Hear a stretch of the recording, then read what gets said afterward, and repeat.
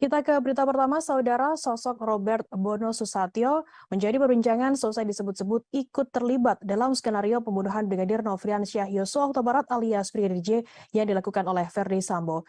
Indonesia Police Watch atau IPW menduga Robert memberikan fasilitas jet pribadi ke Brigjen Hendra Kurniawan. Jet tersebut digunakan oleh Brigjen Hendra mengantar jenazah Brigadir J ke Jambi. Robert mengaku memang mengenal Brigjen Hendra Kurniawan 7 tahun yang lalu saat pangkatnya masih AKBP. Namun Robert membantah meminjamkan fasilitas penerbangan khusus kepada Brigjen Hendra Kurniawan. Ia membantah pernyataan dari Ketua IPW Sugeng Teguh Santoso. Menurutnya, pernyataan soal jet khusus yang dipinjamkan ke Brigjen Hendra adalah tidak benar. Terkait hal ini, Robert mengaku belum akan mengambil langkah hukum dari pernyataan IPW tersebut. Ia masih mempertimbangkan manfaat pelaporan apabila dilayangkan kepada Ketua IPW Sugeng. Robert pernah menempuh Universitas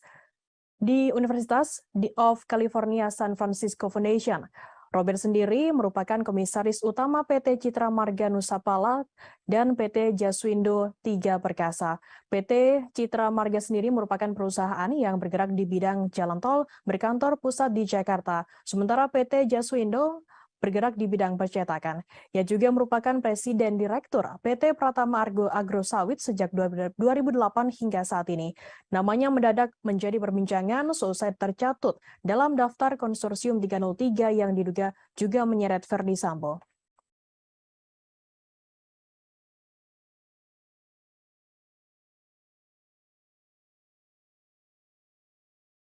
Barada Richard Eliezer alias Baradae digugat secara perdata oleh mantan kuasa hukumnya, Doli Payumara dan Muhammad Burhanuddin sebesar 15 miliar rupiah. Menurut pengacara Baradae, Roni Talapesi, kliennya tak memiliki kewajiban membayar lawyer fee tersebut. Roni mengatakan hal itu dikarenakan kliennya dan dua mantan kuasa hukum tak memiliki perjanjian jasa hukum yang mengikat. Menurutnya, Baradae juga tidak mampu untuk mengumpulkan uang sebanyak itu, bahkan hingga pensiun. Gugatan mantan kuasa hukum kliennya menurutnya menghambat dan mengganggu jalannya proses kasus yang saat ini dijalani oleh Baradae.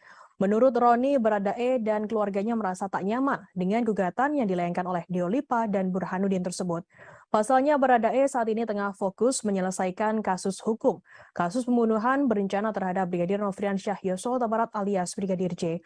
Roni mengatakan pencabutan surat kuasa oleh Baradae kepada Diolipa Burhanuddin dilakukan karena kliennya tak ingin didampingi oleh dua pengacara tersebut. Pencabutan surat kuasa itu juga telah sesuai dengan pasal 1814 KUH Perdata maksud kami. Diolipa dan Burhanuddin mendaftarkan gugatan tersebut pada 15 Agustus ke PN Jakarta Selatan.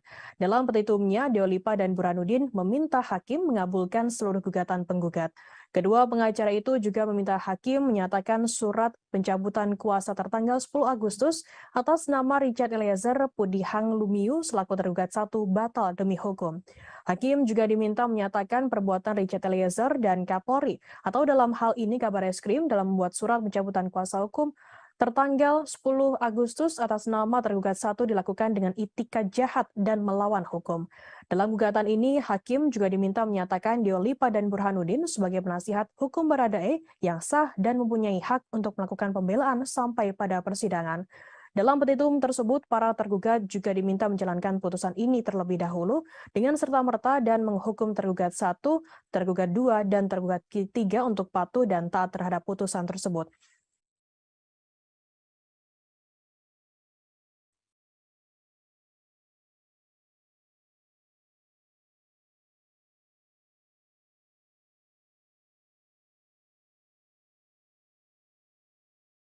Pengamat kepolisian menilai Verdi Sambo meyakini kartu as yang dimiliki ex-Kadif Propam Polri, Irjen Verdi Sambo tersebut tak berguna menyelamatkan dirinya.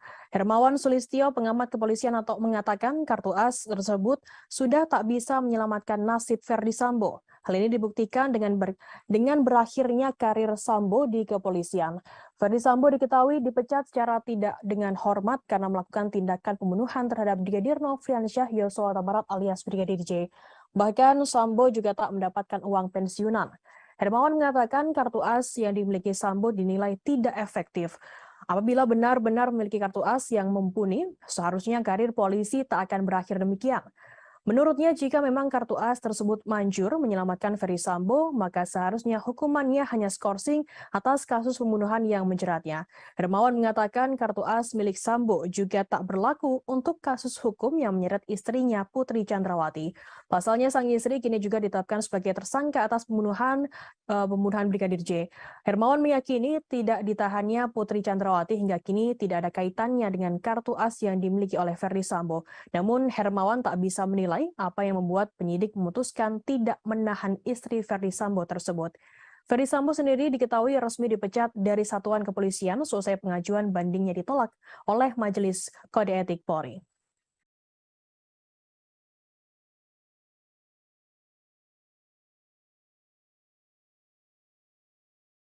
KPK siap berangkat ke Singapura untuk bertemu dengan sosok warga sipil yang diduga menghubungkan Gubernur Papua Lukas NMB terkait tindak pidana pencucian uang atau TPPU. Deputi Penindakan dan Eksekusi KPK Karyoto mengungkapkan pihaknya telah mengantongi nama penghubung Lukas NMB di Singapura. Karyoto mengatakan KPK akan mendalami peran dari penghubung tersebut. Apakah memang terlibat aktif atau pasif dalam membantu Lukas menyembunyikan atau menyamarkan hasil kejahatan.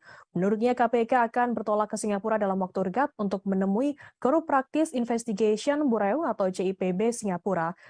Hal tersebut nantinya akan menjadi bahan pembahasan terkait dengan beberapa orang yang KPK cari.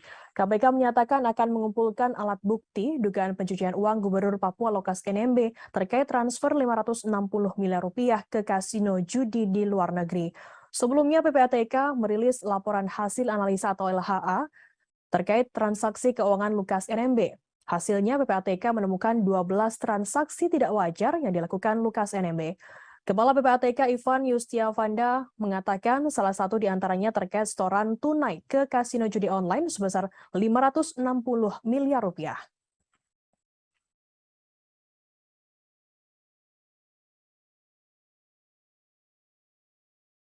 KPK akan melakukan pemanggilan kedua terhadap Gubernur Papua Lukas NMB dalam waktu dekat Rabu 21 September.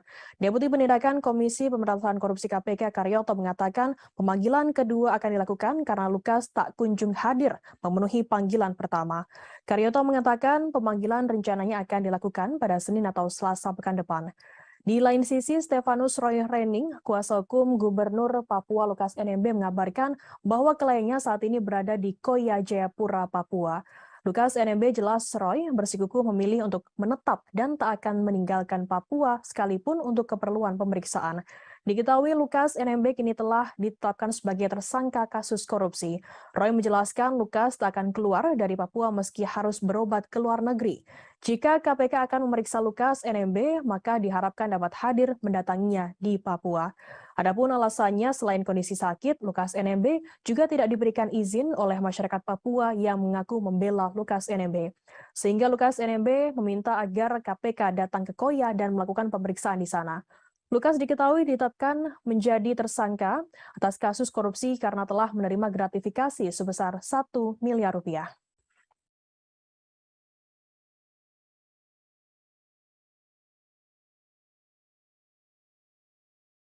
Persatuan Jaksa Republik Indonesia atau Persaja Wilayah Kejaksaan Tinggi DKI Jakarta melaporkan pengacara Alvin Lim ke Polda Metro Jaya Rabu 21 September. Laporan tersebut terkait Alvin Lim yang diduga melakukan penyebaran berita bohong soal konten yang menyebut Kejaksaan Sarang Mafia. Laporan tersebut Alvin Lim terregister dengan nomor LPB-B-4820-9 Romawi-2022-SPKT-Polda Metro Jaya tertanggal 20 September 2022. Berita bohong tersebut diketahui diunggah di akun YouTube Alvin Lim, channel Hotian TV. Jaksa Yadin mengatakan konten yang dibuat Alvin Lim merupakan asumsi yang menggiring opini masyarakat. Tanya itu, kalimat yang digunakan dalam konten tersebut cenderung mendiskreditkan institusi kejaksaan tanpa adanya fakta hukum atau alat bukti. Yadin menerangkan apabila memang ada oknum-oknum yang bermain di dalam institusi kejaksaan, maka bisa melaporkannya ke bidang pengawasan kejaksaan. Yang menyarankan agar Alvin Lim bersikap profesional dalam menghadapi proses-proses hukum yang melibatkannya saat ini. Yadin mengatakan agar Alvin tak memuat berita bohong atau tuduhan yang tak bisa dipertanggungjawabkan kebenarannya.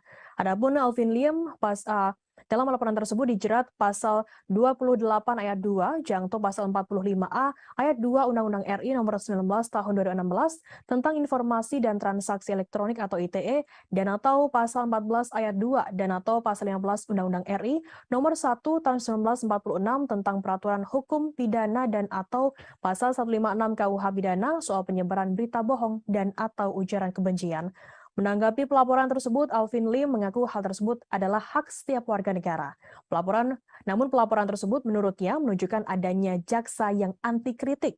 Ia menegaskan jika apa yang ia sampaikan merupakan fakta dan bukan hoax. Alvin menuding jika para jaksa kurang paham terkait hak kebebasan berpendapat dan kewenangan advokat dalam menyampaikan kasus yang ditangani merupakan hak dan dilindungi oleh undang-undang.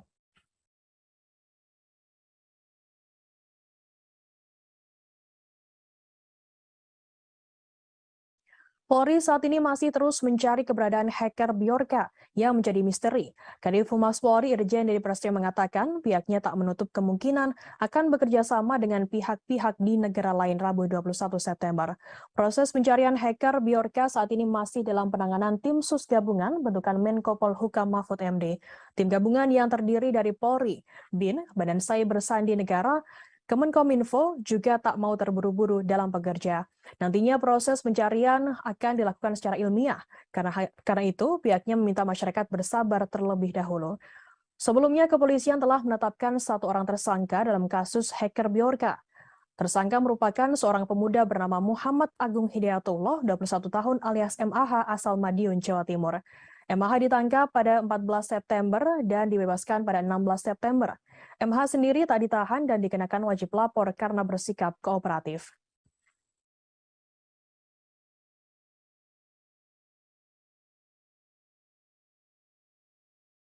Anggota Polsek Perbaungan Aibtu Hairullah Damanik selamat meski ditembak dari jarak 1 meter oleh pelaku pencurian Ade Evin Lubis alias AL Rabu 21 September.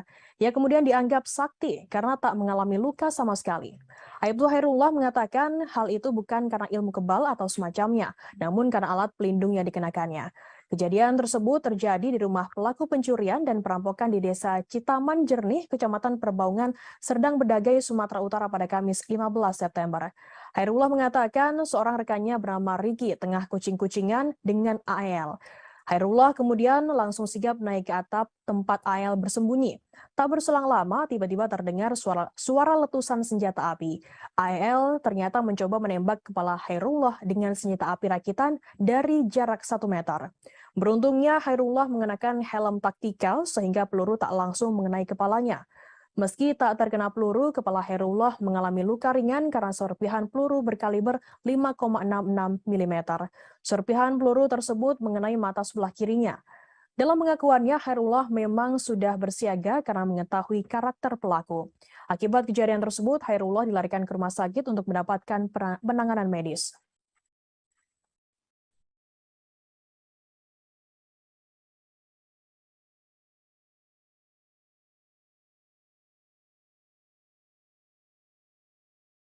Mimik wajah para pelaku baik oknum anggota TNI maupun warga sipil yang melakukan pembunuhan dan mutilasi 4 warga di Mimika, Papua tampak menakutkan saat diperiksa.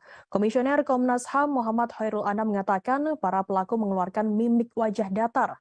Anam mengatakan mimik wajah datar ini dikeluarkan para pelaku saat dimintai keterangan terkait alasan melakukan mutilasi. Hal itu disampaikannya selesai konferensi pers di kantor Komnas HAM RI, Jakarta Pusat pada Selasa 20 September. Menurut Anam, para pelaku harus ditanya berulang kali sebelum benar-benar mengungkapkan penyesalannya. Dari catatan pola kekerasan, penyiksaan, dan perlakuan terhadap korban, ini diduga pelaku melakukannya bukan pertama kali. Anam menjelaskan ada tindakan sebelumnya yang kemudian berujung pada mutilasi. Hal ini yang menjadi tugas besar bagi kepolisian untuk mengungkapnya. Anam menjelaskan para pelaku sengaja melakukan mutilasi untuk menghilangkan jejak.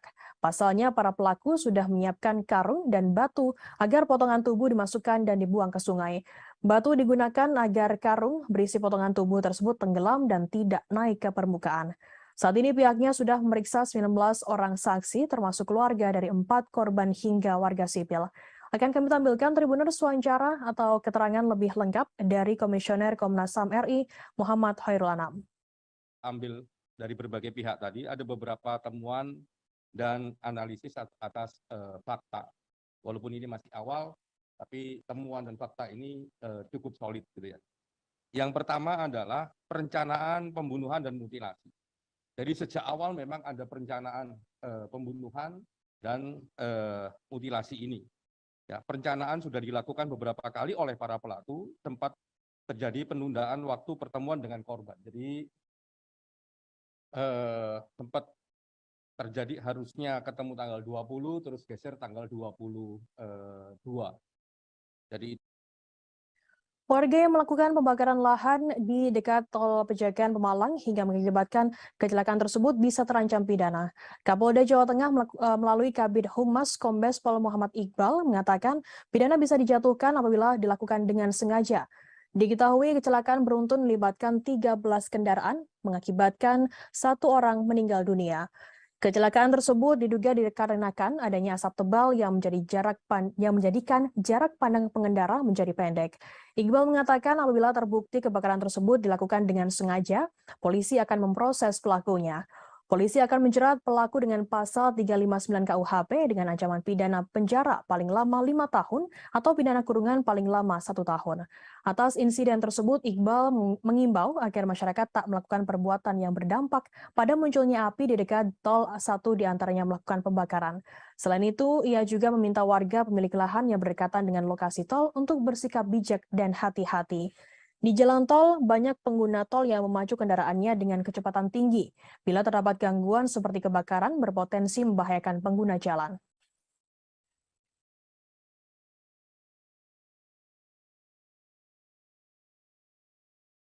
PDI Perjuangan dinilai harus lebih berhati-hati dalam menentukan langkah politiknya, terlebih menyangkut Gubernur Jawa Tengah Ganjar Pranowo. Pasalnya, Jawa Tengah sendiri merupakan lumbung suara PDI Perjuangan. Hal itu diungkapkan oleh pengamat politik dari UNS Solo, Agus Riwanto, Rabu 21 September. Perolehan suara PDIP di tingkat nasional ditentukan oleh suara di Jawa Tengah. Menurutnya, kemenangan PDIP di Jawa Tengah adalah kunci kemenangan PDIP di tingkat nasional. Apabila suara PDI Perjuangan kurang di Jawa Tengah, maka akan berkurang juga di tingkat nasional. Dengan situasi demikian, menurut Agus, PDI Perjuangan mestinya lebih cermat terhadap tokoh-tokoh partai yang punya kekuatan besar dalam mengumpulkan suara di Jawa Tengah, seperti Ganjar Pranowo dan mantan Wali Kota Solo FX Hadi Rudiatmo. Apabila salah langkah, PDI Perjuangan tak bisa meraup suara maksimal dari tambang emas mereka sendiri. Agus lantas menyinggung dinamika politik internal PDI Perjuangan antara Ganjar dan Puan Maharani. Ganjar berulang kali tak diundang di acara partainya sendiri yang dihadiri Puan di Jawa Tengah. Ganjar juga berkali-kali disentil oleh elit partai karena dianggap berambisi mencalonkan diri di pemilu 2024. Agus mengatakan banyak spekulasi berkembang terkait Ganjar yang diperlakukan seperti anak tiri karena PDI Perjuangan mendorong mencalonkan Puan Maharani. Padahal Ganjar sendiri merupakan sosok yang punya pengaruh besar di Jawa Tengah, terlebih memiliki elektabilitas yang cukup tinggi. Menurut Agus, apabila PDIP salah langkah, maka terjadi kemungkinan suara mereka tak optimal seperti pemilu-pemilu sebelumnya.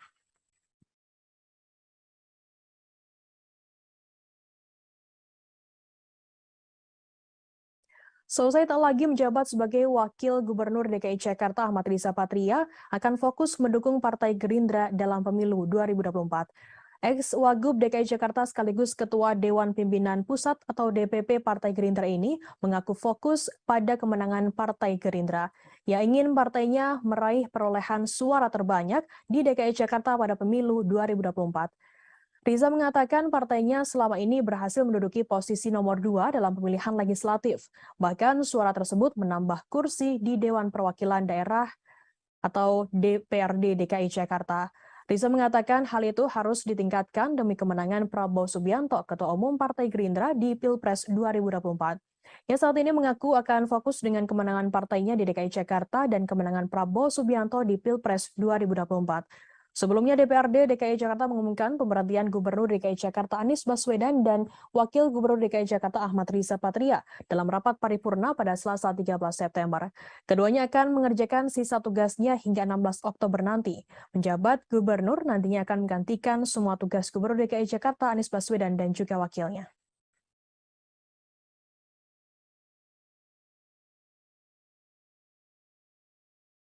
Tidak lolos pendaftaran sebagai calon peserta pemilu 2024, Partai Indonesia Bangkit Bersatu atau IBU menggugat Komisi Pemilihan Umum RI ke Pengadilan Tata Usaha Negara atau PT UN Jakarta. Partai IBU diketahui dinyatakan tidak lolos sebagai salah satu dari 16 partai yang lolos peserta pemilu 2024 oleh KPU RI. Dikutip dari Sistem Informasi Penelusuran Perkara PT UN Jakarta pada Senin 19 September, gugatan ini teregistrasi dengan nomor 314-G-2022-PT UN-JKT dengan penggugat atas nama Zulkifli Nur. Dalam petitumnya, mereka memohon Majelis Hakim PT UN Jakarta memutus 5 hal. Pertama, menyatakan Partai IBU memenuhi persyaratan pendaftaran calon partai politik peserta pemilu 2024. Kedua, membatalkan surat model pengembalian pendaftaran partai politik dan dokumen persyaratan pendaftaran yang diberikan kepada Partai IBU. Partai IBU juga meminta Majelis Hakim memerintahkan KPU membatalkan sistem informasi partai politik dalam pendaftaran partai politik calon peserta pemilu 2024 sebagai penentu kelolosan terpenuhnya persyaratan pendaftaran. Hal ini mengacu kepada pasal 117 Undang-Undang Nomor 77 Tahun 2017 tentang Pemilihan Umum. Partai IBU sendiri meminta KPU RI sebagai tergugat untuk membayar biaya perkara yang timbul dalam perkara ini. Sebelumnya, Partai IBU juga telah menggugat KPU ke Badan Pengawas Pemilu atau Bawaslu RI atas dugaan pelanggaran administrasi pemilu di balik tidak lolosnya mereka ke tahapan verifikasi administrasi. Namun dalam sidang pemeriksaan yang digelar Bawaslu RI, permohonan Partai IBU tidak dikabulkan oleh majelis pemeriksa. Putusan itu diambil berdasarkan rapat pleno Bawaslu RI yang diikuti para komisioner sebagai majelis pemeriksa pada Kamis 8 September dan dibacakan secara terbuka dalam sidang putusan.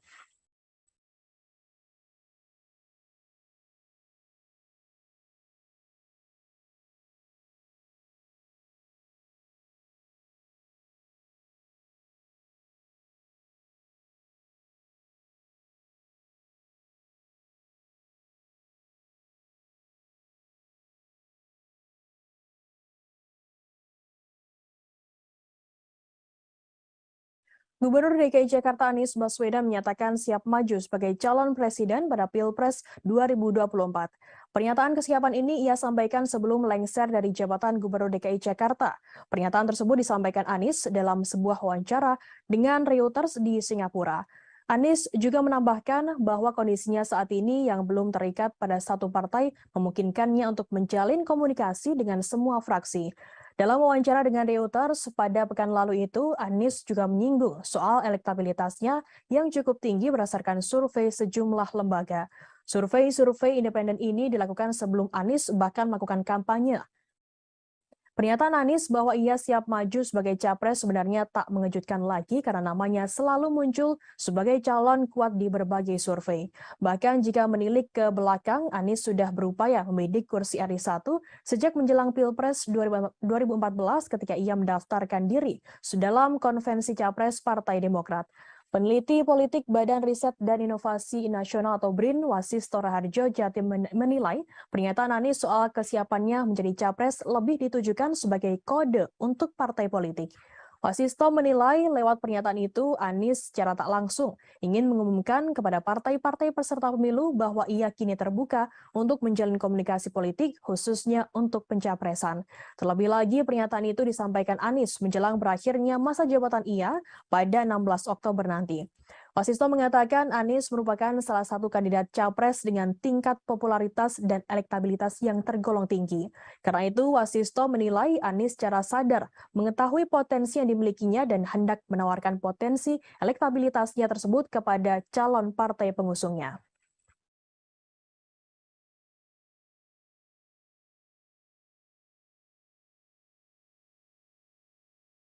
Direktur Utama PT PLN Darmawan Prasojo mengatakan pihaknya tengah melakukan uji coba program konversi kompor LPG ke kompor listrik di berbagai kota Rabu 21 September. Dalam program ini masyarakat bisa menghemat uang hingga Rp8.000 per kilogram LPG. Dalam rapat dengar pendapat dengan Komisi 7 DPR RI pada Rabu 14 September, Direktur Utama PT PLN Darmawan Prasojo mengatakan dengan menggunakan kompor induksi, masyarakat bisa memasak dengan lebih hemat 10 hingga 15% dibandingkan dengan kompor LPG. Ia juga mengatakan program konversi kompor listrik tersebut terbukti dapat menghemat APBN hingga 330 miliar rupiah per tahunnya. Yang memprediksikan jika konversi dilakukan pada 5 juta kelompok penerima manfaat atau KPM, maka akan menghemat APBN sebesar 5,5 triliun rupiah dan 15,3 KPM akan menghemat 16,8 triliun rupiah per tahunnya. Darmawan menambahkan dengan penghematan melalui kompor listrik ini diharapkan dapat mengubah cara penggunaan energi yang selama ini masih tergantung impor. Di sisi lain, ini diharapkan bisa mendorong keterjangkauan di semua kalangan. Sementara itu, Menteri BUMN Erick Thohir mengatakan meski ada rencana peralihan dari kompor LPG ke kompor listrik, penjualan LPG tak boleh langsung dihapus. Pasalnya LPG saat ini masih sangat dibutuhkan oleh masyarakat seperti pedagang asongan, terlebih agen LPG yang pekerjaannya tak boleh dimatikan karena merupakan pendongkrak perekonomian Indonesia.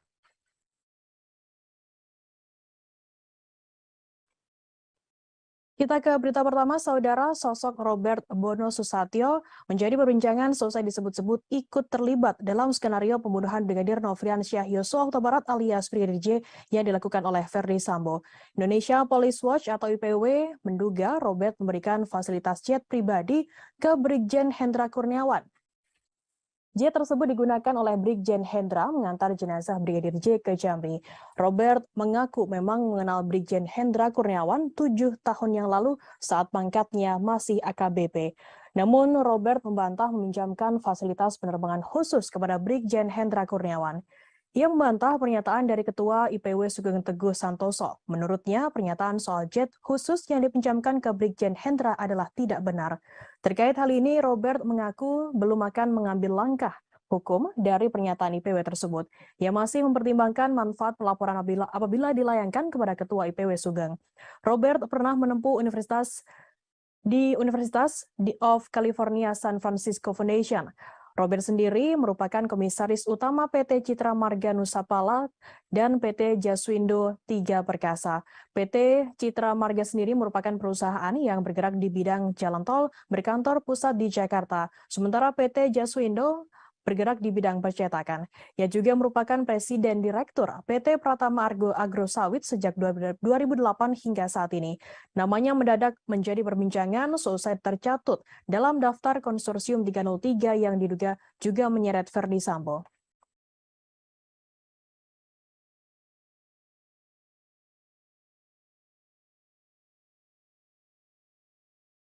Barada Richard Eliezer alias Baradae digugat secara perdata oleh mantan kuasa hukumnya, Dolipa Yumara dan Muhammad Burhanuddin sebesar 15 miliar rupiah.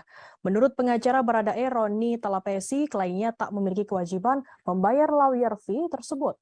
Roni mengatakan hal itu dikarenakan kliennya dan 2 mantan kuasa hukum tak memiliki perjanjian jasa hukum yang mengikat. Menurutnya, Baradae juga tidak mampu untuk mengumpulkan uang sebanyak itu, bahkan hingga pensiun.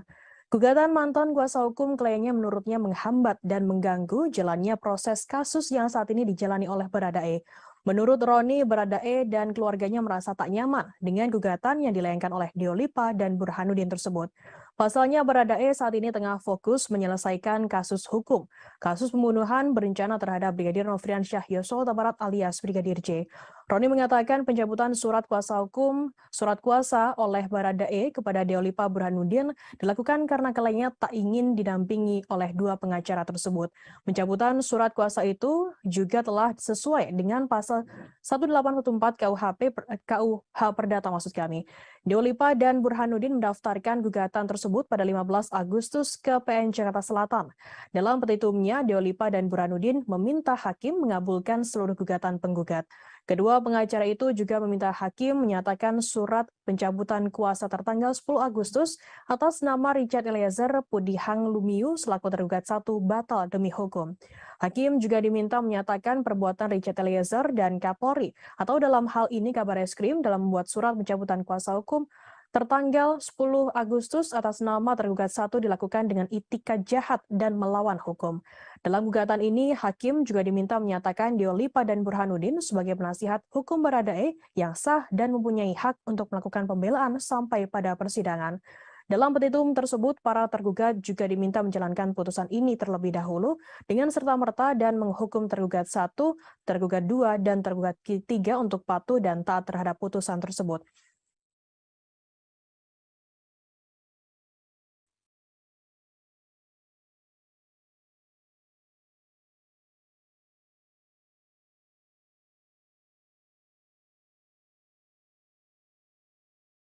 Pengamat kepolisian menilai Verdi Sambo meyakini kartu as yang dimiliki ex-Kadif Propam-Polri, Irjen Verdi Sambo tersebut tak berguna menyelamatkan dirinya. Hermawan Sulistyo, pengamat kepolisian atau mengatakan kartu as tersebut sudah tak bisa menyelamatkan nasib Verdi Sambo. Hal ini dibuktikan dengan berakhirnya karir Sambo di kepolisian. Verdi Sambo diketahui dipecat secara tidak dengan hormat karena melakukan tindakan pembunuhan terhadap Brigadir Nofriansyah Yosua Huta Barat alias Brigadir J. Bahkan Sambo juga tak mendapatkan uang pensiunan. Hermawan mengatakan kartu as yang dimiliki Sambo dinilai tidak efektif. Apabila benar-benar memiliki kartu as yang mumpuni, seharusnya karir polisi tak akan berakhir demikian. Menurutnya, jika memang kartu as tersebut manjur menyelamatkan Ferry Sambo, maka seharusnya hukumannya hanya skorsing atas kasus pembunuhan yang menjeratnya. Hermawan mengatakan kartu as milik Sambo juga tak berlaku untuk kasus hukum yang menyeret istrinya Putri Chandrawati. Pasalnya, sang istri kini juga ditetapkan sebagai tersangka atas pembunuhan Brigadir J.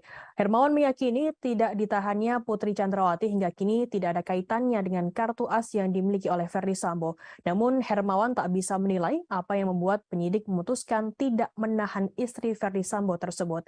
Ferdy Sambo sendiri diketahui resmi dipecat dari satuan kepolisian selesai pengajuan bandingnya ditolak oleh Majelis Kode Etik Polri.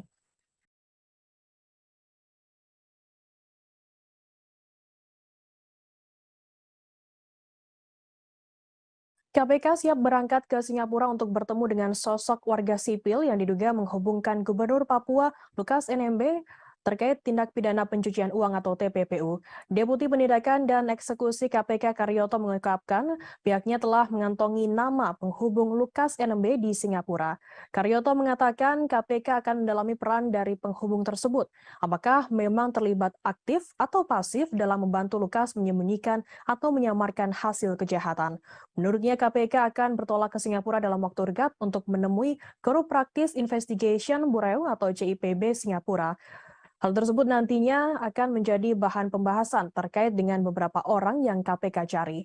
KPK menyatakan akan mengumpulkan alat bukti dugaan pencucian uang Gubernur Papua Lukas NMB terkait transfer 560 miliar rupiah ke kasino judi di luar negeri.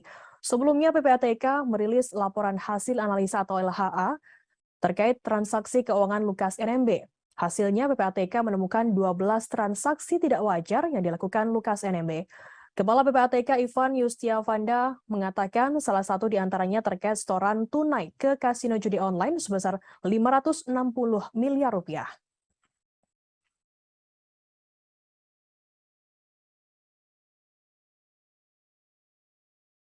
KPK akan melakukan pemanggilan kedua terhadap Gubernur Papua Lukas NMB dalam waktu dekat Rabu 21 September. Deputi Penindakan Komisi Pemberantasan Korupsi KPK Karyoto mengatakan pemanggilan kedua akan dilakukan karena Lukas tak kunjung hadir memenuhi panggilan pertama. Karyoto mengatakan pemanggilan rencananya akan dilakukan pada Senin atau Selasa pekan depan. Di lain sisi, Stefanus Roy Rening, kuasa hukum Gubernur Papua Lukas NMB mengabarkan bahwa kliennya saat ini berada di Koya Jayapura, Papua. Lukas NMB jelas Roy bersikukuh memilih untuk menetap dan tak akan meninggalkan Papua sekalipun untuk keperluan pemeriksaan. Diketahui Lukas NMB kini telah ditetapkan sebagai tersangka kasus korupsi. Roy menjelaskan Lukas tak akan keluar dari Papua meski harus berobat ke luar negeri.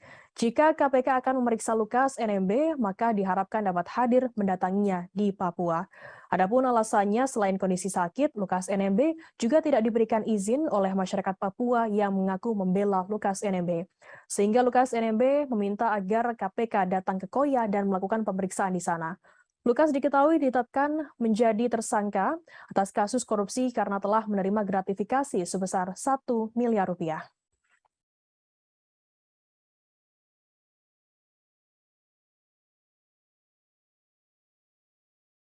Persatuan Jaksa Republik Indonesia atau Persaja Wilayah Kejaksaan Tinggi DKI Jakarta melaporkan pengacara Alvin Lim ke Polda Metro Jaya Rabu 21 September.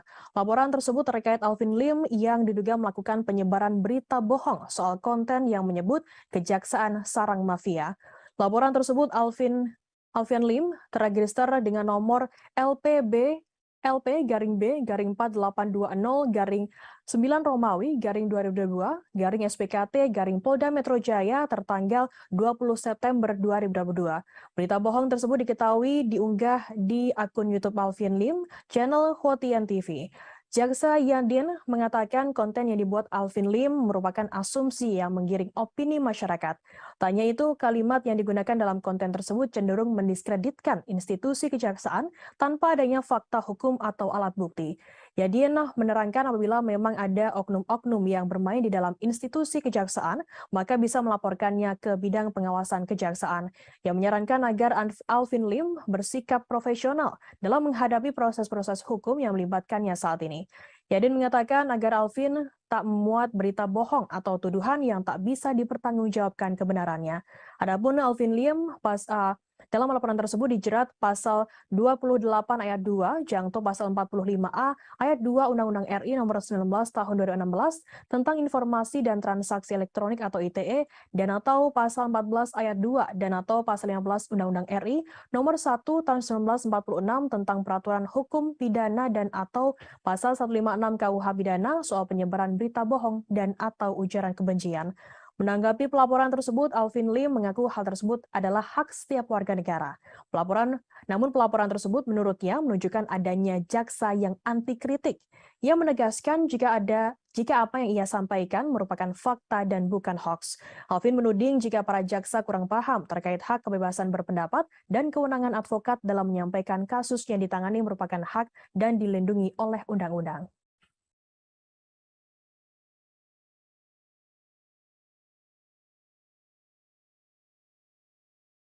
Polri saat ini masih terus mencari keberadaan hacker Bjorka yang menjadi misteri. Kadif Humas Polri Irjen Dedi Prasetyo mengatakan pihaknya tak menutup kemungkinan akan bekerja sama dengan pihak-pihak di negara lain Rabu 21 September. Proses pencarian hacker Bjorka saat ini masih dalam penanganan tim sus gabungan bentukan Menko Polhukam Mahfud MD. Tim gabungan yang terdiri dari Polri, BIN, Badan Cyber Sandi Negara, Kemenkominfo juga tak mau terburu-buru dalam bekerja. Nantinya proses pencarian akan dilakukan secara ilmiah. Karena itu, pihaknya meminta masyarakat bersabar terlebih dahulu. Sebelumnya, kepolisian telah menetapkan satu orang tersangka dalam kasus hacker Bjorka. Tersangka merupakan seorang pemuda bernama Muhammad Agung Hidayatullah, 21 tahun alias MAH asal Madiun, Jawa Timur. MAH ditangkap pada 14 September dan dibebaskan pada 16 September. MH sendiri tak ditahan dan dikenakan wajib lapor karena bersikap kooperatif.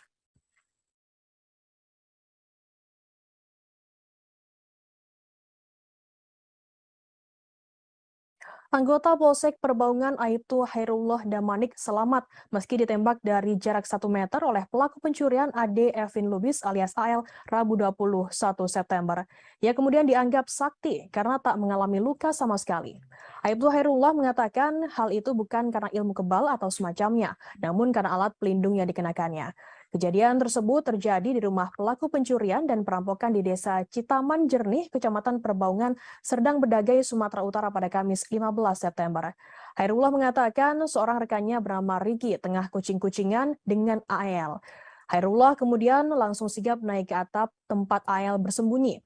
Tak berselang lama, tiba-tiba terdengar suara letusan senjata api. AL ternyata mencoba menembak kepala Hairullah dengan senjata api rakitan dari jarak 1 meter. Beruntungnya, Hairullah mengenakan helm taktikal sehingga peluru tak langsung mengenai kepalanya. Meski tak terkena peluru, kepala Hairullah mengalami luka ringan karena serpihan peluru berkaliber 5,66 mm. Serpihan peluru tersebut mengenai mata sebelah kirinya. Dalam pengakuannya, Hairullah memang sudah bersiaga karena mengetahui karakter pelaku. Akibat kejadian tersebut, Hairullah dilarikan ke rumah sakit untuk mendapatkan penanganan medis.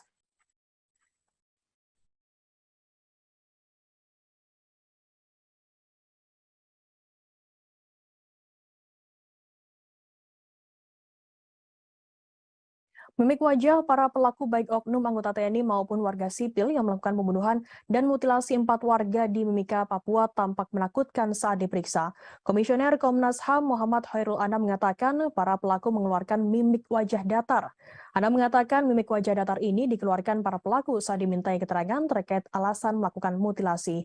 Hal itu disampaikannya selesai konferensi pers di kantor Komnas HAM RI, Jakarta Pusat pada Selasa 20 September. Menurut Anam, para pelaku harus ditanya berulang kali sebelum benar-benar mengungkapkan penyesalannya. Dari catatan pola kekerasan, penyiksaan, dan perlakuan terhadap korban, ini diduga pelaku melakukannya bukan pertama kali. Anam menjelaskan ada tindakan sebelumnya yang kemudian berujung pada mutilasi. Hal ini yang menjadi tugas besar bagi kepolisian untuk mengungkapnya. Anam menjelaskan para pelaku sengaja melakukan mutilasi untuk menghilangkan jejak. Pasalnya para pelaku sudah menyiapkan karung dan batu agar potongan tubuh dimasukkan dan dibuang ke sungai. Batu digunakan agar karung berisi potongan tubuh tersebut tenggelam dan tidak naik ke permukaan. Saat ini pihaknya sudah memeriksa 19 orang saksi termasuk keluarga dari 4 korban hingga warga sipil. Akan kami tampilkan Tribuners wawancara atau keterangan lebih lengkap dari Komisioner Komnas HAM RI Muhammad Khairul Anam. Ambil dari berbagai pihak tadi, ada beberapa temuan dan analisis atas fakta. Walaupun ini masih awal, tapi temuan dan fakta ini cukup solid gitu ya. Yang pertama adalah perencanaan pembunuhan dan mutilasi. Jadi sejak awal memang ada perencanaan pembunuhan dan mutilasi ini. Ya, perencanaan sudah dilakukan beberapa kali oleh para pelaku, sempat terjadi penundaan waktu pertemuan dengan korban. Jadi sempat terjadi harusnya ketemu tanggal 20, terus geser tanggal 22. Jadi Warga yang melakukan pembakaran lahan di dekat tol Pejagan Pemalang hingga mengakibatkan kecelakaan tersebut bisa terancam pidana. Kapolda Jawa Tengah melalui Kabid Humas Kombes Pol Muhammad Iqbal mengatakan pidana bisa dijatuhkan apabila dilakukan dengan sengaja. Diketahui kecelakaan beruntun melibatkan 13 kendaraan mengakibatkan 1 orang meninggal dunia. Kecelakaan tersebut diduga dikarenakan adanya asap tebal yang menjadikan jarak pandang pengendara menjadi pendek. Iqbal mengatakan apabila terbukti kebakaran tersebut dilakukan dengan sengaja, polisi akan memproses pelakunya.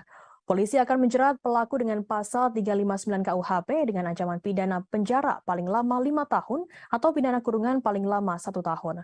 Atas insiden tersebut, Iqbal mengimbau agar masyarakat tak melakukan perbuatan yang berdampak pada munculnya api di dekat tol, 1 diantaranya melakukan pembakaran.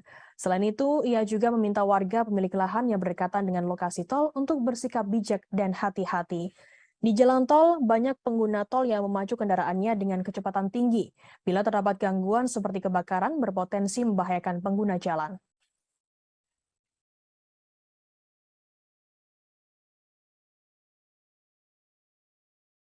PDI Perjuangan dinilai harus lebih berhati-hati dalam menentukan langkah politiknya, terlebih menyangkut Gubernur Jawa Tengah Ganjar Pranowo. Pasalnya, Jawa Tengah sendiri merupakan lumbung suara PDI Perjuangan. Hal itu diungkapkan oleh pengamat politik dari UNS Solo, Agus Riwanto, Rabu 21 September. Perolehan suara PDIP di tingkat nasional ditentukan oleh suara di Jawa Tengah. Menurutnya, kemenangan PDIP di Jawa Tengah adalah kunci kemenangan PDIP di tingkat nasional. Apabila suara PDI Perjuangan kurang di Jawa Tengah, maka akan berkurang juga di tingkat nasional. Dengan situasi demikian, menurut Agus, PDI Perjuangan mestinya lebih cermat terhadap tokoh-tokoh partai yang punya kekuatan besar dalam mengumpulkan suara di Jawa Tengah, seperti Ganjar Pranowo dan mantan Wali Kota Solo FX Hadi Rudiatmo. Apabila salah langkah, PDI Perjuangan tak bisa meraup suara maksimal dari tambang emas mereka sendiri. Agus lantas menyinggung dinamika politik internal PDI Perjuangan antara Ganjar dan Puan Maharani. Ganjar berulang kali tak diundang di acara partainya sendiri yang dihadiri Puan di Jawa Tengah. Ganjar juga berkali-kali disentil oleh elit partai karena dianggap berambisi mencalonkan diri di pemilu 2024. Agus mengatakan banyak spekulasi berkembang terkait Ganjar yang diperlakukan seperti anak tiri karena PDI Perjuangan mendorong mencalonkan Puan Maharani.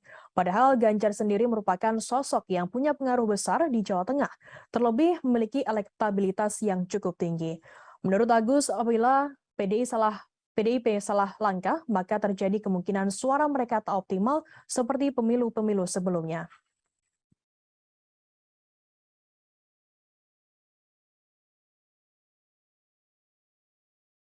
Selesai tak lagi menjabat sebagai Wakil Gubernur DKI Jakarta, Ahmad Riza Patria akan fokus mendukung Partai Gerindra dalam pemilu 2024. Ex-Wagub DKI Jakarta sekaligus Ketua Dewan Pimpinan Pusat atau DPP Partai Gerindra ini mengaku fokus pada kemenangan Partai Gerindra. Ia ingin partainya meraih perolehan suara terbanyak di DKI Jakarta pada pemilu 2024. Riza mengatakan partainya selama ini berhasil menduduki posisi nomor 2 dalam pemilihan legislatif. Bahkan suara tersebut menambah kursi di Dewan Perwakilan Daerah atau DPRD DKI Jakarta. Riza mengatakan hal itu harus ditingkatkan demi kemenangan Prabowo Subianto, Ketua Umum Partai Gerindra di Pilpres 2024. Ia saat ini mengaku akan fokus dengan kemenangan partainya di DKI Jakarta dan kemenangan Prabowo Subianto di Pilpres 2024. Sebelumnya DPRD DKI Jakarta mengumumkan pemberhentian Gubernur DKI Jakarta Anies Baswedan dan Wakil Gubernur DKI Jakarta Ahmad Riza Patria dalam rapat paripurna pada Selasa 13 September. Keduanya akan mengerjakan sisa tugasnya hingga 16 Oktober nanti. Penjabat Gubernur nantinya akan menggantikan semua tugas Gubernur DKI Jakarta Anies Baswedan dan juga wakilnya.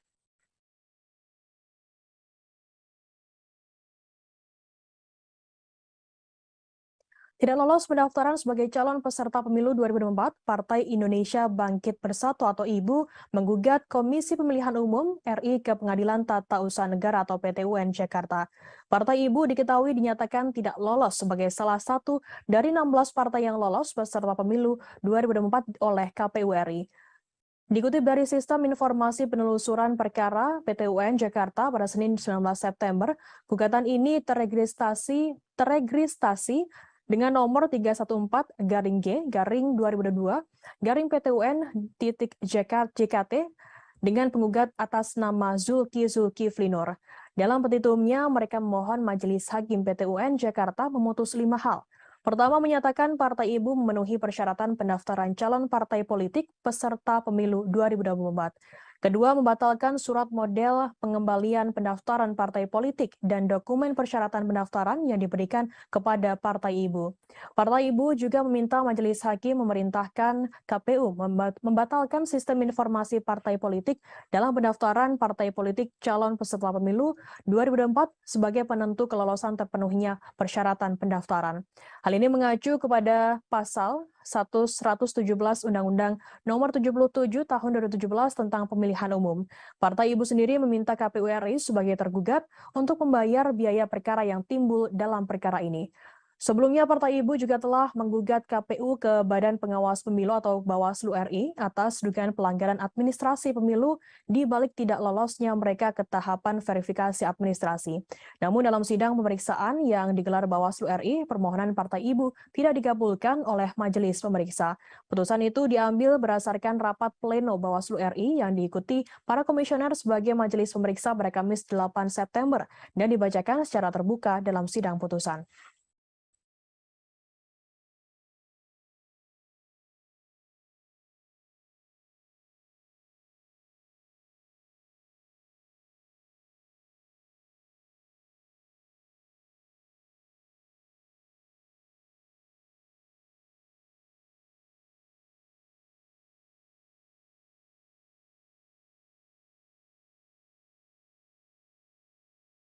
Gubernur DKI Jakarta Anies Baswedan menyatakan siap maju sebagai calon presiden pada Pilpres 2024. Pernyataan kesiapan ini ia sampaikan sebelum lengser dari jabatan Gubernur DKI Jakarta. Pernyataan tersebut disampaikan Anies dalam sebuah wawancara dengan Reuters di Singapura. Anies juga menambahkan bahwa kondisinya saat ini yang belum terikat pada satu partai memungkinkannya untuk menjalin komunikasi dengan semua fraksi. Dalam wawancara dengan Reuters pada pekan lalu itu, Anies juga menyinggung soal elektabilitasnya yang cukup tinggi berdasarkan survei sejumlah lembaga. Survei independen ini dilakukan sebelum Anies bahkan melakukan kampanye. Pernyataan Anies bahwa ia siap maju sebagai capres sebenarnya tak mengejutkan lagi karena namanya selalu muncul sebagai calon kuat di berbagai survei. Bahkan jika menilik ke belakang, Anies sudah berupaya membidik kursi RI 1 sejak menjelang Pilpres 2014 ketika ia mendaftarkan diri dalam konvensi capres Partai Demokrat. Peneliti politik Badan Riset dan Inovasi Nasional atau BRIN, Wasisto Raharjo Jatim menilai pernyataan Anies soal kesiapannya menjadi capres lebih ditujukan sebagai kode untuk partai politik. Wasisto menilai lewat pernyataan itu Anies secara tak langsung ingin mengumumkan kepada partai-partai peserta pemilu bahwa ia kini terbuka untuk menjalin komunikasi politik khususnya untuk pencapresan. Terlebih lagi pernyataan itu disampaikan Anies menjelang berakhirnya masa jabatan ia pada 16 Oktober nanti. Wasisto mengatakan Anies merupakan salah satu kandidat capres dengan tingkat popularitas dan elektabilitas yang tergolong tinggi. Karena itu, Wasisto menilai Anies secara sadar mengetahui potensi yang dimilikinya dan hendak menawarkan potensi elektabilitasnya tersebut kepada calon partai pengusungnya.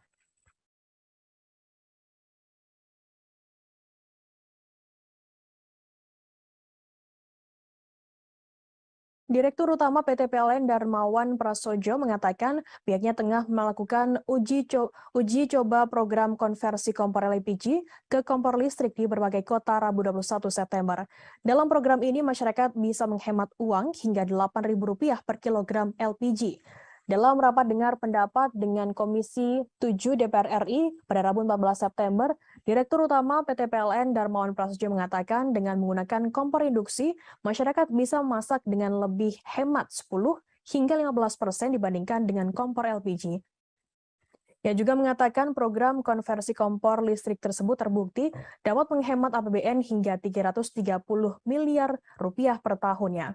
Yang memprediksikan jika konversi dilakukan pada 5 juta kelompok penerima manfaat atau KPM, maka akan menghemat APBN sebesar Rp5,5 triliun dan 15,3 KPM akan menghemat Rp16,8 triliun per tahunnya. Darmawan menambahkan dengan penghematan melalui kompor listrik ini diharapkan dapat mengubah cara penggunaan energi yang selama ini masih tergantung impor. Di sisi lain, ini diharapkan bisa mendorong keterjangkauan di semua kalangan. Sementara itu, Menteri BUMN Erick Thohir mengatakan meski ada rencana peralihan dari kompor LPG ke kompor listrik, penjualan LPG tak boleh langsung dihapus. Pasalnya LPG saat ini masih sangat dibutuhkan oleh masyarakat seperti pedagang asongan, terlebih agen LPG yang pekerjaannya tak boleh dimatikan karena merupakan pendongkrak perekonomian Indonesia.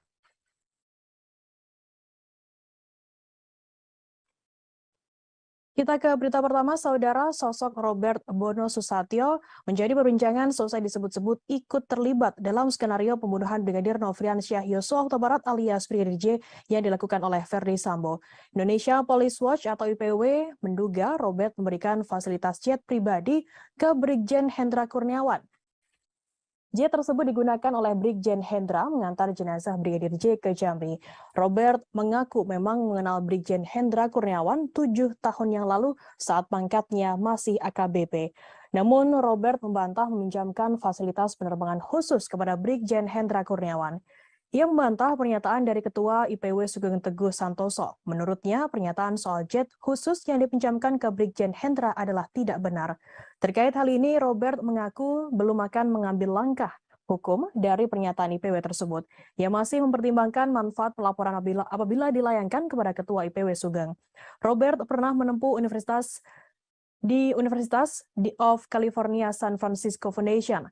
Robert sendiri merupakan komisaris utama PT Citra Marga Nusapala dan PT Jaswindo 3 Perkasa. PT Citra Marga sendiri merupakan perusahaan yang bergerak di bidang jalan tol berkantor pusat di Jakarta. Sementara PT Jaswindo bergerak di bidang percetakan. Ia juga merupakan Presiden Direktur PT Pratama Agro Sawit sejak 2008 hingga saat ini.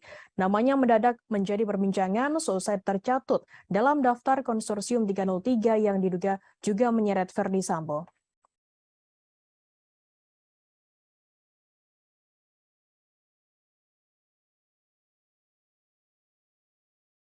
Barada Richard Eliezer alias Baradae digugat secara perdata oleh mantan kuasa hukumnya, Doli Payumara dan Muhammad Burhanuddin sebesar 15 miliar rupiah. Menurut pengacara Baradae, Roni Talapesi, kliennya tak memiliki kewajiban membayar lawyer fee tersebut. Roni mengatakan hal itu dikarenakan kliennya dan dua mantan kuasa hukum tak memiliki perjanjian jasa hukum yang mengikat. Menurutnya, Baradae juga tidak mampu untuk mengumpulkan uang sebanyak itu, bahkan hingga pensiun. Gugatan mantan kuasa hukum kliennya menurutnya menghambat dan mengganggu jalannya proses kasus yang saat ini dijalani oleh Baradae. Menurut Roni, Baradae dan keluarganya merasa tak nyaman dengan gugatan yang dilayangkan oleh Deolipa dan Burhanuddin tersebut. Pasalnya Baradae saat ini tengah fokus menyelesaikan kasus hukum, kasus pembunuhan berencana terhadap Brigadir Nofriansyah Yosua Huta Barat alias Brigadir J. Roni mengatakan pencabutan surat kuasa oleh Baradae kepada Deolipa Burhanuddin dilakukan karena kliennya tak ingin didampingi oleh dua pengacara tersebut. Pencabutan surat kuasa itu juga telah sesuai dengan pasal 1814 KUH Perdata maksud kami. Deolipa dan Burhanuddin mendaftarkan gugatan tersebut pada 15 Agustus ke PN Jakarta Selatan. Dalam petitumnya, Deolipa dan Burhanuddin meminta hakim mengabulkan seluruh gugatan penggugat. Kedua pengacara itu juga meminta hakim menyatakan surat pencabutan kuasa tertanggal 10 Agustus atas nama Richard Eliezer Pudihang Lumiu selaku tergugat 1 batal demi hukum. Hakim juga diminta menyatakan perbuatan Richard Eliezer dan Kapolri atau dalam hal ini Kabareskrim dalam membuat surat pencabutan kuasa hukum tertanggal 10 Agustus atas nama tergugat 1 dilakukan dengan itikat jahat dan melawan hukum.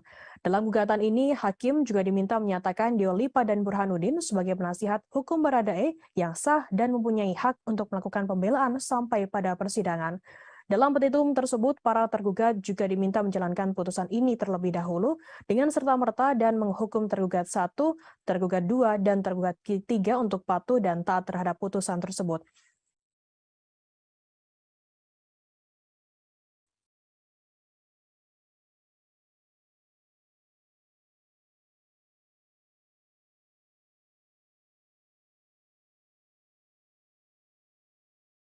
Pengamat kepolisian menilai Verdi Sambo meyakini kartu as yang dimiliki ex-Kadif Propam Polri, Irjen Verdi Sambo tersebut tak berguna menyelamatkan dirinya. Hermawan Sulistyo, pengamat kepolisian atau mengatakan kartu as tersebut sudah tak bisa menyelamatkan nasib Verdi Sambo. Hal ini dibuktikan dengan berakhirnya karir Sambo di kepolisian. Verdi Sambo diketahui dipecat secara tidak dengan hormat karena melakukan tindakan pembunuhan terhadap Brigadir Nofriansyah Yosua Huta Barat alias Brigadir J. Bahkan Sambo juga tak mendapatkan uang pensiunan. Hermawan mengatakan kartu as yang dimiliki Sambo dinilai tidak efektif. Apabila benar-benar memiliki kartu as yang mumpuni, seharusnya karir polisi tak akan berakhir demikian. Menurutnya, jika memang kartu as tersebut manjur menyelamatkan Ferry Sambo, maka seharusnya hukumannya hanya skorsing atas kasus pembunuhan yang menjeratnya. Hermawan mengatakan kartu as milik Sambo juga tak berlaku untuk kasus hukum yang menyeret istrinya Putri Chandrawati. Pasalnya, sang istri kini juga ditetapkan sebagai tersangka atas pembunuhan Brigadir J. Hermawan meyakini tidak ditahannya Putri Chandrawati hingga kini tidak ada kaitannya dengan kartu as yang dimiliki oleh Ferdy Sambo. Namun Hermawan tak bisa menilai apa yang membuat penyidik memutuskan tidak menahan istri Ferdy Sambo tersebut. Ferdy Sambo sendiri diketahui resmi dipecat dari satuan kepolisian selesai pengajuan bandingnya ditolak oleh Majelis Kode Etik Polri.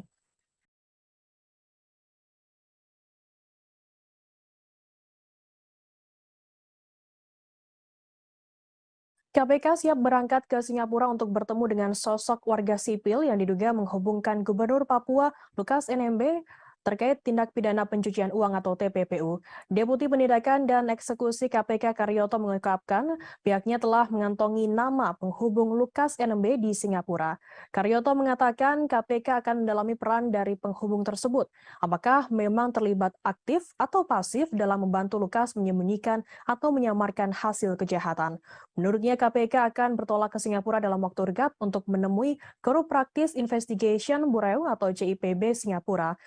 Hal tersebut nantinya akan menjadi bahan pembahasan terkait dengan beberapa orang yang KPK cari. KPK menyatakan akan mengumpulkan alat bukti dugaan pencucian uang Gubernur Papua Lukas NMB terkait transfer 560 miliar rupiah ke kasino judi di luar negeri. Sebelumnya PPATK merilis laporan hasil analisa atau LHA terkait transaksi keuangan Lukas NMB. Hasilnya PPATK menemukan 12 transaksi tidak wajar yang dilakukan Lukas NMB. Kepala PPATK Ivan Yustiavanda mengatakan salah satu di antaranya terkait setoran tunai ke kasino judi online sebesar 560 miliar rupiah.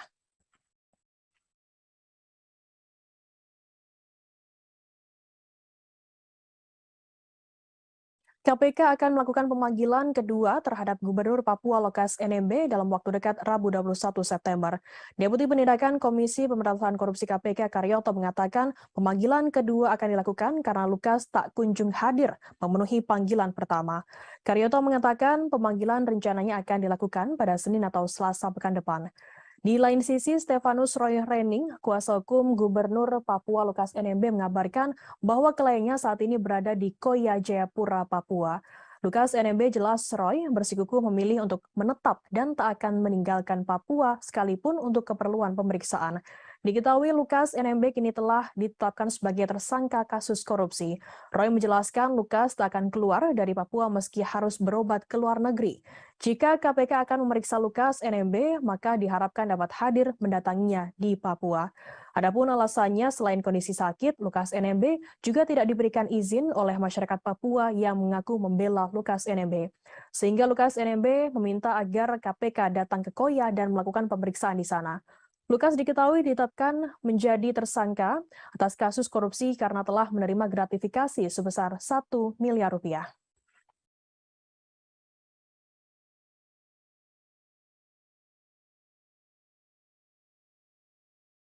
Persatuan Jaksa Republik Indonesia atau Persaja Wilayah Kejaksaan Tinggi DKI Jakarta melaporkan pengacara Alvin Lim ke Polda Metro Jaya Rabu 21 September. Laporan tersebut terkait Alvin Lim yang diduga melakukan penyebaran berita bohong soal konten yang menyebut Kejaksaan Sarang Mafia. Laporan tersebut Alvin Lim terregister dengan nomor LPB LP garing B garing 4820 garing 9 Romawi garing 2022 garing SPKT garing Polda Metro Jaya tertanggal 20 September 2022. Berita bohong tersebut diketahui diunggah di akun YouTube Alvin Lim, channel Hotian TV. Jaksa Yadin mengatakan konten yang dibuat Alvin Lim merupakan asumsi yang menggiring opini masyarakat. Tanya itu, kalimat yang digunakan dalam konten tersebut cenderung mendiskreditkan institusi kejaksaan tanpa adanya fakta hukum atau alat bukti. Yadin menerangkan apabila memang ada oknum-oknum yang bermain di dalam institusi kejaksaan, maka bisa melaporkannya ke bidang pengawasan kejaksaan. Yang menyarankan agar Alvin Lim bersikap profesional dalam menghadapi proses-proses hukum yang melibatkannya saat ini. Yadin mengatakan agar Alvin tak memuat berita bohong atau tuduhan yang tak bisa dipertanggungjawabkan kebenarannya. Adapun Alvin Lim dalam laporan tersebut dijerat pasal 28 ayat 2, jangto pasal 45A ayat 2 Undang-Undang RI nomor 19 tahun 2016 tentang informasi dan transaksi elektronik atau ITE dan atau pasal 14 ayat 2 dan atau pasal 15 Undang-Undang RI nomor 1 tahun 1946 tentang peraturan hukum pidana dan atau pasal 156 KUH pidana soal penyebaran berita bohong dan atau ujaran kebencian. Menanggapi pelaporan tersebut, Alvin Lim mengaku hal tersebut adalah hak setiap warga negara. Namun pelaporan tersebut menurutnya menunjukkan adanya jaksa yang anti kritik. Ia menegaskan jika apa yang ia sampaikan merupakan fakta dan bukan hoax. Alvin menuding jika para jaksa kurang paham terkait hak kebebasan berpendapat dan kewenangan advokat dalam menyampaikan kasus yang ditangani merupakan hak dan dilindungi oleh undang-undang.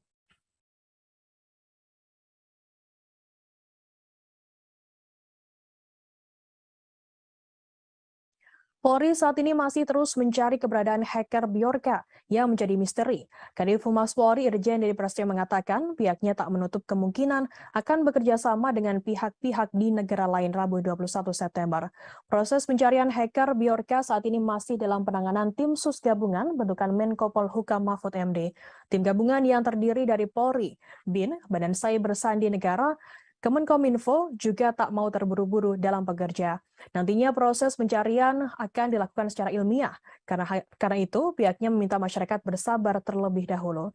Sebelumnya, kepolisian telah menetapkan satu orang tersangka dalam kasus hacker Bjorka. Tersangka merupakan seorang pemuda bernama Muhammad Agung Hidayatullah, 21 tahun alias MAH asal Madiun, Jawa Timur. MAH ditangkap pada 14 September dan dibebaskan pada 16 September. MH sendiri tak ditahan dan dikenakan wajib lapor karena bersikap kooperatif.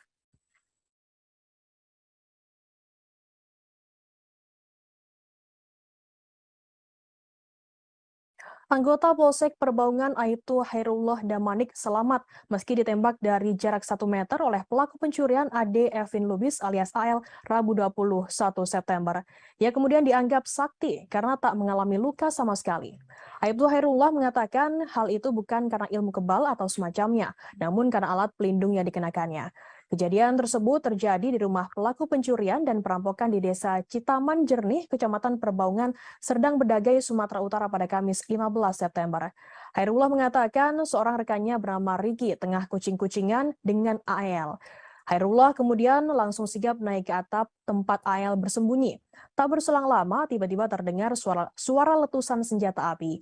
AL ternyata mencoba menembak kepala Hairullah dengan senjata api rakitan dari jarak 1 meter. Beruntungnya Hairullah mengenakan helm taktikal sehingga peluru tak langsung mengenai kepalanya. Meski tak terkena peluru, kepala Hairullah mengalami luka ringan karena serpihan peluru berkaliber 5,66 mm. Serpihan peluru tersebut mengenai mata sebelah kirinya. Dalam pengakuannya, Hairullah memang sudah bersiaga karena mengetahui karakter pelaku. Akibat kejadian tersebut, Hairullah dilarikan ke rumah sakit untuk mendapatkan penanganan medis.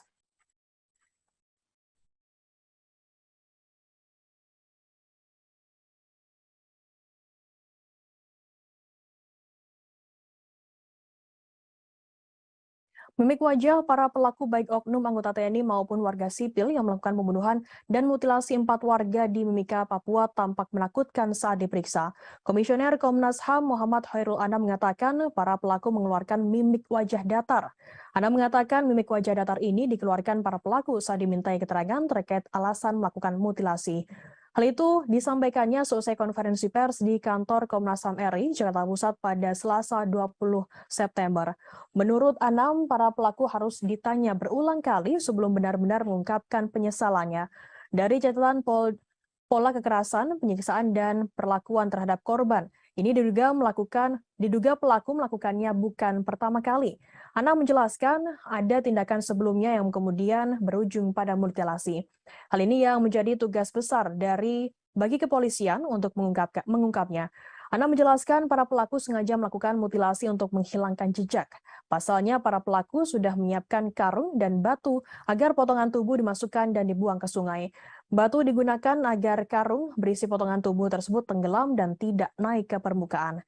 Saat ini pihaknya sudah memeriksa 19 orang saksi termasuk keluarga dari 4 korban hingga warga sipil. Akan kami tampilkan Tribuners wawancara atau keterangan lebih lengkap dari Komisioner Komnas HAM RI Muhammad Khairul Anam. Ambil dari berbagai pihak tadi, ada beberapa temuan dan analisis atas fakta. Walaupun ini masih awal, tapi temuan dan fakta ini cukup solid gitu ya. Yang pertama adalah perencanaan pembunuhan dan mutilasi. Jadi sejak awal memang ada perencanaan pembunuhan dan mutilasi ini. Ya, perencanaan sudah dilakukan beberapa kali oleh para pelaku, sempat terjadi penundaan waktu pertemuan dengan korban. Jadi sempat terjadi harusnya ketemu tanggal 20, terus geser tanggal 22. Jadi Warga yang melakukan pembakaran lahan di dekat tol Pejagan Pemalang hingga mengakibatkan kecelakaan tersebut bisa terancam pidana. Kapolda Jawa Tengah melalui Kabid Humas Kombes Pol Muhammad Iqbal mengatakan pidana bisa dijatuhkan apabila dilakukan dengan sengaja. Diketahui kecelakaan beruntun melibatkan 13 kendaraan mengakibatkan 1 orang meninggal dunia. Kecelakaan tersebut diduga dikarenakan adanya asap tebal yang menjadikan jarak pandang pengendara menjadi pendek. Iqbal mengatakan apabila terbukti kebakaran tersebut dilakukan dengan sengaja, polisi akan memproses pelakunya. Polisi akan menjerat pelaku dengan pasal 359 KUHP dengan ancaman pidana penjara paling lama 5 tahun atau pidana kurungan paling lama 1 tahun. Atas insiden tersebut, Iqbal mengimbau agar masyarakat tak melakukan perbuatan yang berdampak pada munculnya api di dekat tol, 1 diantaranya melakukan pembakaran. Selain itu, ia juga meminta warga pemilik lahan yang berdekatan dengan lokasi tol untuk bersikap bijak dan hati-hati. Di jalan tol, banyak pengguna tol yang memacu kendaraannya dengan kecepatan tinggi. Bila terdapat gangguan seperti kebakaran, berpotensi membahayakan pengguna jalan.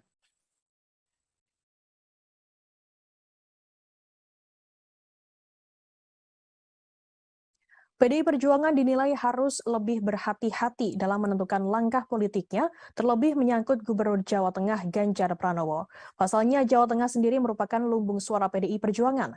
Hal itu diungkapkan oleh pengamat politik dari UNS Solo, Agus Riwanto, Rabu 21 September. Perolehan suara PDIP di tingkat nasional ditentukan oleh suara di Jawa Tengah.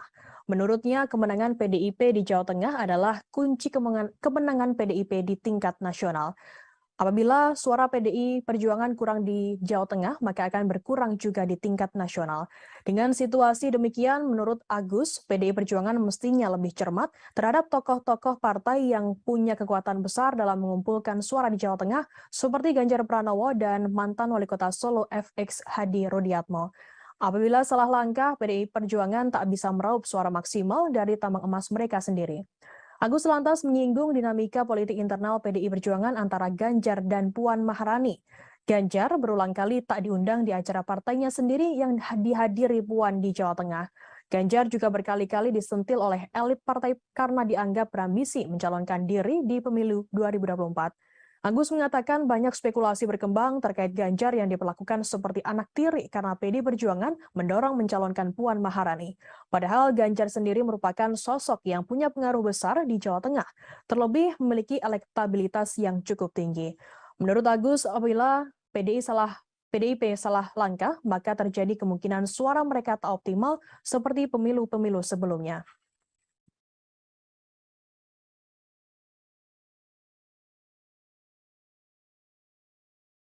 Selesai tak lagi menjabat sebagai Wakil Gubernur DKI Jakarta, Ahmad Riza Patria akan fokus mendukung Partai Gerindra dalam pemilu 2024.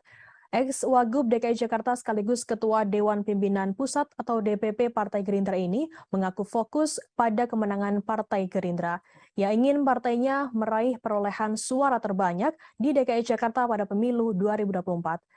Riza mengatakan partainya selama ini berhasil menduduki posisi nomor 2 dalam pemilihan legislatif. Bahkan suara tersebut menambah kursi di Dewan Perwakilan Daerah atau DPRD DKI Jakarta.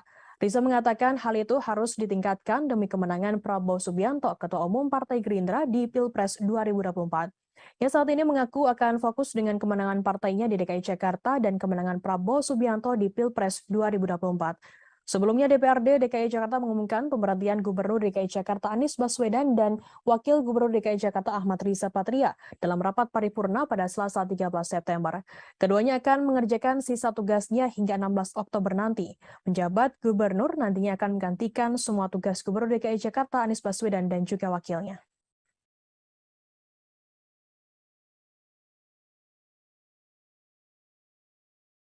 Tidak lolos pendaftaran sebagai calon peserta pemilu 2024, Partai Indonesia Bangkit Bersatu atau IBU menggugat Komisi Pemilihan Umum RI ke Pengadilan Tata Usaha Negara atau PT UN Jakarta. Partai IBU diketahui dinyatakan tidak lolos sebagai salah satu dari 16 partai yang lolos peserta pemilu 2024 oleh KPU RI. Dikutip dari Sistem Informasi Penelusuran Perkara PT UN Jakarta pada Senin 19 September, gugatan ini teregistrasi dengan nomor 314-G-2022-PT UN-JKT dengan penggugat atas nama Zulkifli Nur. Dalam petitumnya, mereka memohon Majelis Hakim PT UN Jakarta memutus 5 hal. Pertama, menyatakan Partai IBU memenuhi persyaratan pendaftaran calon partai politik peserta pemilu 2024. Kedua, membatalkan surat model pengembalian pendaftaran partai politik dan dokumen persyaratan pendaftaran yang diberikan kepada Partai IBU. Partai IBU juga meminta Majelis Hakim memerintahkan KPU membatalkan sistem informasi partai politik dalam pendaftaran partai politik calon peserta pemilu 2024 sebagai penentu kelolosan terpenuhnya persyaratan pendaftaran. Hal ini mengacu kepada pasal 117 Undang-Undang Nomor 77 Tahun 2017 tentang Pemilihan Umum. Partai IBU sendiri meminta KPU RI sebagai tergugat untuk membayar biaya perkara yang timbul dalam perkara ini. Sebelumnya, Partai Ibu juga telah menggugat KPU ke Badan Pengawas Pemilu atau Bawaslu RI atas dugaan pelanggaran administrasi pemilu di balik tidak lolosnya mereka ke tahapan verifikasi administrasi. Namun dalam sidang pemeriksaan yang digelar Bawaslu RI, permohonan Partai Ibu tidak dikabulkan oleh majelis pemeriksa. Putusan itu diambil berdasarkan rapat pleno Bawaslu RI yang diikuti para komisioner sebagai majelis pemeriksa pada Kamis 8 September dan dibacakan secara terbuka dalam sidang putusan.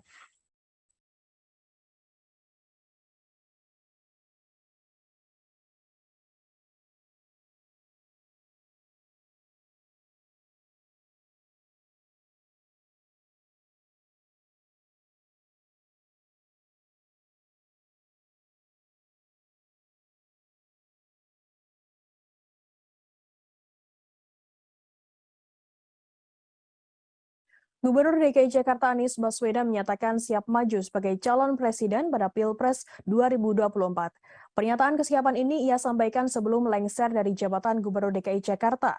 Pernyataan tersebut disampaikan Anies dalam sebuah wawancara dengan Reuters di Singapura.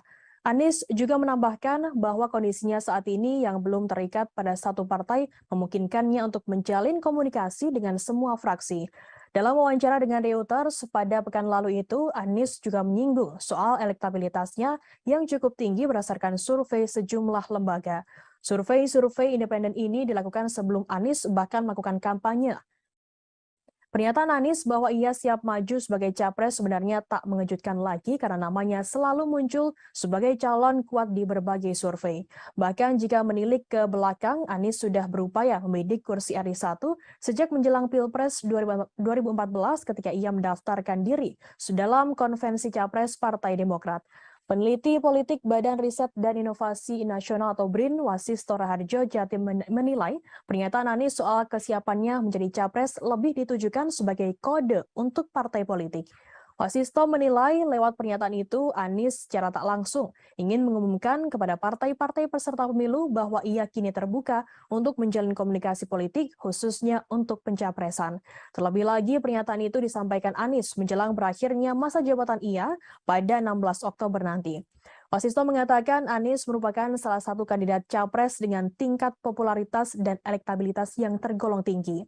Karena itu, Wasisto menilai Anies secara sadar mengetahui potensi yang dimilikinya dan hendak menawarkan potensi elektabilitasnya tersebut kepada calon partai pengusungnya.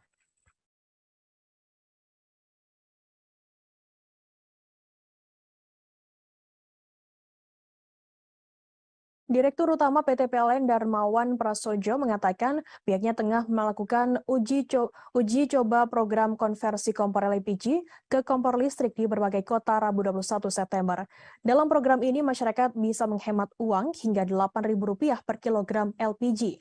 Dalam rapat dengar pendapat dengan Komisi 7 DPR RI pada Rabu 14 September, Direktur Utama PT PLN Darmawan Prasojo mengatakan dengan menggunakan kompor induksi, masyarakat bisa memasak dengan lebih hemat 10 hingga 15% dibandingkan dengan kompor LPG. Ia juga mengatakan program konversi kompor listrik tersebut terbukti dapat menghemat APBN hingga Rp330 miliar per tahunnya.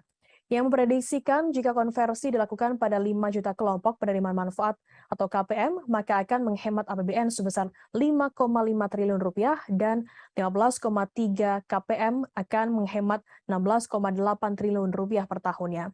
Darmawan menambahkan dengan penghematan melalui kompor listrik ini diharapkan dapat mengubah cara penggunaan energi yang selama ini masih tergantung impor. Di sisi lain, ini diharapkan bisa mendorong keterjangkauan di semua kalangan. Sementara itu, Menteri BUMN Erick Thohir mengatakan meski ada rencana peralihan dari kompor LPG ke kompor listrik, penjualan LPG tak boleh langsung dihapus.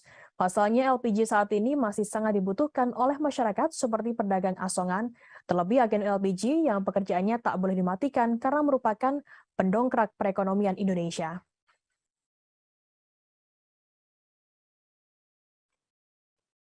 Kita ke berita pertama, Saudara. Sosok Robert Bono Susatyo menjadi perbincangan selesai disebut-sebut ikut terlibat dalam skenario pembunuhan Brigadir Nofriansyah Yosua Huta Barat alias Brigadir J yang dilakukan oleh Verdi Sambo. Indonesia Police Watch atau IPW menduga Robert memberikan fasilitas jet pribadi ke Brigjen Hendra Kurniawan. Jet tersebut digunakan oleh Brigjen Hendra mengantar jenazah Brigadir J ke Jambi. Robert mengaku memang mengenal Brigjen Hendra Kurniawan 7 tahun yang lalu saat pangkatnya masih AKBP. Namun Robert membantah meminjamkan fasilitas penerbangan khusus kepada Brigjen Hendra Kurniawan. Ia membantah pernyataan dari Ketua IPW Sugeng Teguh Santoso. Menurutnya, pernyataan soal jet khusus yang dipinjamkan ke Brigjen Hendra adalah tidak benar. Terkait hal ini, Robert mengaku belum akan mengambil langkah hukum dari pernyataan IPW tersebut. Ia masih mempertimbangkan manfaat pelaporan apabila dilayangkan kepada Ketua IPW Sugeng. Robert pernah menempuh Universitas of California San Francisco Foundation. Robert sendiri merupakan komisaris utama PT Citra Marga Nusapala dan PT Jaswindo Tiga Perkasa. PT Citra Marga sendiri merupakan perusahaan yang bergerak di bidang jalan tol berkantor pusat di Jakarta. Sementara PT Jaswindo bergerak di bidang percetakan. Ia juga merupakan Presiden Direktur PT Pratama Argo Agrosawit sejak 2008 hingga saat ini. Namanya mendadak menjadi perbincangan seusai tercatut dalam daftar konsorsium 303 yang diduga juga menyeret Verdi Sambo.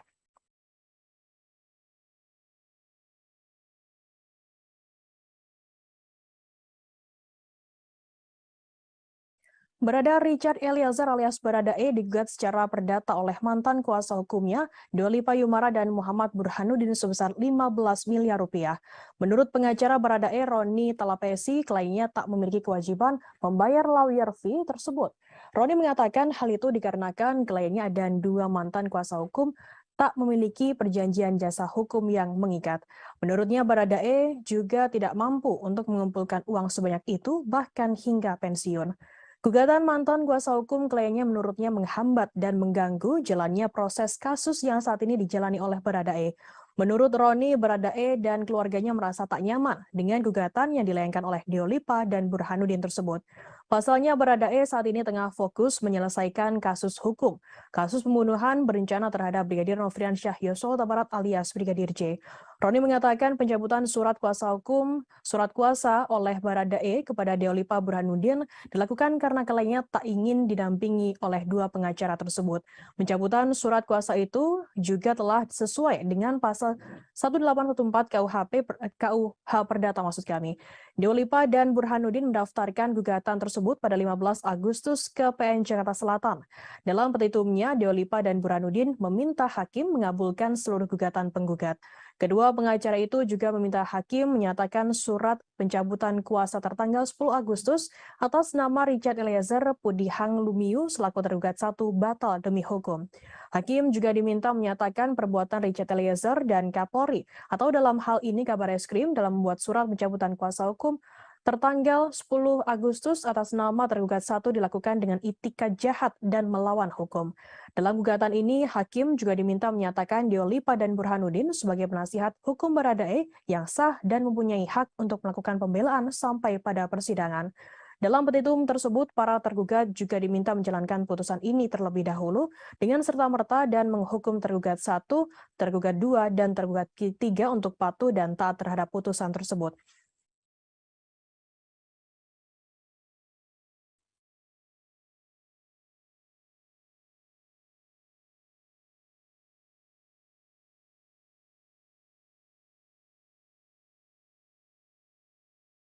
Pengamat kepolisian menilai Verdi Sambo meyakini kartu as yang dimiliki ex-Kadif Propam-Polri, Irjen Verdi Sambo tersebut tak berguna menyelamatkan dirinya. Hermawan Sulistyo, pengamat kepolisian atau mengatakan kartu as tersebut sudah tak bisa menyelamatkan nasib Verdi Sambo. Hal ini dibuktikan dengan berakhirnya karir Sambo di kepolisian. Verdi Sambo diketahui dipecat secara tidak dengan hormat karena melakukan tindakan pembunuhan terhadap Brigadir Nofriansyah Yosua Huta Barat alias Brigadir J. Bahkan Sambo juga tak mendapatkan uang pensiunan. Hermawan mengatakan kartu as yang dimiliki Sambo dinilai tidak efektif. Apabila benar-benar memiliki kartu as yang mumpuni, seharusnya karir polisi tak akan berakhir demikian. Menurutnya, jika memang kartu as tersebut manjur menyelamatkan Ferry Sambo, maka seharusnya hukumannya hanya skorsing atas kasus pembunuhan yang menjeratnya. Hermawan mengatakan kartu as milik Sambo juga tak berlaku untuk kasus hukum yang menyeret istrinya Putri Chandrawati. Pasalnya, sang istri kini juga ditetapkan sebagai tersangka atas pembunuhan Brigadir J. Hermawan meyakini tidak ditahannya Putri Chandrawati hingga kini tidak ada kaitannya dengan kartu as yang dimiliki oleh Ferry Sambo. Namun Hermawan tak bisa menilai apa yang membuat penyidik memutuskan tidak menahan istri Ferdy Sambo tersebut. Ferdy Sambo sendiri diketahui resmi dipecat dari satuan kepolisian selesai pengajuan bandingnya ditolak oleh Majelis Kode Etik Polri.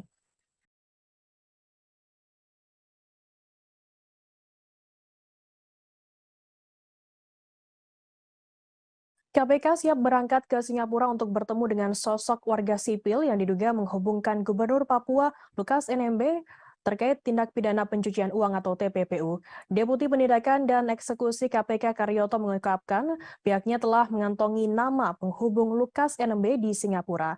Karyoto mengatakan KPK akan mendalami peran dari penghubung tersebut. Apakah memang terlibat aktif atau pasif dalam membantu Lukas menyembunyikan atau menyamarkan hasil kejahatan. Menurutnya KPK akan bertolak ke Singapura dalam waktu dekat untuk menemui Korup Practice Investigation Bureau atau CIPB Singapura. Hal tersebut nantinya akan menjadi bahan pembahasan terkait dengan beberapa orang yang KPK cari. KPK menyatakan akan mengumpulkan alat bukti dugaan pencucian uang Gubernur Papua Lukas NMB terkait transfer 560 miliar rupiah ke kasino judi di luar negeri. Sebelumnya PPATK merilis laporan hasil analisa atau LHA terkait transaksi keuangan Lukas NMB. Hasilnya PPATK menemukan 12 transaksi tidak wajar yang dilakukan Lukas NMB. Kepala PPATK Ivan Yustiavanda mengatakan salah satu di antaranya terkait setoran tunai ke kasino judi online sebesar 560 miliar rupiah.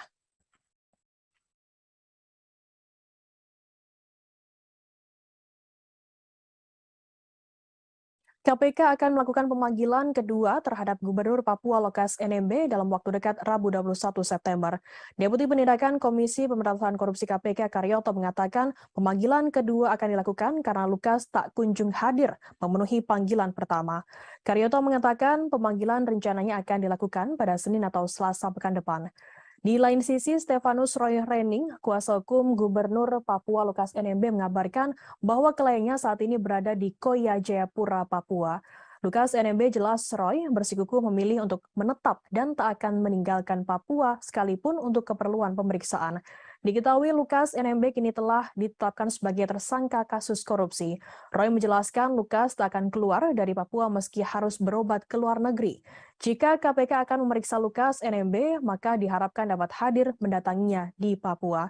Adapun alasannya selain kondisi sakit, Lukas NMB juga tidak diberikan izin oleh masyarakat Papua yang mengaku membela Lukas NMB. Sehingga Lukas NMB meminta agar KPK datang ke Koya dan melakukan pemeriksaan di sana. Lukas diketahui ditetapkan menjadi tersangka atas kasus korupsi karena telah menerima gratifikasi sebesar 1 miliar rupiah.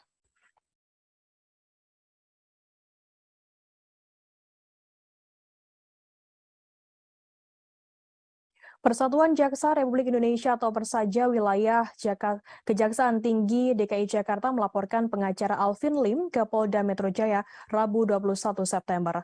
Laporan tersebut terkait Alvin Lim yang diduga melakukan penyebaran berita bohong soal konten yang menyebut Kejaksaan Sarang Mafia. Laporan tersebut Alvin Lim terregister dengan nomor LPB LP garing B garing 4820 garing 9 Romawi garing 2022 garing SPKT garing Polda Metro Jaya tertanggal 20 September 2022. Berita bohong tersebut diketahui diunggah di akun YouTube Alvin Lim, channel Hotian TV. Jaksa Yandin mengatakan konten yang dibuat Alvin Lim merupakan asumsi yang menggiring opini masyarakat. Tanya itu, kalimat yang digunakan dalam konten tersebut cenderung mendiskreditkan institusi kejaksaan tanpa adanya fakta hukum atau alat bukti. Yadin menerangkan apabila memang ada oknum-oknum yang bermain di dalam institusi kejaksaan, maka bisa melaporkannya ke bidang pengawasan kejaksaan. Yang menyarankan agar Alvin Lim bersikap profesional dalam menghadapi proses-proses hukum yang melibatkannya saat ini. Yadin mengatakan agar Alvin tak memuat berita bohong atau tuduhan yang tak bisa dipertanggungjawabkan kebenarannya. Adapun Alvin Lim Dalam laporan tersebut dijerat pasal 28 ayat 2, jangto pasal 45A ayat 2 Undang-Undang RI nomor 19 tahun 2016 tentang informasi dan transaksi elektronik atau ITE dan atau pasal 14 ayat 2 dan atau pasal 15 Undang-Undang RI nomor 1 tahun 1946 tentang peraturan hukum pidana dan atau pasal 156 KUH pidana soal penyebaran berita bohong dan atau ujaran kebencian. Menanggapi pelaporan tersebut, Alvin Lim mengaku hal tersebut adalah hak setiap warga negara. Namun pelaporan tersebut menurutnya menunjukkan adanya jaksa yang anti kritik. Ia menegaskan jika apa yang ia sampaikan merupakan fakta dan bukan hoax. Alvin menuding jika para jaksa kurang paham terkait hak kebebasan berpendapat dan kewenangan advokat dalam menyampaikan kasus yang ditangani merupakan hak dan dilindungi oleh undang-undang.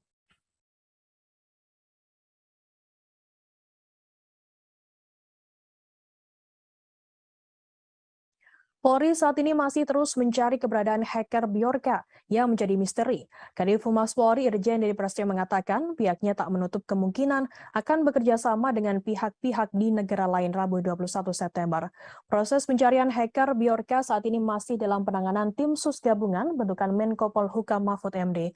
Tim gabungan yang terdiri dari Polri, BIN, Badan Cyber Sandi Negara, Kemenkominfo juga tak mau terburu-buru dalam bekerja. Nantinya proses pencarian akan dilakukan secara ilmiah. Karena itu, pihaknya meminta masyarakat bersabar terlebih dahulu. Sebelumnya, kepolisian telah menetapkan satu orang tersangka dalam kasus hacker Bjorka. Tersangka merupakan seorang pemuda bernama Muhammad Agung Hidayatullah, 21 tahun alias MAH asal Madiun, Jawa Timur. MAH ditangkap pada 14 September dan dibebaskan pada 16 September. MH sendiri tak ditahan dan dikenakan wajib lapor karena bersikap kooperatif.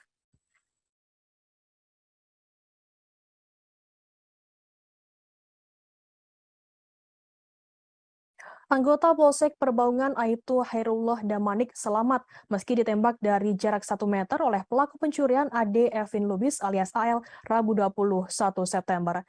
Ia kemudian dianggap sakti karena tak mengalami luka sama sekali. Aibtu Hairullah mengatakan hal itu bukan karena ilmu kebal atau semacamnya, namun karena alat pelindung yang dikenakannya. Kejadian tersebut terjadi di rumah pelaku pencurian dan perampokan di Desa Citaman Jernih, Kecamatan Perbaungan, Serdang Bedagai, Sumatera Utara pada Kamis 15 September. Hairullah mengatakan seorang rekannya bernama Riki tengah kucing-kucingan dengan AL. Hairullah kemudian langsung sigap naik ke atap tempat AL bersembunyi. Tak berselang lama, tiba-tiba terdengar suara letusan senjata api. AL ternyata mencoba menembak kepala Hairullah dengan senjata api rakitan dari jarak 1 meter. Beruntungnya Hairullah mengenakan helm taktikal sehingga peluru tak langsung mengenai kepalanya. Meski tak terkena peluru, kepala Hairullah mengalami luka ringan karena serpihan peluru berkaliber 5,66 mm. Serpihan peluru tersebut mengenai mata sebelah kirinya. Dalam pengakuannya, Hairullah memang sudah bersiaga karena mengetahui karakter pelaku. Akibat kejadian tersebut, Hairullah dilarikan ke rumah sakit untuk mendapatkan penanganan medis.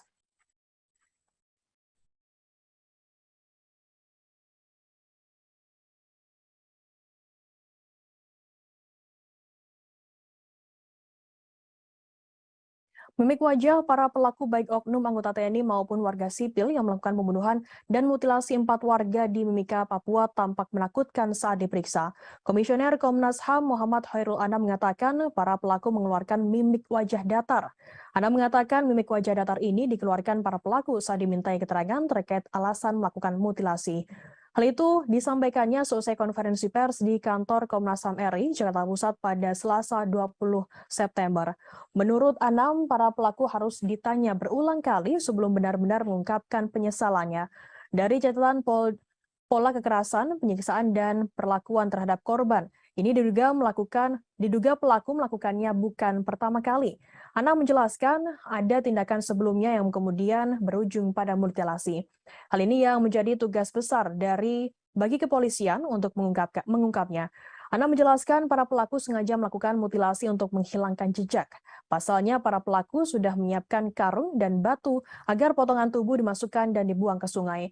Batu digunakan agar karung berisi potongan tubuh tersebut tenggelam dan tidak naik ke permukaan. Saat ini pihaknya sudah memeriksa 19 orang saksi termasuk keluarga dari 4 korban hingga warga sipil. Akan kami tampilkan Tribuners wawancara atau keterangan lebih lengkap dari Komisioner Komnas HAM RI Muhammad Khairul Anam. ambil dari berbagai pihak tadi, ada beberapa temuan dan analisis atas fakta. Walaupun ini masih awal, tapi temuan dan fakta ini cukup solid gitu ya. Yang pertama adalah perencanaan pembunuhan dan mutilasi. Jadi sejak awal memang ada perencanaan pembunuhan dan mutilasi ini. Ya, perencanaan sudah dilakukan beberapa kali oleh para pelaku, sempat terjadi penundaan waktu pertemuan dengan korban. Jadi sempat terjadi harusnya ketemu tanggal 20, terus geser tanggal 22. Jadi Warga yang melakukan pembakaran lahan di dekat tol Pejagan Pemalang hingga mengakibatkan kecelakaan tersebut bisa terancam pidana. Kapolda Jawa Tengah melalui Kabid Humas Kombes Pol Muhammad Iqbal mengatakan pidana bisa dijatuhkan apabila dilakukan dengan sengaja. Diketahui kecelakaan beruntun melibatkan 13 kendaraan mengakibatkan 1 orang meninggal dunia. Kecelakaan tersebut diduga dikarenakan adanya asap tebal yang menjadikan jarak pandang pengendara menjadi pendek. Iqbal mengatakan apabila terbukti kebakaran tersebut dilakukan dengan sengaja, polisi akan memproses pelakunya. Polisi akan menjerat pelaku dengan pasal 359 KUHP dengan ancaman pidana penjara paling lama 5 tahun atau pidana kurungan paling lama 1 tahun. Atas insiden tersebut, Iqbal mengimbau agar masyarakat tak melakukan perbuatan yang berdampak pada munculnya api di dekat tol, 1 diantaranya melakukan pembakaran. Selain itu, ia juga meminta warga pemilik lahan yang berdekatan dengan lokasi tol untuk bersikap bijak dan hati-hati. Di jalan tol, banyak pengguna tol yang memacu kendaraannya dengan kecepatan tinggi. Bila terdapat gangguan seperti kebakaran, berpotensi membahayakan pengguna jalan.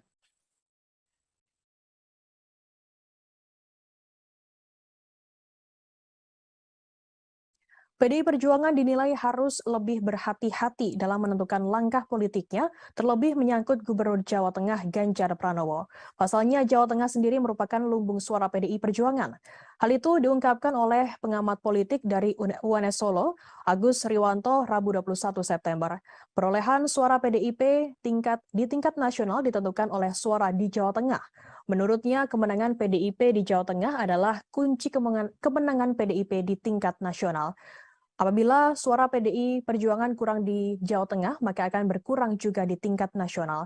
Dengan situasi demikian, menurut Agus, PDI Perjuangan mestinya lebih cermat terhadap tokoh-tokoh partai yang punya kekuatan besar dalam mengumpulkan suara di Jawa Tengah, seperti Ganjar Pranowo dan mantan Wali Kota Solo FX Hadi Rudiatmo. Apabila salah langkah, PDI Perjuangan tak bisa meraup suara maksimal dari tambang emas mereka sendiri. Agus lantas menyinggung dinamika politik internal PDI Perjuangan antara Ganjar dan Puan Maharani. Ganjar berulang kali tak diundang di acara partainya sendiri yang dihadiri Puan di Jawa Tengah. Ganjar juga berkali-kali disentil oleh elit partai karena dianggap berambisi mencalonkan diri di pemilu 2024. Agus mengatakan banyak spekulasi berkembang terkait Ganjar yang diperlakukan seperti anak tiri karena PDI Perjuangan mendorong mencalonkan Puan Maharani. Padahal Ganjar sendiri merupakan sosok yang punya pengaruh besar di Jawa Tengah, terlebih memiliki elektabilitas yang cukup tinggi. Menurut Agus, apabila PDIP salah langkah, maka terjadi kemungkinan suara mereka tak optimal seperti pemilu-pemilu sebelumnya.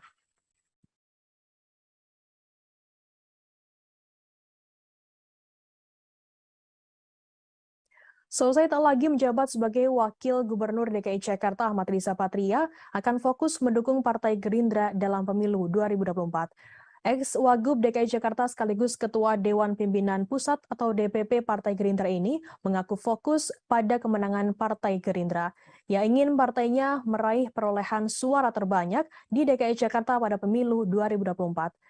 Riza mengatakan partainya selama ini berhasil menduduki posisi nomor 2 dalam pemilihan legislatif. Bahkan suara tersebut menambah kursi di Dewan Perwakilan Daerah atau DPRD DKI Jakarta. Riza mengatakan hal itu harus ditingkatkan demi kemenangan Prabowo Subianto, Ketua Umum Partai Gerindra di Pilpres 2024. Ia saat ini mengaku akan fokus dengan kemenangan partainya di DKI Jakarta dan kemenangan Prabowo Subianto di Pilpres 2024. Sebelumnya DPRD DKI Jakarta mengumumkan pemberhentian Gubernur DKI Jakarta Anies Baswedan dan Wakil Gubernur DKI Jakarta Ahmad Riza Patria dalam rapat paripurna pada Selasa 13 September. Keduanya akan mengerjakan sisa tugasnya hingga 16 Oktober nanti. Menjabat Gubernur nantinya akan menggantikan semua tugas Gubernur DKI Jakarta Anies Baswedan dan juga wakilnya.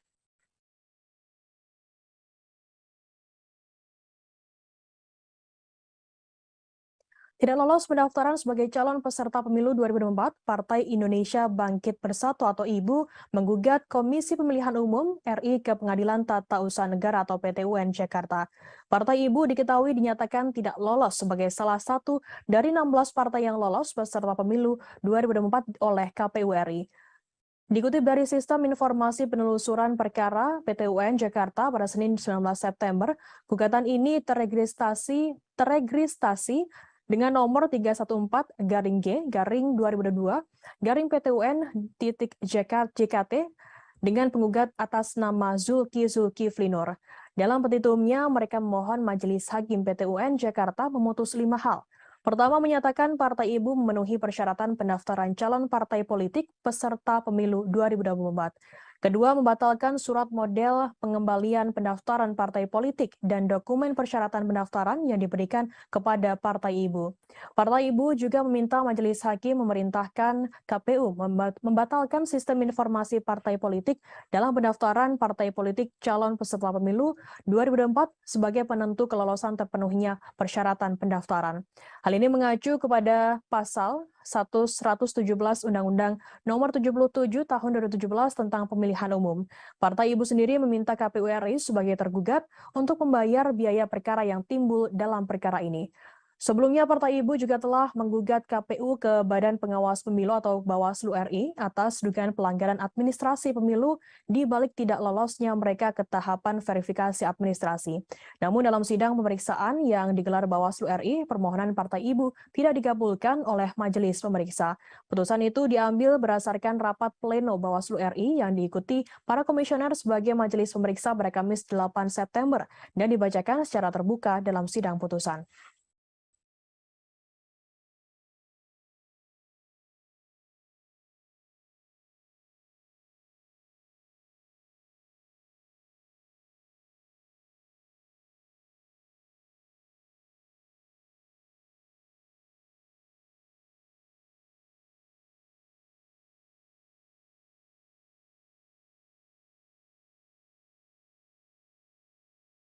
Gubernur DKI Jakarta Anies Baswedan menyatakan siap maju sebagai calon presiden pada Pilpres 2024. Pernyataan kesiapan ini ia sampaikan sebelum lengser dari jabatan Gubernur DKI Jakarta. Pernyataan tersebut disampaikan Anies dalam sebuah wawancara dengan Reuters di Singapura. Anies juga menambahkan bahwa kondisinya saat ini yang belum terikat pada satu partai memungkinkannya untuk menjalin komunikasi dengan semua fraksi. Dalam wawancara dengan Reuters pada pekan lalu itu, Anies juga menyinggung soal elektabilitasnya yang cukup tinggi berdasarkan survei sejumlah lembaga. Survei independen ini dilakukan sebelum Anies bahkan melakukan kampanye. Pernyataan Anies bahwa ia siap maju sebagai capres sebenarnya tak mengejutkan lagi karena namanya selalu muncul sebagai calon kuat di berbagai survei. Bahkan jika menilik ke belakang, Anies sudah berupaya membidik kursi RI 1 sejak menjelang Pilpres 2014 ketika ia mendaftarkan diri dalam konvensi capres Partai Demokrat. Peneliti politik Badan Riset dan Inovasi Nasional atau BRIN, Wasisto Raharjo Jatim menilai pernyataan Anies soal kesiapannya menjadi capres lebih ditujukan sebagai kode untuk partai politik. Wasisto menilai lewat pernyataan itu Anies secara tak langsung ingin mengumumkan kepada partai-partai peserta pemilu bahwa ia kini terbuka untuk menjalin komunikasi politik khususnya untuk pencapresan. Terlebih lagi pernyataan itu disampaikan Anies menjelang berakhirnya masa jabatan ia pada 16 Oktober nanti. Wasisto mengatakan Anies merupakan salah satu kandidat capres dengan tingkat popularitas dan elektabilitas yang tergolong tinggi. Karena itu, Wasisto menilai Anies secara sadar mengetahui potensi yang dimilikinya dan hendak menawarkan potensi elektabilitasnya tersebut kepada calon partai pengusungnya.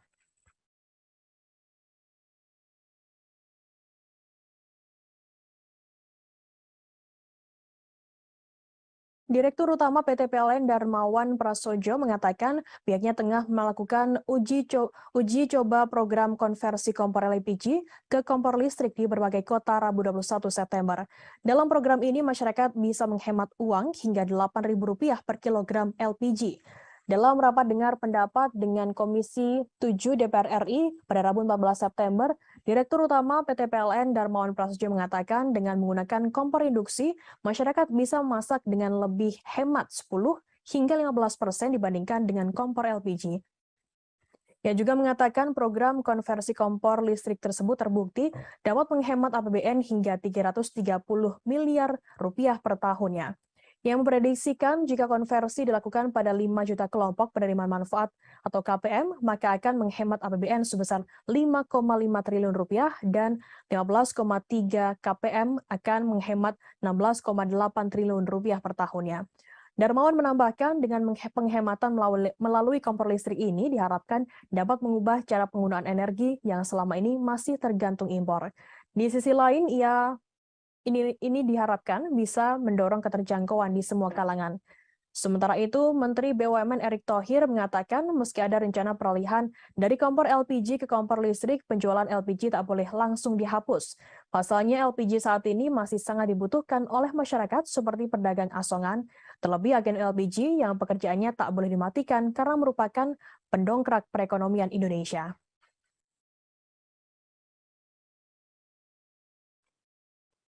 Kita ke berita pertama, Saudara. Sosok Robert Bono Susatyo menjadi perbincangan selesai disebut-sebut ikut terlibat dalam skenario pembunuhan Brigadir Nofriansyah Yosua Huta Barat alias Brigadir J yang dilakukan oleh Verdi Sambo.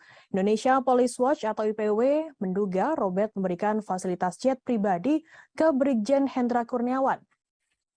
Jet tersebut digunakan oleh Brigjen Hendra mengantar jenazah Brigadir J ke Jambi. Robert mengaku memang mengenal Brigjen Hendra Kurniawan 7 tahun yang lalu saat pangkatnya masih AKBP. Namun Robert membantah meminjamkan fasilitas penerbangan khusus kepada Brigjen Hendra Kurniawan. Ia membantah pernyataan dari Ketua IPW Sugeng Teguh Santoso. Menurutnya, pernyataan soal jet khusus yang dipinjamkan ke Brigjen Hendra adalah tidak benar. Terkait hal ini, Robert mengaku belum akan mengambil langkah hukum dari pernyataan IPW tersebut. Ia masih mempertimbangkan manfaat pelaporan apabila dilayangkan kepada Ketua IPW Sugeng. Robert pernah menempuh Universitas of California San Francisco Foundation. Robert sendiri merupakan komisaris utama PT Citra Marga Nusapala dan PT Jaswindo 3 Perkasa. PT Citra Marga sendiri merupakan perusahaan yang bergerak di bidang jalan tol berkantor pusat di Jakarta. Sementara PT Jaswindo bergerak di bidang percetakan. Ia juga merupakan Presiden Direktur PT Pratama Argo Agrosawit sejak 2008 hingga saat ini. Namanya mendadak menjadi perbincangan selesai tercatut dalam daftar konsorsium 303 yang diduga juga menyeret Verdi Sambo.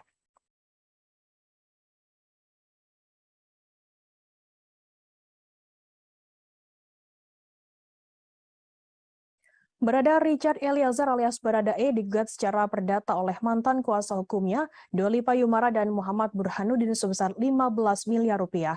Menurut pengacara Baradae, Roni Talapesi, kliennya tak memiliki kewajiban membayar lawyer fee tersebut. Roni mengatakan hal itu dikarenakan kliennya dan dua mantan kuasa hukum tak memiliki perjanjian jasa hukum yang mengikat.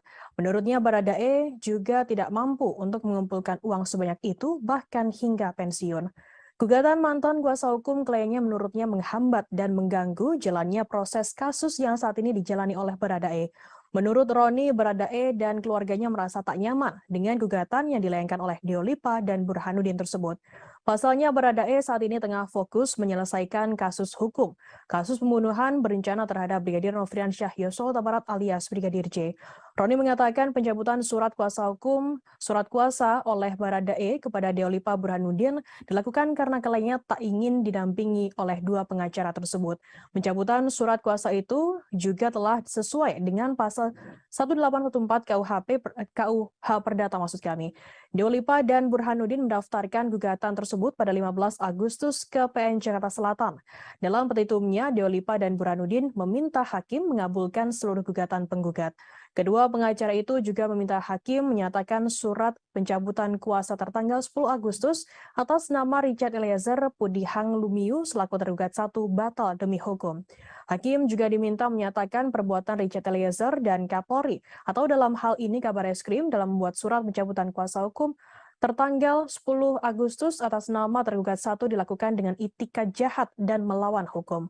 Dalam gugatan ini, hakim juga diminta menyatakan Deolipa dan Burhanuddin sebagai penasihat hukum Baradae yang sah dan mempunyai hak untuk melakukan pembelaan sampai pada persidangan. Dalam petitum tersebut, para tergugat juga diminta menjalankan putusan ini terlebih dahulu dengan serta-merta dan menghukum tergugat 1, tergugat 2, dan tergugat 3 untuk patuh dan taat terhadap putusan tersebut.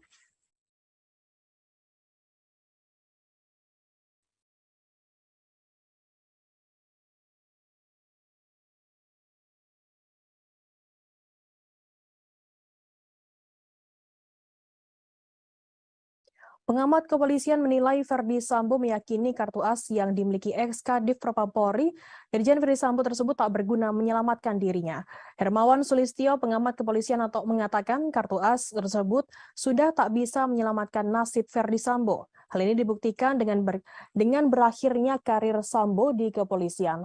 Verdi Sambo diketahui dipecat secara tidak dengan hormat karena melakukan tindakan pembunuhan terhadap Brigadir Nofriansyah Yosua Huta Barat alias Brigadir J. Bahkan Sambo juga tak mendapatkan uang pensiunan. Hermawan mengatakan kartu as yang dimiliki Sambo dinilai tidak efektif. Apabila benar-benar memiliki kartu as yang mumpuni, seharusnya karir polisi tak akan berakhir demikian.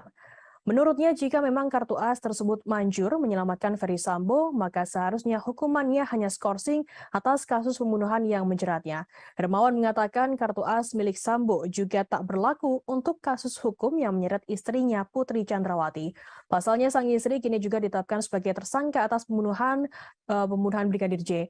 Hermawan meyakini tidak ditahannya Putri Chandrawati hingga kini tidak ada kaitannya dengan kartu as yang dimiliki oleh Ferdy Sambo. Namun Hermawan tak bisa menilai apa yang membuat penyidik memutuskan tidak menahan istri Ferdy Sambo tersebut.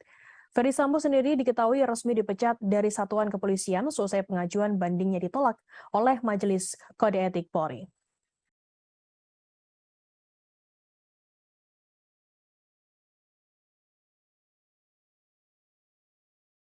KPK siap berangkat ke Singapura untuk bertemu dengan sosok warga sipil yang diduga menghubungkan Gubernur Papua Lukas NMB terkait tindak pidana pencucian uang atau TPPU. Deputi Penindakan dan Eksekusi KPK Karyoto mengungkapkan pihaknya telah mengantongi nama penghubung Lukas NMB di Singapura. Karyoto mengatakan KPK akan mendalami peran dari penghubung tersebut. Apakah memang terlibat aktif atau pasif dalam membantu Lukas menyembunyikan atau menyamarkan hasil kejahatan. Menurutnya KPK akan bertolak ke Singapura dalam waktu dekat untuk menemui Korup Practice Investigation Bureau atau CIPB Singapura. Hal tersebut nantinya akan menjadi bahan pembahasan terkait dengan beberapa orang yang KPK cari. KPK menyatakan akan mengumpulkan alat bukti dugaan pencucian uang Gubernur Papua Lukas NMB terkait transfer 560 miliar rupiah ke kasino judi di luar negeri.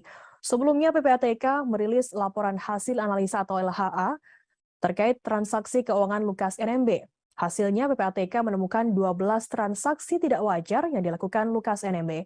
Kepala PPATK Ivan Yustiavanda mengatakan salah satu di antaranya terkait setoran tunai ke kasino judi online sebesar 560 miliar rupiah.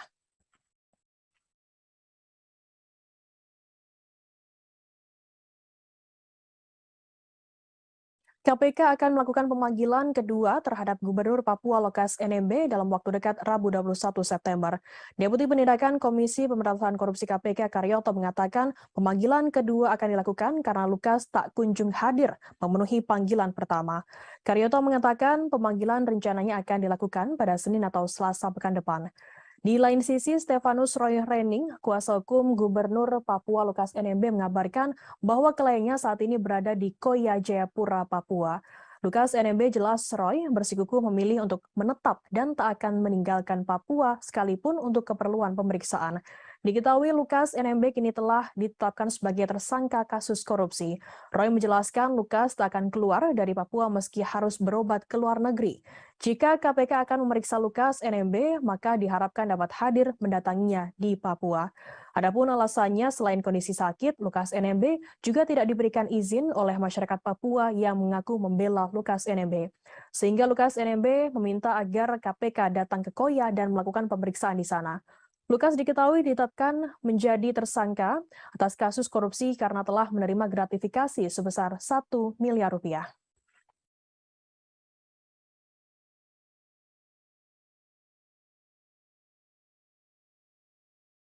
Persatuan Jaksa Republik Indonesia atau Persaja Wilayah Kejaksaan Tinggi DKI Jakarta melaporkan pengacara Alvin Lim ke Polda Metro Jaya Rabu 21 September. Laporan tersebut terkait Alvin Lim yang diduga melakukan penyebaran berita bohong soal konten yang menyebut Kejaksaan Sarang Mafia. Laporan tersebut Alvin Lim terregister dengan nomor LP B/4820/9 Romawi/2022 SPKT Polda Metro Jaya tertanggal 20 September 2022.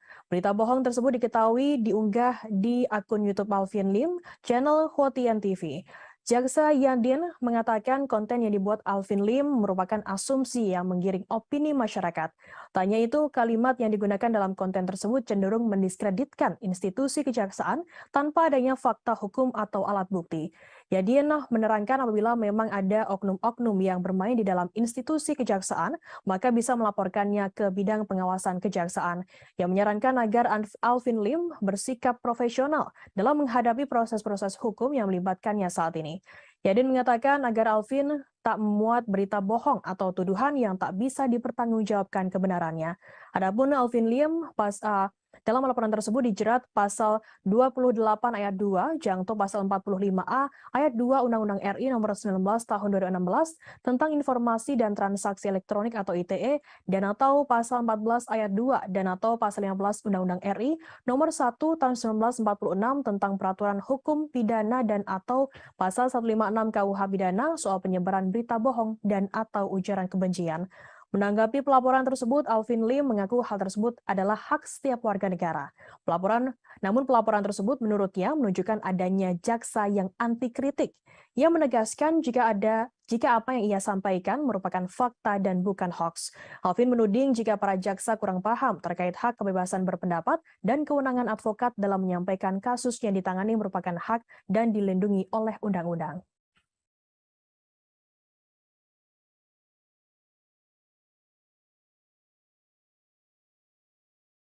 Polri saat ini masih terus mencari keberadaan hacker Bjorka yang menjadi misteri. Kadif Humas Polri Irjen Deddy Prasetyo mengatakan pihaknya tak menutup kemungkinan akan bekerja sama dengan pihak-pihak di negara lain Rabu 21 September. Proses pencarian hacker Bjorka saat ini masih dalam penanganan tim sus gabungan bentukan Menko Polhukam Mahfud MD. Tim gabungan yang terdiri dari Polri, BIN, Badan Cyber Sandi Negara, Kemenkominfo juga tak mau terburu-buru dalam bekerja. Nantinya proses pencarian akan dilakukan secara ilmiah. Karena itu, pihaknya meminta masyarakat bersabar terlebih dahulu. Sebelumnya, kepolisian telah menetapkan satu orang tersangka dalam kasus hacker Bjorka. Tersangka merupakan seorang pemuda bernama Muhammad Agung Hidayatullah, 21 tahun alias MAH asal Madiun, Jawa Timur. MAH ditangkap pada 14 September dan dibebaskan pada 16 September. MH sendiri tak ditahan dan dikenakan wajib lapor karena bersikap kooperatif.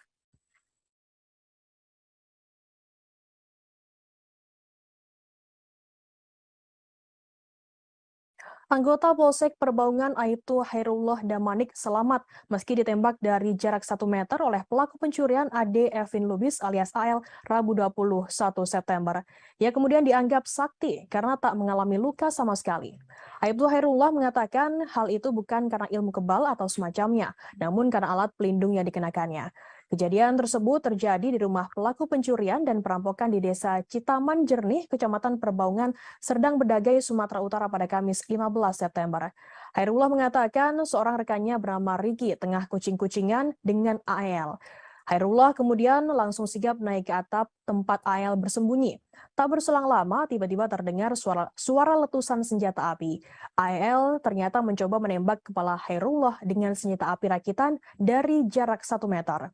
Beruntungnya Hairullah mengenakan helm taktikal sehingga peluru tak langsung mengenai kepalanya.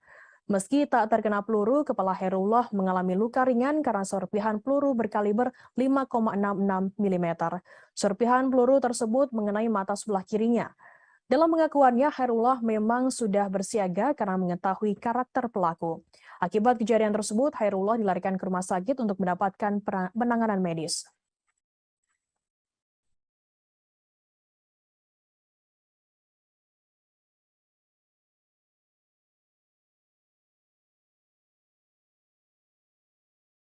Mimik wajah para pelaku baik oknum anggota TNI maupun warga sipil yang melakukan pembunuhan dan mutilasi 4 warga di Mimika, Papua tampak menakutkan saat diperiksa. Komisioner Komnas HAM Muhammad Khairul Anam mengatakan para pelaku mengeluarkan mimik wajah datar. Anam mengatakan mimik wajah datar ini dikeluarkan para pelaku saat dimintai keterangan terkait alasan melakukan mutilasi. Hal itu disampaikannya selesai konferensi pers di kantor Komnas HAM RI, Jakarta Pusat pada Selasa 20 September. Menurut Anam, para pelaku harus ditanya berulang kali sebelum benar-benar mengungkapkan penyesalannya.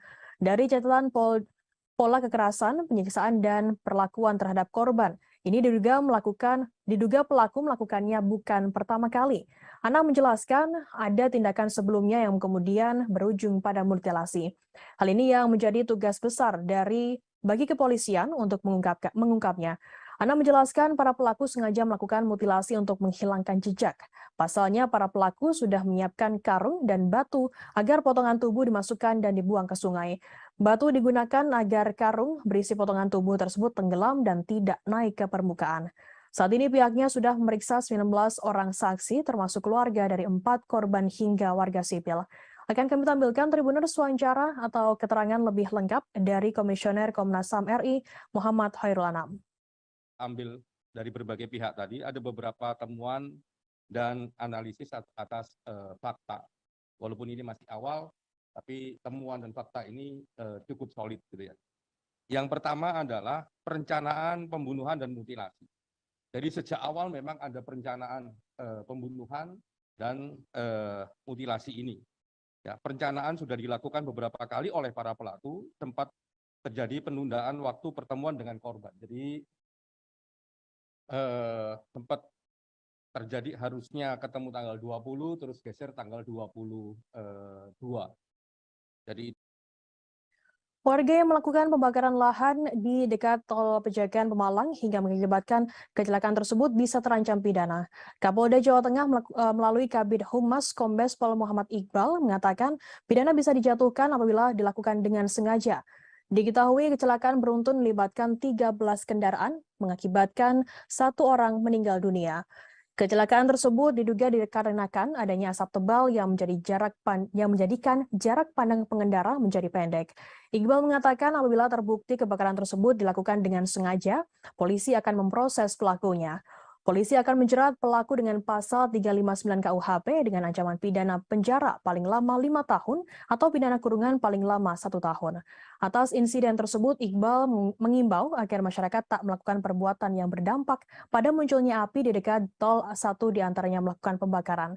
Selain itu, ia juga meminta warga pemilik lahan yang berdekatan dengan lokasi tol untuk bersikap bijak dan hati-hati. Di jalan tol, banyak pengguna tol yang memacu kendaraannya dengan kecepatan tinggi. Bila terdapat gangguan seperti kebakaran, berpotensi membahayakan pengguna jalan.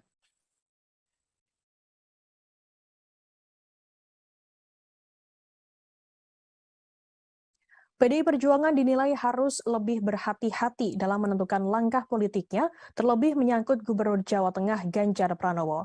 Pasalnya, Jawa Tengah sendiri merupakan lumbung suara PDI Perjuangan.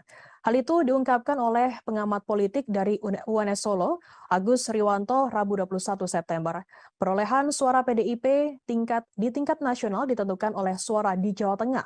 Menurutnya, kemenangan PDIP di Jawa Tengah adalah kunci kemenangan PDIP di tingkat nasional. Apabila suara PDI Perjuangan kurang di Jawa Tengah, maka akan berkurang juga di tingkat nasional. Dengan situasi demikian, menurut Agus, PDI Perjuangan mestinya lebih cermat terhadap tokoh-tokoh partai yang punya kekuatan besar dalam mengumpulkan suara di Jawa Tengah, seperti Ganjar Pranowo dan mantan Wali Kota Solo FX Hadi Rudiatmo. Apabila salah langkah, PDI Perjuangan tak bisa meraup suara maksimal dari tambang emas mereka sendiri. Agus lantas menyinggung dinamika politik internal PDI Perjuangan antara Ganjar dan Puan Maharani. Ganjar berulang kali tak diundang di acara partainya sendiri yang dihadiri Puan di Jawa Tengah. Ganjar juga berkali-kali disentil oleh elit partai karena dianggap berambisi mencalonkan diri di pemilu 2024. Agus mengatakan banyak spekulasi berkembang terkait Ganjar yang diperlakukan seperti anak tiri karena PDI Perjuangan mendorong mencalonkan Puan Maharani. Padahal Ganjar sendiri merupakan sosok yang punya pengaruh besar di Jawa Tengah, terlebih memiliki elektabilitas yang cukup tinggi. Menurut Agus, apabila PDI salah PDIP salah langkah, maka terjadi kemungkinan suara mereka tak optimal seperti pemilu-pemilu sebelumnya.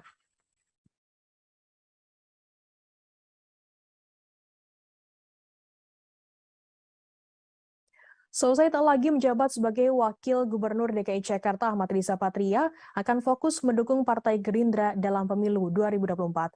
Ex-Wagub DKI Jakarta sekaligus Ketua Dewan Pimpinan Pusat atau DPP Partai Gerindra ini mengaku fokus pada kemenangan Partai Gerindra. Ia ingin partainya meraih perolehan suara terbanyak di DKI Jakarta pada pemilu 2024. Riza mengatakan partainya selama ini berhasil menduduki posisi nomor 2 dalam pemilihan legislatif. Bahkan suara tersebut menambah kursi di Dewan Perwakilan Daerah atau DPRD DKI Jakarta. Riza mengatakan hal itu harus ditingkatkan demi kemenangan Prabowo Subianto, Ketua Umum Partai Gerindra di Pilpres 2024. Ia saat ini mengaku akan fokus dengan kemenangan partainya di DKI Jakarta dan kemenangan Prabowo Subianto di Pilpres 2024. Sebelumnya DPRD DKI Jakarta mengumumkan pemberhentian Gubernur DKI Jakarta Anies Baswedan dan Wakil Gubernur DKI Jakarta Ahmad Riza Patria dalam rapat paripurna pada Selasa 13 September. Keduanya akan mengerjakan sisa tugasnya hingga 16 Oktober nanti. Penjabat Gubernur nantinya akan menggantikan semua tugas Gubernur DKI Jakarta Anies Baswedan dan juga wakilnya.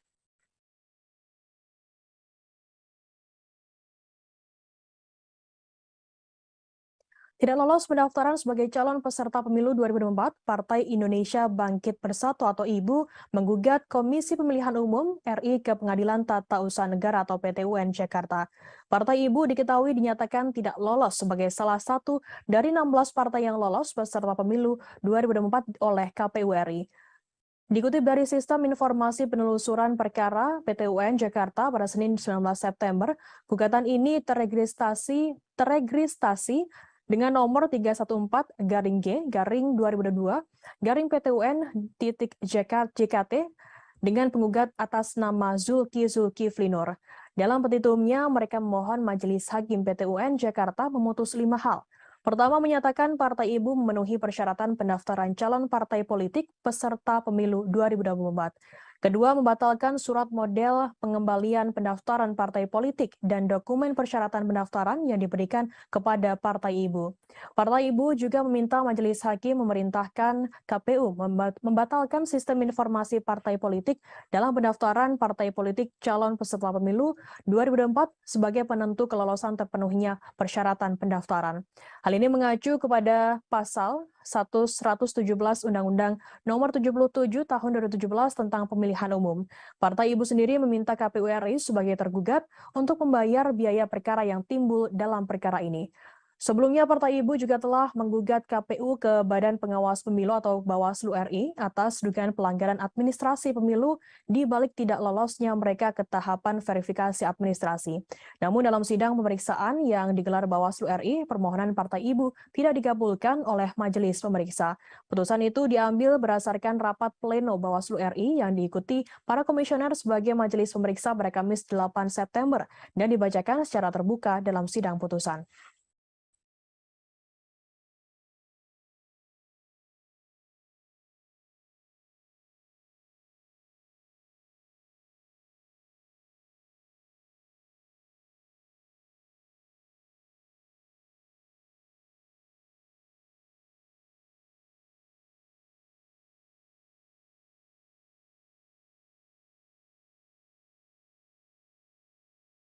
Gubernur DKI Jakarta Anies Baswedan menyatakan siap maju sebagai calon presiden pada Pilpres 2024.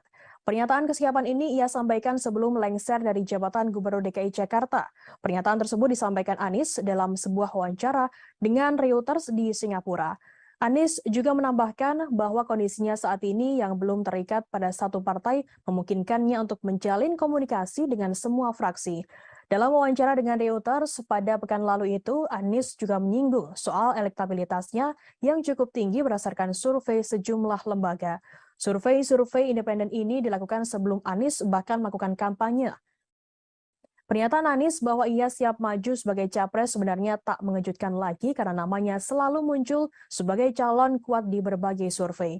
Bahkan jika menilik ke belakang, Anies sudah berupaya membidik kursi RI 1 sejak menjelang Pilpres 2014 ketika ia mendaftarkan diri dalam konvensi capres Partai Demokrat.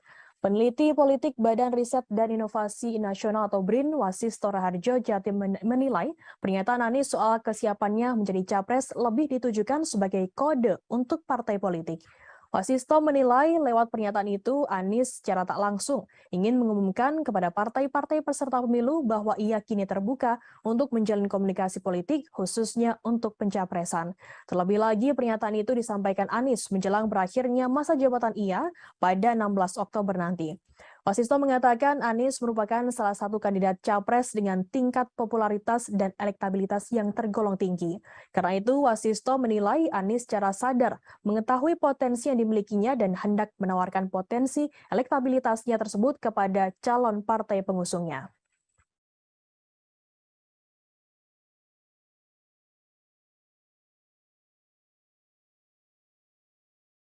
Direktur Utama PT PLN Darmawan Prasojo mengatakan pihaknya tengah melakukan uji coba program konversi kompor LPG ke kompor listrik di berbagai kota Rabu 21 September. Dalam program ini masyarakat bisa menghemat uang hingga Rp8.000 per kilogram LPG. Dalam rapat dengar pendapat dengan Komisi 7 DPR RI pada Rabu 14 September, Direktur Utama PT PLN Darmawan Prasojo mengatakan dengan menggunakan kompor induksi, masyarakat bisa memasak dengan lebih hemat 10 hingga 15% dibandingkan dengan kompor LPG. Ia juga mengatakan program konversi kompor listrik tersebut terbukti dapat menghemat APBN hingga Rp330 miliar per tahunnya.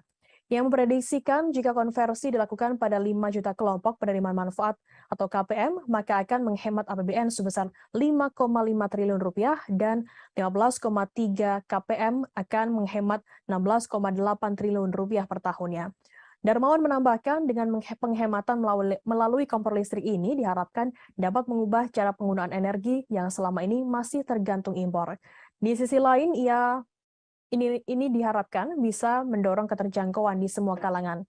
Sementara itu, Menteri BUMN Erick Thohir mengatakan meski ada rencana peralihan dari kompor LPG ke kompor listrik, penjualan LPG tak boleh langsung dihapus. Pasalnya LPG saat ini masih sangat dibutuhkan oleh masyarakat seperti pedagang asongan, terlebih agen LPG yang pekerjaannya tak boleh dimatikan karena merupakan pendongkrak perekonomian Indonesia.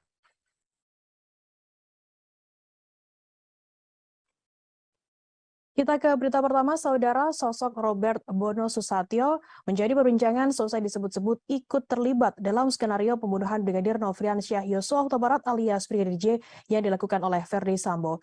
Indonesia Police Watch atau IPW menduga Robert memberikan fasilitas jet pribadi ke Brigjen Hendra Kurniawan. Jet tersebut digunakan oleh Brigjen Hendra mengantar jenazah Brigadir J ke Jambi.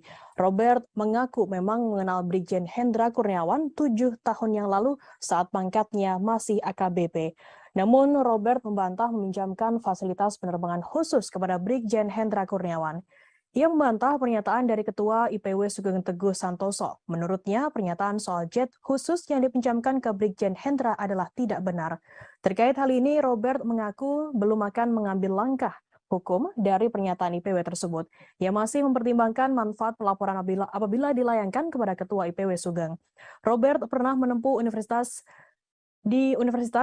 of California San Francisco Foundation.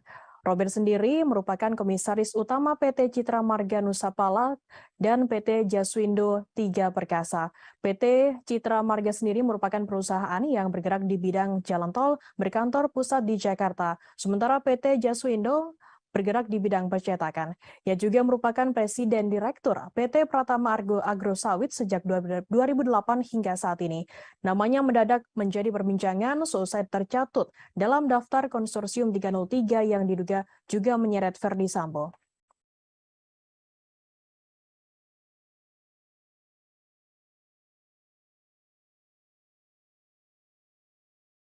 Barada Richard Eliezer alias Baradae digugat secara perdata oleh mantan kuasa hukumnya, Doli Payumara dan Muhammad Burhanuddin sebesar 15 miliar rupiah.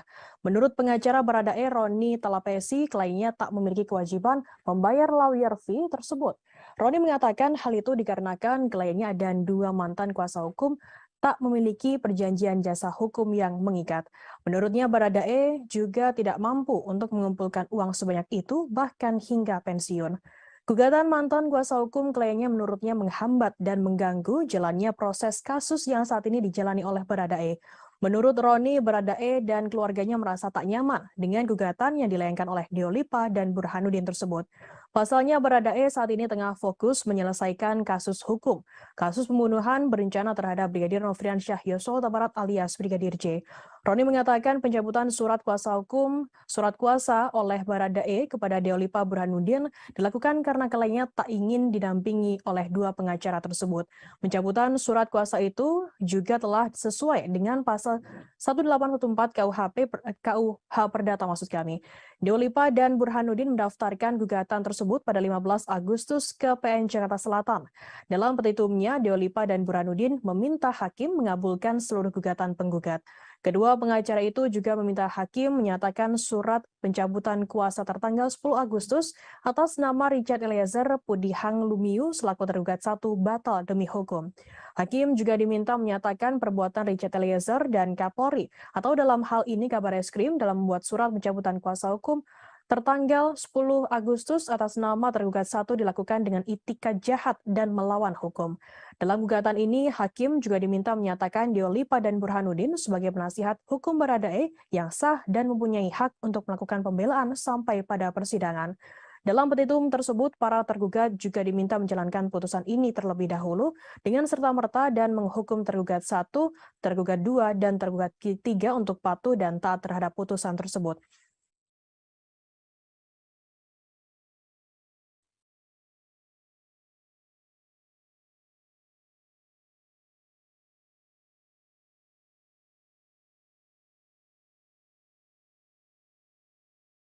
Pengamat kepolisian menilai Verdi Sambo meyakini kartu as yang dimiliki ex-Kadif Propam-Polri, Irjen Verdi Sambo tersebut tak berguna menyelamatkan dirinya. Hermawan Sulistyo, pengamat kepolisian atau mengatakan kartu as tersebut sudah tak bisa menyelamatkan nasib Verdi Sambo. Hal ini dibuktikan dengan berakhirnya karir Sambo di kepolisian. Verdi Sambo diketahui dipecat secara tidak dengan hormat karena melakukan tindakan pembunuhan terhadap Brigadir Nofriansyah Yosua Huta Barat alias Brigadir J. Bahkan Sambo juga tak mendapatkan uang pensiunan. Hermawan mengatakan kartu as yang dimiliki Sambo dinilai tidak efektif. Apabila benar-benar memiliki kartu as yang mumpuni, seharusnya karir polisi tak akan berakhir demikian. Menurutnya, jika memang kartu as tersebut manjur menyelamatkan Ferdi Sambo, maka seharusnya hukumannya hanya skorsing atas kasus pembunuhan yang menjeratnya. Hermawan mengatakan kartu as milik Sambo juga tak berlaku untuk kasus hukum yang menyeret istrinya Putri Chandrawati. Pasalnya, sang istri kini juga ditetapkan sebagai tersangka atas pembunuhan Brigadir J. Hermawan meyakini tidak ditahannya Putri Chandrawati hingga kini tidak ada kaitannya dengan kartu as yang dimiliki oleh Ferdi Sambo. Namun, Hermawan tak bisa menilai apa yang membuat penyidik memutuskan tidak menahan istri Verdi Sambo tersebut. Verdi Sambo sendiri diketahui resmi dipecat dari satuan kepolisian selesai pengajuan bandingnya ditolak oleh Majelis Kode Etik Polri.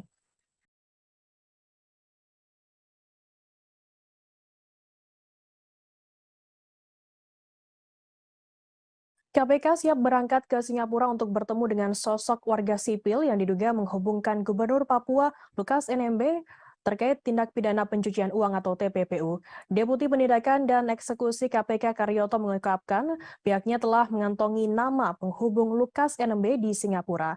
Karyoto mengatakan KPK akan mendalami peran dari penghubung tersebut. Apakah memang terlibat aktif atau pasif dalam membantu Lukas menyembunyikan atau menyamarkan hasil kejahatan. Menurutnya KPK akan bertolak ke Singapura dalam waktu dekat untuk menemui Korup Practice Investigation Bureau atau CIPB Singapura. Hal tersebut nantinya akan menjadi bahan pembahasan terkait dengan beberapa orang yang KPK cari.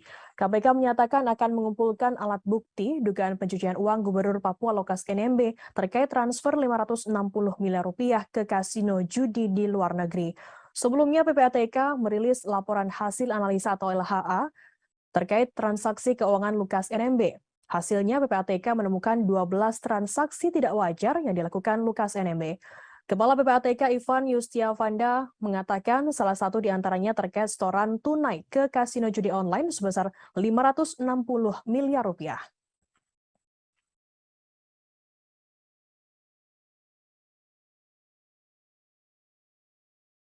KPK akan melakukan pemanggilan kedua terhadap Gubernur Papua Lukas NMB dalam waktu dekat Rabu 21 September.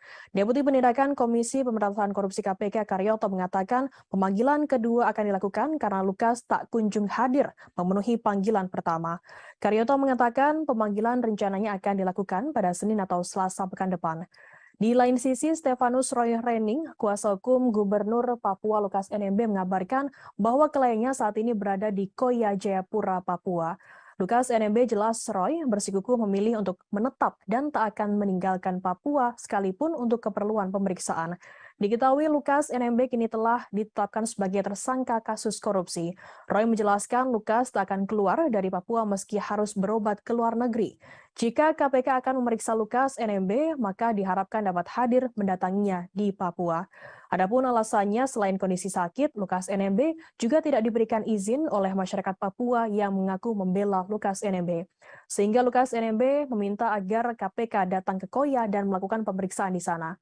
Lukas diketahui ditetapkan menjadi tersangka atas kasus korupsi karena telah menerima gratifikasi sebesar 1 miliar rupiah.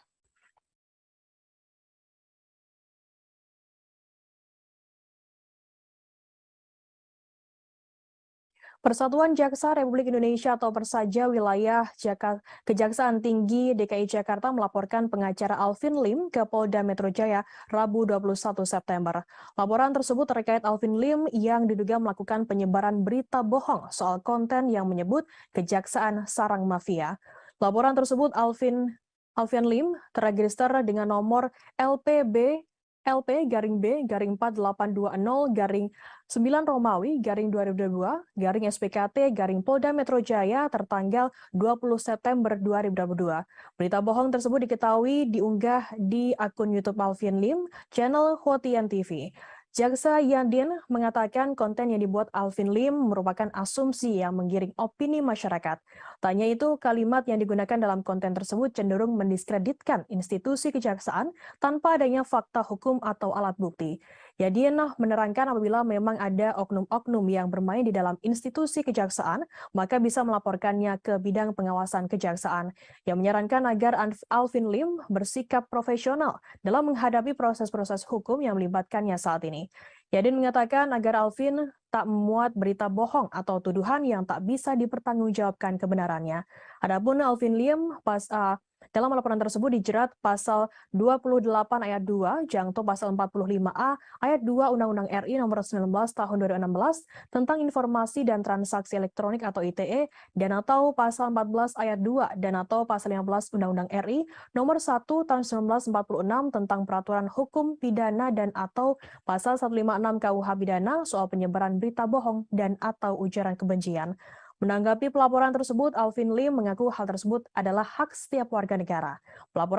Namun pelaporan tersebut menurutnya menunjukkan adanya jaksa yang anti kritik. Ia menegaskan jika apa yang ia sampaikan merupakan fakta dan bukan hoax. Alvin menuding jika para jaksa kurang paham terkait hak kebebasan berpendapat dan kewenangan advokat dalam menyampaikan kasus yang ditangani merupakan hak dan dilindungi oleh undang-undang.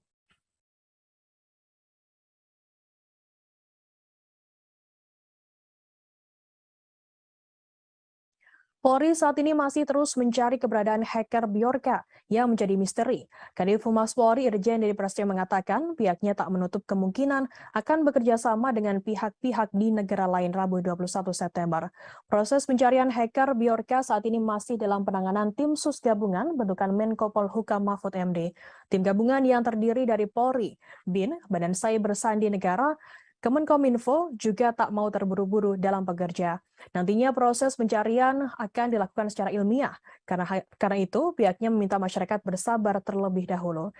Sebelumnya, kepolisian telah menetapkan satu orang tersangka dalam kasus hacker Bjorka. Tersangka merupakan seorang pemuda bernama Muhammad Agung Hidayatullah, 21 tahun alias MAH asal Madiun, Jawa Timur. MAH ditangkap pada 14 September dan dibebaskan pada 16 September. MH sendiri tak ditahan dan dikenakan wajib lapor karena bersikap kooperatif.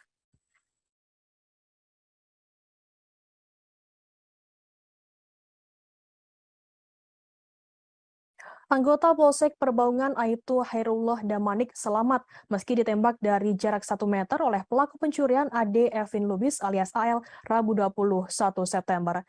Ia kemudian dianggap sakti karena tak mengalami luka sama sekali.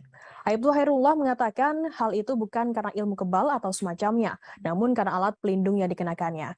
Kejadian tersebut terjadi di rumah pelaku pencurian dan perampokan di Desa Citaman Jernih, Kecamatan Perbaungan, Serdang Bedagai, Sumatera Utara pada Kamis 15 September. Hairullah mengatakan seorang rekannya bernama Riki tengah kucing-kucingan dengan AL. Hairullah kemudian langsung sigap naik ke atap tempat AL bersembunyi. Tak berselang lama, tiba-tiba terdengar suara letusan senjata api. AL ternyata mencoba menembak kepala Hairullah dengan senjata api rakitan dari jarak 1 meter. Beruntungnya Hairullah mengenakan helm taktikal sehingga peluru tak langsung mengenai kepalanya. Meski tak terkena peluru, kepala Hairullah mengalami luka ringan karena serpihan peluru berkaliber 5,66 mm. Serpihan peluru tersebut mengenai mata sebelah kirinya. Dalam pengakuannya, Hairullah memang sudah bersiaga karena mengetahui karakter pelaku. Akibat kejadian tersebut, Hairullah dilarikan ke rumah sakit untuk mendapatkan penanganan medis.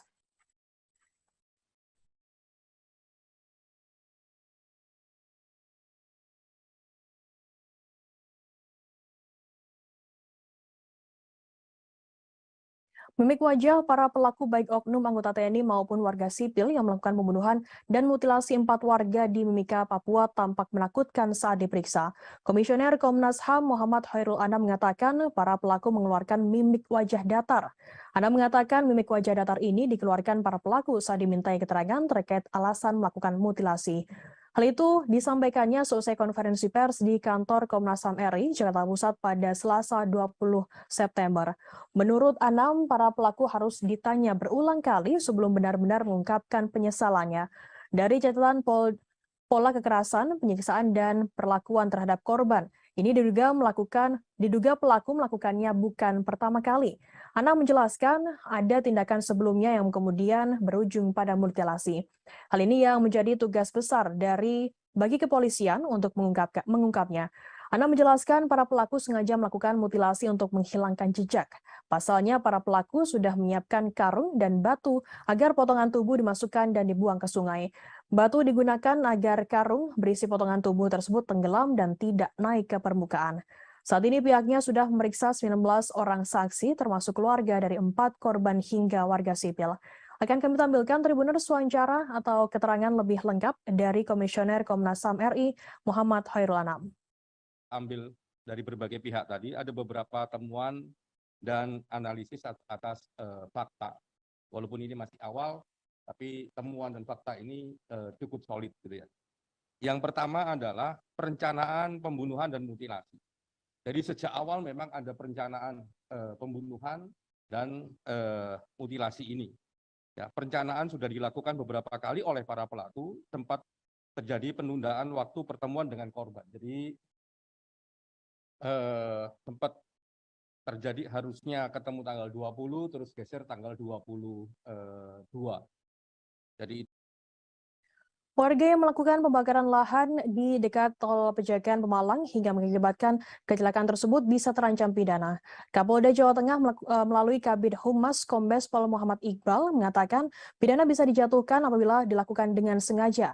Diketahui kecelakaan beruntun melibatkan 13 kendaraan mengakibatkan 1 orang meninggal dunia. Kecelakaan tersebut diduga dikarenakan adanya asap tebal yang menjadikan jarak pandang pengendara menjadi pendek. Iqbal mengatakan apabila terbukti kebakaran tersebut dilakukan dengan sengaja, polisi akan memproses pelakunya. Polisi akan menjerat pelaku dengan pasal 359 KUHP dengan ancaman pidana penjara paling lama 5 tahun atau pidana kurungan paling lama 1 tahun. Atas insiden tersebut, Iqbal mengimbau agar masyarakat tak melakukan perbuatan yang berdampak pada munculnya api di dekat tol, 1 diantaranya melakukan pembakaran. Selain itu, ia juga meminta warga pemilik lahan yang berdekatan dengan lokasi tol untuk bersikap bijak dan hati-hati. Di jalan tol, banyak pengguna tol yang memacu kendaraannya dengan kecepatan tinggi. Bila terdapat gangguan seperti kebakaran, berpotensi membahayakan pengguna jalan.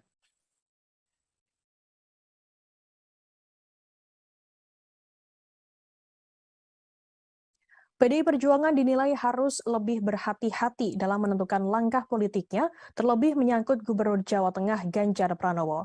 Pasalnya, Jawa Tengah sendiri merupakan lumbung suara PDI Perjuangan. Hal itu diungkapkan oleh pengamat politik dari UNS Solo, Agus Riwanto, Rabu 21 September.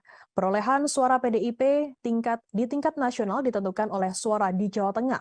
Menurutnya, kemenangan PDIP di Jawa Tengah adalah kunci kemenangan PDIP di tingkat nasional. Apabila suara PDI Perjuangan kurang di Jawa Tengah, maka akan berkurang juga di tingkat nasional.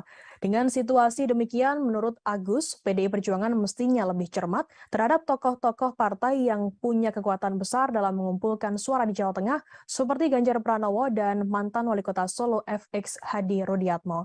Apabila salah langkah, PDI Perjuangan tak bisa meraup suara maksimal dari tambang emas mereka sendiri. Agus lantas menyinggung dinamika politik internal PDI Perjuangan antara Ganjar dan Puan Maharani. Ganjar berulang kali tak diundang di acara partainya sendiri yang dihadiri Puan di Jawa Tengah.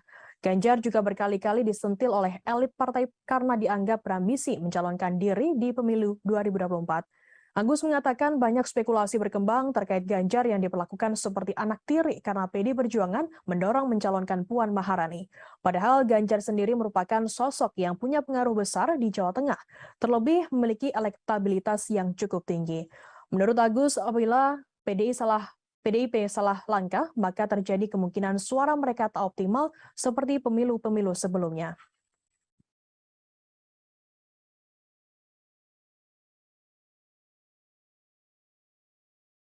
Selesai tak lagi menjabat sebagai Wakil Gubernur DKI Jakarta, Ahmad Riza Patria akan fokus mendukung Partai Gerindra dalam pemilu 2024. Ex-Wagub DKI Jakarta sekaligus Ketua Dewan Pimpinan Pusat atau DPP Partai Gerindra ini mengaku fokus pada kemenangan Partai Gerindra. Ia ingin partainya meraih perolehan suara terbanyak di DKI Jakarta pada pemilu 2024. Riza mengatakan partainya selama ini berhasil menduduki posisi nomor 2 dalam pemilihan legislatif. Bahkan suara tersebut menambah kursi di Dewan Perwakilan Daerah atau DPRD DKI Jakarta. Riza mengatakan hal itu harus ditingkatkan demi kemenangan Prabowo Subianto, Ketua Umum Partai Gerindra di Pilpres 2024. Ia saat ini mengaku akan fokus dengan kemenangan partainya di DKI Jakarta dan kemenangan Prabowo Subianto di Pilpres 2024. Sebelumnya DPRD DKI Jakarta mengumumkan pemberhentian Gubernur DKI Jakarta Anies Baswedan dan Wakil Gubernur DKI Jakarta Ahmad Riza Patria dalam rapat paripurna pada Selasa 13 September. Keduanya akan mengerjakan sisa tugasnya hingga 16 Oktober nanti.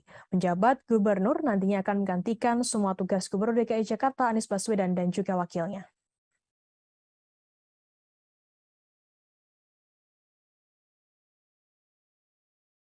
Tidak lolos pendaftaran sebagai calon peserta pemilu 2024, Partai Indonesia Bangkit Bersatu atau IBU menggugat Komisi Pemilihan Umum RI ke Pengadilan Tata Usaha Negara atau PT-UN Jakarta.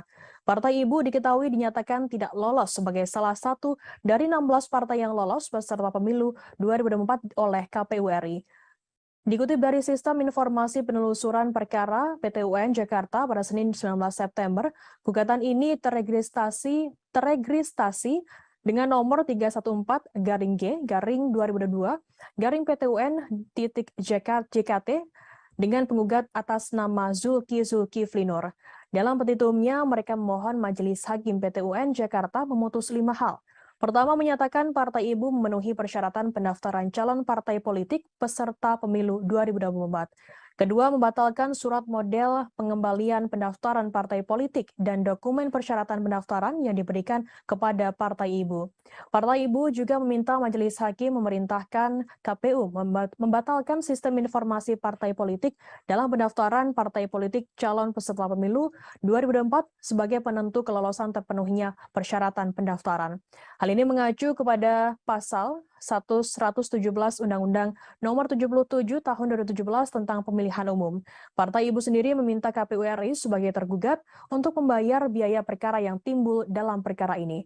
Sebelumnya, Partai Ibu juga telah menggugat KPU ke Badan Pengawas Pemilu atau Bawaslu RI atas dugaan pelanggaran administrasi pemilu di balik tidak lolosnya mereka ke tahapan verifikasi administrasi.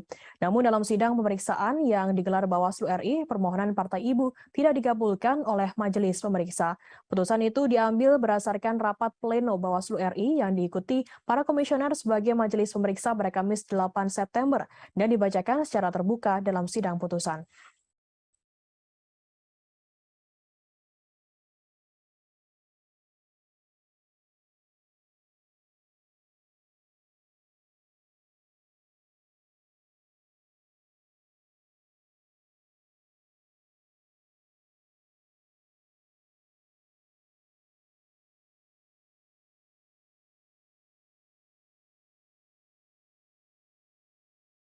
Gubernur DKI Jakarta Anies Baswedan menyatakan siap maju sebagai calon presiden pada Pilpres 2024. Pernyataan kesiapan ini ia sampaikan sebelum lengser dari jabatan Gubernur DKI Jakarta.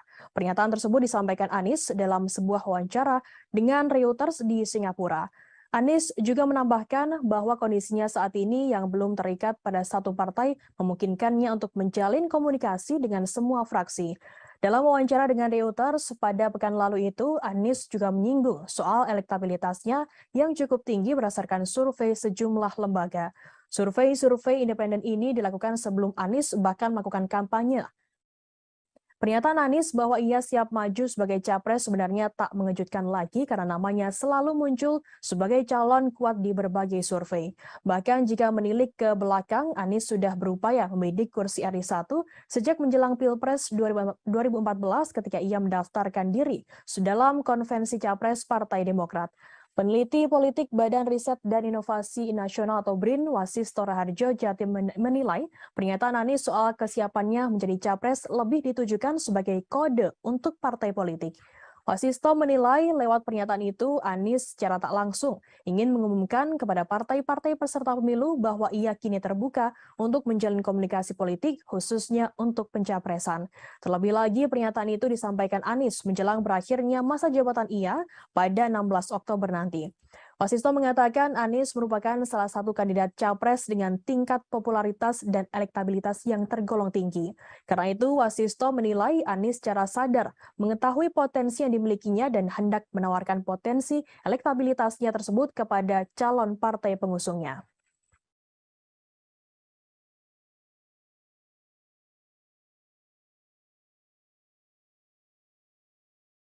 Direktur Utama PT PLN Darmawan Prasojo mengatakan pihaknya tengah melakukan uji coba program konversi kompor LPG ke kompor listrik di berbagai kota Rabu 21 September. Dalam program ini masyarakat bisa menghemat uang hingga Rp8.000 per kilogram LPG. Dalam rapat dengar pendapat dengan Komisi 7 DPR RI pada Rabu 14 September, Direktur Utama PT PLN Darmawan Prasojo mengatakan dengan menggunakan kompor induksi, masyarakat bisa memasak dengan lebih hemat 10 hingga 15% dibandingkan dengan kompor LPG. Ia juga mengatakan program konversi kompor listrik tersebut terbukti dapat menghemat APBN hingga Rp330 miliar per tahunnya. Yang memprediksikan jika konversi dilakukan pada 5 juta kelompok penerima manfaat atau KPM, maka akan menghemat APBN sebesar Rp5,5 triliun dan 15,3 KPM akan menghemat Rp16,8 triliun per tahunnya. Darmawan menambahkan dengan penghematan melalui kompor listrik ini diharapkan dapat mengubah cara penggunaan energi yang selama ini masih tergantung impor. Di sisi lain, ini diharapkan bisa mendorong keterjangkauan di semua kalangan. Sementara itu, Menteri BUMN Erick Thohir mengatakan meski ada rencana peralihan dari kompor LPG ke kompor listrik, penjualan LPG tak boleh langsung dihapus. Pasalnya LPG saat ini masih sangat dibutuhkan oleh masyarakat seperti pedagang asongan, terlebih agen LPG yang pekerjaannya tak boleh dimatikan karena merupakan pendongkrak perekonomian Indonesia.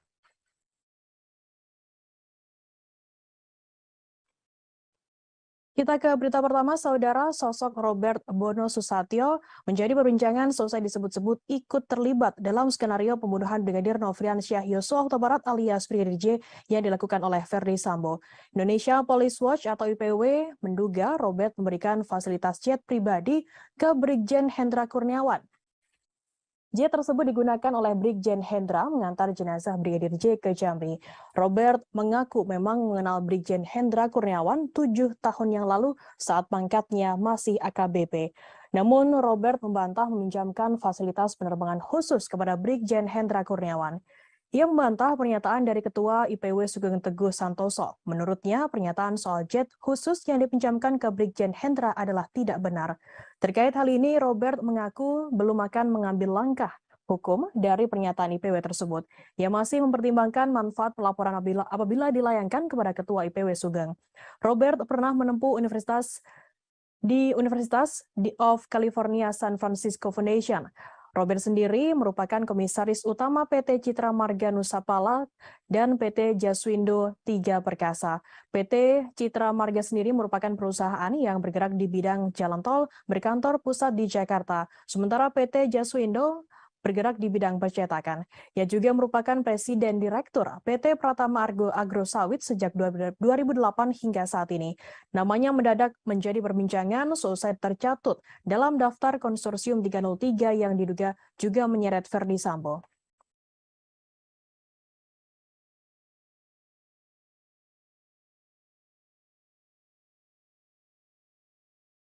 Barada Richard Eliezer alias Baradae digugat secara perdata oleh mantan kuasa hukumnya, Dolipa Yumara dan Muhammad Burhanuddin sebesar 15 miliar rupiah. Menurut pengacara Baradae, Roni Talapesi, kliennya tak memiliki kewajiban membayar lawyer fee tersebut. Roni mengatakan hal itu dikarenakan kliennya dan dua mantan kuasa hukum tak memiliki perjanjian jasa hukum yang mengikat. Menurutnya, Baradae juga tidak mampu untuk mengumpulkan uang sebanyak itu, bahkan hingga pensiun.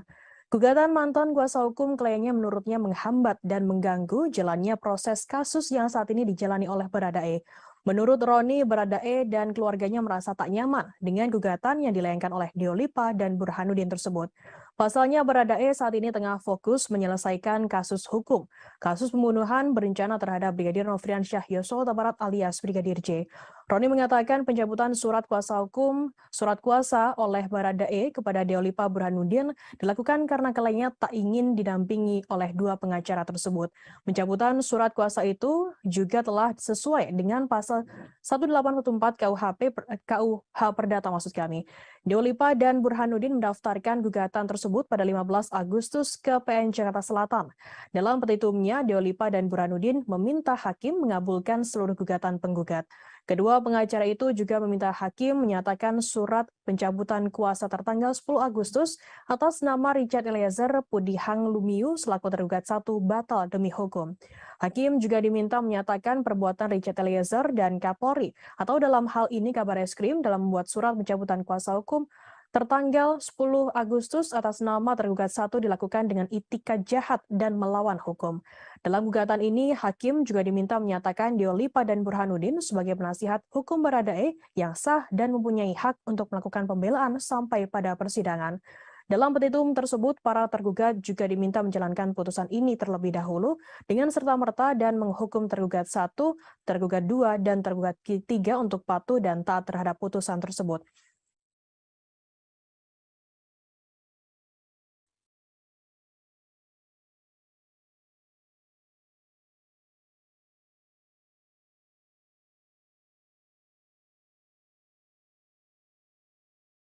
Pengamat kepolisian menilai Verdi Sambo meyakini kartu as yang dimiliki ex-Kadif Propam Polri, Irjen Verdi Sambo tersebut tak berguna menyelamatkan dirinya. Hermawan Sulistyo, pengamat kepolisian atau mengatakan kartu as tersebut sudah tak bisa menyelamatkan nasib Verdi Sambo. Hal ini dibuktikan dengan berakhirnya karir Sambo di kepolisian. Verdi Sambo diketahui dipecat secara tidak dengan hormat karena melakukan tindakan pembunuhan terhadap Brigadir Nofriansyah Yosua Huta Barat alias Brigadir J. Bahkan Sambo juga tak mendapatkan uang pensiunan. Hermawan mengatakan kartu as yang dimiliki Sambo dinilai tidak efektif. Apabila benar-benar memiliki kartu as yang mumpuni, seharusnya karir polisi tak akan berakhir demikian. Menurutnya, jika memang kartu as tersebut manjur menyelamatkan Ferry Sambo, maka seharusnya hukumannya hanya skorsing atas kasus pembunuhan yang menjeratnya. Hermawan mengatakan kartu as milik Sambo juga tak berlaku untuk kasus hukum yang menyeret istrinya Putri Chandrawati. Pasalnya, sang istri kini juga ditetapkan sebagai tersangka atas pembunuhan Brigadir J. Hermawan meyakini tidak ditahannya Putri Chandrawati hingga kini tidak ada kaitannya dengan kartu as yang dimiliki oleh Ferry Sambo. Namun Hermawan tak bisa menilai apa yang membuat penyidik memutuskan tidak menahan istri Ferdy Sambo tersebut. Ferdy Sambo sendiri diketahui resmi dipecat dari satuan kepolisian selesai pengajuan bandingnya ditolak oleh Majelis Kode Etik Polri.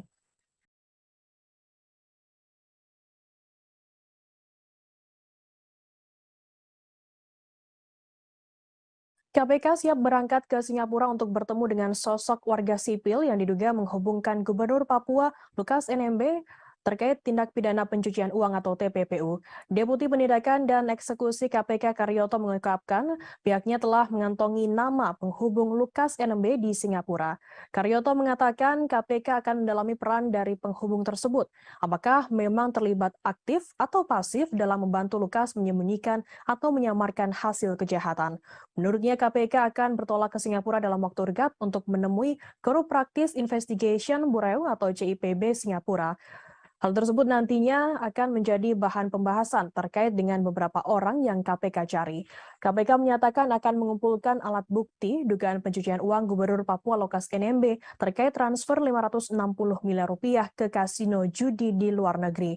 Sebelumnya PPATK merilis laporan hasil analisa atau LHA terkait transaksi keuangan Lukas NMB. Hasilnya PPATK menemukan 12 transaksi tidak wajar yang dilakukan Lukas NMB. Kepala PPATK Ivan Yustiavanda mengatakan salah satu di antaranya terkait setoran tunai ke kasino judi online sebesar 560 miliar rupiah.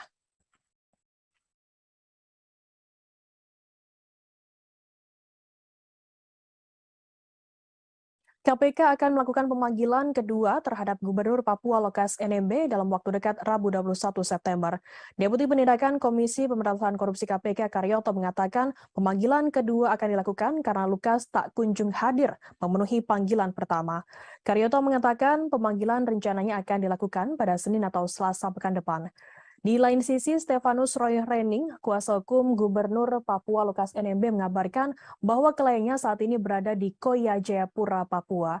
Lukas NMB jelas Roy bersikukuh memilih untuk menetap dan tak akan meninggalkan Papua sekalipun untuk keperluan pemeriksaan. Diketahui Lukas NMB kini telah ditetapkan sebagai tersangka kasus korupsi. Roy menjelaskan Lukas tak akan keluar dari Papua meski harus berobat ke luar negeri. Jika KPK akan memeriksa Lukas NMB, maka diharapkan dapat hadir mendatanginya di Papua. Adapun alasannya selain kondisi sakit, Lukas NMB juga tidak diberikan izin oleh masyarakat Papua yang mengaku membela Lukas NMB. Sehingga Lukas NMB meminta agar KPK datang ke Koya dan melakukan pemeriksaan di sana. Lukas diketahui ditetapkan menjadi tersangka atas kasus korupsi karena telah menerima gratifikasi sebesar 1 miliar rupiah.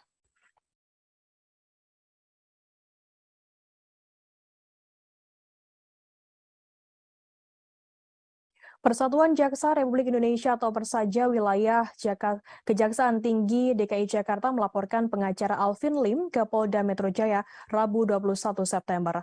Laporan tersebut terkait Alvin Lim yang diduga melakukan penyebaran berita bohong soal konten yang menyebut Kejaksaan Sarang Mafia. Laporan tersebut Alvin Lim terregister dengan nomor LPB LP garing B garing 4820 garing 9 Romawi garing 2022 garing SPKT garing Polda Metro Jaya tertanggal 20 September 2022. Berita bohong tersebut diketahui diunggah di akun YouTube Alvin Lim, channel Hotian TV. Jaksa Yandin mengatakan konten yang dibuat Alvin Lim merupakan asumsi yang menggiring opini masyarakat. Tanya itu, kalimat yang digunakan dalam konten tersebut cenderung mendiskreditkan institusi kejaksaan tanpa adanya fakta hukum atau alat bukti. Yadin menerangkan apabila memang ada oknum-oknum yang bermain di dalam institusi kejaksaan, maka bisa melaporkannya ke bidang pengawasan kejaksaan. Yang menyarankan agar Alvin Lim bersikap profesional dalam menghadapi proses-proses hukum yang melibatkannya saat ini. Yadin mengatakan agar Alvin tak memuat berita bohong atau tuduhan yang tak bisa dipertanggungjawabkan kebenarannya.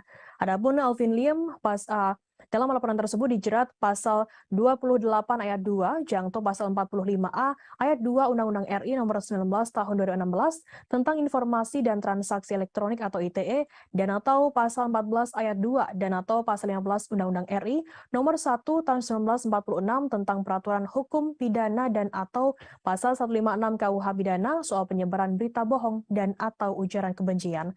Menanggapi pelaporan tersebut, Alvin Lim mengaku hal tersebut adalah hak setiap warga negara. Namun pelaporan tersebut menurutnya menunjukkan adanya jaksa yang anti kritik.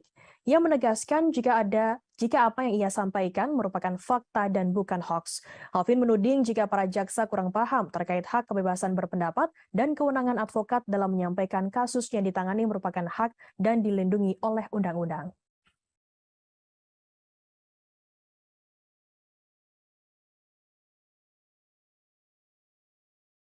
Polri saat ini masih terus mencari keberadaan hacker Bjorka yang menjadi misteri. Kadif Humas Polri Irjen Dedi Prasetyo mengatakan pihaknya tak menutup kemungkinan akan bekerja sama dengan pihak-pihak di negara lain Rabu 21 September.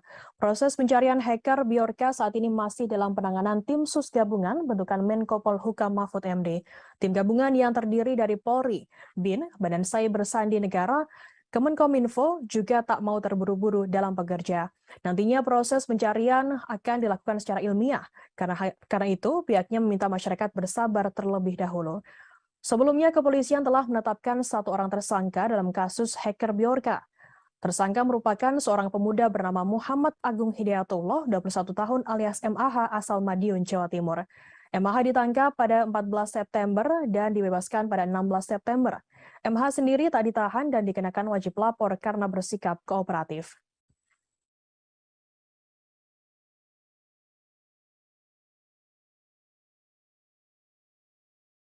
Anggota Polsek Perbaungan Aibtu Hairullah Damanik selamat meski ditembak dari jarak 1 meter oleh pelaku pencurian Ade Evin Lubis alias AL Rabu 21 September. Ia kemudian dianggap sakti karena tak mengalami luka sama sekali. Aibtu Hairullah mengatakan hal itu bukan karena ilmu kebal atau semacamnya, namun karena alat pelindung yang dikenakannya. Kejadian tersebut terjadi di rumah pelaku pencurian dan perampokan di Desa Citaman Jernih, Kecamatan Perbaungan, Serdang Bedagai, Sumatera Utara pada Kamis 15 September. Hairullah mengatakan seorang rekannya bernama Riki tengah kucing-kucingan dengan AL. Hairullah kemudian langsung sigap naik ke atap tempat AL bersembunyi. Tak berselang lama, tiba-tiba terdengar suara letusan senjata api. AL ternyata mencoba menembak kepala Hairullah dengan senjata api rakitan dari jarak 1 meter. Beruntungnya Hairullah mengenakan helm taktikal sehingga peluru tak langsung mengenai kepalanya. Meski tak terkena peluru, kepala Hairullah mengalami luka ringan karena serpihan peluru berkaliber 5,66 mm. Serpihan peluru tersebut mengenai mata sebelah kirinya. Dalam pengakuannya, Hairullah memang sudah bersiaga karena mengetahui karakter pelaku. Akibat kejadian tersebut, Hairullah dilarikan ke rumah sakit untuk mendapatkan penanganan medis.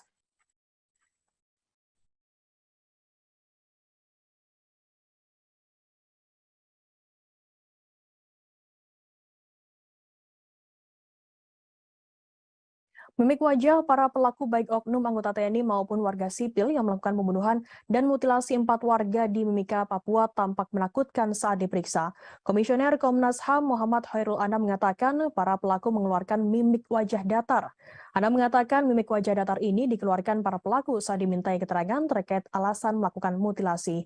Hal itu disampaikannya selesai konferensi pers di kantor Komnas HAM RI, Jakarta Pusat pada Selasa 20 September.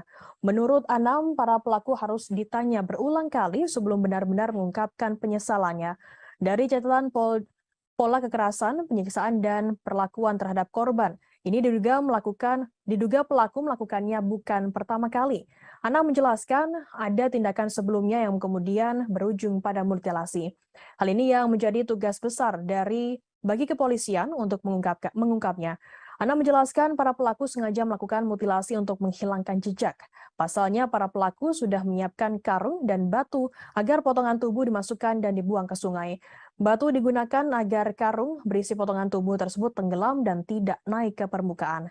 Saat ini pihaknya sudah memeriksa 19 orang saksi termasuk keluarga dari 4 korban hingga warga sipil. Akan kami tampilkan Tribuners wawancara atau keterangan lebih lengkap dari Komisioner Komnas HAM RI Muhammad Khairul Anam. ambil dari berbagai pihak tadi, ada beberapa temuan dan analisis atas fakta. Walaupun ini masih awal, tapi temuan dan fakta ini cukup solid gitu ya. Yang pertama adalah perencanaan pembunuhan dan mutilasi. Jadi sejak awal memang ada perencanaan pembunuhan dan mutilasi ini. Ya, perencanaan sudah dilakukan beberapa kali oleh para pelaku, sempat terjadi penundaan waktu pertemuan dengan korban. Jadi sempat terjadi harusnya ketemu tanggal 20, terus geser tanggal 22. Jadi Warga yang melakukan pembakaran lahan di dekat tol Pejagan Pemalang hingga mengakibatkan kecelakaan tersebut bisa terancam pidana. Kapolda Jawa Tengah melalui Kabid Humas Kombes Pol Muhammad Iqbal mengatakan pidana bisa dijatuhkan apabila dilakukan dengan sengaja. Diketahui kecelakaan beruntun melibatkan 13 kendaraan mengakibatkan 1 orang meninggal dunia. Kecelakaan tersebut diduga dikarenakan adanya asap tebal yang menjadikan jarak pandang pengendara menjadi pendek. Iqbal mengatakan apabila terbukti kebakaran tersebut dilakukan dengan sengaja, polisi akan memproses pelakunya. Polisi akan menjerat pelaku dengan pasal 359 KUHP dengan ancaman pidana penjara paling lama 5 tahun atau pidana kurungan paling lama 1 tahun. Atas insiden tersebut, Iqbal mengimbau agar masyarakat tak melakukan perbuatan yang berdampak pada munculnya api di dekat tol, 1 diantaranya melakukan pembakaran. Selain itu, ia juga meminta warga pemilik lahan yang berdekatan dengan lokasi tol untuk bersikap bijak dan hati-hati. Di jalan tol, banyak pengguna tol yang memacu kendaraannya dengan kecepatan tinggi. Bila terdapat gangguan seperti kebakaran, berpotensi membahayakan pengguna jalan.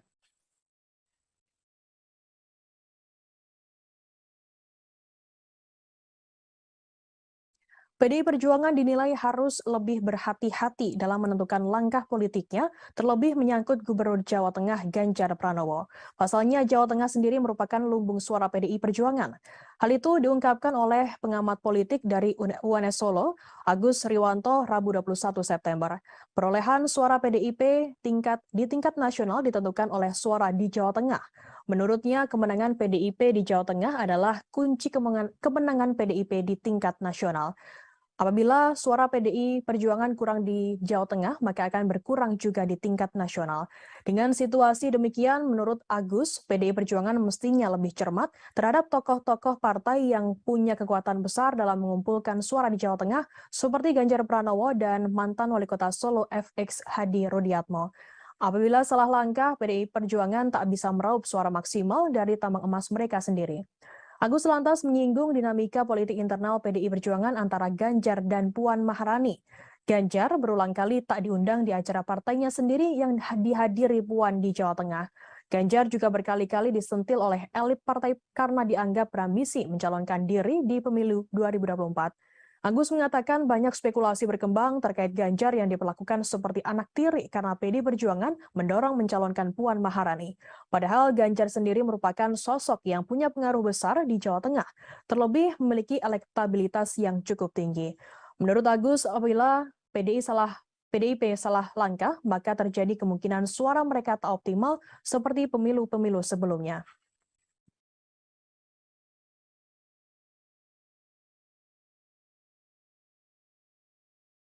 Selesai tak lagi menjabat sebagai Wakil Gubernur DKI Jakarta Ahmad Riza Patria akan fokus mendukung Partai Gerindra dalam pemilu 2024.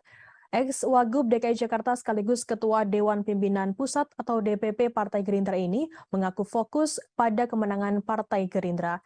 Ia ingin partainya meraih perolehan suara terbanyak di DKI Jakarta pada pemilu 2024. Riza mengatakan partainya selama ini berhasil menduduki posisi nomor 2 dalam pemilihan legislatif. Bahkan suara tersebut menambah kursi di Dewan Perwakilan Daerah atau DPRD DKI Jakarta.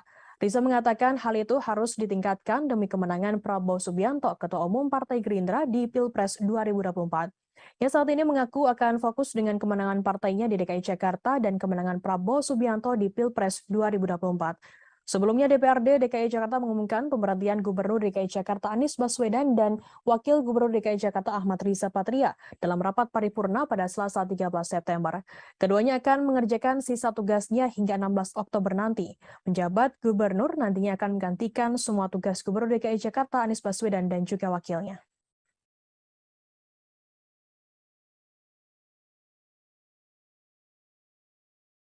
Tidak lolos pendaftaran sebagai calon peserta pemilu 2024, Partai Indonesia Bangkit Bersatu atau IBU menggugat Komisi Pemilihan Umum RI ke Pengadilan Tata Usaha Negara atau PT UN Jakarta. Partai IBU diketahui dinyatakan tidak lolos sebagai salah satu dari 16 partai yang lolos peserta pemilu 2024 oleh KPU RI. Dikutip dari Sistem Informasi Penelusuran Perkara PT UN Jakarta pada Senin 19 September, gugatan ini teregistrasi dengan nomor 314-G-2022-PT UN-JKT dengan penggugat atas nama Zulkifli Nur. Dalam petitumnya, mereka memohon Majelis Hakim PT UN Jakarta memutus 5 hal. Pertama, menyatakan Partai IBU memenuhi persyaratan pendaftaran calon partai politik peserta pemilu 2024. Kedua, membatalkan surat model pengembalian pendaftaran partai politik dan dokumen persyaratan pendaftaran yang diberikan kepada Partai IBU. Partai IBU juga meminta Majelis Hakim memerintahkan KPU membatalkan sistem informasi partai politik dalam pendaftaran partai politik calon peserta pemilu 2024 sebagai penentu kelolosan terpenuhinya persyaratan pendaftaran. Hal ini mengacu kepada pasal 117 Undang-Undang Nomor 77 Tahun 2017 tentang Pemilihan Umum. Partai IBU sendiri meminta KPU RI sebagai tergugat untuk membayar biaya perkara yang timbul dalam perkara ini. Sebelumnya, Partai IBU juga telah menggugat KPU ke Badan Pengawas Pemilu atau Bawaslu RI atas dugaan pelanggaran administrasi pemilu di balik tidak lolosnya mereka ke tahapan verifikasi administrasi. Namun dalam sidang pemeriksaan yang digelar Bawaslu RI, permohonan Partai IBU tidak dikabulkan oleh majelis pemeriksa. Putusan itu diambil berdasarkan rapat pleno Bawaslu RI yang diikuti para komisioner sebagai majelis pemeriksa pada Kamis 8 September dan dibacakan secara terbuka dalam sidang putusan.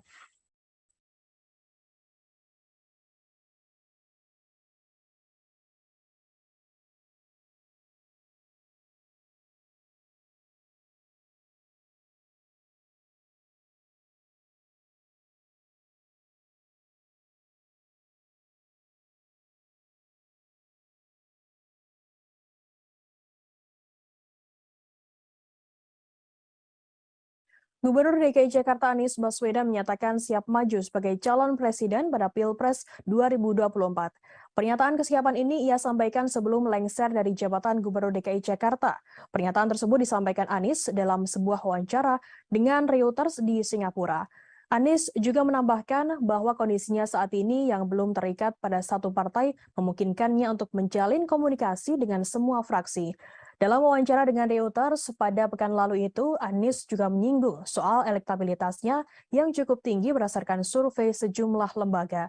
Survei independen ini dilakukan sebelum Anies bahkan melakukan kampanye. Pernyataan Anies bahwa ia siap maju sebagai capres sebenarnya tak mengejutkan lagi karena namanya selalu muncul sebagai calon kuat di berbagai survei. Bahkan jika menilik ke belakang, Anies sudah berupaya membidik kursi RI 1 sejak menjelang Pilpres 2014 ketika ia mendaftarkan diri dalam konvensi capres Partai Demokrat. Peneliti politik Badan Riset dan Inovasi Nasional atau BRIN, Wasisto Raharjo Jatim menilai pernyataan Anies soal kesiapannya menjadi capres lebih ditujukan sebagai kode untuk partai politik. Wasisto menilai lewat pernyataan itu Anies secara tak langsung ingin mengumumkan kepada partai-partai peserta pemilu bahwa ia kini terbuka untuk menjalin komunikasi politik khususnya untuk pencapresan. Terlebih lagi pernyataan itu disampaikan Anies menjelang berakhirnya masa jabatan ia pada 16 Oktober nanti. Wasisto mengatakan Anies merupakan salah satu kandidat capres dengan tingkat popularitas dan elektabilitas yang tergolong tinggi. Karena itu, Wasisto menilai Anies secara sadar mengetahui potensi yang dimilikinya dan hendak menawarkan potensi elektabilitasnya tersebut kepada calon partai pengusungnya.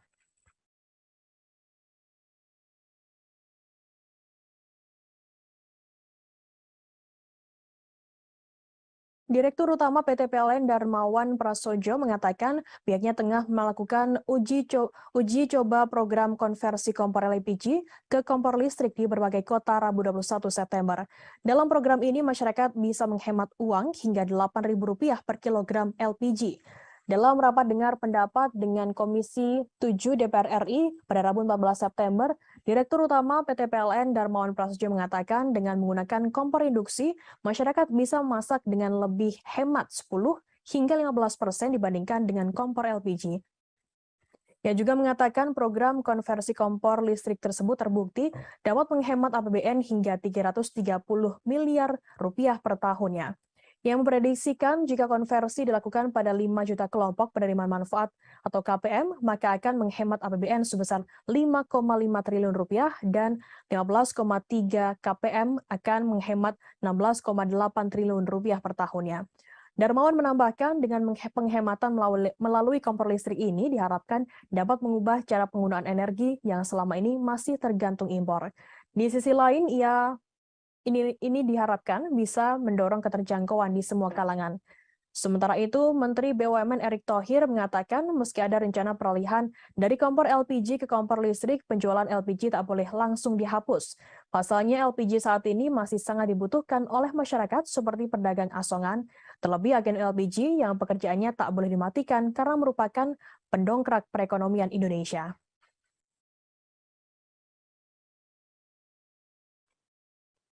Kita ke berita pertama, saudara. Sosok Robert Bono Susatyo menjadi perbincangan selesai disebut-sebut ikut terlibat dalam skenario pembunuhan Brigadir Nofriansyah Yosua Huta Barat alias Brigadir J yang dilakukan oleh Verdi Sambo.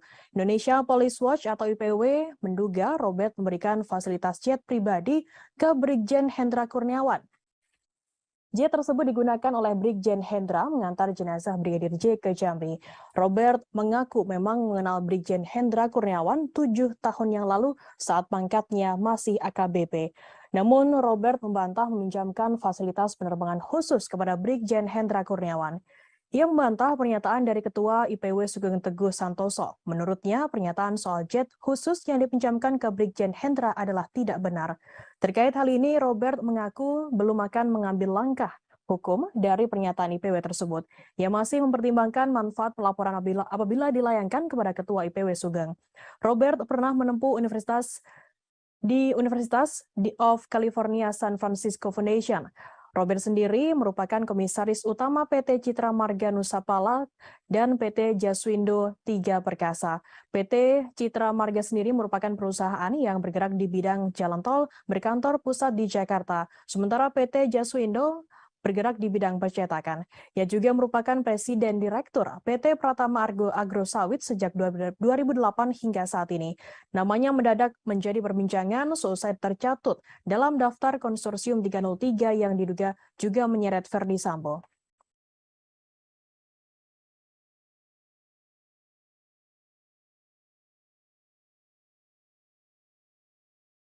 Barada Richard Eliezer alias Baradae digugat secara perdata oleh mantan kuasa hukumnya, Doli Payumara dan Muhammad Burhanuddin sebesar 15 miliar rupiah. Menurut pengacara Baradae, Roni Talapesi, kliennya tak memiliki kewajiban membayar lawyer fee tersebut. Roni mengatakan hal itu dikarenakan kliennya dan dua mantan kuasa hukum tak memiliki perjanjian jasa hukum yang mengikat. Menurutnya, Baradae juga tidak mampu untuk mengumpulkan uang sebanyak itu, bahkan hingga pensiun. Gugatan mantan kuasa hukum kliennya menurutnya menghambat dan mengganggu jalannya proses kasus yang saat ini dijalani oleh Baradae. Menurut Roni, Baradae dan keluarganya merasa tak nyaman dengan gugatan yang dilayangkan oleh Diolipa dan Burhanuddin tersebut. Pasalnya, Baradae saat ini tengah fokus menyelesaikan kasus hukum, kasus pembunuhan berencana terhadap Brigadir Nofriansyah Yosua Huta Barat alias Brigadir J. Roni mengatakan pencabutan surat kuasa oleh Baradae kepada Diolipa Burhanuddin dilakukan karena kliennya tak ingin didampingi oleh dua pengacara tersebut. Pencabutan surat kuasa itu juga telah sesuai dengan pasal 1814 KUH Perdata maksud kami. Diolipa dan Burhanuddin mendaftarkan gugatan tersebut pada 15 Agustus ke PN Jakarta Selatan. Dalam petitumnya, Diolipa dan Burhanuddin meminta hakim mengabulkan seluruh gugatan penggugat. Kedua pengacara itu juga meminta hakim menyatakan surat pencabutan kuasa tertanggal 10 Agustus atas nama Richard Eliezer Pudihang Lumiu selaku tergugat 1 batal demi hukum. Hakim juga diminta menyatakan perbuatan Richard Eliezer dan Kapolri atau dalam hal ini Kabareskrim dalam membuat surat pencabutan kuasa hukum tertanggal 10 Agustus atas nama tergugat 1 dilakukan dengan itikat jahat dan melawan hukum. Dalam gugatan ini, hakim juga diminta menyatakan Diolipa dan Burhanuddin sebagai penasihat hukum Baradae yang sah dan mempunyai hak untuk melakukan pembelaan sampai pada persidangan.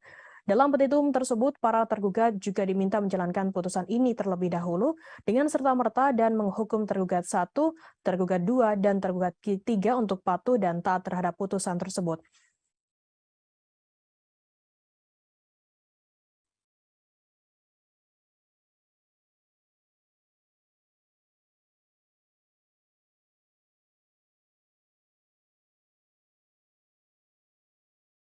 Pengamat kepolisian menilai Verdi Sambo meyakini kartu as yang dimiliki ex-Kadif Propam Polri, Irjen Verdi Sambo tersebut tak berguna menyelamatkan dirinya. Hermawan Sulistyo, pengamat kepolisian atau mengatakan kartu as tersebut sudah tak bisa menyelamatkan nasib Verdi Sambo. Hal ini dibuktikan dengan berakhirnya karir Sambo di kepolisian. Verdi Sambo diketahui dipecat secara tidak dengan hormat karena melakukan tindakan pembunuhan terhadap Brigadir Nofriansyah Yosua Huta Barat alias Brigadir J. Bahkan Sambo juga tak mendapatkan uang pensiunan. Hermawan mengatakan kartu as yang dimiliki Sambo dinilai tidak efektif. Apabila benar-benar memiliki kartu as yang mumpuni, seharusnya karir polisi tak akan berakhir demikian. Menurutnya, jika memang kartu as tersebut manjur menyelamatkan Ferry Sambo, maka seharusnya hukumannya hanya skorsing atas kasus pembunuhan yang menjeratnya. Hermawan mengatakan kartu as milik Sambo juga tak berlaku untuk kasus hukum yang menyeret istrinya Putri Chandrawati. Pasalnya, sang istri kini juga ditetapkan sebagai tersangka atas pembunuhan Brigadir J. Hermawan meyakini tidak ditahannya Putri Chandrawati hingga kini tidak ada kaitannya dengan kartu as yang dimiliki oleh Ferry Sambo. Namun Hermawan tak bisa menilai apa yang membuat penyidik memutuskan tidak menahan istri Verdi Sambo tersebut. Verdi Sambo sendiri diketahui resmi dipecat dari satuan kepolisian selesai pengajuan bandingnya ditolak oleh Majelis Kode Etik Polri.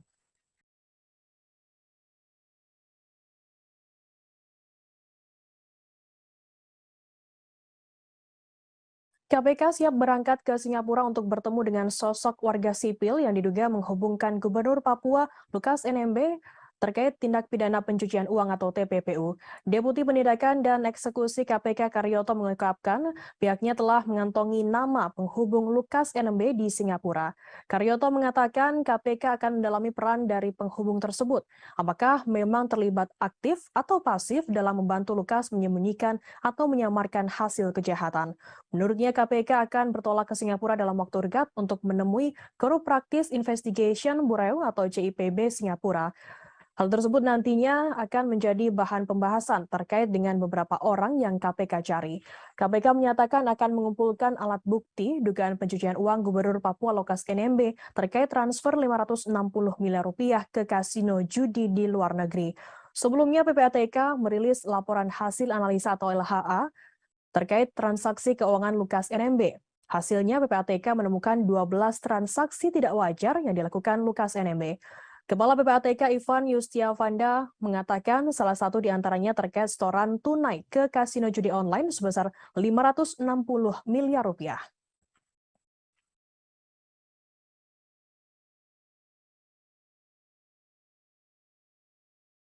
KPK akan melakukan pemanggilan kedua terhadap Gubernur Papua Lukas NMB dalam waktu dekat Rabu 21 September.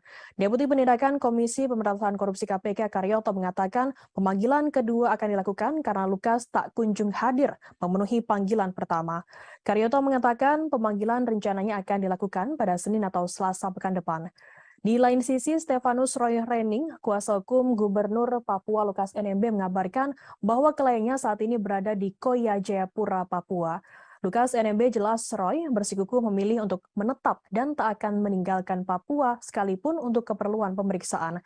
Diketahui Lukas NMB kini telah ditetapkan sebagai tersangka kasus korupsi. Roy menjelaskan Lukas tak akan keluar dari Papua meski harus berobat ke luar negeri. Jika KPK akan memeriksa Lukas NMB, maka diharapkan dapat hadir mendatanginya di Papua. Adapun alasannya selain kondisi sakit, Lukas NMB juga tidak diberikan izin oleh masyarakat Papua yang mengaku membela Lukas NMB. Sehingga Lukas NMB meminta agar KPK datang ke Koya dan melakukan pemeriksaan di sana. Lukas diketahui ditetapkan menjadi tersangka atas kasus korupsi karena telah menerima gratifikasi sebesar 1 miliar rupiah.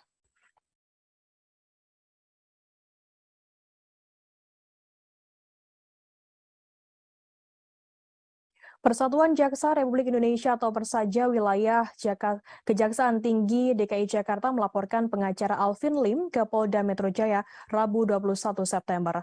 Laporan tersebut terkait Alvin Lim yang diduga melakukan penyebaran berita bohong soal konten yang menyebut Kejaksaan Sarang Mafia.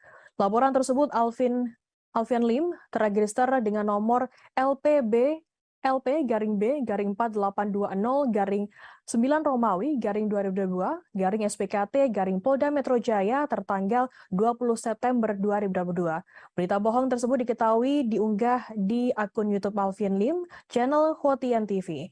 Jaksa Yadin mengatakan konten yang dibuat Alvin Lim merupakan asumsi yang menggiring opini masyarakat. Tanya itu, kalimat yang digunakan dalam konten tersebut cenderung mendiskreditkan institusi kejaksaan tanpa adanya fakta hukum atau alat bukti. Yadin menerangkan apabila memang ada oknum-oknum yang bermain di dalam institusi kejaksaan, maka bisa melaporkannya ke bidang pengawasan kejaksaan. Yang menyarankan agar Alvin Lim bersikap profesional dalam menghadapi proses-proses hukum yang melibatkannya saat ini. Yadin mengatakan agar Alvin tak memuat berita bohong atau tuduhan yang tak bisa dipertanggungjawabkan kebenarannya. Adapun Alvin Lim dalam laporan tersebut dijerat pasal 28 ayat 2, jangto pasal 45A ayat 2 Undang-Undang RI nomor 19 tahun 2016 tentang informasi dan transaksi elektronik atau ITE dan atau pasal 14 ayat 2 dan atau pasal 15 Undang-Undang RI nomor 1 tahun 1946 tentang peraturan hukum pidana dan atau pasal 156 KUH pidana soal penyebaran berita bohong dan atau ujaran kebencian. Menanggapi pelaporan tersebut, Alvin Lim mengaku hal tersebut adalah hak setiap warga negara. Namun pelaporan tersebut menurutnya menunjukkan adanya jaksa yang anti kritik. Ia menegaskan jika apa yang ia sampaikan merupakan fakta dan bukan hoax. Alvin menuding jika para jaksa kurang paham terkait hak kebebasan berpendapat dan kewenangan advokat dalam menyampaikan kasus yang ditangani merupakan hak dan dilindungi oleh undang-undang.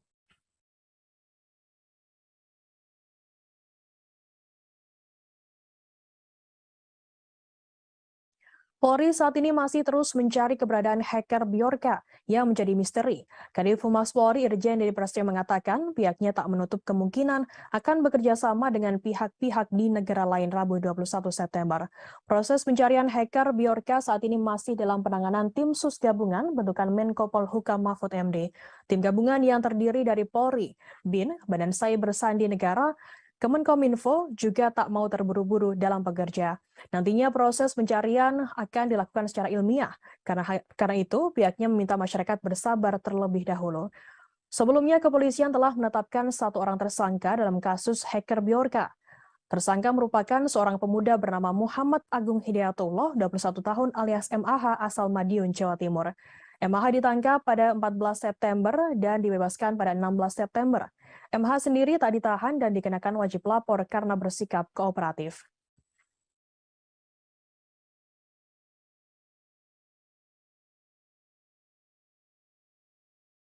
Anggota Polsek Perbaungan Aibtu Hairullah Damanik selamat meski ditembak dari jarak 1 meter oleh pelaku pencurian Ade Evin Lubis alias AL Rabu 21 September.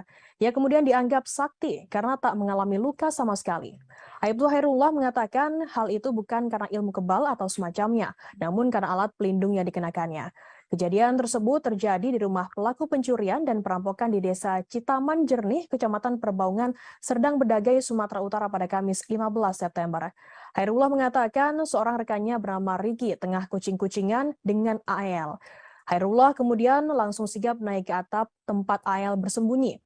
Tak berselang lama, tiba-tiba terdengar suara letusan senjata api. AL ternyata mencoba menembak kepala Hairullah dengan senjata api rakitan dari jarak 1 meter. Beruntungnya Hairullah mengenakan helm taktikal sehingga peluru tak langsung mengenai kepalanya. Meski tak terkena peluru, kepala Hairullah mengalami luka ringan karena serpihan peluru berkaliber 5,66 mm. Serpihan peluru tersebut mengenai mata sebelah kirinya. Dalam pengakuannya, Hairullah memang sudah bersiaga karena mengetahui karakter pelaku. Akibat kejadian tersebut, Hairullah dilarikan ke rumah sakit untuk mendapatkan penanganan medis.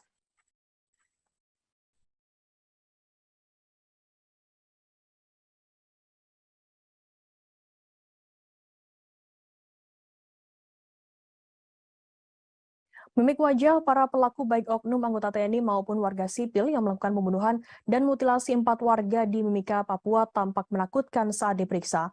Komisioner Komnas HAM Muhammad Khairul Anam mengatakan para pelaku mengeluarkan mimik wajah datar. Anam mengatakan mimik wajah datar ini dikeluarkan para pelaku saat dimintai keterangan terkait alasan melakukan mutilasi. Hal itu disampaikannya selesai konferensi pers di kantor Komnas HAM RI, Jakarta Pusat pada Selasa 20 September. Menurut Anam, para pelaku harus ditanya berulang kali sebelum benar-benar mengungkapkan penyesalannya. Dari catatan pola kekerasan, penyiksaan, dan perlakuan terhadap korban, ini diduga pelaku melakukannya bukan pertama kali. Anam menjelaskan ada tindakan sebelumnya yang kemudian berujung pada mutilasi. Hal ini yang menjadi tugas besar bagi kepolisian untuk mengungkapnya. Anam menjelaskan para pelaku sengaja melakukan mutilasi untuk menghilangkan jejak. Pasalnya para pelaku sudah menyiapkan karung dan batu agar potongan tubuh dimasukkan dan dibuang ke sungai. Batu digunakan agar karung berisi potongan tubuh tersebut tenggelam dan tidak naik ke permukaan. Saat ini pihaknya sudah memeriksa 19 orang saksi termasuk keluarga dari 4 korban hingga warga sipil. Akan kami tampilkan Tribuners wawancara atau keterangan lebih lengkap dari Komisioner Komnas HAM RI Muhammad Khairul Anam. Ambil dari berbagai pihak tadi, ada beberapa temuan dan analisis atas fakta. Walaupun ini masih awal, tapi temuan dan fakta ini cukup solid gitu ya. Yang pertama adalah perencanaan pembunuhan dan mutilasi. Jadi sejak awal memang ada perencanaan pembunuhan dan mutilasi ini. Ya, perencanaan sudah dilakukan beberapa kali oleh para pelaku, sempat terjadi penundaan waktu pertemuan dengan korban. Jadi sempat terjadi harusnya ketemu tanggal 20, terus geser tanggal 22. Jadi Warga yang melakukan pembakaran lahan di dekat tol Pejagan Pemalang hingga mengakibatkan kecelakaan tersebut bisa terancam pidana. Kapolda Jawa Tengah melalui Kabid Humas Kombes Pol Muhammad Iqbal mengatakan pidana bisa dijatuhkan apabila dilakukan dengan sengaja. Diketahui kecelakaan beruntun melibatkan 13 kendaraan mengakibatkan 1 orang meninggal dunia. Kecelakaan tersebut diduga dikarenakan adanya asap tebal yang menjadikan jarak pandang pengendara menjadi pendek. Iqbal mengatakan apabila terbukti kebakaran tersebut dilakukan dengan sengaja, polisi akan memproses pelakunya. Polisi akan menjerat pelaku dengan pasal 359 KUHP dengan ancaman pidana penjara paling lama 5 tahun atau pidana kurungan paling lama 1 tahun. Atas insiden tersebut, Iqbal mengimbau agar masyarakat tak melakukan perbuatan yang berdampak pada munculnya api di dekat tol, 1 diantaranya melakukan pembakaran. Selain itu, ia juga meminta warga pemilik lahan yang berdekatan dengan lokasi tol untuk bersikap bijak dan hati-hati. Di jalan tol, banyak pengguna tol yang memacu kendaraannya dengan kecepatan tinggi. Bila terdapat gangguan seperti kebakaran, berpotensi membahayakan pengguna jalan.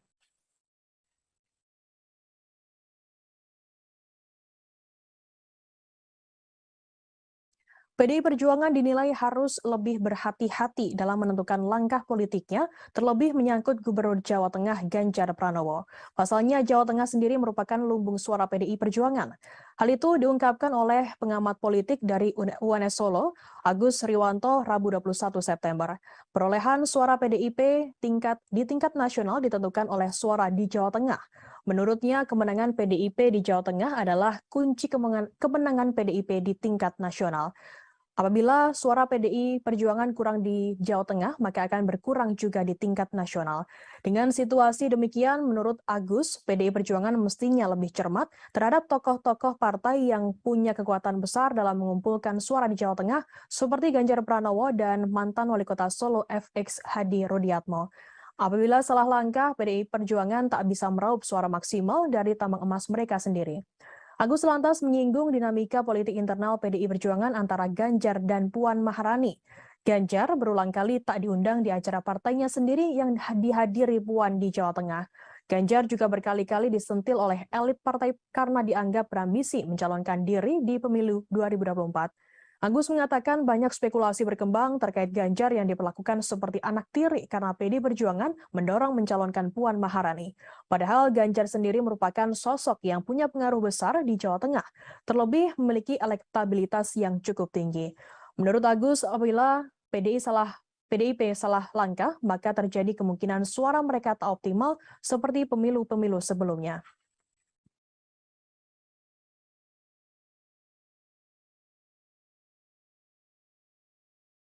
Selesai tak lagi menjabat sebagai Wakil Gubernur DKI Jakarta, Ahmad Riza Patria akan fokus mendukung Partai Gerindra dalam pemilu 2024. Ex-Wagub DKI Jakarta sekaligus Ketua Dewan Pimpinan Pusat atau DPP Partai Gerindra ini mengaku fokus pada kemenangan Partai Gerindra. Ia ingin partainya meraih perolehan suara terbanyak di DKI Jakarta pada pemilu 2024. Riza mengatakan partainya selama ini berhasil menduduki posisi nomor 2 dalam pemilihan legislatif. Bahkan suara tersebut menambah kursi di Dewan Perwakilan Daerah atau DPRD DKI Jakarta. Riza mengatakan hal itu harus ditingkatkan demi kemenangan Prabowo Subianto, Ketua Umum Partai Gerindra di Pilpres 2024. Ia saat ini mengaku akan fokus dengan kemenangan partainya di DKI Jakarta dan kemenangan Prabowo Subianto di Pilpres 2024. Sebelumnya DPRD DKI Jakarta mengumumkan pemberhentian Gubernur DKI Jakarta Anies Baswedan dan Wakil Gubernur DKI Jakarta Ahmad Riza Patria dalam rapat paripurna pada Selasa 13 September. Keduanya akan mengerjakan sisa tugasnya hingga 16 Oktober nanti. Penjabat Gubernur nantinya akan menggantikan semua tugas Gubernur DKI Jakarta Anies Baswedan dan juga wakilnya.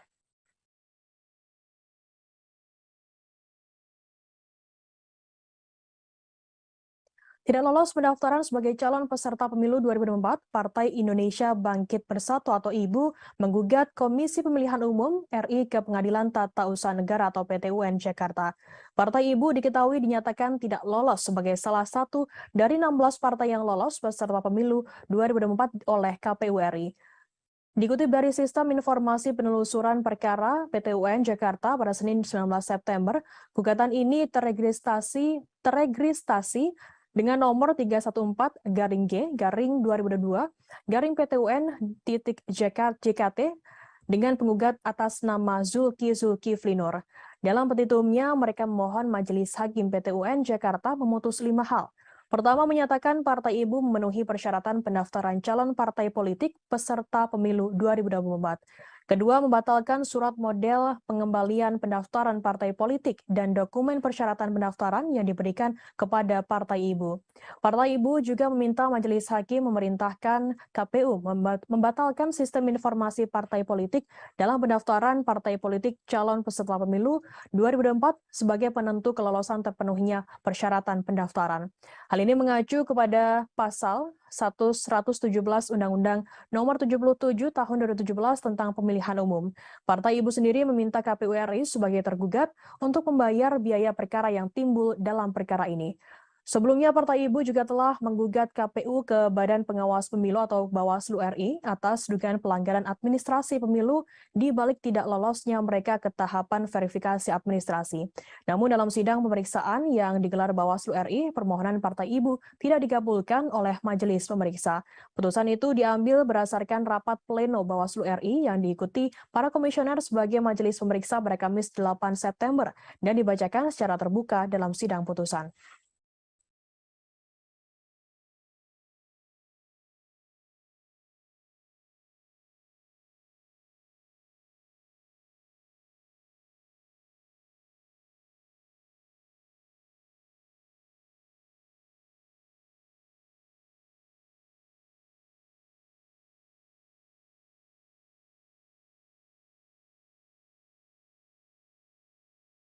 Gubernur DKI Jakarta Anies Baswedan menyatakan siap maju sebagai calon presiden pada Pilpres 2024. Pernyataan kesiapan ini ia sampaikan sebelum lengser dari jabatan Gubernur DKI Jakarta. Pernyataan tersebut disampaikan Anies dalam sebuah wawancara dengan Reuters di Singapura. Anies juga menambahkan bahwa kondisinya saat ini yang belum terikat pada satu partai memungkinkannya untuk menjalin komunikasi dengan semua fraksi. Dalam wawancara dengan Reuters pada pekan lalu itu, Anies juga menyinggung soal elektabilitasnya yang cukup tinggi berdasarkan survei sejumlah lembaga. Survei independen ini dilakukan sebelum Anies bahkan melakukan kampanye. Pernyataan Anies bahwa ia siap maju sebagai capres sebenarnya tak mengejutkan lagi karena namanya selalu muncul sebagai calon kuat di berbagai survei. Bahkan jika menilik ke belakang, Anies sudah berupaya membidik kursi RI 1 sejak menjelang Pilpres 2014 ketika ia mendaftarkan diri dalam konvensi capres Partai Demokrat. Peneliti politik Badan Riset dan Inovasi Nasional atau BRIN, Wasisto Raharjo Jatim menilai pernyataan Anies soal kesiapannya menjadi capres lebih ditujukan sebagai kode untuk partai politik. Wasisto menilai lewat pernyataan itu Anies secara tak langsung ingin mengumumkan kepada partai-partai peserta pemilu bahwa ia kini terbuka untuk menjalin komunikasi politik khususnya untuk pencapresan. Terlebih lagi pernyataan itu disampaikan Anies menjelang berakhirnya masa jabatan ia pada 16 Oktober nanti. Wasisto mengatakan Anies merupakan salah satu kandidat capres dengan tingkat popularitas dan elektabilitas yang tergolong tinggi. Karena itu, Wasisto menilai Anies secara sadar mengetahui potensi yang dimilikinya dan hendak menawarkan potensi elektabilitasnya tersebut kepada calon partai pengusungnya.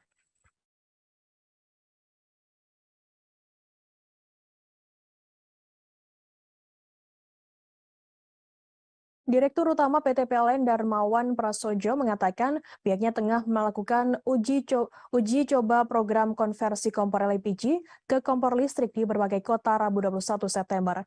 Dalam program ini masyarakat bisa menghemat uang hingga Rp8.000 per kilogram LPG. Dalam rapat dengar pendapat dengan Komisi 7 DPR RI pada Rabu 14 September, Direktur Utama PT PLN Darmawan Prasojo mengatakan dengan menggunakan kompor induksi, masyarakat bisa memasak dengan lebih hemat 10 hingga 15% dibandingkan dengan kompor LPG.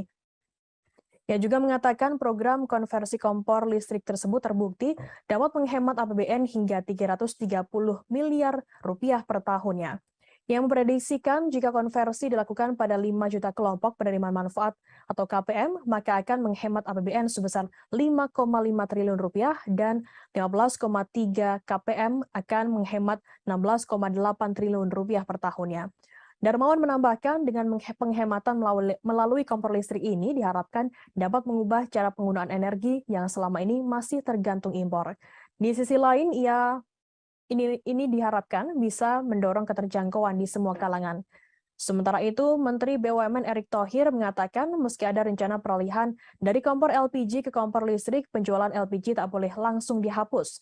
Pasalnya LPG saat ini masih sangat dibutuhkan oleh masyarakat seperti pedagang asongan, terlebih agen LPG yang pekerjaannya tak boleh dimatikan karena merupakan pendongkrak perekonomian Indonesia.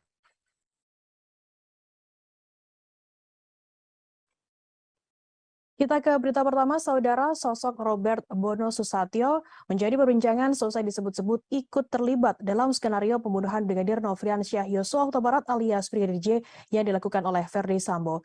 Indonesia Police Watch atau IPW menduga Robert memberikan fasilitas jet pribadi ke Brigjen Hendra Kurniawan. Jet tersebut digunakan oleh Brigjen Hendra mengantar jenazah Brigadir J ke Jambi.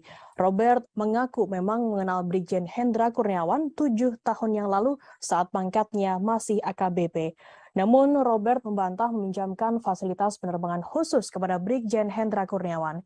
Ia membantah pernyataan dari Ketua IPW Sugeng Teguh Santoso. Menurutnya, pernyataan soal jet khusus yang dipinjamkan ke Brigjen Hendra adalah tidak benar. Terkait hal ini, Robert mengaku belum akan mengambil langkah hukum dari pernyataan IPW tersebut. Ia masih mempertimbangkan manfaat pelaporan apabila dilayangkan kepada Ketua IPW Sugeng. Robert pernah menempuh Universitas of California San Francisco Foundation. Robert sendiri merupakan komisaris utama PT Citra Marga Nusapala dan PT Jaswindo 3 Perkasa. PT Citra Marga sendiri merupakan perusahaan yang bergerak di bidang jalan tol berkantor pusat di Jakarta. Sementara PT Jaswindo bergerak di bidang percetakan. Ia juga merupakan Presiden Direktur PT Pratama Argo Agrosawit sejak 2008 hingga saat ini. Namanya mendadak menjadi perbincangan selesai tercatut dalam daftar konsorsium 303 yang diduga juga menyeret Verdi Sambo.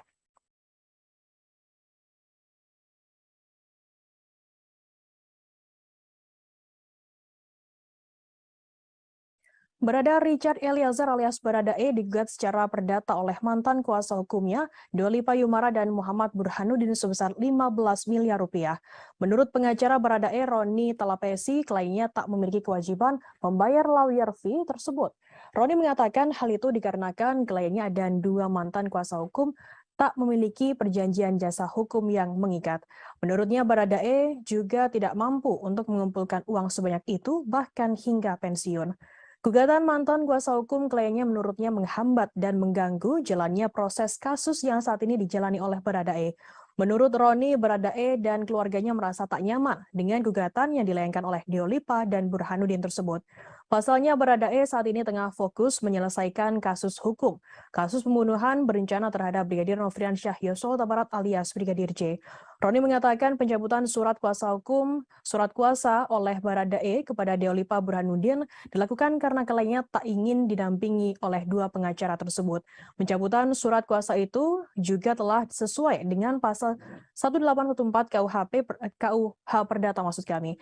Deolipa dan Burhanuddin mendaftarkan gugatan tersebut pada 15 Agustus ke PN Jakarta Selatan. Dalam petitumnya, Deolipa dan Burhanuddin meminta hakim mengabulkan seluruh gugatan penggugat. Kedua pengacara itu juga meminta hakim menyatakan surat pencabutan kuasa tertanggal 10 Agustus atas nama Richard Eliezer Pudihang Lumiu selaku tergugat 1 batal demi hukum. Hakim juga diminta menyatakan perbuatan Richard Eliezer dan Kapolri atau dalam hal ini Kabareskrim dalam membuat surat pencabutan kuasa hukum tertanggal 10 Agustus atas nama tergugat 1 dilakukan dengan itikat jahat dan melawan hukum.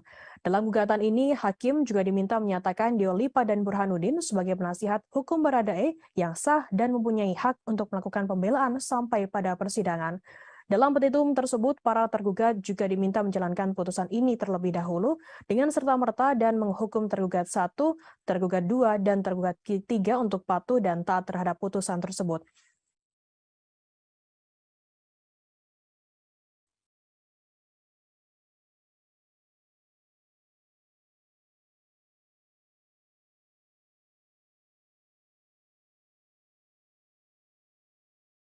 Pengamat kepolisian menilai Verdi Sambo meyakini kartu as yang dimiliki ex-Kadif Propam-Polri, Irjen Verdi Sambo tersebut tak berguna menyelamatkan dirinya. Hermawan Sulistyo, pengamat kepolisian atau mengatakan kartu as tersebut sudah tak bisa menyelamatkan nasib Verdi Sambo. Hal ini dibuktikan dengan berakhirnya karir Sambo di kepolisian. Verdi Sambo diketahui dipecat secara tidak dengan hormat karena melakukan tindakan pembunuhan terhadap Brigadir Nofriansyah Yosua Huta Barat alias Brigadir J. Bahkan Sambo juga tak mendapatkan uang pensiunan. Hermawan mengatakan kartu as yang dimiliki Sambo dinilai tidak efektif. Apabila benar-benar memiliki kartu as yang mumpuni, seharusnya karir polisi tak akan berakhir demikian. Menurutnya, jika memang kartu as tersebut manjur menyelamatkan Ferdi Sambo, maka seharusnya hukumannya hanya skorsing atas kasus pembunuhan yang menjeratnya.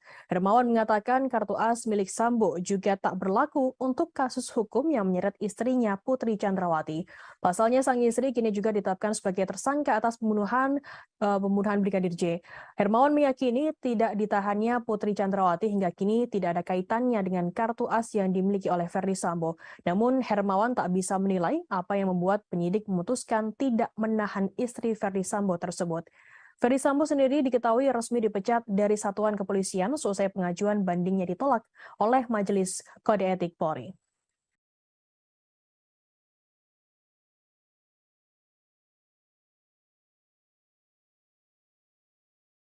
KPK siap berangkat ke Singapura untuk bertemu dengan sosok warga sipil yang diduga menghubungkan Gubernur Papua Lukas NMB terkait tindak pidana pencucian uang atau TPPU. Deputi Penindakan dan Eksekusi KPK Karyoto mengungkapkan pihaknya telah mengantongi nama penghubung Lukas NMB di Singapura.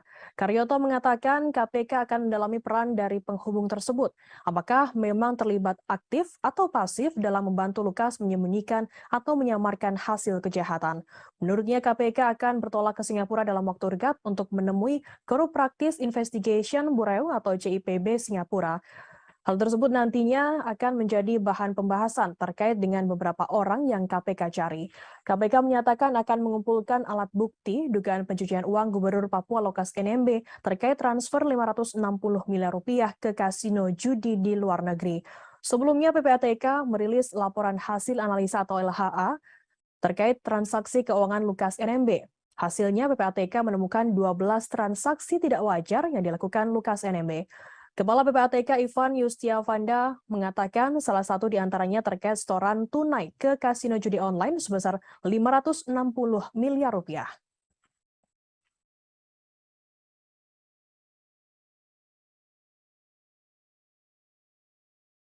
KPK akan melakukan pemanggilan kedua terhadap Gubernur Papua Lukas NMB dalam waktu dekat Rabu 21 September. Deputi Penindakan Komisi Pemberantasan Korupsi KPK Karyoto mengatakan pemanggilan kedua akan dilakukan karena Lukas tak kunjung hadir memenuhi panggilan pertama. Karyoto mengatakan pemanggilan rencananya akan dilakukan pada Senin atau Selasa pekan depan. Di lain sisi, Stefanus Roy Rening, kuasa hukum Gubernur Papua Lukas NMB mengabarkan bahwa kliennya saat ini berada di Koya Jayapura, Papua. Lukas NMB jelas Roy bersikukuh memilih untuk menetap dan tak akan meninggalkan Papua sekalipun untuk keperluan pemeriksaan. Diketahui Lukas NMB kini telah ditetapkan sebagai tersangka kasus korupsi. Roy menjelaskan Lukas tak akan keluar dari Papua meski harus berobat ke luar negeri. Jika KPK akan memeriksa Lukas NMB, maka diharapkan dapat hadir mendatanginya di Papua. Adapun alasannya selain kondisi sakit, Lukas NMB juga tidak diberikan izin oleh masyarakat Papua yang mengaku membela Lukas NMB. Sehingga Lukas NMB meminta agar KPK datang ke Koya dan melakukan pemeriksaan di sana. Lukas diketahui ditetapkan menjadi tersangka atas kasus korupsi karena telah menerima gratifikasi sebesar 1 miliar rupiah.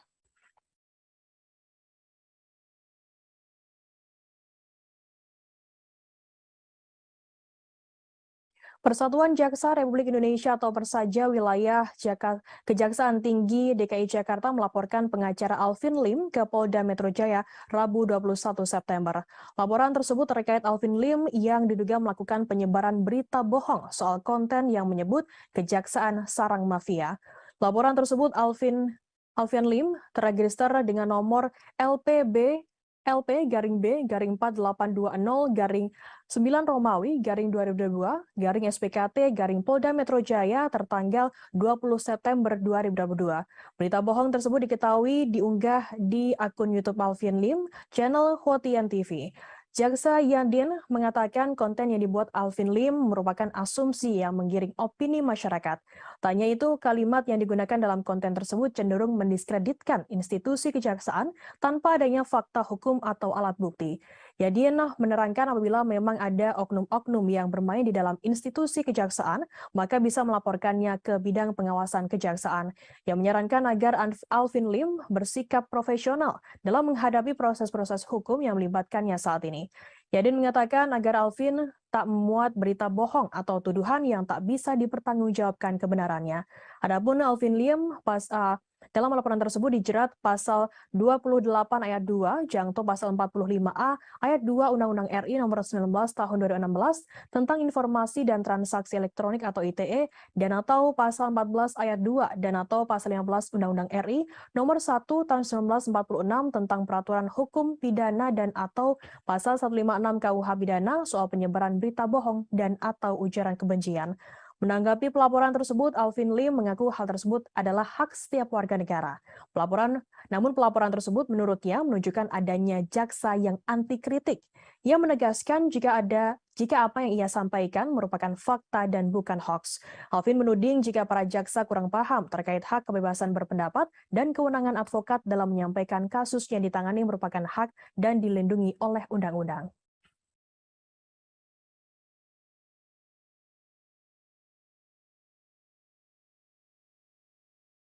Polri saat ini masih terus mencari keberadaan hacker Bjorka yang menjadi misteri. Kadif Humas Polri Irjen Deddy Prasetyo mengatakan pihaknya tak menutup kemungkinan akan bekerja sama dengan pihak-pihak di negara lain Rabu 21 September. Proses pencarian hacker Bjorka saat ini masih dalam penanganan tim sus gabungan bentukan Menko Polhukam Mahfud MD. Tim gabungan yang terdiri dari Polri, BIN, Badan Cyber Sandi Negara, Kemenkominfo juga tak mau terburu-buru dalam bekerja. Nantinya proses pencarian akan dilakukan secara ilmiah. Karena itu, pihaknya meminta masyarakat bersabar terlebih dahulu. Sebelumnya, kepolisian telah menetapkan satu orang tersangka dalam kasus hacker Bjorka. Tersangka merupakan seorang pemuda bernama Muhammad Agung Hidayatullah, 21 tahun alias MAH asal Madiun, Jawa Timur. MAH ditangkap pada 14 September dan dibebaskan pada 16 September. MH sendiri tak ditahan dan dikenakan wajib lapor karena bersikap kooperatif.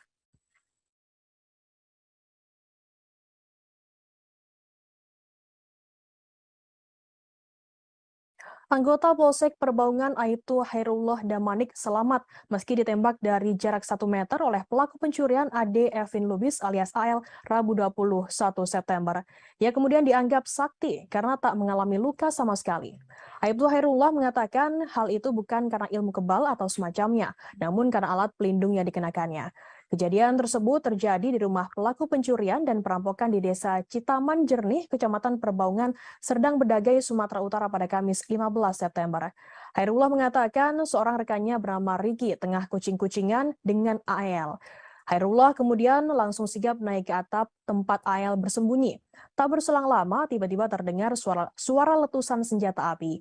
AL ternyata mencoba menembak kepala Hairullah dengan senjata api rakitan dari jarak 1 meter. Beruntungnya Hairullah mengenakan helm taktikal sehingga peluru tak langsung mengenai kepalanya. Meski tak terkena peluru, kepala Hairullah mengalami luka ringan karena serpihan peluru berkaliber 5,66 mm. Serpihan peluru tersebut mengenai mata sebelah kirinya. Dalam pengakuannya, Hairullah memang sudah bersiaga karena mengetahui karakter pelaku. Akibat kejadian tersebut, Hairullah dilarikan ke rumah sakit untuk mendapatkan penanganan medis.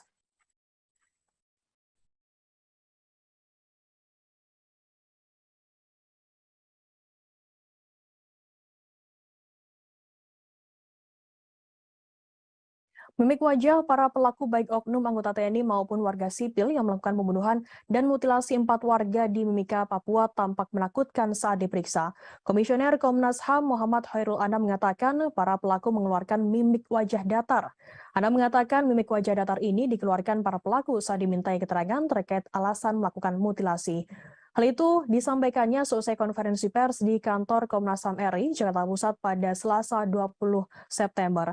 Menurut Anam, para pelaku harus ditanya berulang kali sebelum benar-benar mengungkapkan penyesalannya. Dari catatan pola kekerasan, penyiksaan, dan perlakuan terhadap korban, ini diduga pelaku melakukannya bukan pertama kali. Anam menjelaskan ada tindakan sebelumnya yang kemudian berujung pada mutilasi. Hal ini yang menjadi tugas besar bagi kepolisian untuk mengungkapnya. Anam menjelaskan para pelaku sengaja melakukan mutilasi untuk menghilangkan jejak. Pasalnya para pelaku sudah menyiapkan karung dan batu agar potongan tubuh dimasukkan dan dibuang ke sungai. Batu digunakan agar karung berisi potongan tubuh tersebut tenggelam dan tidak naik ke permukaan. Saat ini pihaknya sudah memeriksa 19 orang saksi termasuk keluarga dari 4 korban hingga warga sipil. Akan kami tampilkan Tribuners wawancara atau keterangan lebih lengkap dari Komisioner Komnas HAM RI Muhammad Khairul Anam. Ambil dari berbagai pihak tadi, ada beberapa temuan dan analisis atas fakta. Walaupun ini masih awal, tapi temuan dan fakta ini cukup solid gitu ya. Yang pertama adalah perencanaan pembunuhan dan mutilasi. Jadi sejak awal memang ada perencanaan pembunuhan dan mutilasi ini. Ya, perencanaan sudah dilakukan beberapa kali oleh para pelaku, sempat terjadi penundaan waktu pertemuan dengan korban. Jadi sempat terjadi harusnya ketemu tanggal 20, terus geser tanggal 22. Jadi Warga yang melakukan pembakaran lahan di dekat tol Pejagan Pemalang hingga mengakibatkan kecelakaan tersebut bisa terancam pidana.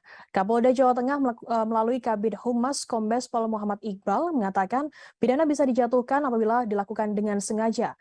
Diketahui kecelakaan beruntun melibatkan 13 kendaraan mengakibatkan 1 orang meninggal dunia.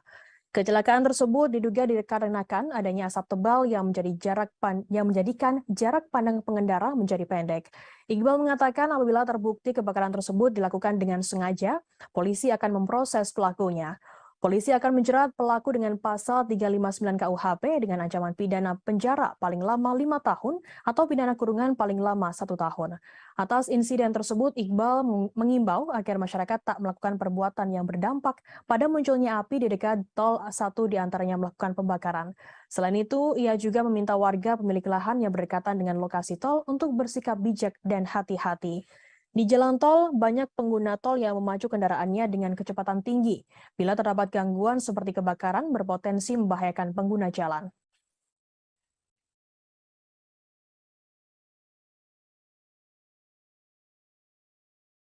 PDI Perjuangan dinilai harus lebih berhati-hati dalam menentukan langkah politiknya, terlebih menyangkut Gubernur Jawa Tengah Ganjar Pranowo. Pasalnya, Jawa Tengah sendiri merupakan lumbung suara PDI Perjuangan. Hal itu diungkapkan oleh pengamat politik dari UNS Solo, Agus Riwanto, Rabu 21 September. Perolehan suara PDIP di tingkat nasional ditentukan oleh suara di Jawa Tengah. Menurutnya, kemenangan PDIP di Jawa Tengah adalah kunci kemenangan PDIP di tingkat nasional.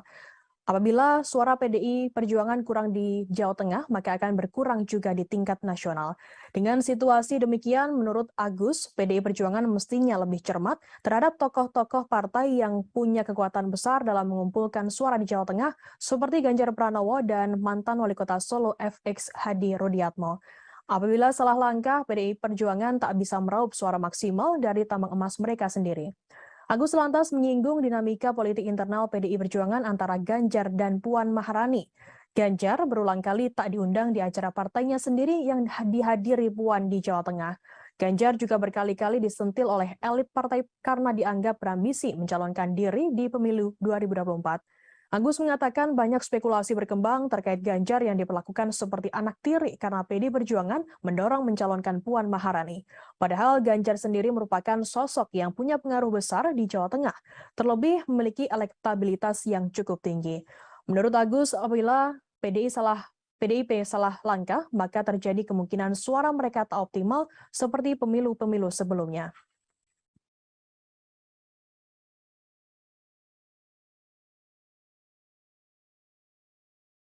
Selesai tak lagi menjabat sebagai Wakil Gubernur DKI Jakarta, Ahmad Riza Patria akan fokus mendukung Partai Gerindra dalam pemilu 2024. Ex-Wagub DKI Jakarta sekaligus Ketua Dewan Pimpinan Pusat atau DPP Partai Gerindra ini mengaku fokus pada kemenangan Partai Gerindra. Ia ingin partainya meraih perolehan suara terbanyak di DKI Jakarta pada pemilu 2024.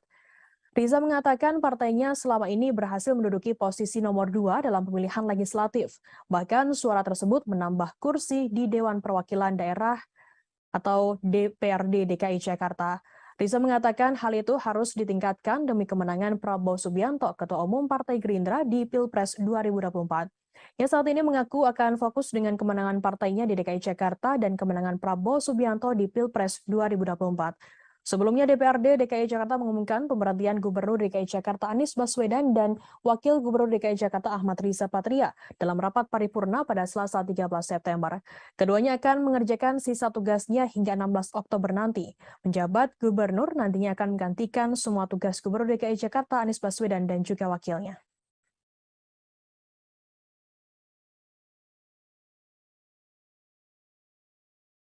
Tidak lolos pendaftaran sebagai calon peserta pemilu 2024, Partai Indonesia Bangkit Bersatu atau IBU menggugat Komisi Pemilihan Umum RI ke Pengadilan Tata Usaha Negara atau PT UN Jakarta.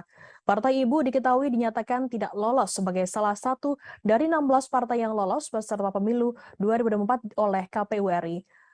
Dikutip dari Sistem Informasi Penelusuran Perkara PT UN Jakarta pada Senin 19 September, gugatan ini teregistrasi dengan nomor 314-G-2022-PT UN-JKT dengan penggugat atas nama Zulkifli Nur. Dalam petitumnya, mereka memohon Majelis Hakim PT UN Jakarta memutus 5 hal. Pertama, menyatakan Partai IBU memenuhi persyaratan pendaftaran calon partai politik peserta pemilu 2024. Kedua, membatalkan surat model pengembalian pendaftaran partai politik dan dokumen persyaratan pendaftaran yang diberikan kepada Partai IBU. Partai IBU juga meminta Majelis Hakim memerintahkan KPU membatalkan sistem informasi partai politik dalam pendaftaran partai politik calon peserta pemilu 2024 sebagai penentu kelolosan terpenuhinya persyaratan pendaftaran. Hal ini mengacu kepada pasal 117 Undang-Undang Nomor 77 Tahun 2017 tentang Pemilihan Umum. Partai IBU sendiri meminta KPU RI sebagai tergugat untuk membayar biaya perkara yang timbul dalam perkara ini. Sebelumnya, Partai Ibu juga telah menggugat KPU ke Badan Pengawas Pemilu atau Bawaslu RI atas dugaan pelanggaran administrasi pemilu di balik tidak lolosnya mereka ke tahapan verifikasi administrasi. Namun dalam sidang pemeriksaan yang digelar Bawaslu RI, permohonan Partai Ibu tidak dikabulkan oleh majelis pemeriksa. Putusan itu diambil berdasarkan rapat pleno Bawaslu RI yang diikuti para komisioner sebagai majelis pemeriksa pada Kamis 8 September dan dibacakan secara terbuka dalam sidang putusan.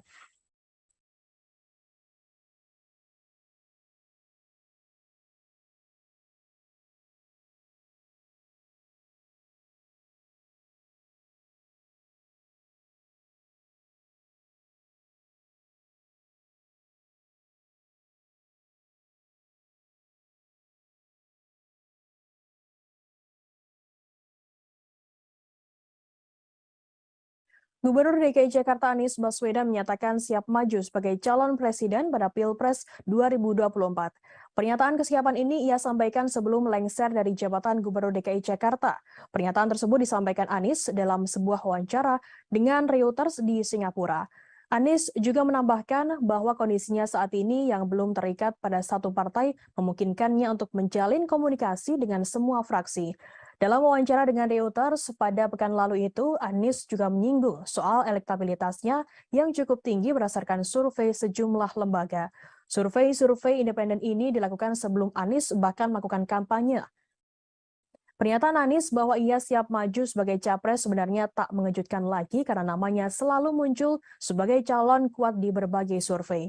Bahkan jika menilik ke belakang, Anies sudah berupaya membidik kursi RI 1 sejak menjelang Pilpres 2014 ketika ia mendaftarkan diri dalam konvensi capres Partai Demokrat. Peneliti politik Badan Riset dan Inovasi Nasional atau BRIN, Wasisto Raharjo Jatim menilai pernyataan Anies soal kesiapannya menjadi capres lebih ditujukan sebagai kode untuk partai politik. Wasisto menilai lewat pernyataan itu Anies secara tak langsung ingin mengumumkan kepada partai-partai peserta pemilu bahwa ia kini terbuka untuk menjalin komunikasi politik khususnya untuk pencapresan. Terlebih lagi pernyataan itu disampaikan Anies menjelang berakhirnya masa jabatan ia pada 16 Oktober nanti. Wasisto mengatakan Anies merupakan salah satu kandidat capres dengan tingkat popularitas dan elektabilitas yang tergolong tinggi. Karena itu, Wasisto menilai Anies secara sadar mengetahui potensi yang dimilikinya dan hendak menawarkan potensi elektabilitasnya tersebut kepada calon partai pengusungnya.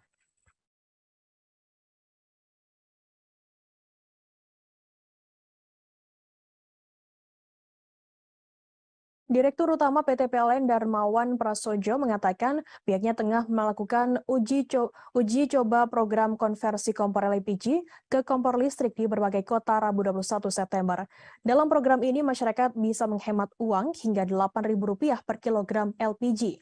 Dalam rapat dengar pendapat dengan Komisi 7 DPR RI pada Rabu 14 September, Direktur Utama PT PLN Darmawan Prasojo mengatakan dengan menggunakan kompor induksi, masyarakat bisa memasak dengan lebih hemat 10 hingga 15% dibandingkan dengan kompor LPG. Ia juga mengatakan program konversi kompor listrik tersebut terbukti dapat menghemat APBN hingga Rp330 miliar per tahunnya. Yang memprediksikan jika konversi dilakukan pada 5 juta kelompok penerima manfaat atau KPM, maka akan menghemat APBN sebesar Rp5,5 triliun dan 15,3 KPM akan menghemat Rp16,8 triliun per tahunnya. Darmawan menambahkan dengan penghematan melalui kompor listrik ini diharapkan dapat mengubah cara penggunaan energi yang selama ini masih tergantung impor. Di sisi lain, ini diharapkan bisa mendorong keterjangkauan di semua kalangan. Sementara itu, Menteri BUMN Erick Thohir mengatakan meski ada rencana peralihan dari kompor LPG ke kompor listrik, penjualan LPG tak boleh langsung dihapus. Pasalnya LPG saat ini masih sangat dibutuhkan oleh masyarakat seperti pedagang asongan, terlebih agen LPG yang pekerjaannya tak boleh dimatikan karena merupakan pendongkrak perekonomian Indonesia.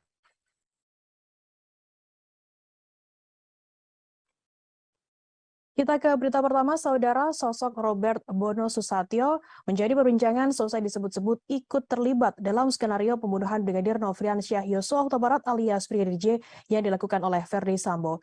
Indonesia Police Watch atau IPW menduga Robert memberikan fasilitas jet pribadi ke Brigjen Hendra Kurniawan.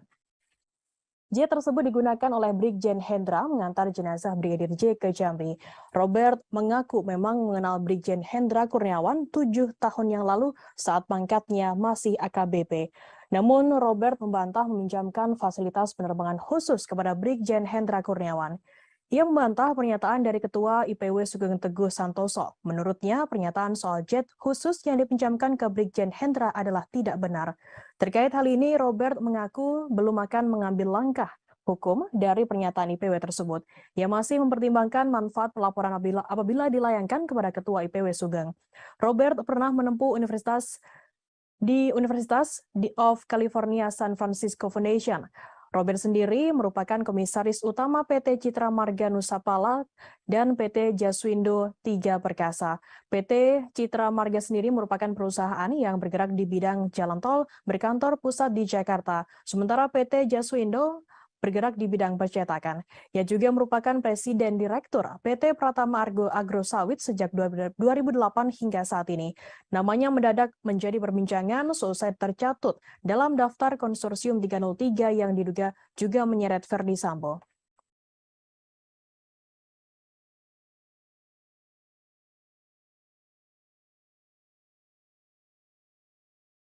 Barada Richard Eliezer alias Baradae digugat secara perdata oleh mantan kuasa hukumnya, Dolipa Yumara dan Muhammad Burhanuddin sebesar 15 miliar rupiah. Menurut pengacara Baradae, Roni Talapesi, kliennya tak memiliki kewajiban membayar lawyer fee tersebut. Roni mengatakan hal itu dikarenakan kliennya dan dua mantan kuasa hukum tak memiliki perjanjian jasa hukum yang mengikat. Menurutnya, Baradae juga tidak mampu untuk mengumpulkan uang sebanyak itu, bahkan hingga pensiun. Gugatan mantan kuasa hukum kliennya menurutnya menghambat dan mengganggu jalannya proses kasus yang saat ini dijalani oleh Baradae. Menurut Roni, Baradae dan keluarganya merasa tak nyaman dengan gugatan yang dilayangkan oleh Dolipa dan Burhanuddin tersebut. Pasalnya, Baradae saat ini tengah fokus menyelesaikan kasus hukum, kasus pembunuhan berencana terhadap Brigadir Nofriansyah Yosua Huta Barat alias Brigadir J. Roni mengatakan pencabutan surat kuasa oleh Baradae kepada Dolipa Burhanuddin dilakukan karena kliennya tak ingin didampingi oleh dua pengacara tersebut. Pencabutan surat kuasa itu juga telah sesuai dengan pasal 1814 KUH Perdata maksud kami. Dolipa dan Burhanuddin mendaftarkan gugatan tersebut pada 15 Agustus ke PN Jakarta Selatan. Dalam petitumnya, Dolipa dan Burhanuddin meminta hakim mengabulkan seluruh gugatan penggugat. Kedua pengacara itu juga meminta hakim menyatakan surat pencabutan kuasa tertanggal 10 Agustus atas nama Richard Eliezer Pudihang Lumiu selaku tergugat 1 batal demi hukum.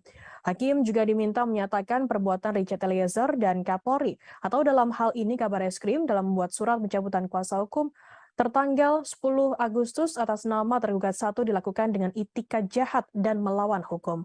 Dalam gugatan ini, hakim juga diminta menyatakan Dolipa dan Burhanuddin sebagai penasihat hukum Baradae yang sah dan mempunyai hak untuk melakukan pembelaan sampai pada persidangan.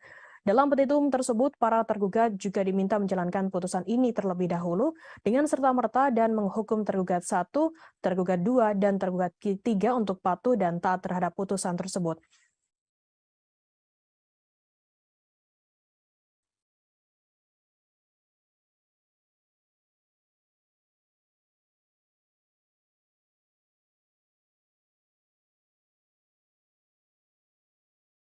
Pengamat kepolisian menilai Verdi Sambo meyakini kartu as yang dimiliki ex-Kadif Propam-Polri, Irjen Verdi Sambo tersebut tak berguna menyelamatkan dirinya.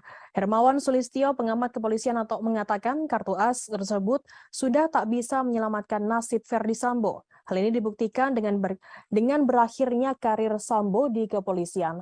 Verdi Sambo diketahui dipecat secara tidak dengan hormat karena melakukan tindakan pembunuhan terhadap Brigadir Nofriansyah Yosua Huta Barat alias Brigadir J.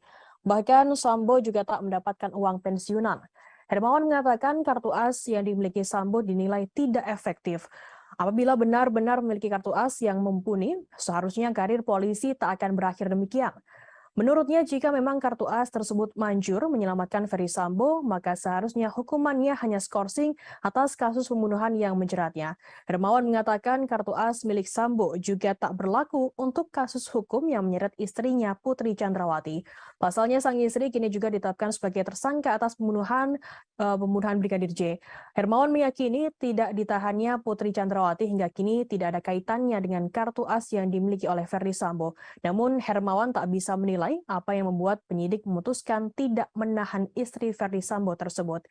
Verdi Sambo sendiri diketahui resmi dipecat dari satuan kepolisian selesai pengajuan bandingnya ditolak oleh Majelis Kode Etik Polri.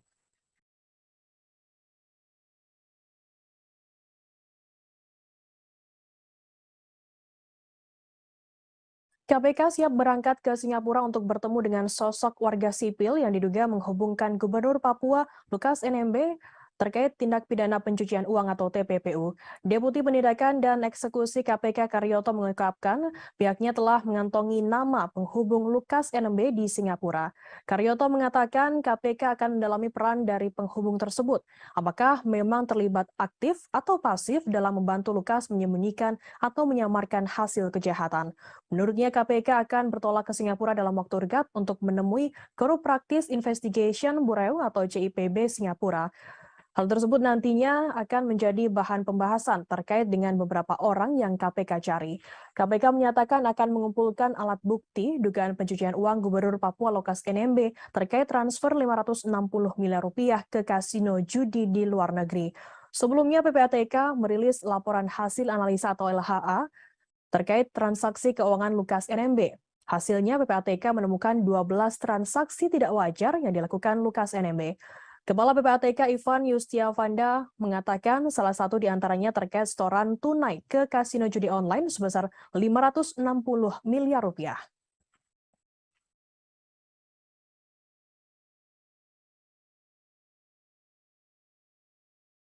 KPK akan melakukan pemanggilan kedua terhadap Gubernur Papua Lukas NMB dalam waktu dekat Rabu 21 September.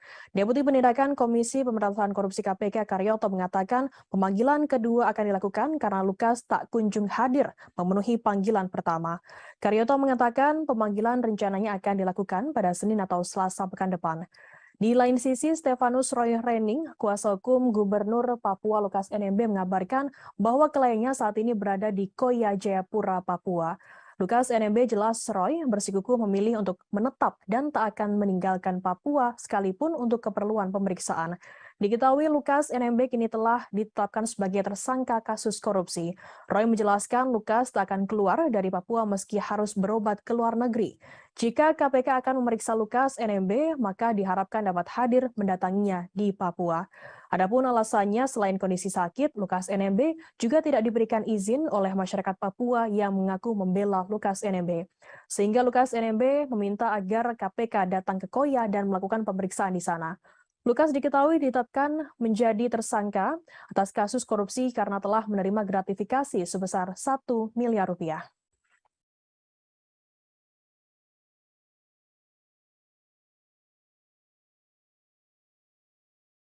Persatuan Jaksa Republik Indonesia atau Persaja Wilayah Kejaksaan Tinggi DKI Jakarta melaporkan pengacara Alvin Lim ke Polda Metro Jaya Rabu 21 September.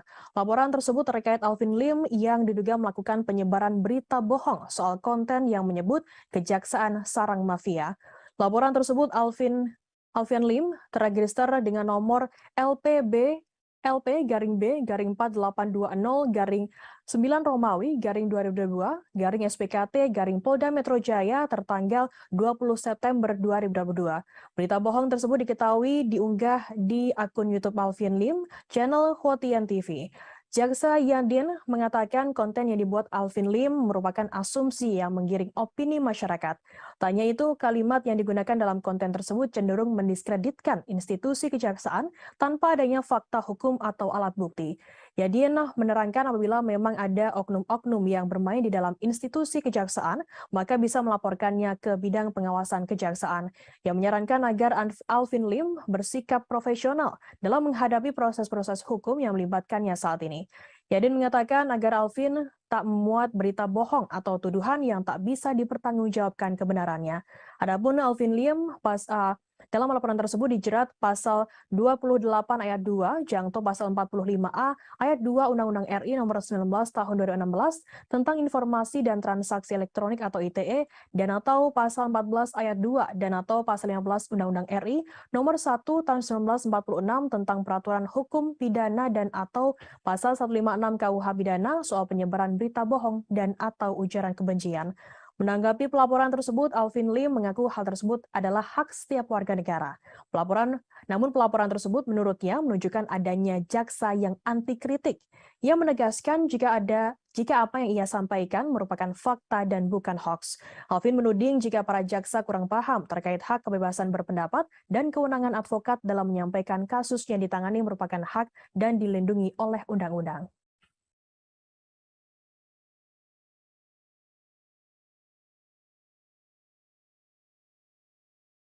Polri saat ini masih terus mencari keberadaan hacker Bjorka yang menjadi misteri. Kadif Humas Polri Irjen Dedi Prasetyo mengatakan pihaknya tak menutup kemungkinan akan bekerja sama dengan pihak-pihak di negara lain Rabu 21 September. Proses pencarian hacker Bjorka saat ini masih dalam penanganan tim sus gabungan bentukan Menko Polhukam Mahfud MD. Tim gabungan yang terdiri dari Polri, BIN, Badan Cyber Sandi Negara, Kemenkominfo juga tak mau terburu-buru dalam bekerja. Nantinya proses pencarian akan dilakukan secara ilmiah. Karena itu, pihaknya meminta masyarakat bersabar terlebih dahulu. Sebelumnya, kepolisian telah menetapkan satu orang tersangka dalam kasus hacker Bjorka. Tersangka merupakan seorang pemuda bernama Muhammad Agung Hidayatullah, 21 tahun alias MAH asal Madiun, Jawa Timur. MAH ditangkap pada 14 September dan dibebaskan pada 16 September. MH sendiri tak ditahan dan dikenakan wajib lapor karena bersikap kooperatif.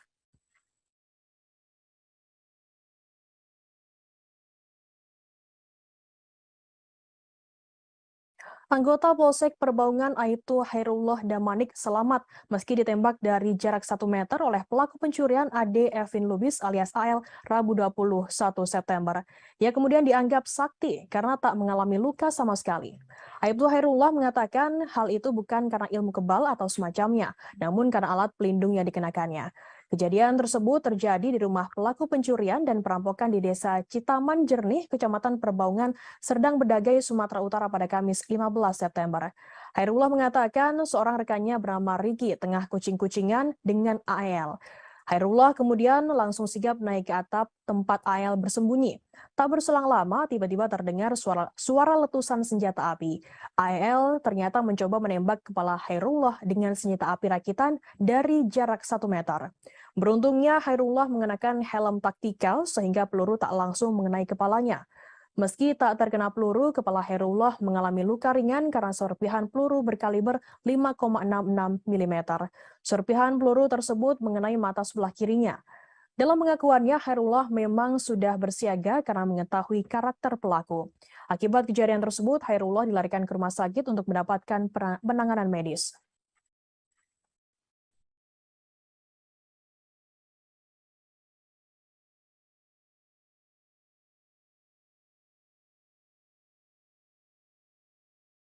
Mimik wajah para pelaku baik oknum anggota TNI maupun warga sipil yang melakukan pembunuhan dan mutilasi 4 warga di Mimika, Papua tampak menakutkan saat diperiksa. Komisioner Komnas HAM Muhammad Khairul Anam mengatakan para pelaku mengeluarkan mimik wajah datar. Anam mengatakan mimik wajah datar ini dikeluarkan para pelaku saat dimintai keterangan terkait alasan melakukan mutilasi. Hal itu disampaikannya selesai konferensi pers di kantor Komnas HAM RI, Jakarta Pusat pada Selasa 20 September. Menurut Anam, para pelaku harus ditanya berulang kali sebelum benar-benar mengungkapkan penyesalannya. Dari catatan pola kekerasan, penyiksaan, dan perlakuan terhadap korban, ini diduga pelaku melakukannya bukan pertama kali. Anam menjelaskan ada tindakan sebelumnya yang kemudian berujung pada mutilasi. Hal ini yang menjadi tugas besar bagi kepolisian untuk mengungkapnya. Anam menjelaskan para pelaku sengaja melakukan mutilasi untuk menghilangkan jejak. Pasalnya para pelaku sudah menyiapkan karung dan batu agar potongan tubuh dimasukkan dan dibuang ke sungai. Batu digunakan agar karung berisi potongan tubuh tersebut tenggelam dan tidak naik ke permukaan. Saat ini pihaknya sudah memeriksa 19 orang saksi termasuk keluarga dari 4 korban hingga warga sipil. Akan kami tampilkan Tribuners wawancara atau keterangan lebih lengkap dari Komisioner Komnas HAM RI Muhammad Khairul Anam. ambil dari berbagai pihak tadi, ada beberapa temuan dan analisis atas fakta. Walaupun ini masih awal, tapi temuan dan fakta ini cukup solid gitu ya. Yang pertama adalah perencanaan pembunuhan dan mutilasi. Jadi sejak awal memang ada perencanaan pembunuhan dan mutilasi ini. Ya, perencanaan sudah dilakukan beberapa kali oleh para pelaku, sempat terjadi penundaan waktu pertemuan dengan korban. Jadi sempat terjadi harusnya ketemu tanggal 20, terus geser tanggal 22. Jadi Warga yang melakukan pembakaran lahan di dekat tol Pejagan Pemalang hingga mengakibatkan kecelakaan tersebut bisa terancam pidana. Kapolda Jawa Tengah melalui Kabid Humas Kombes Pol Muhammad Iqbal mengatakan pidana bisa dijatuhkan apabila dilakukan dengan sengaja. Diketahui kecelakaan beruntun melibatkan 13 kendaraan mengakibatkan 1 orang meninggal dunia. Kecelakaan tersebut diduga dikarenakan adanya asap tebal yang menjadikan jarak pandang pengendara menjadi pendek. Iqbal mengatakan apabila terbukti kebakaran tersebut dilakukan dengan sengaja, polisi akan memproses pelakunya. Polisi akan menjerat pelaku dengan pasal 359 KUHP dengan ancaman pidana penjara paling lama 5 tahun atau pidana kurungan paling lama 1 tahun. Atas insiden tersebut, Iqbal mengimbau agar masyarakat tak melakukan perbuatan yang berdampak pada munculnya api di dekat tol, 1 diantaranya melakukan pembakaran. Selain itu, ia juga meminta warga pemilik lahan yang berdekatan dengan lokasi tol untuk bersikap bijak dan hati-hati. Di jalan tol, banyak pengguna tol yang memacu kendaraannya dengan kecepatan tinggi. Bila terdapat gangguan seperti kebakaran, berpotensi membahayakan pengguna jalan.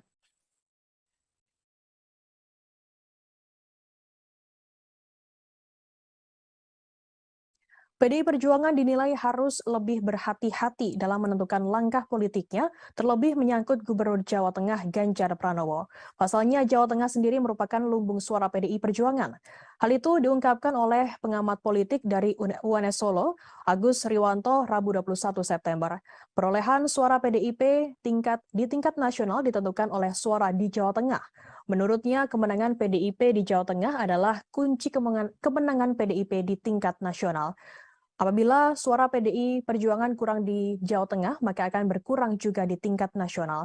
Dengan situasi demikian, menurut Agus, PDI Perjuangan mestinya lebih cermat terhadap tokoh-tokoh partai yang punya kekuatan besar dalam mengumpulkan suara di Jawa Tengah, seperti Ganjar Pranowo dan mantan Wali Kota Solo FX Hadi Rudiatmo. Apabila salah langkah, PDI Perjuangan tak bisa meraup suara maksimal dari tambang emas mereka sendiri. Agus lantas menyinggung dinamika politik internal PDI Perjuangan antara Ganjar dan Puan Maharani. Ganjar berulang kali tak diundang di acara partainya sendiri yang dihadiri Puan di Jawa Tengah. Ganjar juga berkali-kali disentil oleh elit partai karena dianggap berambisi mencalonkan diri di pemilu 2024. Agus mengatakan banyak spekulasi berkembang terkait Ganjar yang diperlakukan seperti anak tiri karena PDI Perjuangan mendorong mencalonkan Puan Maharani. Padahal Ganjar sendiri merupakan sosok yang punya pengaruh besar di Jawa Tengah, terlebih memiliki elektabilitas yang cukup tinggi. Menurut Agus, apabila PDIP salah langkah, maka terjadi kemungkinan suara mereka tak optimal seperti pemilu-pemilu sebelumnya.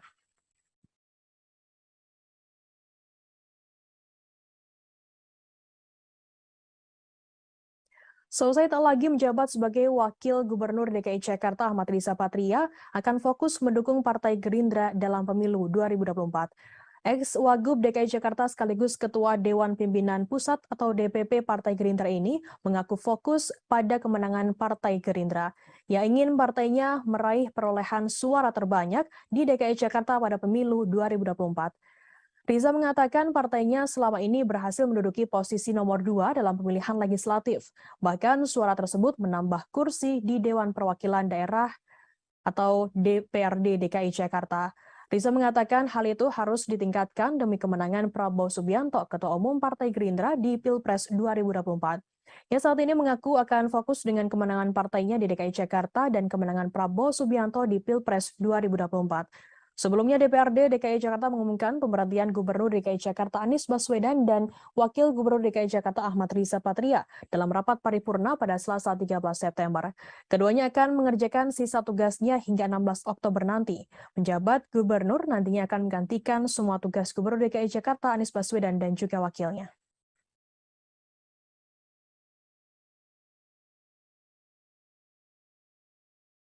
Tidak lolos pendaftaran sebagai calon peserta pemilu 2024, Partai Indonesia Bangkit Bersatu atau IBU menggugat Komisi Pemilihan Umum RI ke Pengadilan Tata Usaha Negara atau PT UN Jakarta.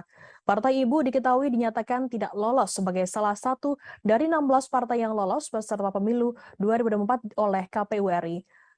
Dikutip dari Sistem Informasi Penelusuran Perkara PT UN Jakarta pada Senin 19 September, gugatan ini teregistrasi dengan nomor 314-G-2022-PT UN-JKT dengan penggugat atas nama Zulkifli Nur. Dalam petitumnya, mereka memohon Majelis Hakim PT UN Jakarta memutus 5 hal. Pertama, menyatakan Partai IBU memenuhi persyaratan pendaftaran calon partai politik peserta pemilu 2024. Kedua, membatalkan surat model pengembalian pendaftaran partai politik dan dokumen persyaratan pendaftaran yang diberikan kepada Partai IBU.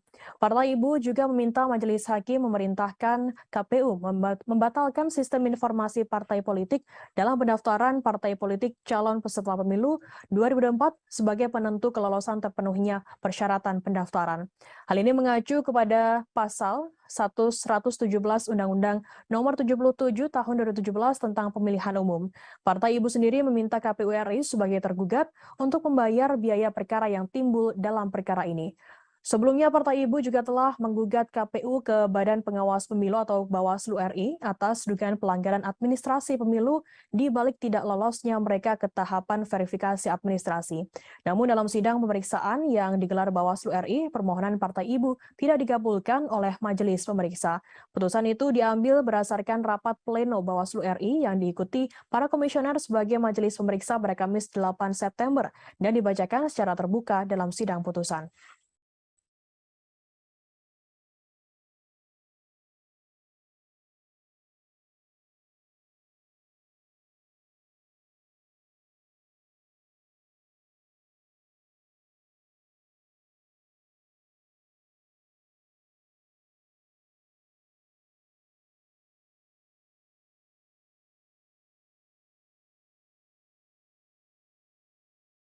Gubernur DKI Jakarta Anies Baswedan menyatakan siap maju sebagai calon presiden pada Pilpres 2024. Pernyataan kesiapan ini ia sampaikan sebelum lengser dari jabatan Gubernur DKI Jakarta. Pernyataan tersebut disampaikan Anies dalam sebuah wawancara dengan Reuters di Singapura. Anies juga menambahkan bahwa kondisinya saat ini yang belum terikat pada satu partai memungkinkannya untuk menjalin komunikasi dengan semua fraksi. Dalam wawancara dengan Reuters pada pekan lalu itu, Anies juga menyinggung soal elektabilitasnya yang cukup tinggi berdasarkan survei sejumlah lembaga. Survei independen ini dilakukan sebelum Anies bahkan melakukan kampanye. Pernyataan Anies bahwa ia siap maju sebagai capres sebenarnya tak mengejutkan lagi karena namanya selalu muncul sebagai calon kuat di berbagai survei. Bahkan jika menilik ke belakang, Anies sudah berupaya membidik kursi RI 1 sejak menjelang Pilpres 2014 ketika ia mendaftarkan diri dalam konvensi capres Partai Demokrat. Peneliti politik Badan Riset dan Inovasi Nasional atau BRIN, Wasisto Raharjo Jatim menilai pernyataan Anies soal kesiapannya menjadi capres lebih ditujukan sebagai kode untuk partai politik. Wasisto menilai lewat pernyataan itu Anies secara tak langsung ingin mengumumkan kepada partai-partai peserta pemilu bahwa ia kini terbuka untuk menjalin komunikasi politik khususnya untuk pencapresan. Terlebih lagi pernyataan itu disampaikan Anies menjelang berakhirnya masa jabatan ia pada 16 Oktober nanti. Wasisto mengatakan Anies merupakan salah satu kandidat capres dengan tingkat popularitas dan elektabilitas yang tergolong tinggi. Karena itu, Wasisto menilai Anies secara sadar mengetahui potensi yang dimilikinya dan hendak menawarkan potensi elektabilitasnya tersebut kepada calon partai pengusungnya.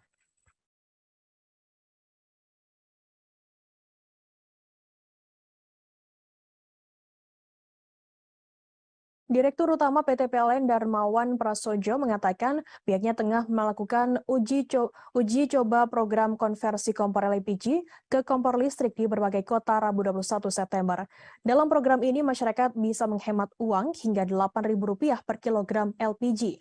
Dalam rapat dengar pendapat dengan Komisi 7 DPR RI pada Rabu 14 September, Direktur Utama PT PLN Darmawan Prasojo mengatakan dengan menggunakan kompor induksi, masyarakat bisa memasak dengan lebih hemat 10 hingga 15% dibandingkan dengan kompor LPG. Ia juga mengatakan program konversi kompor listrik tersebut terbukti dapat menghemat APBN hingga 330 miliar rupiah per tahunnya. Yang memprediksikan jika konversi dilakukan pada 5 juta kelompok penerima manfaat atau KPM, maka akan menghemat APBN sebesar 5,5 triliun rupiah dan 15,3 KPM akan menghemat 16,8 triliun rupiah per tahunnya. Darmawan menambahkan dengan penghematan melalui kompor listrik ini diharapkan dapat mengubah cara penggunaan energi yang selama ini masih tergantung impor. Di sisi lain, ini diharapkan bisa mendorong keterjangkauan di semua kalangan. Sementara itu, Menteri BUMN Erick Thohir mengatakan meski ada rencana peralihan dari kompor LPG ke kompor listrik, penjualan LPG tak boleh langsung dihapus. Pasalnya LPG saat ini masih sangat dibutuhkan oleh masyarakat seperti pedagang asongan, terlebih agen LPG yang pekerjaannya tak boleh dimatikan karena merupakan pendongkrak perekonomian Indonesia.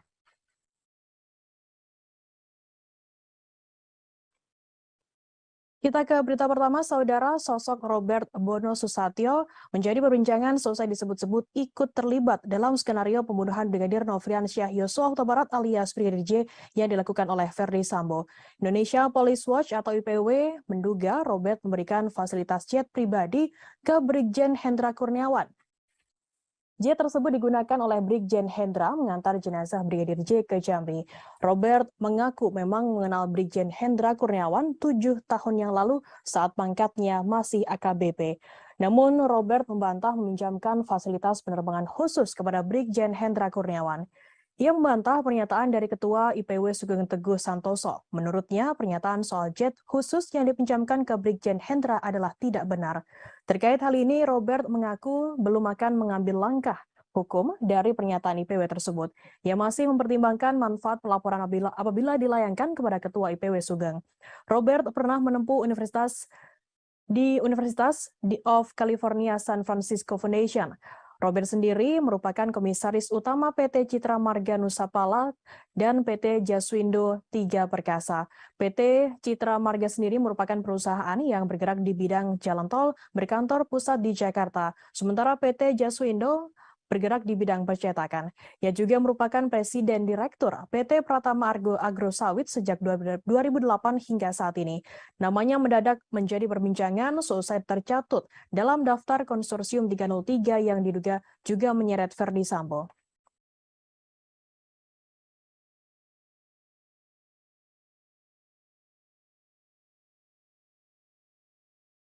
Barada Richard Eliezer alias Baradae digugat secara perdata oleh mantan kuasa hukumnya, Doli Payumara dan Muhammad Burhanuddin sebesar 15 miliar rupiah. Menurut pengacara Baradae, Roni Talapesi, kliennya tak memiliki kewajiban membayar lawyer fee tersebut. Roni mengatakan hal itu dikarenakan kliennya dan dua mantan kuasa hukum tak memiliki perjanjian jasa hukum yang mengikat. Menurutnya, Baradae juga tidak mampu untuk mengumpulkan uang sebanyak itu, bahkan hingga pensiun. Gugatan mantan kuasa hukum kliennya menurutnya menghambat dan mengganggu jalannya proses kasus yang saat ini dijalani oleh Baradae. Menurut Roni, Baradae dan keluarganya merasa tak nyaman dengan gugatan yang dilayangkan oleh Diolipa dan Burhanuddin tersebut. Pasalnya, Baradae saat ini tengah fokus menyelesaikan kasus hukum, kasus pembunuhan berencana terhadap Brigadir Nofriansyah Yosua Huta Barat alias Brigadir J. Roni mengatakan pencabutan surat kuasa oleh Baradae kepada Diolipa Burhanuddin dilakukan karena kliennya tak ingin didampingi oleh dua pengacara tersebut. Pencabutan surat kuasa itu juga telah sesuai dengan pasal 1814 KUH Perdata maksud kami. Diolipa dan Burhanuddin mendaftarkan gugatan tersebut pada 15 Agustus ke PN Jakarta Selatan. Dalam petitumnya, Diolipa dan Burhanuddin meminta hakim mengabulkan seluruh gugatan penggugat. Kedua pengacara itu juga meminta hakim menyatakan surat pencabutan kuasa tertanggal 10 Agustus atas nama Richard Eliezer Pudihang Lumiu selaku tergugat 1 batal demi hukum. Hakim juga diminta menyatakan perbuatan Richard Eliezer dan Kapolri atau dalam hal ini Kabareskrim dalam membuat surat pencabutan kuasa hukum tertanggal 10 Agustus atas nama tergugat 1 dilakukan dengan itikat jahat dan melawan hukum. Dalam gugatan ini, hakim juga diminta menyatakan Diolipa dan Burhanuddin sebagai penasihat hukum Baradae yang sah dan mempunyai hak untuk melakukan pembelaan sampai pada persidangan. Dalam petitum tersebut, para tergugat juga diminta menjalankan putusan ini terlebih dahulu dengan serta-merta dan menghukum tergugat 1, tergugat 2, dan tergugat 3 untuk patuh dan taat terhadap putusan tersebut.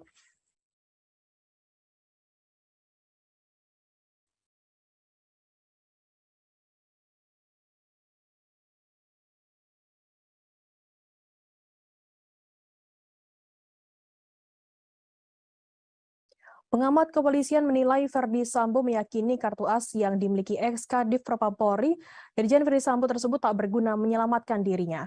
Hermawan Sulistyo, pengamat kepolisian atau mengatakan kartu as tersebut sudah tak bisa menyelamatkan nasib Verdi Sambo. Hal ini dibuktikan dengan berakhirnya karir Sambo di kepolisian. Verdi Sambo diketahui dipecat secara tidak dengan hormat karena melakukan tindakan pembunuhan terhadap Brigadir Nofriansyah Yosua Huta Barat alias Brigadir J. Bahkan Sambo juga tak mendapatkan uang pensiunan. Hermawan mengatakan kartu as yang dimiliki Sambo dinilai tidak efektif. Apabila benar-benar memiliki kartu as yang mumpuni, seharusnya karir polisi tak akan berakhir demikian. Menurutnya, jika memang kartu as tersebut manjur menyelamatkan Ferdi Sambo, maka seharusnya hukumannya hanya skorsing atas kasus pembunuhan yang menjeratnya. Hermawan mengatakan kartu as milik Sambo juga tak berlaku untuk kasus hukum yang menyeret istrinya Putri Chandrawati. Pasalnya, sang istri kini juga ditetapkan sebagai tersangka atas pembunuhan Brigadir J. Hermawan meyakini tidak ditahannya Putri Chandrawati hingga kini tidak ada kaitannya dengan kartu as yang dimiliki oleh Ferdi Sambo. Namun Hermawan tak bisa menilai apa yang membuat penyidik memutuskan tidak menahan istri Verdi Sambo tersebut. Verdi Sambo sendiri diketahui resmi dipecat dari satuan kepolisian selesai pengajuan bandingnya ditolak oleh Majelis Kode Etik Polri.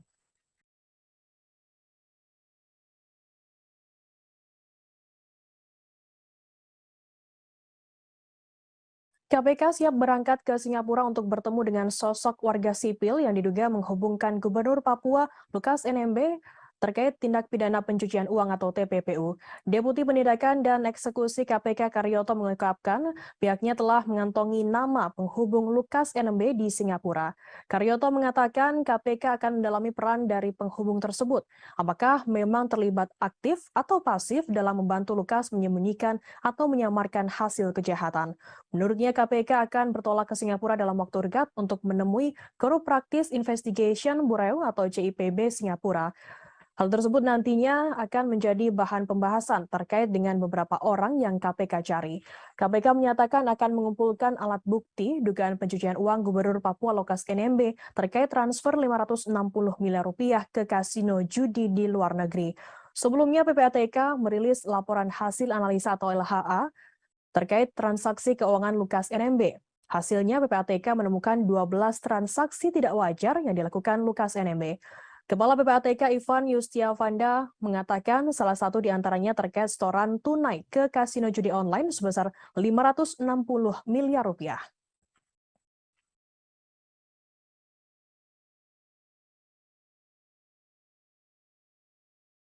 KPK akan melakukan pemanggilan kedua terhadap Gubernur Papua Lukas NMB dalam waktu dekat Rabu 21 September. Deputi Penindakan Komisi Pemberantasan Korupsi KPK Karyoto mengatakan pemanggilan kedua akan dilakukan karena Lukas tak kunjung hadir memenuhi panggilan pertama. Karyoto mengatakan pemanggilan rencananya akan dilakukan pada Senin atau Selasa pekan depan. Di lain sisi, Stefanus Roy Rening, kuasa hukum Gubernur Papua Lukas NMB mengabarkan bahwa kliennya saat ini berada di Koya Jayapura, Papua. Lukas NMB jelas Roy bersikukuh memilih untuk menetap dan tak akan meninggalkan Papua sekalipun untuk keperluan pemeriksaan. Diketahui Lukas NMB kini telah ditetapkan sebagai tersangka kasus korupsi. Roy menjelaskan Lukas tak akan keluar dari Papua meski harus berobat ke luar negeri. Jika KPK akan memeriksa Lukas NMB, maka diharapkan dapat hadir mendatanginya di Papua. Adapun alasannya selain kondisi sakit, Lukas NMB juga tidak diberikan izin oleh masyarakat Papua yang mengaku membela Lukas NMB. Sehingga Lukas NMB meminta agar KPK datang ke Koya dan melakukan pemeriksaan di sana. Lukas diketahui ditetapkan menjadi tersangka atas kasus korupsi karena telah menerima gratifikasi sebesar 1 miliar rupiah.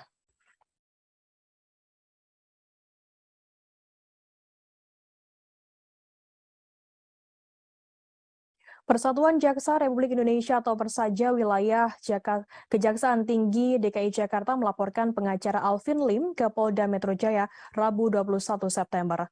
Laporan tersebut terkait Alvin Lim yang diduga melakukan penyebaran berita bohong soal konten yang menyebut Kejaksaan Sarang Mafia.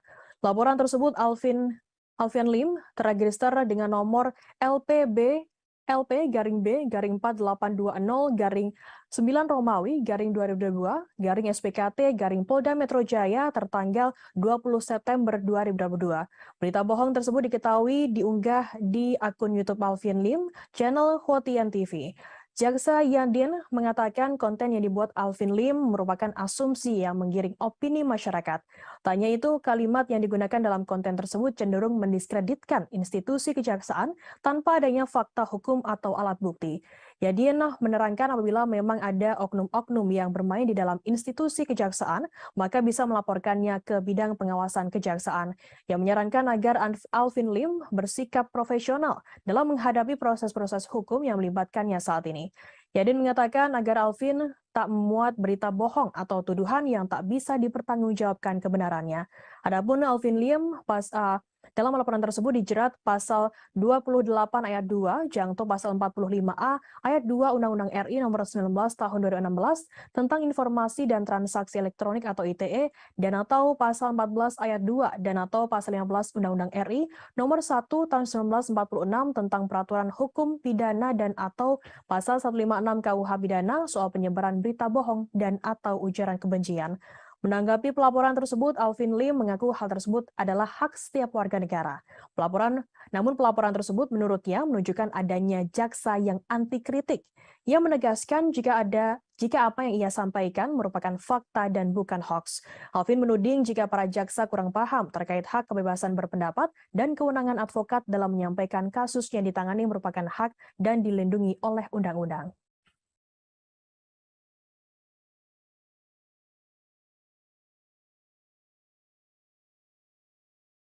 Polri saat ini masih terus mencari keberadaan hacker Bjorka yang menjadi misteri. Kadif Humas Polri Irjen Deddy Prasetyo mengatakan pihaknya tak menutup kemungkinan akan bekerja sama dengan pihak-pihak di negara lain Rabu 21 September. Proses pencarian hacker Bjorka saat ini masih dalam penanganan tim sus gabungan bentukan Menko Polhukam Mahfud MD. Tim gabungan yang terdiri dari Polri, BIN, Badan Cyber Sandi Negara, Kemenkominfo juga tak mau terburu-buru dalam bekerja. Nantinya proses pencarian akan dilakukan secara ilmiah. Karena itu, pihaknya meminta masyarakat bersabar terlebih dahulu. Sebelumnya, kepolisian telah menetapkan 1 orang tersangka dalam kasus hacker Bjorka. Tersangka merupakan seorang pemuda bernama Muhammad Agung Hidayatullah, 21 tahun alias MAH asal Madiun, Jawa Timur. MAH ditangkap pada 14 September dan dibebaskan pada 16 September. MH sendiri tak ditahan dan dikenakan wajib lapor karena bersikap kooperatif.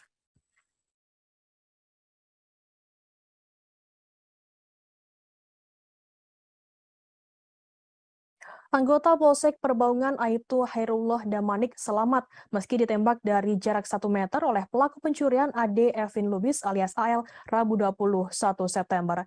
Ia kemudian dianggap sakti karena tak mengalami luka sama sekali. Aibtu Hairullah mengatakan hal itu bukan karena ilmu kebal atau semacamnya, namun karena alat pelindung yang dikenakannya. Kejadian tersebut terjadi di rumah pelaku pencurian dan perampokan di Desa Citaman Jernih, Kecamatan Perbaungan, Serdang Bedagai, Sumatera Utara pada Kamis 15 September. Hairullah mengatakan seorang rekannya bernama Riki tengah kucing-kucingan dengan AL. Hairullah kemudian langsung sigap naik ke atap tempat AL bersembunyi. Tak berselang lama, tiba-tiba terdengar suara letusan senjata api. AL ternyata mencoba menembak kepala Hairullah dengan senjata api rakitan dari jarak 1 meter. Beruntungnya Hairullah mengenakan helm taktikal sehingga peluru tak langsung mengenai kepalanya.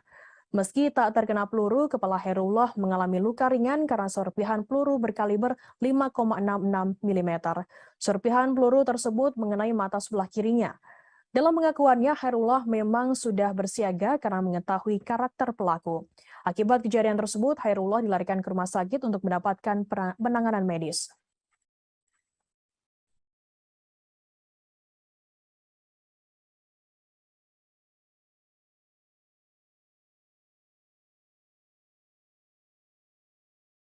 Mimik wajah para pelaku baik oknum anggota TNI maupun warga sipil yang melakukan pembunuhan dan mutilasi 4 warga di Mimika, Papua tampak menakutkan saat diperiksa. Komisioner Komnas HAM Muhammad Khairul Anam mengatakan para pelaku mengeluarkan mimik wajah datar.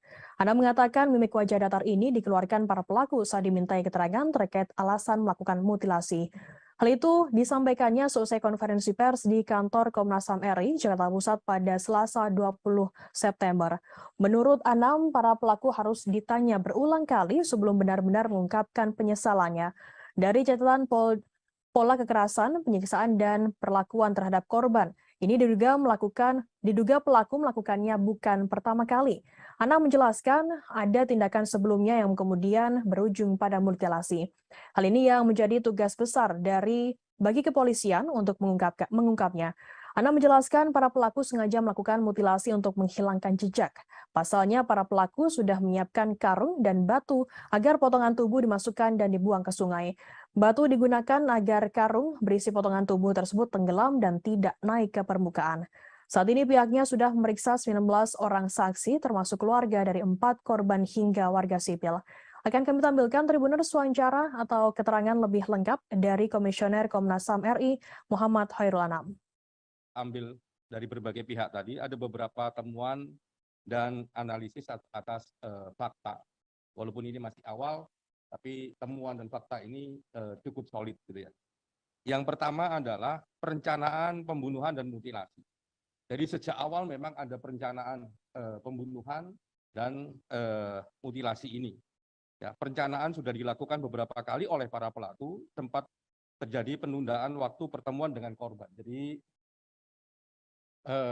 sempat terjadi harusnya ketemu tanggal 20, terus geser tanggal 22. Jadi Warga yang melakukan pembakaran lahan di dekat tol Pejagan Pemalang hingga mengakibatkan kecelakaan tersebut bisa terancam pidana. Kapolda Jawa Tengah melalui Kabid Humas Kombes Pol Muhammad Iqbal mengatakan pidana bisa dijatuhkan apabila dilakukan dengan sengaja. Diketahui kecelakaan beruntun melibatkan 13 kendaraan mengakibatkan 1 orang meninggal dunia. Kecelakaan tersebut diduga dikarenakan adanya asap tebal yang menjadikan jarak pandang pengendara menjadi pendek. Iqbal mengatakan apabila terbukti kebakaran tersebut dilakukan dengan sengaja, polisi akan memproses pelakunya. Polisi akan menjerat pelaku dengan pasal 359 KUHP dengan ancaman pidana penjara paling lama 5 tahun atau pidana kurungan paling lama 1 tahun.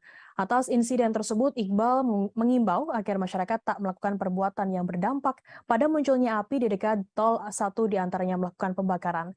Selain itu, ia juga meminta warga pemilik lahan yang berdekatan dengan lokasi tol untuk bersikap bijak dan hati-hati. Di jalan tol, banyak pengguna tol yang memacu kendaraannya dengan kecepatan tinggi. Bila terdapat gangguan seperti kebakaran, berpotensi membahayakan pengguna jalan.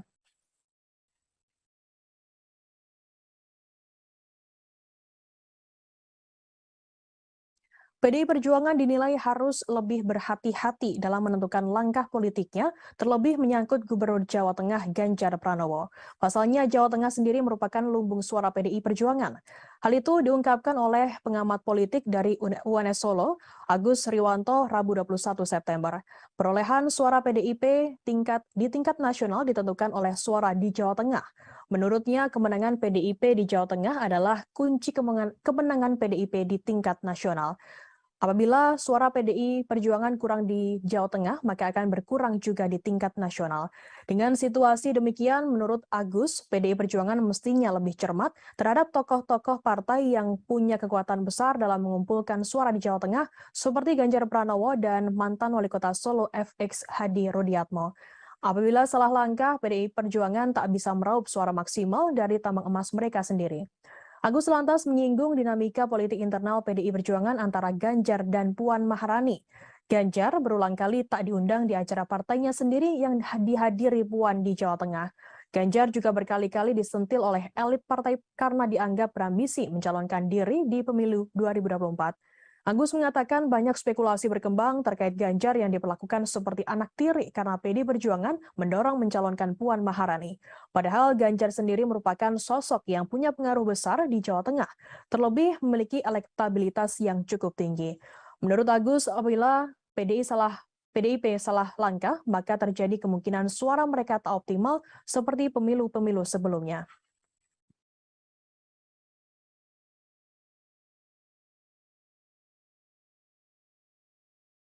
Selesai tak lagi menjabat sebagai Wakil Gubernur DKI Jakarta, Ahmad Riza Patria akan fokus mendukung Partai Gerindra dalam pemilu 2024.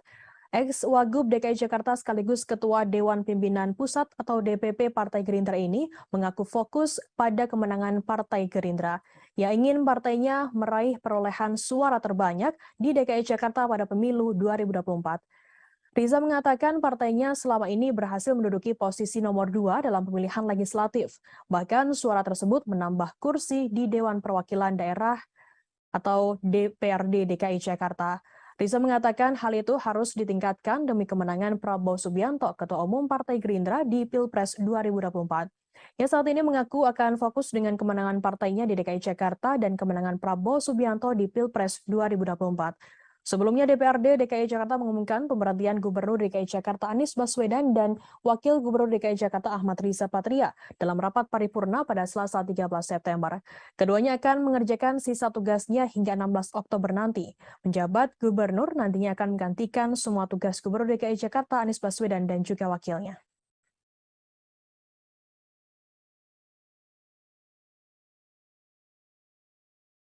Tidak lolos pendaftaran sebagai calon peserta pemilu 2024, Partai Indonesia Bangkit Bersatu atau IBU menggugat Komisi Pemilihan Umum RI ke Pengadilan Tata Usaha Negara atau PT-UN Jakarta.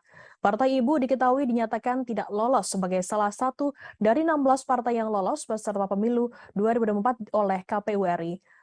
Dikutip dari Sistem Informasi Penelusuran Perkara PT-UN Jakarta pada Senin 19 September, gugatan ini teregistrasi dengan nomor 314-G-2022-PTUN.JKT dengan penggugat atas nama Zulkiflinur.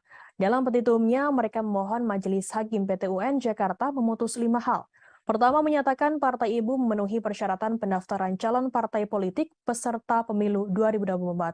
Kedua, membatalkan surat model pengembalian pendaftaran partai politik dan dokumen persyaratan pendaftaran yang diberikan kepada Partai Ibu. Partai Ibu juga meminta Majelis Hakim memerintahkan KPU membatalkan sistem informasi partai politik dalam pendaftaran partai politik calon peserta pemilu 2024 sebagai penentu kelolosan terpenuhnya persyaratan pendaftaran. Hal ini mengacu kepada pasal 117 Undang-Undang Nomor 77 Tahun 2017 tentang Pemilihan Umum. Partai Ibu sendiri meminta KPU RI sebagai tergugat untuk membayar biaya perkara yang timbul dalam perkara ini. Sebelumnya, Partai Ibu juga telah menggugat KPU ke Badan Pengawas Pemilu atau Bawaslu RI atas dugaan pelanggaran administrasi pemilu di balik tidak lolosnya mereka ke tahapan verifikasi administrasaan yang digelar Bawaslu RI. Permohonan Partai Ibu tidak dikabulkan oleh Majelis Pemeriksa. Putusan itu diambil berdasarkan rapat pleno Bawaslu RI yang diikuti para komisioner sebagai Majelis Pemeriksa pada Kamis 8 September dan dibacakan secara terbuka dalam sidang putusan.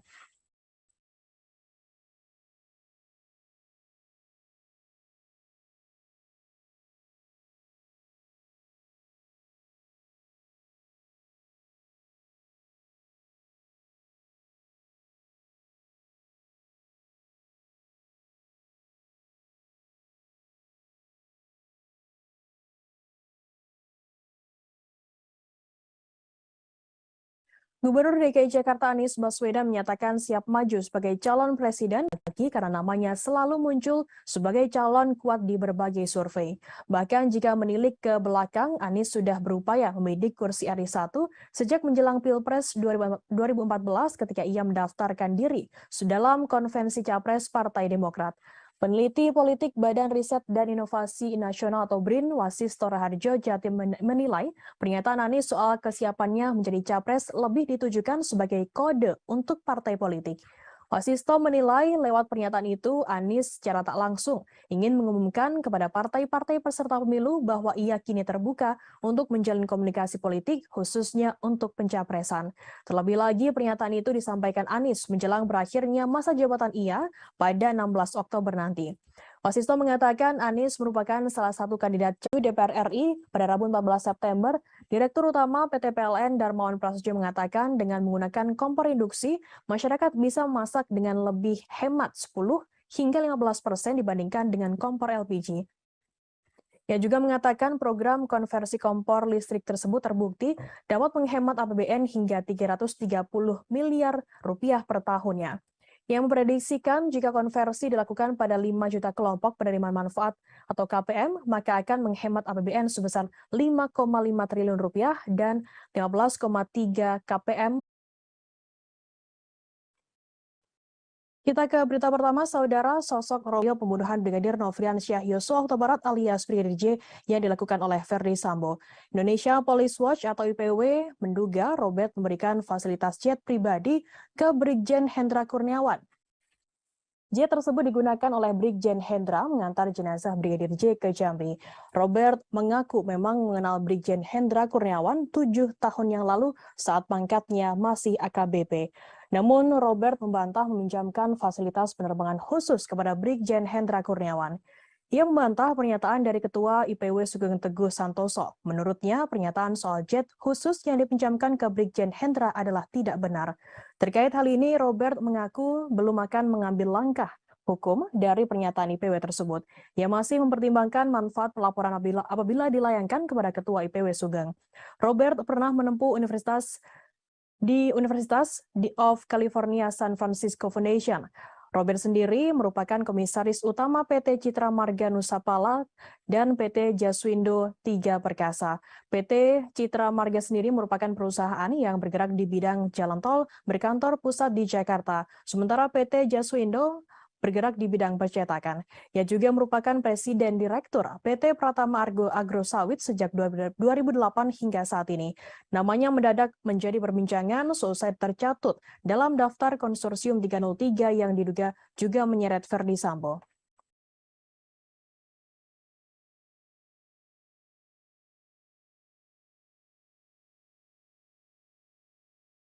Barada Richard Eliezer alias Baradae digugat secara perdata oleh mantan kuasa hukumnya, Doli Payumara dan Muhammad Burhanuddin sebesar 15 miliar rupiah.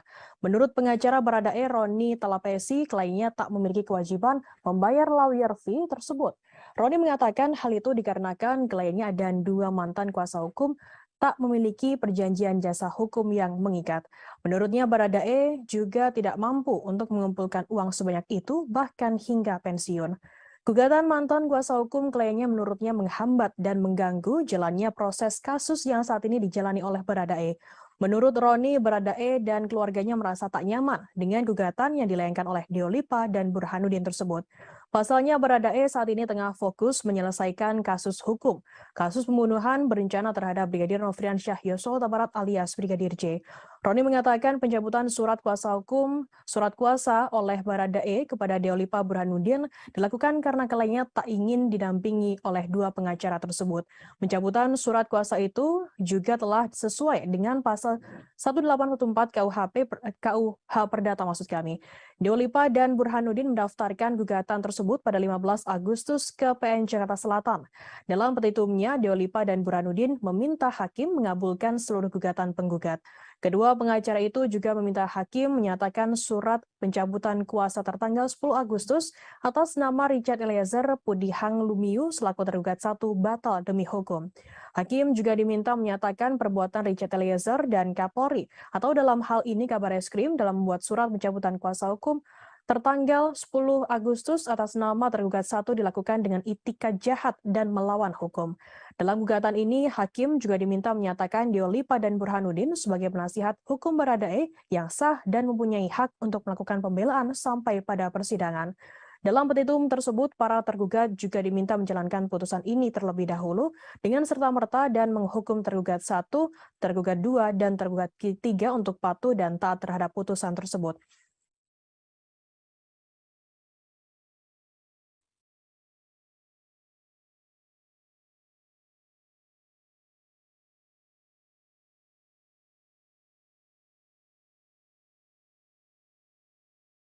Pengamat kepolisian menilai Verdi Sambo meyakini kartu as yang dimiliki ex-Kadif Propam Polri, Irjen Verdi Sambo tersebut tak berguna menyelamatkan dirinya. Hermawan Sulistyo, pengamat kepolisian atau mengatakan kartu as tersebut sudah tak bisa menyelamatkan nasib Verdi Sambo. Hal ini dibuktikan dengan berakhirnya karir Sambo di kepolisian. Verdi Sambo diketahui dipecat secara tidak dengan hormat karena melakukan tindakan pembunuhan terhadap Brigadir Nofriansyah Yosua Huta Barat alias Brigadir J. Bahkan Sambo juga tak mendapatkan uang pensiunan. Hermawan mengatakan kartu as yang dimiliki Sambo dinilai tidak efektif. Apabila benar-benar memiliki kartu as yang mumpuni, seharusnya karir polisi tak akan berakhir demikian. Menurutnya, jika memang kartu as tersebut manjur menyelamatkan Verdi Sambo, maka seharusnya hukumannya hanya skorsing atas kasus pembunuhan yang menjeratnya. Hermawan mengatakan kartu as milik Sambo juga tak berlaku untuk kasus hukum yang menyeret istrinya Putri Chandrawati. Pasalnya, sang istri kini juga ditetapkan sebagai tersangka atas pembunuhan Brigadir J. Hermawan meyakini tidak ditahannya Putri Chandrawati hingga kini tidak ada kaitannya dengan kartu as yang dimiliki oleh Verdi Sambo. Namun Hermawan tak bisa menilai apa yang membuat penyidik memutuskan tidak menahan istri Verdi Sambo tersebut. Verdi Sambo sendiri diketahui resmi dipecat dari satuan kepolisian selesai pengajuan bandingnya ditolak oleh Majelis Kode Etik Polri.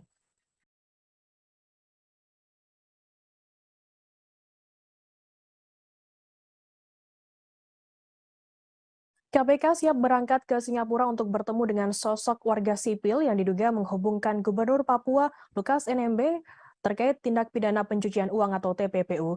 Deputi Penindakan dan Eksekusi KPK Karyoto mengungkapkan pihaknya telah mengantongi nama penghubung Lukas NMB di Singapura. Karyoto mengatakan KPK akan mendalami peran dari penghubung tersebut.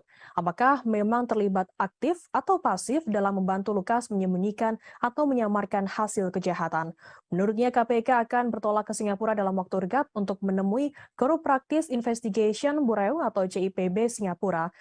Hal tersebut nantinya akan menjadi bahan pembahasan terkait dengan beberapa orang yang KPK cari. KPK menyatakan akan mengumpulkan alat bukti dugaan pencucian uang Gubernur Papua Lukas NMB terkait transfer 560 miliar rupiah ke kasino judi di luar negeri. Sebelumnya PPATK merilis laporan hasil analisa atau LHA terkait transaksi keuangan Lukas NMB. Hasilnya PPATK menemukan 12 transaksi tidak wajar yang dilakukan Lukas NMB. Kepala PPATK Ivan Yustiavanda mengatakan salah satu di antaranya terkait setoran tunai ke kasino judi online sebesar 560 miliar rupiah.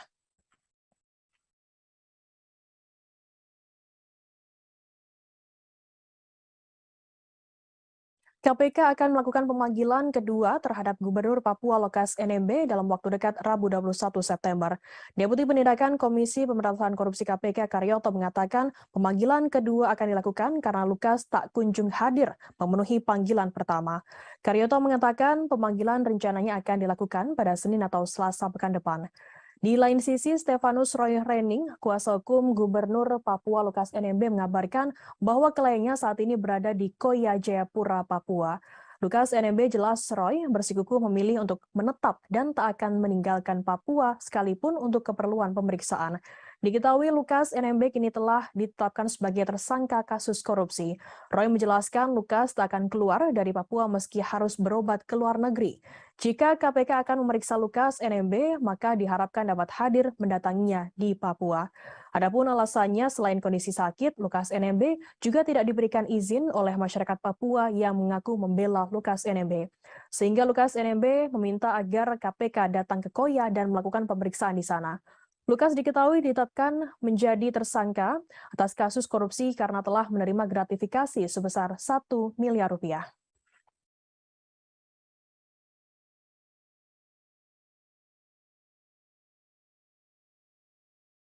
Persatuan Jaksa Republik Indonesia atau Persaja Wilayah Kejaksaan Tinggi DKI Jakarta melaporkan pengacara Alvin Lim ke Polda Metro Jaya Rabu 21 September.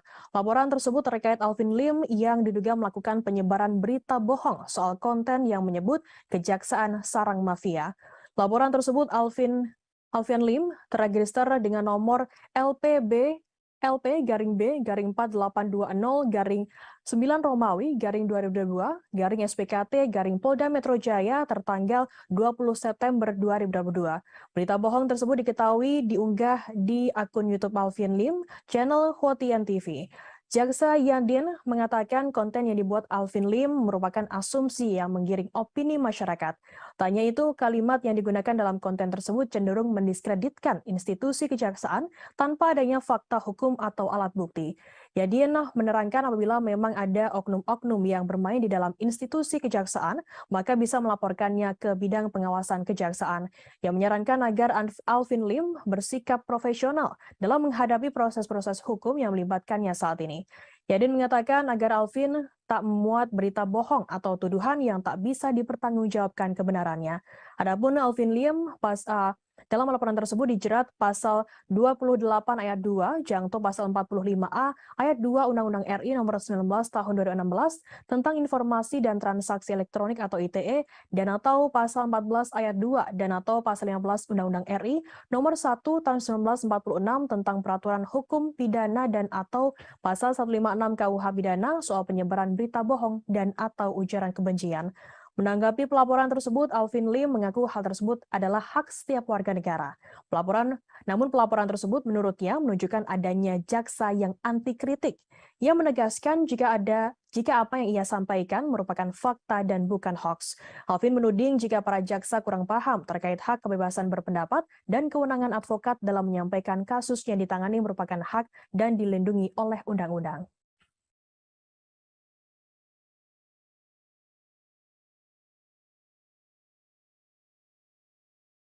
Polri saat ini masih terus mencari keberadaan hacker Bjorka yang menjadi misteri. Kadif Humas Polri Irjen Dedi Prasetyo mengatakan pihaknya tak menutup kemungkinan akan bekerja sama dengan pihak-pihak di negara lain Rabu 21 September.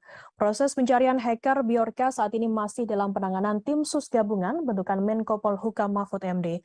Tim gabungan yang terdiri dari Polri, BIN, Badan Cyber Sandi Negara, Kemenkominfo juga tak mau terburu-buru dalam bekerja.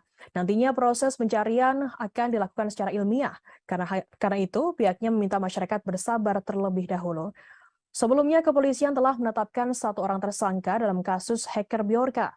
Tersangka merupakan seorang pemuda bernama Muhammad Agung Hidayatullah, 21 tahun alias MAH asal Madiun, Jawa Timur. MAH ditangkap pada 14 September dan dibebaskan pada 16 September. MH sendiri tak ditahan dan dikenakan wajib lapor karena bersikap kooperatif.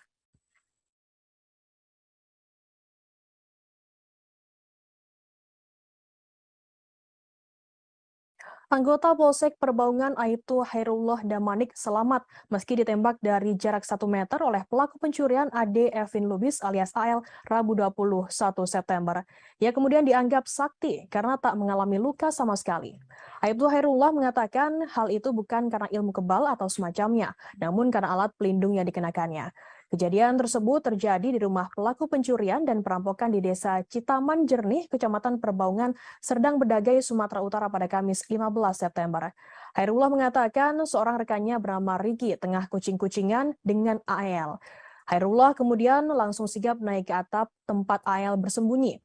Tak berselang lama, tiba-tiba terdengar suara letusan senjata api. AL ternyata mencoba menembak kepala Hairullah dengan senjata api rakitan dari jarak 1 meter. Beruntungnya Hairullah mengenakan helm taktikal sehingga peluru tak langsung mengenai kepalanya. Meski tak terkena peluru, kepala Hairullah mengalami luka ringan karena serpihan peluru berkaliber 5,66 mm. Serpihan peluru tersebut mengenai mata sebelah kirinya. Dalam pengakuannya, Hairullah memang sudah bersiaga karena mengetahui karakter pelaku. Akibat kejadian tersebut, Hairullah dilarikan ke rumah sakit untuk mendapatkan penanganan medis.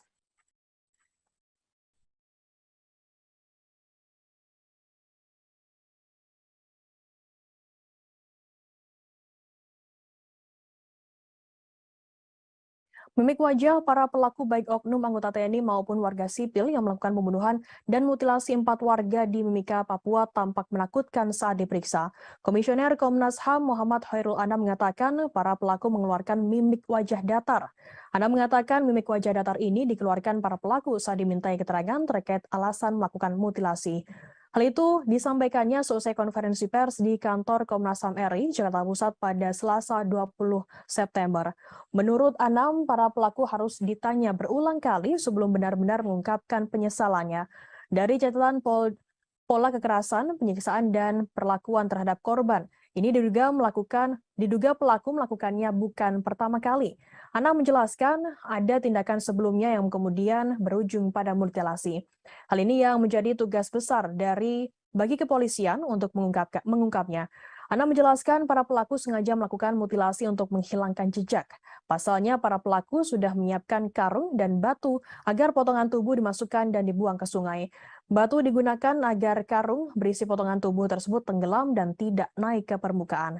Saat ini pihaknya sudah memeriksa 19 orang saksi termasuk keluarga dari 4 korban hingga warga sipil. Akan kami tampilkan Tribuners wawancara atau keterangan lebih lengkap dari Komisioner Komnas HAM RI Muhammad Khairul Anam.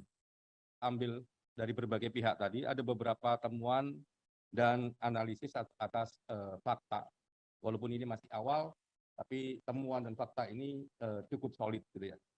Yang pertama adalah perencanaan pembunuhan dan mutilasi. Jadi sejak awal memang ada perencanaan pembunuhan dan mutilasi ini. Ya, perencanaan sudah dilakukan beberapa kali oleh para pelaku, sempat terjadi penundaan waktu pertemuan dengan korban. Jadi sempat terjadi harusnya ketemu tanggal 20, terus geser tanggal 22.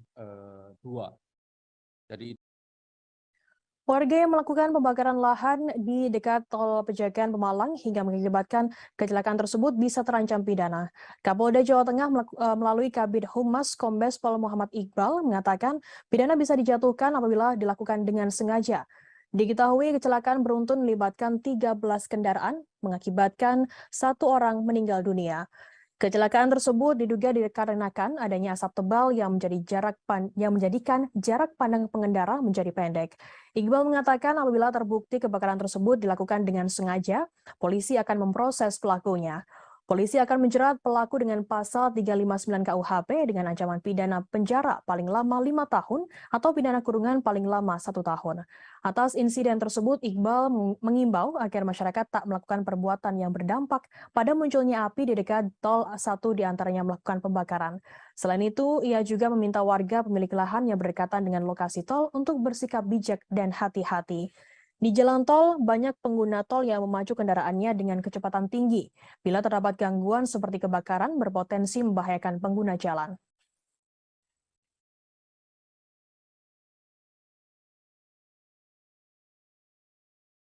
PDI Perjuangan dinilai harus lebih berhati-hati dalam menentukan langkah politiknya, terlebih menyangkut Gubernur Jawa Tengah Ganjar Pranowo. Pasalnya, Jawa Tengah sendiri merupakan lumbung suara PDI Perjuangan. Hal itu diungkapkan oleh pengamat politik dari UNS Solo, Agus Riwanto, Rabu 21 September. Perolehan suara PDIP di tingkat nasional ditentukan oleh suara di Jawa Tengah.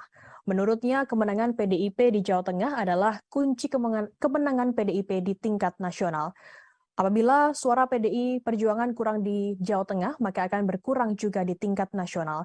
Dengan situasi demikian, menurut Agus, PDI Perjuangan mestinya lebih cermat terhadap tokoh-tokoh partai yang punya kekuatan besar dalam mengumpulkan suara di Jawa Tengah, seperti Ganjar Pranowo dan mantan Wali Kota Solo FX Hadi Rudiatmo. Apabila salah langkah, PDI Perjuangan tak bisa meraup suara maksimal dari tambang emas mereka sendiri. Agus lantas menyinggung dinamika politik internal PDI Perjuangan antara Ganjar dan Puan Maharani. Ganjar berulang kali tak diundang di acara partainya sendiri yang dihadiri Puan di Jawa Tengah. Ganjar juga berkali-kali disentil oleh elit partai karena dianggap berambisi mencalonkan diri di pemilu 2024. Agus mengatakan banyak spekulasi berkembang terkait Ganjar yang diperlakukan seperti anak tiri karena PDI Perjuangan mendorong mencalonkan Puan Maharani. Padahal Ganjar sendiri merupakan sosok yang punya pengaruh besar di Jawa Tengah, terlebih memiliki elektabilitas yang cukup tinggi. Menurut Agus, apabila PDIP salah langkah, maka terjadi kemungkinan suara mereka tak optimal seperti pemilu-pemilu sebelumnya.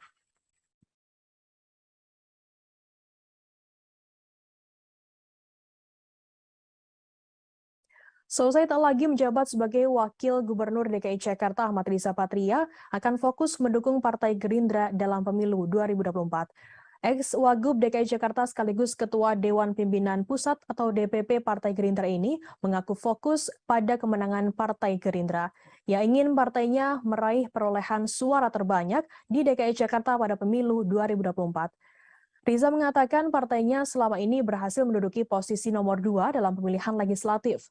Bahkan suara tersebut menambah kursi di Dewan Perwakilan Daerah atau DPRD DKI Jakarta. Riza mengatakan hal itu harus ditingkatkan demi kemenangan Prabowo Subianto, Ketua Umum Partai Gerindra di Pilpres 2024. Ia saat ini mengaku akan fokus dengan kemenangan partainya di DKI Jakarta dan kemenangan Prabowo Subianto di Pilpres 2024. Sebelumnya DPRD DKI Jakarta mengumumkan pemberhentian Gubernur DKI Jakarta Anies Baswedan dan Wakil Gubernur DKI Jakarta Ahmad Riza Patria dalam rapat paripurna pada Selasa 13 September. Keduanya akan mengerjakan sisa tugasnya hingga 16 Oktober nanti. Penjabat Gubernur nantinya akan menggantikan semua tugas Gubernur DKI Jakarta Anies Baswedan dan juga wakilnya.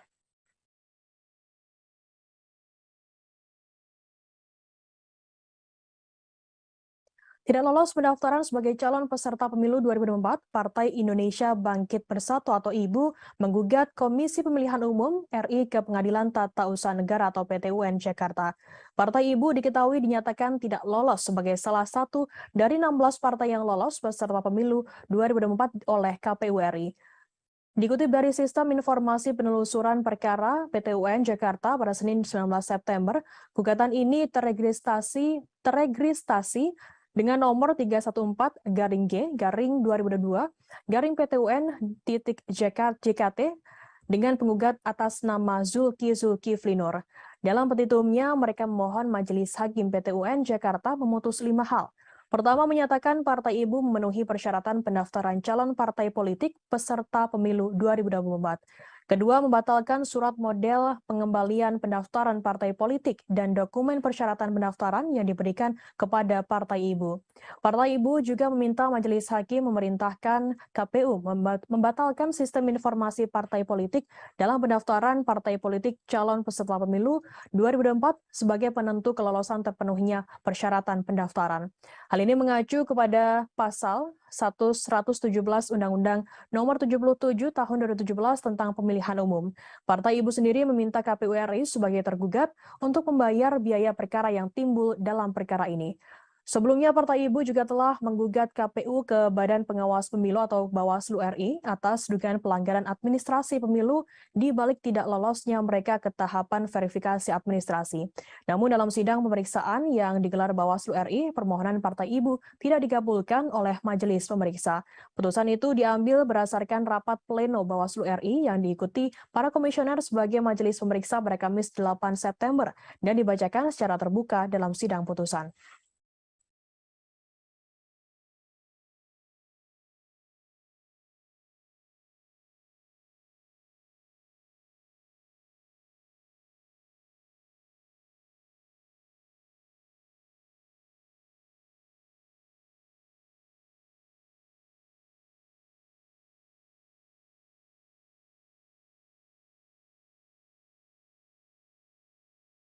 Gubernur DKI Jakarta Anies Baswedan menyatakan siap maju sebagai calon presiden pada Pilpres 2024. Pernyataan kesiapan ini ia sampaikan sebelum lengser dari jabatan Gubernur DKI Jakarta. Pernyataan tersebut disampaikan Anies dalam sebuah wawancara dengan Reuters di Singapura. Anies juga menambahkan bahwa kondisinya saat ini yang belum terikat pada satu partai memungkinkannya untuk menjalin komunikasi dengan semua fraksi. Dalam wawancara dengan Reuters pada pekan lalu itu, Anies juga menyinggung soal elektabilitasnya yang cukup tinggi berdasarkan survei sejumlah lembaga. Survei independen ini dilakukan sebelum Anies bahkan melakukan kampanye.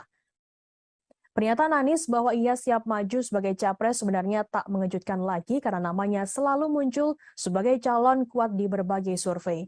Bahkan jika menilik ke belakang, Anies sudah berupaya membidik kursi RI 1 sejak menjelang Pilpres 2014 ketika ia mendaftarkan diri dalam konvensi capres Partai Demokrat. Peneliti politik Badan Riset dan Inovasi Nasional atau BRIN, Wasisto Raharjo Jatim menilai pernyataan Anies soal kesiapannya menjadi capres lebih ditujukan sebagai kode untuk partai politik. Wasisto menilai lewat pernyataan itu Anies secara tak langsung ingin mengumumkan kepada partai-partai peserta pemilu bahwa ia kini terbuka untuk menjalin komunikasi politik khususnya untuk pencapresan.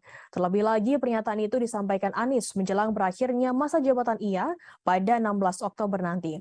Wasisto mengatakan Anies merupakan salah satu kandidat capres dengan tingkat popularitas dan elektabilitas yang tergolong tinggi. Karena itu, Wasisto menilai Anies secara sadar mengetahui potensi yang dimilikinya dan hendak menawarkan potensi elektabilitasnya tersebut kepada calon partai pengusungnya.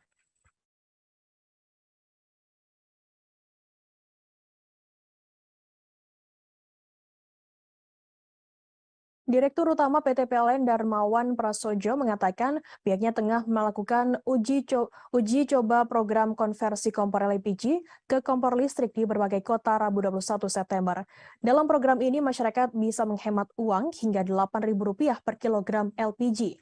Dalam rapat dengar pendapat dengan Komisi 7 DPR RI pada Rabu 14 September, Direktur Utama PT PLN Darmawan Prasojo mengatakan dengan menggunakan kompor induksi, masyarakat bisa memasak dengan lebih hemat 10 hingga 15% dibandingkan dengan kompor LPG. Ia juga mengatakan program konversi kompor listrik tersebut terbukti dapat menghemat APBN hingga Rp330 miliar per tahunnya. Yang memprediksikan jika konversi dilakukan pada 5 juta kelompok penerima manfaat atau KPM, maka akan menghemat APBN sebesar Rp5,5 triliun dan 15,3 KPM akan menghemat Rp16,8 triliun per tahunnya. Darmawan menambahkan dengan penghematan melalui kompor listrik ini diharapkan dapat mengubah cara penggunaan energi yang selama ini masih tergantung impor. Di sisi lain, ini diharapkan bisa mendorong keterjangkauan di semua kalangan. Sementara itu, Menteri BUMN Erick Thohir mengatakan meski ada rencana peralihan dari kompor LPG ke kompor listrik, penjualan LPG tak boleh langsung dihapus. Pasalnya LPG saat ini masih sangat dibutuhkan oleh masyarakat seperti pedagang asongan, terlebih agen LPG yang pekerjaannya tak boleh dimatikan karena merupakan pendongkrak perekonomian Indonesia.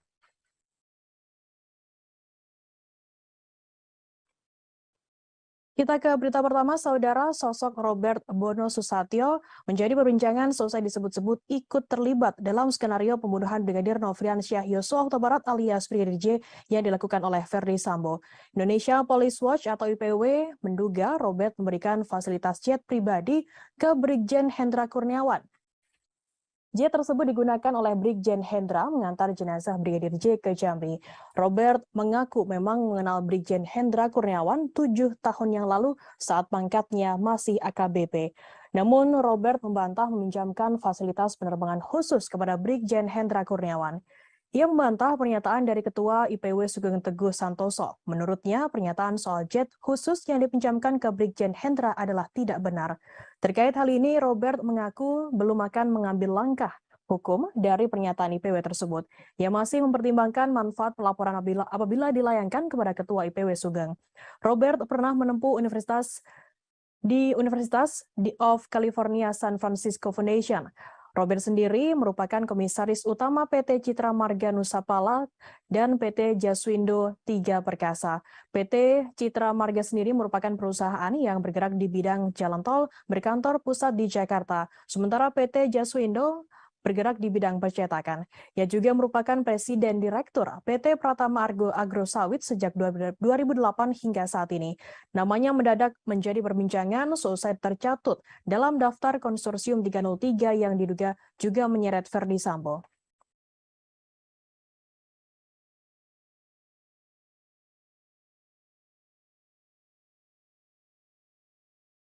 Barada Richard Eliezer alias Baradae digugat secara perdata oleh mantan kuasa hukumnya, Doli Payumara dan Muhammad Burhanuddin sebesar 15 miliar rupiah. Menurut pengacara Baradae, Roni Talapesi, kliennya tak memiliki kewajiban membayar lawyer fee tersebut. Roni mengatakan hal itu dikarenakan kliennya dan dua mantan kuasa hukum tak memiliki perjanjian jasa hukum yang mengikat. Menurutnya, Baradae juga tidak mampu untuk mengumpulkan uang sebanyak itu, bahkan hingga pensiun. Gugatan mantan kuasa hukum kliennya menurutnya menghambat dan mengganggu jalannya proses kasus yang saat ini dijalani oleh Baradae. Menurut Roni, Baradae dan keluarganya merasa tak nyaman dengan gugatan yang dilayangkan oleh Diolipa dan Burhanuddin tersebut. Pasalnya Baradae saat ini tengah fokus menyelesaikan kasus hukum, kasus pembunuhan berencana terhadap Brigadir Nofriansyah Yosua Huta Barat alias Brigadir J. Roni mengatakan pencabutan surat kuasa oleh Baradae kepada Deolipa Burhanuddin dilakukan karena kliennya tak ingin didampingi oleh dua pengacara tersebut. Pencabutan surat kuasa itu juga telah sesuai dengan pasal 1814 KUH Perdata maksud kami. Deolipa dan Burhanuddin mendaftarkan gugatan tersebut pada 15 Agustus ke PN Jakarta Selatan. Dalam petitumnya, Deolipa dan Burhanuddin meminta hakim mengabulkan seluruh gugatan penggugat. Kedua pengacara itu juga meminta hakim menyatakan surat pencabutan kuasa tertanggal 10 Agustus atas nama Richard Eliezer Pudihang Lumiu selaku tergugat 1 batal demi hukum. Hakim juga diminta menyatakan perbuatan Richard Eliezer dan Kapolri atau dalam hal ini Kabareskrim dalam membuat surat pencabutan kuasa hukum tertanggal 10 Agustus atas nama tergugat 1 dilakukan dengan itikat jahat dan melawan hukum. Dalam gugatan ini, hakim juga diminta menyatakan Deolipa dan Burhanuddin sebagai penasihat hukum Baradae yang sah dan mempunyai hak untuk melakukan pembelaan sampai pada persidangan. Dalam petitum tersebut, para tergugat juga diminta menjalankan putusan ini terlebih dahulu dengan serta-merta dan menghukum tergugat 1, tergugat 2, dan tergugat 3 untuk patuh dan taat terhadap putusan tersebut.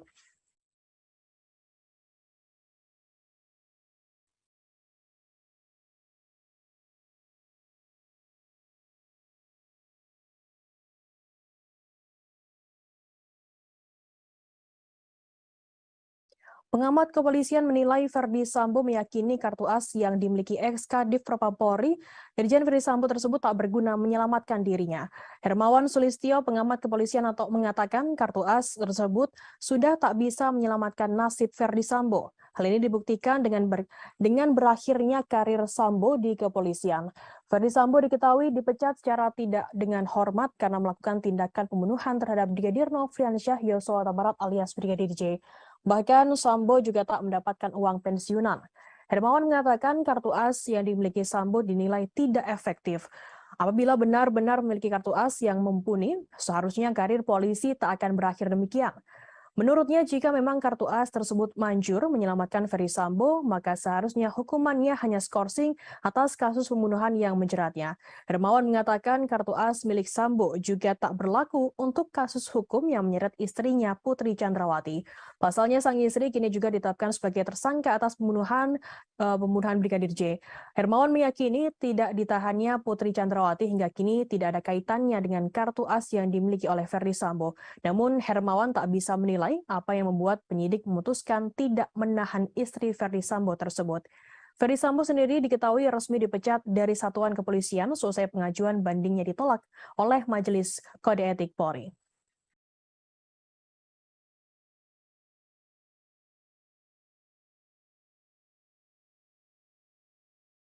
KPK siap berangkat ke Singapura untuk bertemu dengan sosok warga sipil yang diduga menghubungkan Gubernur Papua Lukas NMB terkait tindak pidana pencucian uang atau TPPU. Deputi Penindakan dan Eksekusi KPK Karyoto mengungkapkan pihaknya telah mengantongi nama penghubung Lukas NMB di Singapura. Karyoto mengatakan KPK akan mendalami peran dari penghubung tersebut. Apakah memang terlibat aktif atau pasif dalam membantu Lukas menyembunyikan atau menyamarkan hasil kejahatan. Menurutnya KPK akan bertolak ke Singapura dalam waktu dekat untuk menemui Korup Practice Investigation Bureau atau CIPB Singapura. Hal tersebut nantinya akan menjadi bahan pembahasan terkait dengan beberapa orang yang KPK cari. KPK menyatakan akan mengumpulkan alat bukti dugaan pencucian uang Gubernur Papua Lukas NMB terkait transfer 560 miliar rupiah ke kasino judi di luar negeri. Sebelumnya PPATK merilis laporan hasil analisa atau LHA terkait transaksi keuangan Lukas NMB. Hasilnya PPATK menemukan 12 transaksi tidak wajar yang dilakukan Lukas NMB. Kepala PPATK Ivan Yustiavanda mengatakan salah satu di antaranya terkait setoran tunai ke kasino judi online sebesar 560 miliar rupiah.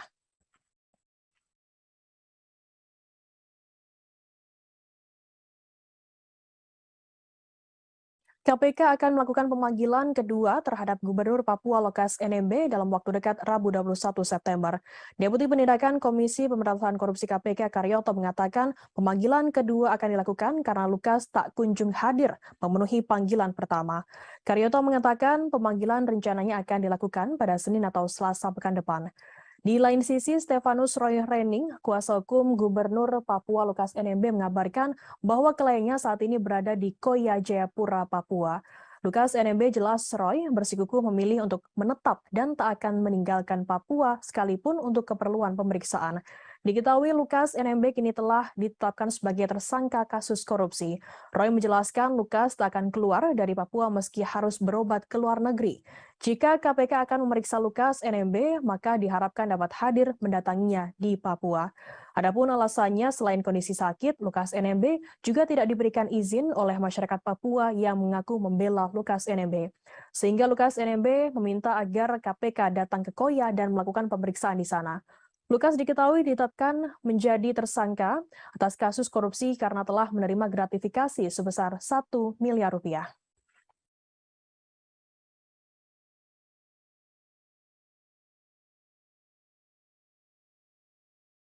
Persatuan Jaksa Republik Indonesia atau Persaja Wilayah Kejaksaan Tinggi DKI Jakarta melaporkan pengacara Alvin Lim ke Polda Metro Jaya Rabu 21 September.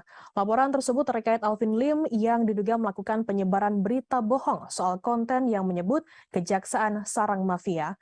Laporan tersebut Alvin Lim terregister dengan nomor LPB LP garing B garing 4820 garing 9 Romawi garing 2022 garing SPKT garing Polda Metro Jaya tertanggal 20 September 2022. Berita bohong tersebut diketahui diunggah di akun YouTube Alvin Lim, channel Hotian TV. Jaksa Yadin mengatakan konten yang dibuat Alvin Lim merupakan asumsi yang menggiring opini masyarakat. Tanya itu, kalimat yang digunakan dalam konten tersebut cenderung mendiskreditkan institusi kejaksaan tanpa adanya fakta hukum atau alat bukti. Yadin menerangkan apabila memang ada oknum-oknum yang bermain di dalam institusi kejaksaan, maka bisa melaporkannya ke bidang pengawasan kejaksaan. Yang menyarankan agar Alvin Lim bersikap profesional dalam menghadapi proses-proses hukum yang melibatkannya saat ini. Yadin mengatakan agar Alvin tak memuat berita bohong atau tuduhan yang tak bisa dipertanggungjawabkan kebenarannya. Adapun Alvin Lim dalam laporan tersebut dijerat pasal 28 ayat 2, jangto pasal 45A ayat 2 Undang-Undang RI nomor 19 tahun 2016 tentang informasi dan transaksi elektronik atau ITE dan atau pasal 14 ayat 2 dan atau pasal 15 Undang-Undang RI nomor 1 tahun 1946 tentang peraturan hukum pidana dan atau pasal 156 KUH pidana soal penyebaran berita bohong dan atau ujaran kebencian. Menanggapi pelaporan tersebut, Alvin Lim mengaku hal tersebut adalah hak setiap warga negara. Namun pelaporan tersebut menurutnya menunjukkan adanya jaksa yang anti kritik. Ia menegaskan jika apa yang ia sampaikan merupakan fakta dan bukan hoax.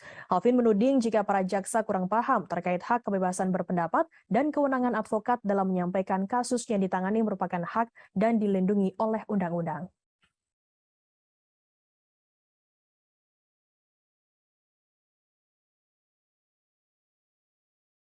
Polri saat ini masih terus mencari keberadaan hacker Bjorka yang menjadi misteri. Kadif Humas Polri Irjen Dedi Prasetyo mengatakan pihaknya tak menutup kemungkinan akan bekerja sama dengan pihak-pihak di negara lain Rabu 21 September. Proses pencarian hacker Bjorka saat ini masih dalam penanganan tim sus gabungan bentukan Menko Polhukam Mahfud MD. Tim gabungan yang terdiri dari Polri, BIN, Badan Cyber Sandi Negara, Kemenkominfo juga tak mau terburu-buru dalam bekerja. Nantinya proses pencarian akan dilakukan secara ilmiah. Karena itu, pihaknya meminta masyarakat bersabar terlebih dahulu. Sebelumnya, kepolisian telah menetapkan satu orang tersangka dalam kasus hacker Bjorka. Tersangka merupakan seorang pemuda bernama Muhammad Agung Hidayatullah, 21 tahun alias MAH asal Madiun, Jawa Timur. MAH ditangkap pada 14 September dan dibebaskan pada 16 September. MH sendiri tak ditahan dan dikenakan wajib lapor karena bersikap kooperatif.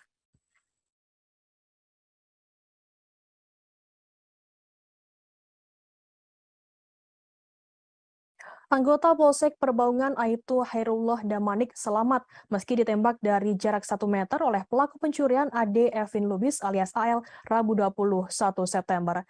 Ia kemudian dianggap sakti karena tak mengalami luka sama sekali. Aibtu Hairullah mengatakan hal itu bukan karena ilmu kebal atau semacamnya, namun karena alat pelindung yang dikenakannya. Kejadian tersebut terjadi di rumah pelaku pencurian dan perampokan di Desa Citaman Jernih, Kecamatan Perbaungan, Serdang Bedagai, Sumatera Utara pada Kamis 15 September. Hairullah mengatakan seorang rekannya bernama Riki tengah kucing-kucingan dengan AL. Hairullah kemudian langsung sigap naik ke atap tempat AL bersembunyi.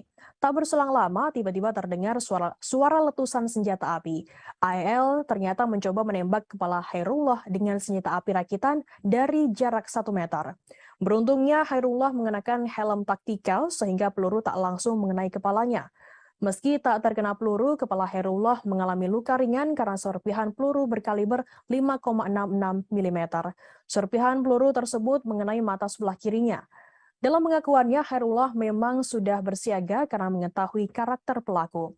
Akibat kejadian tersebut, Hairullah dilarikan ke rumah sakit untuk mendapatkan penanganan medis.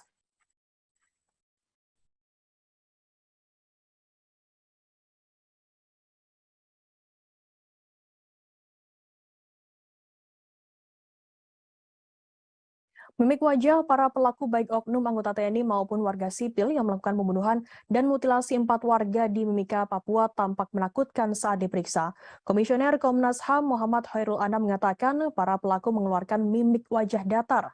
Anam mengatakan mimik wajah datar ini dikeluarkan para pelaku saat dimintai keterangan terkait alasan melakukan mutilasi. Hal itu disampaikannya selesai konferensi pers di kantor Komnas HAM RI, Jakarta Pusat pada Selasa 20 September. Menurut Anam, para pelaku harus ditanya berulang kali sebelum benar-benar mengungkapkan penyesalannya. Dari catatan pola kekerasan, penyiksaan, dan perlakuan terhadap korban, ini diduga pelaku melakukannya bukan pertama kali. Anam menjelaskan ada tindakan sebelumnya yang kemudian berujung pada mutilasi. Hal ini yang menjadi tugas besar bagi kepolisian untuk mengungkapnya. Anam menjelaskan para pelaku sengaja melakukan mutilasi untuk menghilangkan jejak. Pasalnya para pelaku sudah menyiapkan karung dan batu agar potongan tubuh dimasukkan dan dibuang ke sungai. Batu digunakan agar karung berisi potongan tubuh tersebut tenggelam dan tidak naik ke permukaan. Saat ini pihaknya sudah memeriksa 19 orang saksi termasuk keluarga dari 4 korban hingga warga sipil. Akan kami tampilkan Tribuners wawancara atau keterangan lebih lengkap dari Komisioner Komnas HAM RI Muhammad Khairul Anam. Ambil dari berbagai pihak tadi, ada beberapa temuan dan analisis atas fakta. Walaupun ini masih awal, tapi temuan dan fakta ini cukup solid gitu ya. Yang pertama adalah perencanaan pembunuhan dan mutilasi. Jadi sejak awal memang ada perencanaan pembunuhan dan mutilasi ini. Ya, perencanaan sudah dilakukan beberapa kali oleh para pelaku, sempat terjadi penundaan waktu pertemuan dengan korban. Jadi sempat terjadi harusnya ketemu tanggal 20, terus geser tanggal 22. Jadi Warga yang melakukan pembakaran lahan di dekat tol Pejagan Pemalang hingga mengakibatkan kecelakaan tersebut bisa terancam pidana. Kapolda Jawa Tengah melalui Kabid Humas Kombes Pol Muhammad Iqbal mengatakan pidana bisa dijatuhkan apabila dilakukan dengan sengaja. Diketahui kecelakaan beruntun melibatkan 13 kendaraan mengakibatkan 1 orang meninggal dunia. Kecelakaan tersebut diduga dikarenakan adanya asap tebal yang menjadikan jarak pandang pengendara menjadi pendek. Iqbal mengatakan apabila terbukti kebakaran tersebut dilakukan dengan sengaja, polisi akan memproses pelakunya. Polisi akan menjerat pelaku dengan pasal 359 KUHP dengan ancaman pidana penjara paling lama 5 tahun atau pidana kurungan paling lama 1 tahun. Atas insiden tersebut, Iqbal mengimbau agar masyarakat tak melakukan perbuatan yang berdampak pada munculnya api di dekat tol, 1 diantaranya melakukan pembakaran. Selain itu, ia juga meminta warga pemilik lahan yang berdekatan dengan lokasi tol untuk bersikap bijak dan hati-hati. Di jalan tol, banyak pengguna tol yang memacu kendaraannya dengan kecepatan tinggi. Bila terdapat gangguan seperti kebakaran, berpotensi membahayakan pengguna jalan.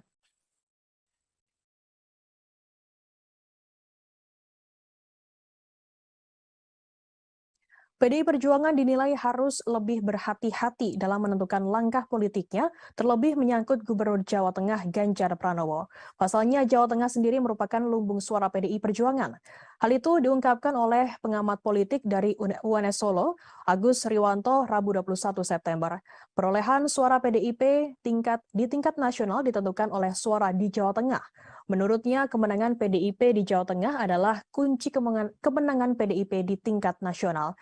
Apabila suara PDI Perjuangan kurang di Jawa Tengah, maka akan berkurang juga di tingkat nasional. Dengan situasi demikian, menurut Agus, PDI Perjuangan mestinya lebih cermat terhadap tokoh-tokoh partai yang punya kekuatan besar dalam mengumpulkan suara di Jawa Tengah, seperti Ganjar Pranowo dan mantan Wali Kota Solo FX Hadi Rudiatmo. Apabila salah langkah, PDI Perjuangan tak bisa meraup suara maksimal dari tambang emas mereka sendiri. Agus lantas menyinggung dinamika politik internal PDI Perjuangan antara Ganjar dan Puan Maharani. Ganjar berulang kali tak diundang di acara partainya sendiri yang dihadiri Puan di Jawa Tengah. Ganjar juga berkali-kali disentil oleh elit partai karena dianggap berambisi mencalonkan diri di pemilu 2024. Agus mengatakan banyak spekulasi berkembang terkait Ganjar yang diperlakukan seperti anak tiri karena PDI Perjuangan mendorong mencalonkan Puan Maharani. Padahal Ganjar sendiri merupakan sosok yang punya pengaruh besar di Jawa Tengah, terlebih memiliki elektabilitas yang cukup tinggi. Menurut Agus, apabila PDIP salah langkah, maka terjadi kemungkinan suara mereka tak optimal seperti pemilu-pemilu sebelumnya.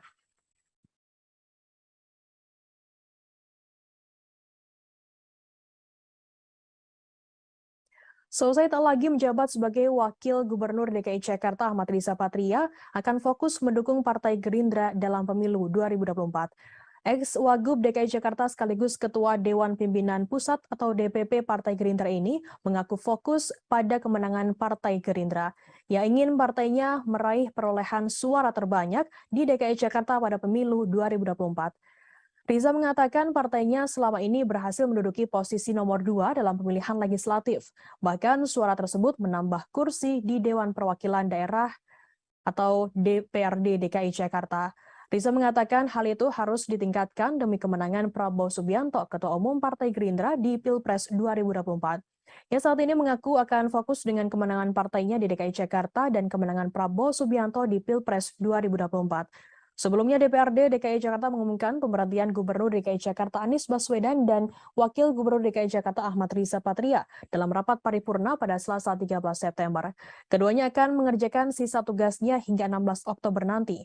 Penjabat Gubernur nantinya akan menggantikan semua tugas Gubernur DKI Jakarta Anies Baswedan dan juga wakilnya.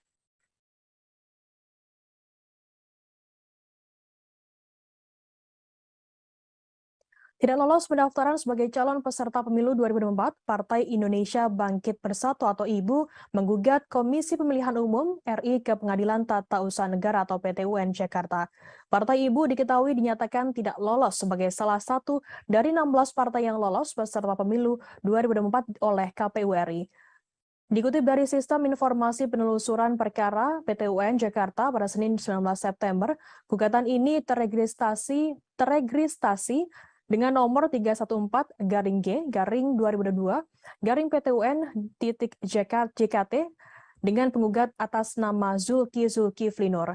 Dalam petitumnya, mereka memohon Majelis Hakim PT-UN Jakarta memutus 5 hal. Pertama, menyatakan Partai Ibu memenuhi persyaratan pendaftaran calon partai politik peserta pemilu 2024.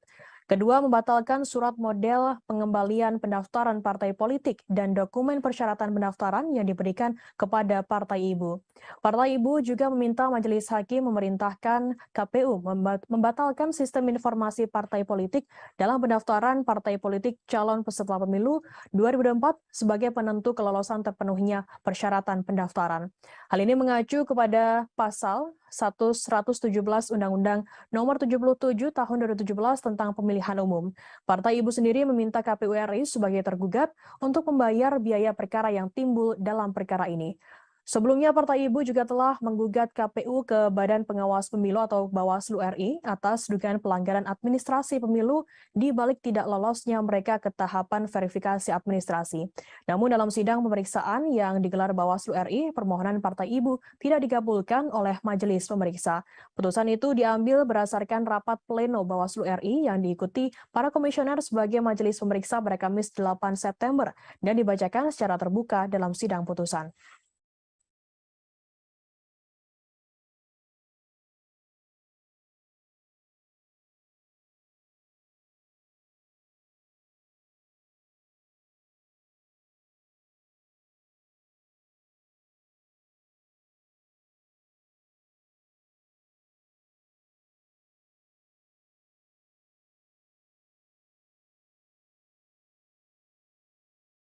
Gubernur DKI Jakarta Anies Baswedan menyatakan siap maju sebagai calon presiden pada Pilpres 2024. Pernyataan kesiapan ini ia sampaikan sebelum lengser dari jabatan Gubernur DKI Jakarta. Pernyataan tersebut disampaikan Anies dalam sebuah wawancara dengan Reuters di Singapura. Anies juga menambahkan bahwa kondisinya saat ini yang belum terikat pada satu partai memungkinkannya untuk menjalin komunikasi dengan semua fraksi. Dalam wawancara dengan Reuters pada pekan lalu itu, Anies juga menyinggung soal elektabilitasnya yang cukup tinggi berdasarkan survei sejumlah lembaga. Survei independen ini dilakukan sebelum Anies bahkan melakukan kampanye. Pernyataan Anies bahwa ia siap maju sebagai capres sebenarnya tak mengejutkan lagi karena namanya selalu muncul sebagai calon kuat di berbagai survei. Bahkan jika menilik ke belakang, Anies sudah berupaya membidik kursi RI 1 sejak menjelang Pilpres 2014 ketika ia mendaftarkan diri dalam konvensi capres Partai Demokrat. Peneliti politik Badan Riset dan Inovasi Nasional atau BRIN, Wasisto Raharjo Jatim menilai pernyataan Anies soal kesiapannya menjadi capres lebih ditujukan sebagai kode untuk partai politik. Wasisto menilai lewat pernyataan itu Anies secara tak langsung ingin mengumumkan kepada partai-partai peserta pemilu bahwa ia kini terbuka untuk menjalin komunikasi politik khususnya untuk pencapresan. Terlebih lagi pernyataan itu disampaikan Anies menjelang berakhirnya masa jabatan ia pada 16 Oktober nanti. Wasisto mengatakan Anies merupakan salah satu kandidat capres dengan tingkat popularitas dan elektabilitas yang tergolong tinggi. Karena itu, Wasisto menilai Anies secara sadar mengetahui potensi yang dimilikinya dan hendak menawarkan potensi elektabilitasnya tersebut kepada calon partai pengusungnya.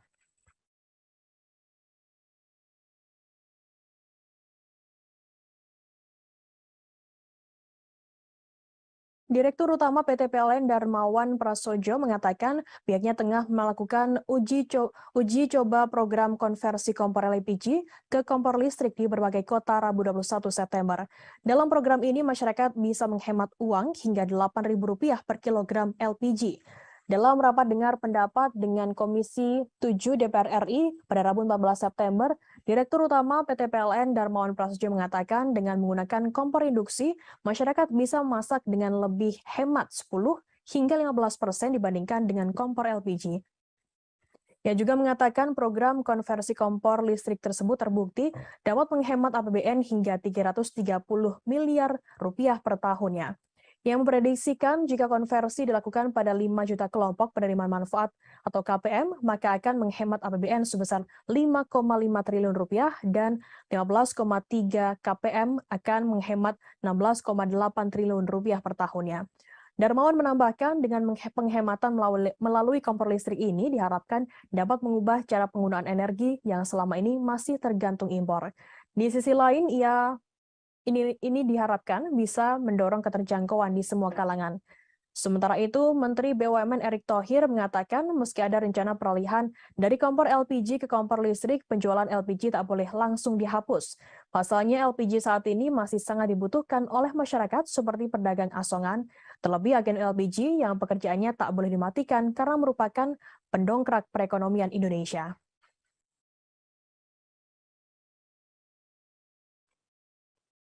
Kita ke berita pertama, Saudara. Sosok Robert Bono Susatyo menjadi perbincangan selesai disebut-sebut ikut terlibat dalam skenario pembunuhan Brigadir Nofriansyah Yosua Huta Barat alias Brigadir J yang dilakukan oleh Verdi Sambo. Indonesia Police Watch atau IPW menduga Robert memberikan fasilitas jet pribadi ke Brigjen Hendra Kurniawan.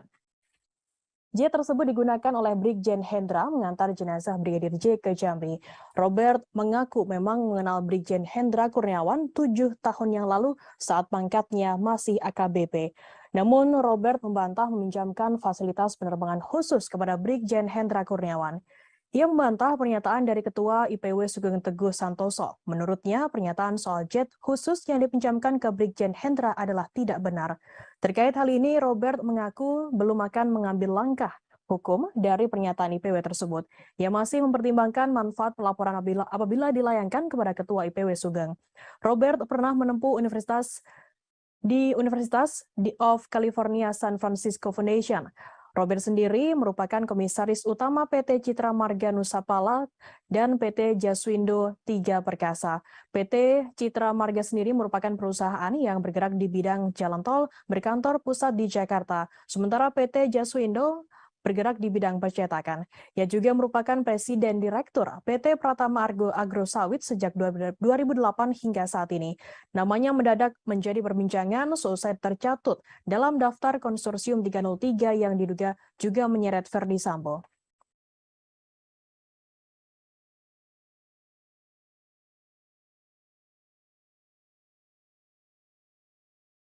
Barada Richard Eliezer alias Baradae digugat secara perdata oleh mantan kuasa hukumnya, Doli Payumara dan Muhammad Burhanuddin sebesar 15 miliar rupiah. Menurut pengacara Baradae, Roni Talapesi, kliennya tak memiliki kewajiban membayar lawyer fee tersebut. Roni mengatakan hal itu dikarenakan kliennya dan dua mantan kuasa hukum tak memiliki perjanjian jasa hukum yang mengikat. Menurutnya, Baradae juga tidak mampu untuk mengumpulkan uang sebanyak itu, bahkan hingga pensiun. Gugatan mantan kuasa hukum kliennya menurutnya menghambat dan mengganggu jalannya proses kasus yang saat ini dijalani oleh Baradae. Menurut Roni, Baradae dan keluarganya merasa tak nyaman dengan gugatan yang dilayangkan oleh Diolipa dan Burhanuddin tersebut.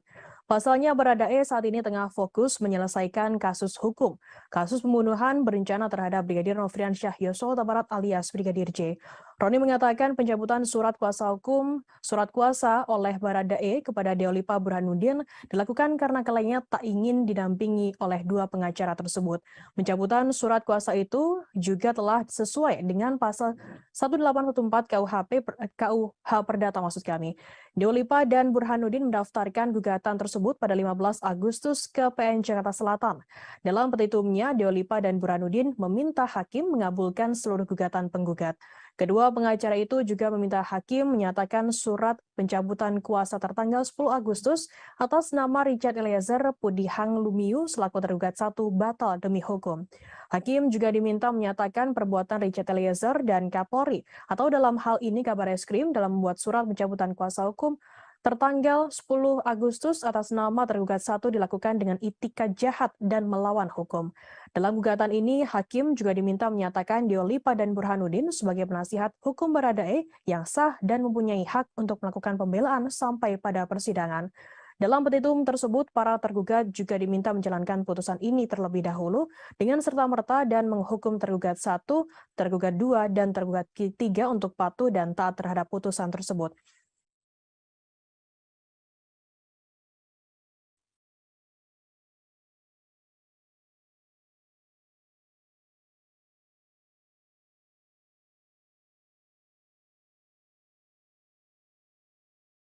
Pengamat kepolisian menilai Verdi Sambo meyakini kartu as yang dimiliki ex-Kadif Propam Polri, Irjen Verdi Sambo tersebut tak berguna menyelamatkan dirinya. Hermawan Sulistyo, pengamat kepolisian atau mengatakan kartu as tersebut sudah tak bisa menyelamatkan nasib Verdi Sambo. Hal ini dibuktikan dengan berakhirnya karir Sambo di kepolisian. Verdi Sambo diketahui dipecat secara tidak dengan hormat karena melakukan tindakan pembunuhan terhadap Brigadir Nofriansyah Yosua Huta Barat alias Brigadir J. Bahkan Sambo juga tak mendapatkan uang pensiunan. Hermawan mengatakan kartu as yang dimiliki Sambo dinilai tidak efektif. Apabila benar-benar memiliki kartu as yang mumpuni, seharusnya karir polisi tak akan berakhir demikian. Menurutnya, jika memang kartu as tersebut manjur menyelamatkan Ferry Sambo, maka seharusnya hukumannya hanya skorsing atas kasus pembunuhan yang menjeratnya. Hermawan mengatakan kartu as milik Sambo juga tak berlaku untuk kasus hukum yang menyeret istrinya Putri Chandrawati. Pasalnya, sang istri kini juga ditetapkan sebagai tersangka atas pembunuhan Brigadir J. Hermawan meyakini tidak ditahannya Putri Chandrawati hingga kini tidak ada kaitannya dengan kartu as yang dimiliki oleh Ferry Sambo. Namun Hermawan tak bisa menilai apa yang membuat penyidik memutuskan tidak menahan istri Ferdy Sambo tersebut. Ferdy Sambo sendiri diketahui resmi dipecat dari satuan kepolisian selesai pengajuan bandingnya ditolak oleh Majelis Kode Etik Polri.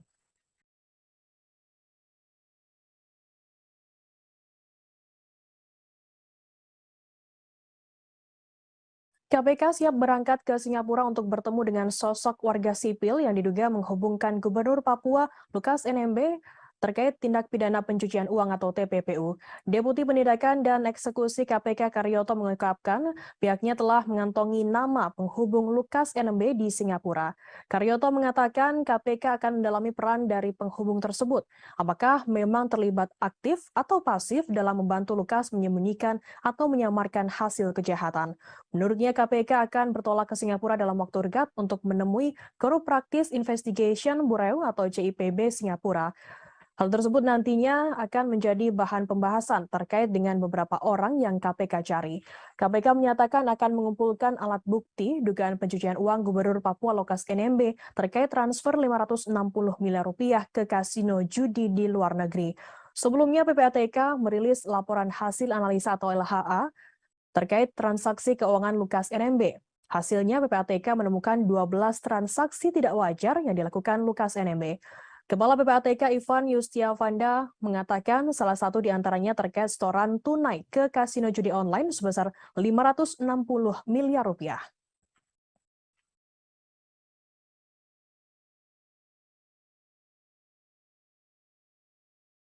KPK akan melakukan pemanggilan kedua terhadap Gubernur Papua Lukas NMB dalam waktu dekat Rabu 21 September. Deputi Penindakan Komisi Pemberantasan Korupsi KPK Karyoto mengatakan pemanggilan kedua akan dilakukan karena Lukas tak kunjung hadir memenuhi panggilan pertama. Karyoto mengatakan pemanggilan rencananya akan dilakukan pada Senin atau Selasa pekan depan. Di lain sisi, Stefanus Roy Rening, kuasa hukum Gubernur Papua Lukas NMB mengabarkan bahwa kliennya saat ini berada di Koya Jayapura, Papua. Lukas NMB jelas Roy bersikukuh memilih untuk menetap dan tak akan meninggalkan Papua sekalipun untuk keperluan pemeriksaan. Diketahui Lukas NMB kini telah ditetapkan sebagai tersangka kasus korupsi. Roy menjelaskan Lukas tak akan keluar dari Papua meski harus berobat ke luar negeri. Jika KPK akan memeriksa Lukas NMB, maka diharapkan dapat hadir mendatanginya di Papua. Adapun alasannya selain kondisi sakit, Lukas NMB juga tidak diberikan izin oleh masyarakat Papua yang mengaku membela Lukas NMB. Sehingga Lukas NMB meminta agar KPK datang ke Koya dan melakukan pemeriksaan di sana. Lukas diketahui ditetapkan menjadi tersangka atas kasus korupsi karena telah menerima gratifikasi sebesar 1 miliar rupiah.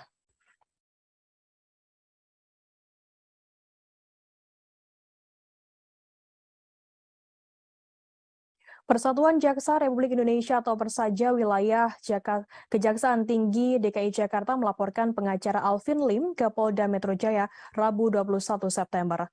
Laporan tersebut terkait Alvin Lim yang diduga melakukan penyebaran berita bohong soal konten yang menyebut Kejaksaan Sarang Mafia. Laporan tersebut Alvin Lim terregister dengan nomor LPB/B/4820/9 Romawi/2022/SPKT/Polda Metro Jaya tertanggal 20 September 2022. Berita bohong tersebut diketahui diunggah di akun YouTube Alvin Lim, channel Hotian TV. Jaksa Yandin mengatakan konten yang dibuat Alvin Lim merupakan asumsi yang menggiring opini masyarakat. Tanya itu, kalimat yang digunakan dalam konten tersebut cenderung mendiskreditkan institusi kejaksaan tanpa adanya fakta hukum atau alat bukti. Yadin menerangkan apabila memang ada oknum-oknum yang bermain di dalam institusi kejaksaan, maka bisa melaporkannya ke bidang pengawasan kejaksaan. Yang menyarankan agar Alvin Lim bersikap profesional dalam menghadapi proses-proses hukum yang melibatkannya saat ini. Yadin mengatakan agar Alvin tak memuat berita bohong atau tuduhan yang tak bisa dipertanggungjawabkan kebenarannya. Adapun Alvin Lim Dalam laporan tersebut dijerat pasal 28 ayat 2, jangto pasal 45A ayat 2 Undang-Undang RI nomor 19 tahun 2016 tentang informasi dan transaksi elektronik atau ITE dan atau pasal 14 ayat 2 dan atau pasal 15 Undang-Undang RI nomor 1 tahun 1946 tentang peraturan hukum pidana dan atau pasal 156 KUH pidana soal penyebaran berita bohong dan atau ujaran kebencian. Menanggapi pelaporan tersebut, Alvin Lim mengaku hal tersebut adalah hak setiap warga negara. Namun pelaporan tersebut menurutnya menunjukkan adanya jaksa yang anti kritik. Ia menegaskan jika apa yang ia sampaikan merupakan fakta dan bukan hoax. Alvin menuding jika para jaksa kurang paham terkait hak kebebasan berpendapat dan kewenangan advokat dalam menyampaikan kasus yang ditangani merupakan hak dan dilindungi oleh undang-undang.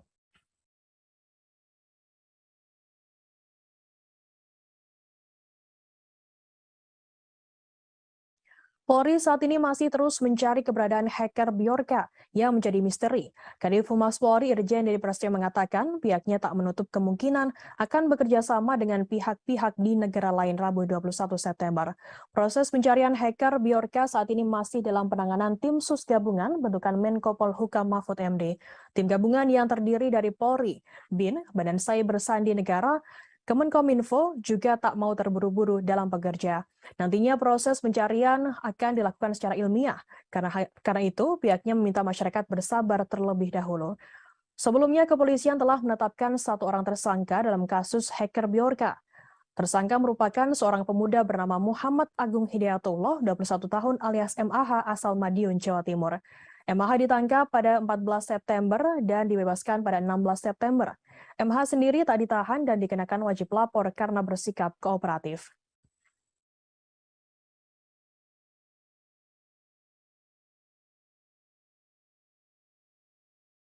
Anggota Polsek Perbaungan Aibtu Hairullah Damanik selamat meski ditembak dari jarak 1 meter oleh pelaku pencurian Ade Evin Lubis alias AL Rabu 21 September. Ia kemudian dianggap sakti karena tak mengalami luka sama sekali. Aibtu Hairullah mengatakan hal itu bukan karena ilmu kebal atau semacamnya, namun karena alat pelindung yang dikenakannya. Kejadian tersebut terjadi di rumah pelaku pencurian dan perampokan di Desa Citaman Jernih, Kecamatan Perbaungan, Serdang Bedagai, Sumatera Utara pada Kamis 15 September. Hairullah mengatakan seorang rekannya bernama Riki tengah kucing-kucingan dengan AL. Hairullah kemudian langsung sigap naik ke atap tempat AL bersembunyi. Tak berselang lama, tiba-tiba terdengar suara letusan senjata api. AL ternyata mencoba menembak kepala Hairullah dengan senjata api rakitan dari jarak 1 meter. Beruntungnya Hairullah mengenakan helm taktikal sehingga peluru tak langsung mengenai kepalanya. Meski tak terkena peluru, kepala Hairullah mengalami luka ringan karena serpihan peluru berkaliber 5,66 mm. Serpihan peluru tersebut mengenai mata sebelah kirinya. Dalam pengakuannya, Hairullah memang sudah bersiaga karena mengetahui karakter pelaku. Akibat kejadian tersebut, Hairullah dilarikan ke rumah sakit untuk mendapatkan penanganan medis.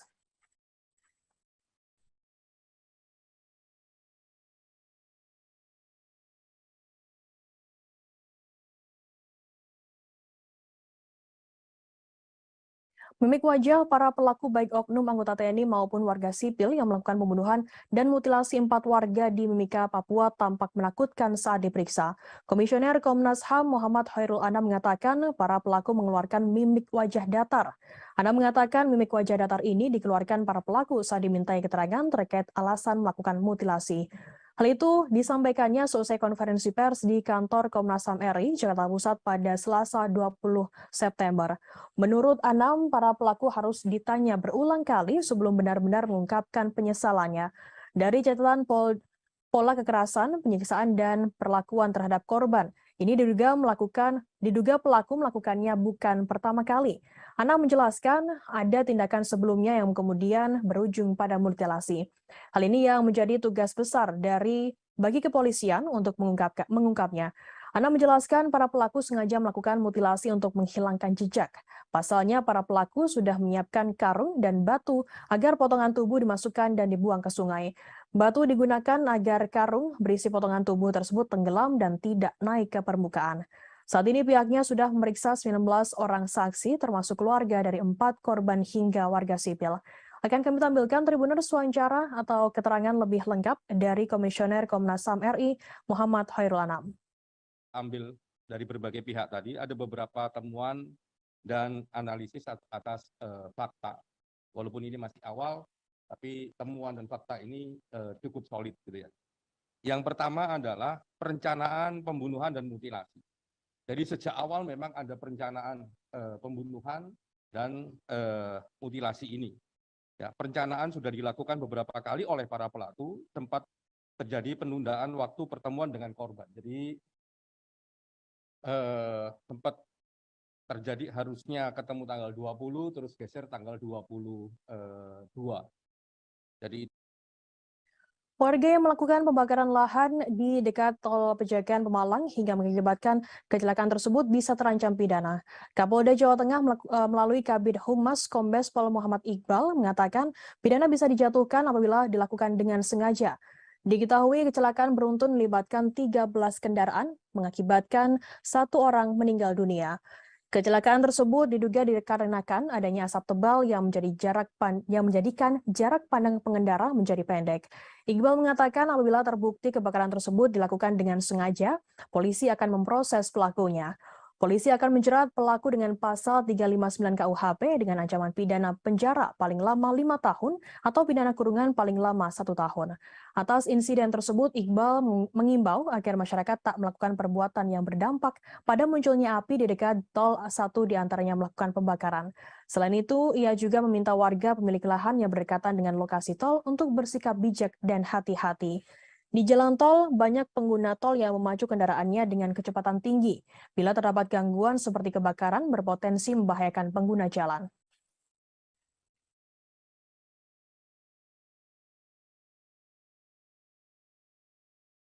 PDI Perjuangan dinilai harus lebih berhati-hati dalam menentukan langkah politiknya, terlebih menyangkut Gubernur Jawa Tengah Ganjar Pranowo. Pasalnya, Jawa Tengah sendiri merupakan lumbung suara PDI Perjuangan. Hal itu diungkapkan oleh pengamat politik dari UNS Solo, Agus Riwanto, Rabu 21 September. Perolehan suara PDIP di tingkat nasional ditentukan oleh suara di Jawa Tengah. Menurutnya, kemenangan PDIP di Jawa Tengah adalah kunci kemenangan PDIP di tingkat nasional. Apabila suara PDI Perjuangan kurang di Jawa Tengah, maka akan berkurang juga di tingkat nasional. Dengan situasi demikian, menurut Agus, PDI Perjuangan mestinya lebih cermat terhadap tokoh-tokoh partai yang punya kekuatan besar dalam mengumpulkan suara di Jawa Tengah, seperti Ganjar Pranowo dan mantan wali kota Solo FX Hadi Rudiatmo. Apabila salah langkah, PDI Perjuangan tak bisa meraup suara maksimal dari tambang emas mereka sendiri. Agus lantas menyinggung dinamika politik internal PDI Perjuangan antara Ganjar dan Puan Maharani. Ganjar berulang kali tak diundang di acara partainya sendiri yang dihadiri Puan di Jawa Tengah. Ganjar juga berkali-kali disentil oleh elit partai karena dianggap berambisi mencalonkan diri di pemilu 2024. Agus mengatakan banyak spekulasi berkembang terkait Ganjar yang diperlakukan seperti anak tiri karena PDI Perjuangan mendorong mencalonkan Puan Maharani. Padahal Ganjar sendiri merupakan sosok yang punya pengaruh besar di Jawa Tengah, terlebih memiliki elektabilitas yang cukup tinggi. Menurut Agus, apabila PDIP salah langkah, maka terjadi kemungkinan suara mereka tak optimal seperti pemilu-pemilu sebelumnya.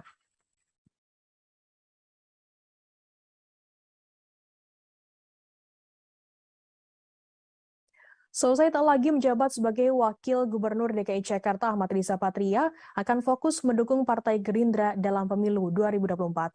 Ex-Wagub DKI Jakarta sekaligus Ketua Dewan Pimpinan Pusat atau DPP Partai Gerindra ini mengaku fokus pada kemenangan Partai Gerindra. Ia ingin partainya meraih perolehan suara terbanyak di DKI Jakarta pada pemilu 2024. Riza mengatakan partainya selama ini berhasil menduduki posisi nomor 2 dalam pemilihan legislatif. Bahkan suara tersebut menambah kursi di Dewan Perwakilan Daerah atau DPRD DKI Jakarta. Riza mengatakan hal itu harus ditingkatkan demi kemenangan Prabowo Subianto, Ketua Umum Partai Gerindra di Pilpres 2024. Ia saat ini mengaku akan fokus dengan kemenangan partainya di DKI Jakarta dan kemenangan Prabowo Subianto di Pilpres 2024. Sebelumnya DPRD DKI Jakarta mengumumkan pemberhentian Gubernur DKI Jakarta Anies Baswedan dan Wakil Gubernur DKI Jakarta Ahmad Riza Patria dalam rapat paripurna pada Selasa 13 September. Keduanya akan mengerjakan sisa tugasnya hingga 16 Oktober nanti. Penjabat Gubernur nantinya akan menggantikan semua tugas Gubernur DKI Jakarta Anies Baswedan dan juga wakilnya.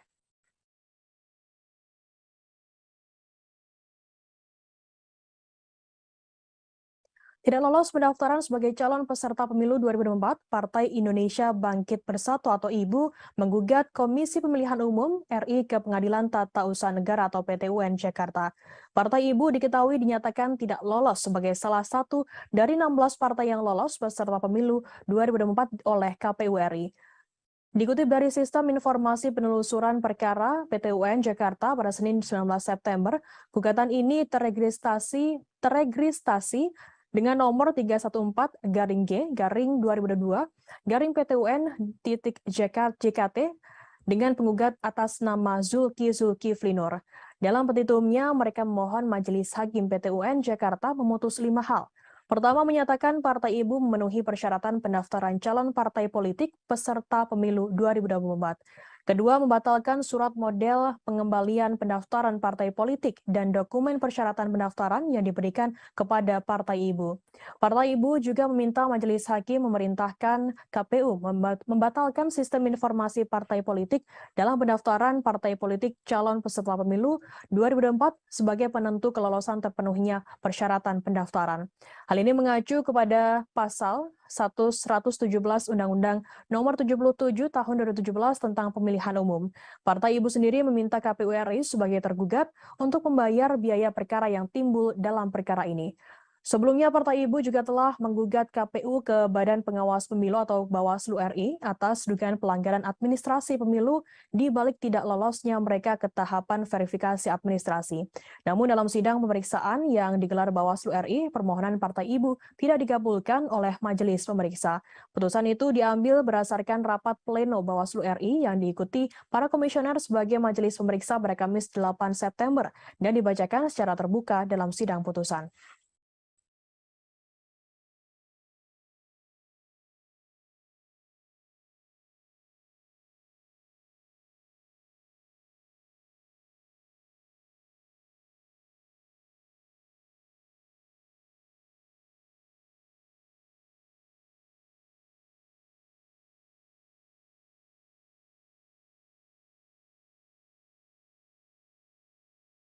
Gubernur DKI Jakarta Anies Baswedan menyatakan siap maju sebagai calon presiden pada Pilpres 2024. Pernyataan kesiapan ini ia sampaikan sebelum lengser dari jabatan Gubernur DKI Jakarta. Pernyataan tersebut disampaikan Anies dalam sebuah wawancara dengan Reuters di Singapura. Anies juga menambahkan bahwa kondisinya saat ini yang belum terikat pada satu partai memungkinkannya untuk menjalin komunikasi dengan semua fraksi. Dalam wawancara dengan Reuters pada pekan lalu itu, Anies juga menyinggung soal elektabilitasnya yang cukup tinggi berdasarkan survei sejumlah lembaga. Survei independen ini dilakukan sebelum Anies bahkan melakukan kampanye. Pernyataan Anies bahwa ia siap maju sebagai capres sebenarnya tak mengejutkan lagi karena namanya selalu muncul sebagai calon kuat di berbagai survei. Bahkan jika menilik ke belakang, Anies sudah berupaya membidik kursi RI 1 sejak menjelang Pilpres 2014 ketika ia mendaftarkan diri dalam konvensi capres Partai Demokrat. Peneliti politik Badan Riset dan Inovasi Nasional atau BRIN, Wasisto Raharjo Jatim menilai pernyataan Anies soal kesiapannya menjadi capres lebih ditujukan sebagai kode untuk partai politik. Wasisto menilai lewat pernyataan itu Anies secara tak langsung ingin mengumumkan kepada partai-partai peserta pemilu bahwa ia kini terbuka untuk menjalin komunikasi politik khususnya untuk pencapresan.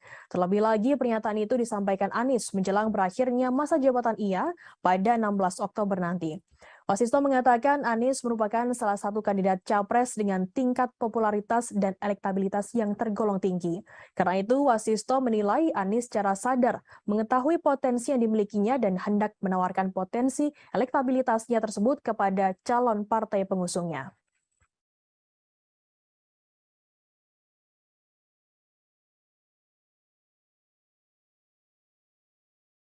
Direktur Utama PT PLN Darmawan Prasojo mengatakan pihaknya tengah melakukan uji coba program konversi kompor LPG ke kompor listrik di berbagai kota Rabu 21 September. Dalam program ini masyarakat bisa menghemat uang hingga Rp8.000 per kilogram LPG. Dalam rapat dengar pendapat dengan Komisi 7 DPR RI pada Rabu 14 September, Direktur Utama PT PLN Darmawan Prasojo mengatakan dengan menggunakan kompor induksi, masyarakat bisa memasak dengan lebih hemat 10 hingga 15% dibandingkan dengan kompor LPG. Ia juga mengatakan program konversi kompor listrik tersebut terbukti dapat menghemat APBN hingga 330 miliar rupiah per tahunnya. Yang memprediksikan jika konversi dilakukan pada 5 juta kelompok penerima manfaat atau KPM, maka akan menghemat APBN sebesar 5,5 triliun rupiah dan 15,3 KPM akan menghemat 16,8 triliun rupiah per tahunnya. Darmawan menambahkan dengan penghematan melalui kompor listrik ini diharapkan dapat mengubah cara penggunaan energi yang selama ini masih tergantung impor. Di sisi lain, ini diharapkan bisa mendorong keterjangkauan di semua kalangan. Sementara itu, Menteri BUMN Erick Thohir mengatakan meski ada rencana peralihan dari kompor LPG ke kompor listrik, penjualan LPG tak boleh langsung dihapus. Pasalnya LPG saat ini masih sangat dibutuhkan oleh masyarakat seperti pedagang asongan, terlebih agen LPG yang pekerjaannya tak boleh dimatikan karena merupakan pendongkrak perekonomian Indonesia.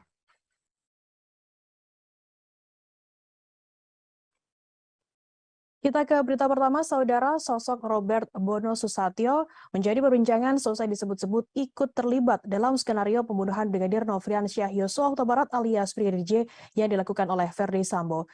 Indonesia Police Watch atau IPW menduga Robert memberikan fasilitas jet pribadi ke Brigjen Hendra Kurniawan. Jet tersebut digunakan oleh Brigjen Hendra mengantar jenazah Brigadir J ke Jambi. Robert mengaku memang mengenal Brigjen Hendra Kurniawan 7 tahun yang lalu saat pangkatnya masih AKBP. Namun Robert membantah meminjamkan fasilitas penerbangan khusus kepada Brigjen Hendra Kurniawan. Ia membantah pernyataan dari Ketua IPW Sugeng Teguh Santoso. Menurutnya, pernyataan soal jet khusus yang dipinjamkan ke Brigjen Hendra adalah tidak benar. Terkait hal ini, Robert mengaku belum akan mengambil langkah hukum dari pernyataan IPW tersebut. Ia masih mempertimbangkan manfaat pelaporan apabila dilayangkan kepada Ketua IPW Sugeng. Robert pernah menempuh Universitas of California San Francisco Foundation.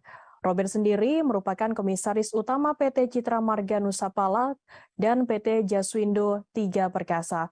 PT Citra Marga sendiri merupakan perusahaan yang bergerak di bidang jalan tol berkantor pusat di Jakarta. Sementara PT Jaswindo bergerak di bidang percetakan. Ia juga merupakan Presiden Direktur PT Pratama Agro Sawit sejak 2008 hingga saat ini. Namanya mendadak menjadi perbincangan selesai tercatut dalam daftar konsorsium 303 yang diduga juga menyeret Verdi Sambo.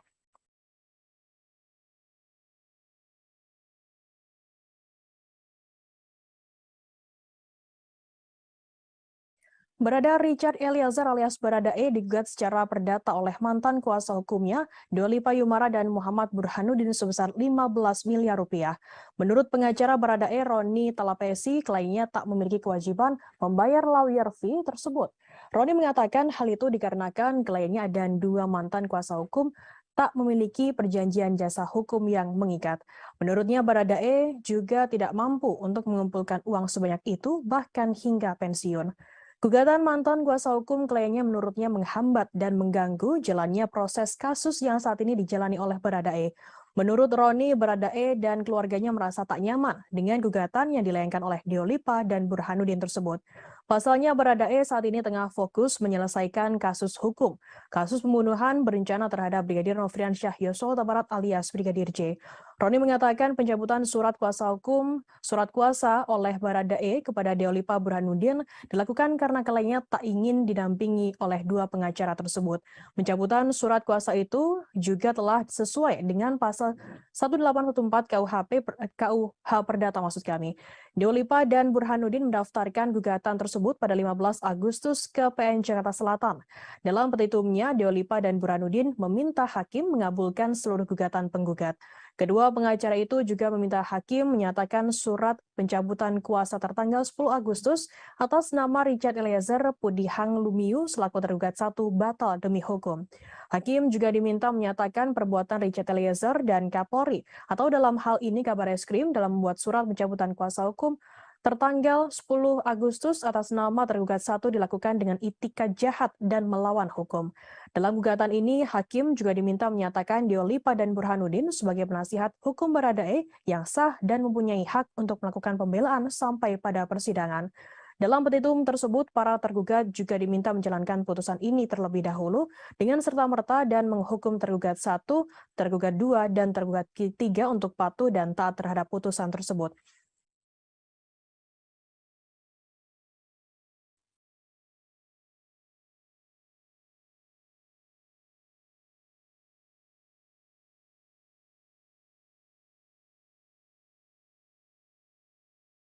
Pengamat kepolisian menilai Verdi Sambo meyakini kartu as yang dimiliki ex-Kadif Propam Polri, Irjen Verdi Sambo tersebut tak berguna menyelamatkan dirinya.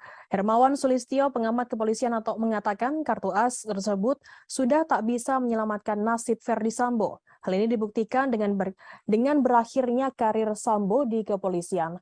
Verdi Sambo diketahui dipecat secara tidak dengan hormat karena melakukan tindakan pembunuhan terhadap Brigadir Nofriansyah Yosua Huta Barat alias Brigadir J. Bahkan Sambo juga tak mendapatkan uang pensiunan. Hermawan mengatakan kartu as yang dimiliki Sambo dinilai tidak efektif. Apabila benar-benar memiliki kartu as yang mumpuni, seharusnya karir polisi tak akan berakhir demikian. Menurutnya, jika memang kartu as tersebut manjur menyelamatkan Ferry Sambo, maka seharusnya hukumannya hanya skorsing atas kasus pembunuhan yang menjeratnya. Hermawan mengatakan kartu as milik Sambo juga tak berlaku untuk kasus hukum yang menyeret istrinya Putri Chandrawati. Pasalnya, sang istri kini juga ditetapkan sebagai tersangka atas pembunuhan Brigadir J. Hermawan meyakini tidak ditahannya Putri Chandrawati hingga kini tidak ada kaitannya dengan kartu as yang dimiliki oleh Ferry Sambo. Namun Hermawan tak bisa menilai apa yang membuat penyidik memutuskan tidak menahan istri Verdi Sambo tersebut. Verdi Sambo sendiri diketahui resmi dipecat dari Satuan Kepolisian selesai pengajuan bandingnya ditolak oleh Majelis Kode Etik Polri.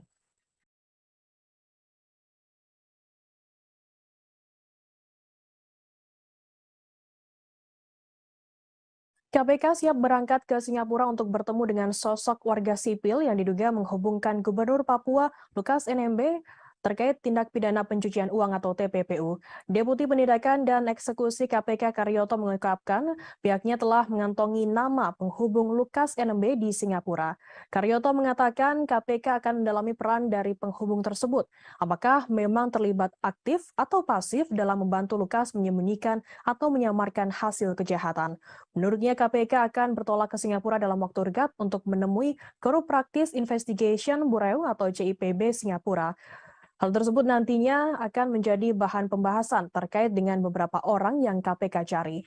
KPK menyatakan akan mengumpulkan alat bukti dugaan pencucian uang Gubernur Papua Lukas NMB terkait transfer 560 miliar rupiah ke kasino judi di luar negeri. Sebelumnya PPATK merilis laporan hasil analisa atau LHA terkait transaksi keuangan Lukas NMB. Hasilnya PPATK menemukan 12 transaksi tidak wajar yang dilakukan Lukas NMB. Kepala PPATK Ivan Yustiavanda mengatakan salah satu di antaranya terkait setoran tunai ke kasino judi online sebesar 560 miliar rupiah.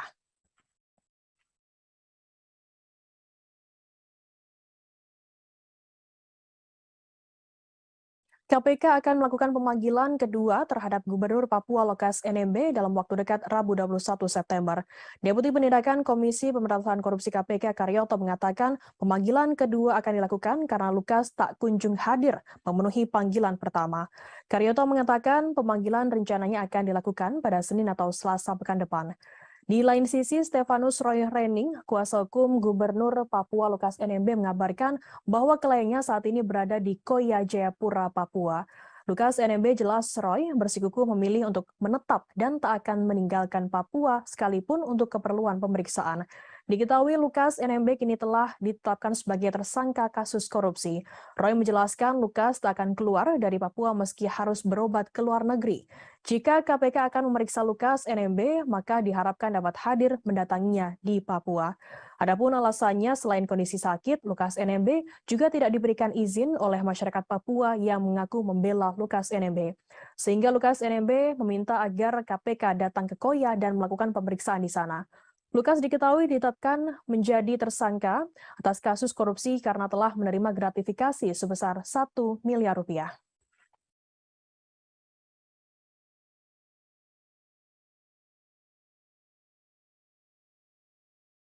Persatuan Jaksa Republik Indonesia atau Persaja Wilayah Kejaksaan Tinggi DKI Jakarta melaporkan pengacara Alvin Lim ke Polda Metro Jaya Rabu 21 September. Laporan tersebut terkait Alvin Lim yang diduga melakukan penyebaran berita bohong soal konten yang menyebut Kejaksaan Sarang Mafia. Laporan tersebut Alvin Lim terregister dengan nomor LPB/B/4820/9 Romawi /SPKT/Polda Metro Jaya tertanggal 20 September 2022. Berita bohong tersebut diketahui diunggah di akun YouTube Alvin Lim, channel Hotian TV. Jaksa Yadin mengatakan konten yang dibuat Alvin Lim merupakan asumsi yang menggiring opini masyarakat. Tanya itu, kalimat yang digunakan dalam konten tersebut cenderung mendiskreditkan institusi kejaksaan tanpa adanya fakta hukum atau alat bukti. Yadin menerangkan apabila memang ada oknum-oknum yang bermain di dalam institusi kejaksaan, maka bisa melaporkannya ke bidang pengawasan kejaksaan. Yang menyarankan agar Alvin Lim bersikap profesional dalam menghadapi proses-proses hukum yang melibatkannya saat ini. Yadin mengatakan agar Alvin tak memuat berita bohong atau tuduhan yang tak bisa dipertanggungjawabkan kebenarannya. Adapun Alvin Lim dalam laporan tersebut dijerat pasal 28 ayat 2, jangto pasal 45A ayat 2 Undang-Undang RI nomor 19 tahun 2016 tentang informasi dan transaksi elektronik atau ITE dan atau pasal 14 ayat 2 dan atau pasal 15 Undang-Undang RI nomor 1 tahun 1946 tentang peraturan hukum pidana dan atau pasal 156 KUH pidana soal penyebaran berita bohong dan atau ujaran kebencian. Menanggapi pelaporan tersebut, Alvin Lim mengaku hal tersebut adalah hak setiap warga negara. Namun pelaporan tersebut menurutnya menunjukkan adanya jaksa yang anti kritik. Ia menegaskan jika apa yang ia sampaikan merupakan fakta dan bukan hoax. Alvin menuding jika para jaksa kurang paham terkait hak kebebasan berpendapat dan kewenangan advokat dalam menyampaikan kasus yang ditangani merupakan hak undang-undang.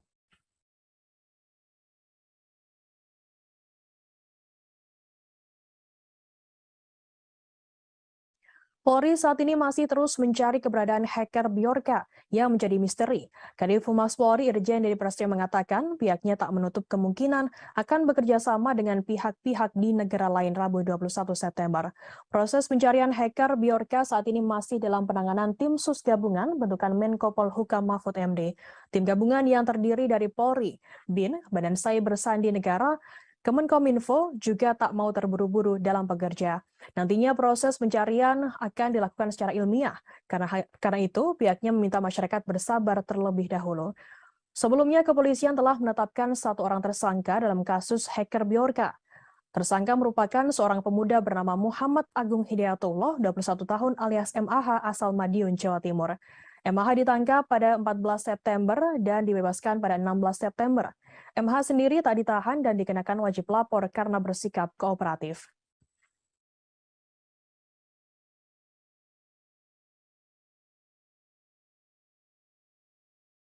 Anggota Polsek Perbaungan Aibtu Hairullah Damanik selamat meski ditembak dari jarak 1 meter oleh pelaku pencurian Ade Evin Lubis alias AL Rabu 21 September.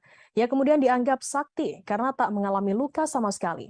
Aibtu Hairullah mengatakan hal itu bukan karena ilmu kebal atau semacamnya, namun karena alat pelindung yang dikenakannya.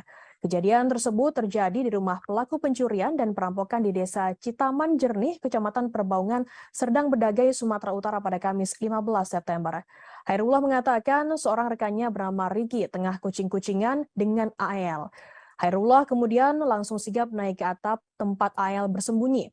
Tak berselang lama, tiba-tiba terdengar suara letusan senjata api. AL ternyata mencoba menembak kepala Hairullah dengan senjata api rakitan dari jarak 1 meter. Beruntungnya Hairullah mengenakan helm taktikal sehingga peluru tak langsung mengenai kepalanya. Meski tak terkena peluru, kepala Hairullah mengalami luka ringan karena serpihan peluru berkaliber 5,66 mm. Serpihan peluru tersebut mengenai mata sebelah kirinya. Dalam pengakuannya, Hairullah memang sudah bersiaga karena mengetahui karakter pelaku. Akibat kejadian tersebut, Hairullah dilarikan ke rumah sakit untuk mendapatkan penanganan medis.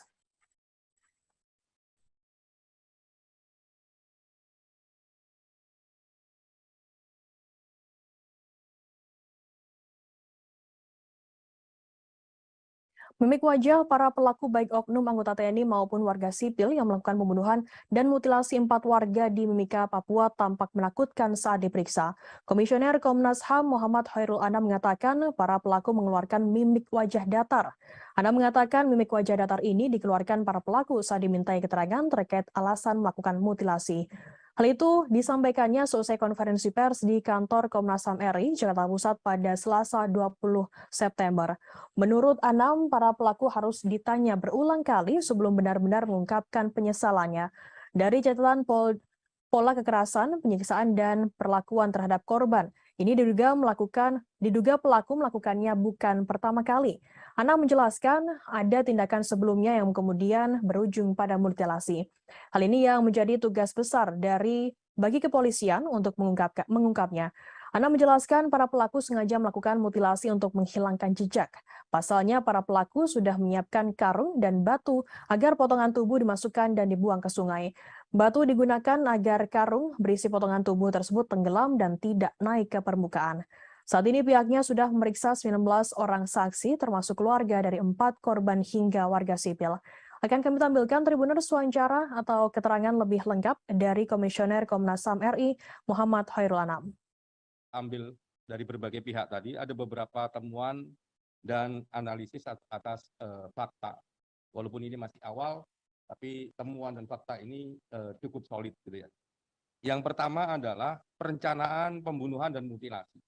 Jadi sejak awal memang ada perencanaan pembunuhan dan mutilasi ini. Ya, perencanaan sudah dilakukan beberapa kali oleh para pelaku, sempat terjadi penundaan waktu pertemuan dengan korban. Jadi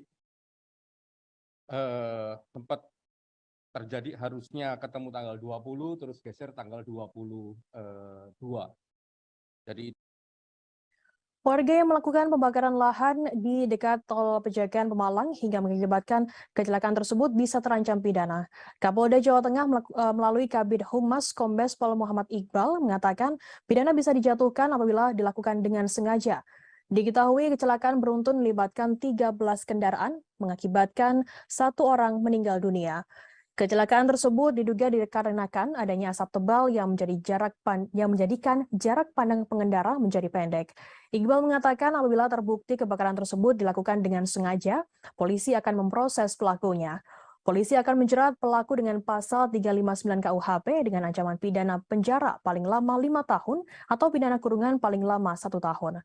Atas insiden tersebut, Iqbal mengimbau agar masyarakat tak melakukan perbuatan yang berdampak pada munculnya api di dekat tol, 1 diantaranya melakukan pembakaran. Selain itu, ia juga meminta warga pemilik lahan yang berdekatan dengan lokasi tol untuk bersikap bijak dan hati-hati. Di jalan tol, banyak pengguna tol yang memacu kendaraannya dengan kecepatan tinggi. Bila terdapat gangguan seperti kebakaran, berpotensi membahayakan pengguna jalan.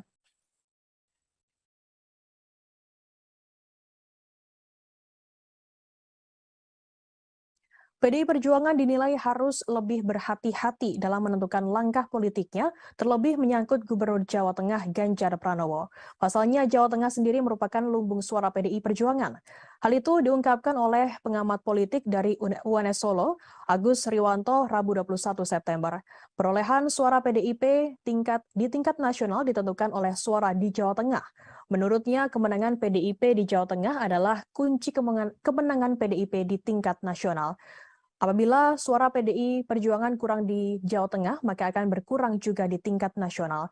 Dengan situasi demikian, menurut Agus, PDI Perjuangan mestinya lebih cermat terhadap tokoh-tokoh partai yang punya kekuatan besar dalam mengumpulkan suara di Jawa Tengah, seperti Ganjar Pranowo dan mantan Wali Kota Solo FX Hadi Rodiatmo. Apabila salah langkah, PDI Perjuangan tak bisa meraup suara maksimal dari tambang emas mereka sendiri. Agus lantas menyinggung dinamika politik internal PDI Perjuangan antara Ganjar dan Puan Maharani. Ganjar berulang kali tak diundang di acara partainya sendiri yang dihadiri Puan di Jawa Tengah. Ganjar juga berkali-kali disentil oleh elit partai karena dianggap berambisi mencalonkan diri di pemilu 2024. Agus mengatakan banyak spekulasi berkembang terkait Ganjar yang diperlakukan seperti anak tiri karena PDI Perjuangan mendorong mencalonkan Puan Maharani. Padahal Ganjar sendiri merupakan sosok yang punya pengaruh besar di Jawa Tengah, terlebih memiliki elektabilitas yang cukup tinggi. Menurut Agus, apabila PDIP salah langkah, maka terjadi kemungkinan suara mereka tak optimal seperti pemilu-pemilu sebelumnya.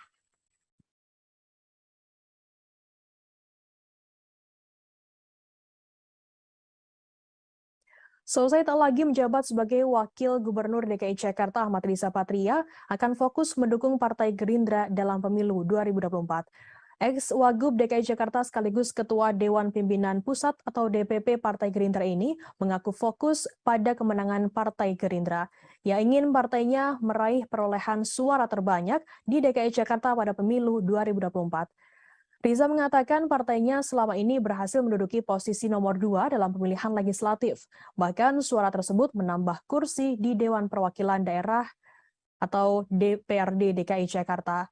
Riza mengatakan hal itu harus ditingkatkan demi kemenangan Prabowo Subianto, Ketua Umum Partai Gerindra di Pilpres 2024. Ia saat ini mengaku akan fokus dengan kemenangan partainya di DKI Jakarta dan kemenangan Prabowo Subianto di Pilpres 2024. Sebelumnya DPRD DKI Jakarta mengumumkan pemberhentian Gubernur DKI Jakarta Anies Baswedan dan Wakil Gubernur DKI Jakarta Ahmad Riza Patria dalam rapat paripurna pada Selasa 13 September.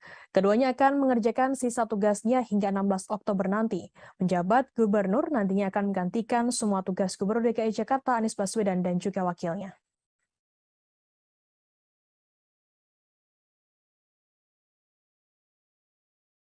Tidak lolos pendaftaran sebagai calon peserta pemilu 2024, Partai Indonesia Bangkit Bersatu atau IBU menggugat Komisi Pemilihan Umum RI ke Pengadilan Tata Usaha Negara atau PT-UN Jakarta. Partai IBU diketahui dinyatakan tidak lolos sebagai salah satu dari 16 partai yang lolos peserta pemilu 2024 oleh KPU RI. Dikutip dari Sistem Informasi Penelusuran Perkara PT-UN Jakarta pada Senin 19 September, gugatan ini teregistrasi dengan nomor 314-G-2022-PTUN.JKT dengan penggugat atas nama Zulkiflinur. Dalam petitumnya, mereka memohon Majelis Hakim PT-UN Jakarta memutus 5 hal. Pertama, menyatakan Partai Ibu memenuhi persyaratan pendaftaran calon partai politik peserta pemilu 2024.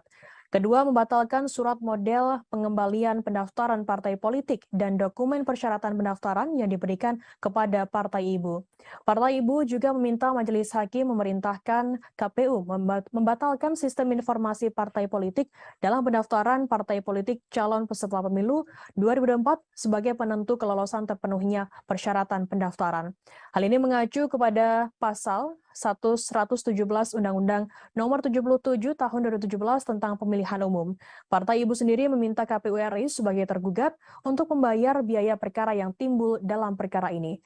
Sebelumnya, Partai Ibu juga telah menggugat KPU ke Badan Pengawas Pemilu atau Bawaslu RI atas dugaan pelanggaran administrasi pemilu di balik tidak lolosnya mereka ke tahapan verifikasi administrasi. Namun dalam sidang pemeriksaan yang digelar Bawaslu RI, permohonan Partai Ibu tidak dikabulkan oleh majelis pemeriksa. Putusan itu diambil berdasarkan rapat pleno Bawaslu RI yang diikuti para komisioner sebagai majelis pemeriksa pada Kamis 8 September dan dibacakan secara terbuka dalam sidang putusan.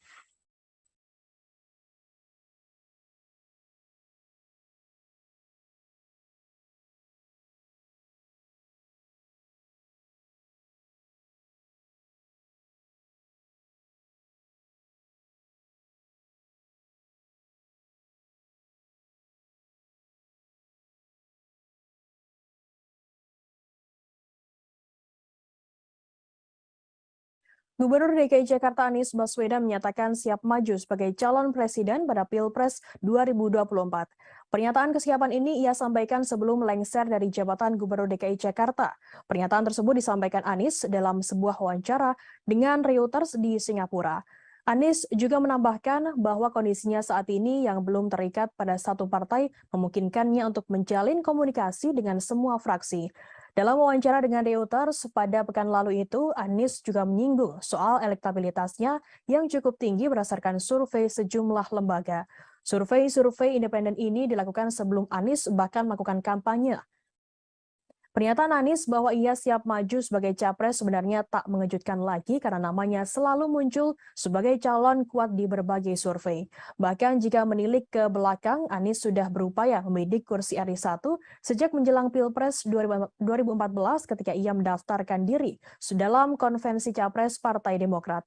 Peneliti politik Badan Riset dan Inovasi Nasional atau BRIN, Wasisto Raharjo Jatim menilai pernyataan Anies soal kesiapannya menjadi capres lebih ditujukan sebagai kode untuk partai politik.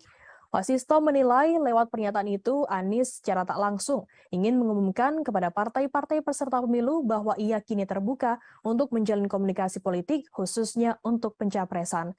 Terlebih lagi pernyataan itu disampaikan Anies menjelang berakhirnya masa jabatan ia pada 16 Oktober nanti.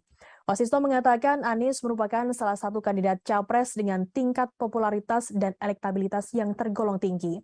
Karena itu, Wasisto menilai Anies secara sadar mengetahui potensi yang dimilikinya dan hendak menawarkan potensi elektabilitasnya tersebut kepada calon partai pengusungnya.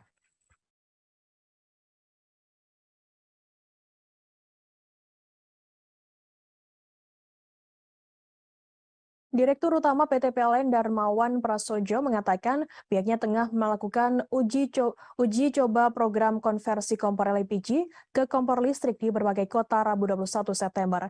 Dalam program ini masyarakat bisa menghemat uang hingga Rp8.000 per kilogram LPG.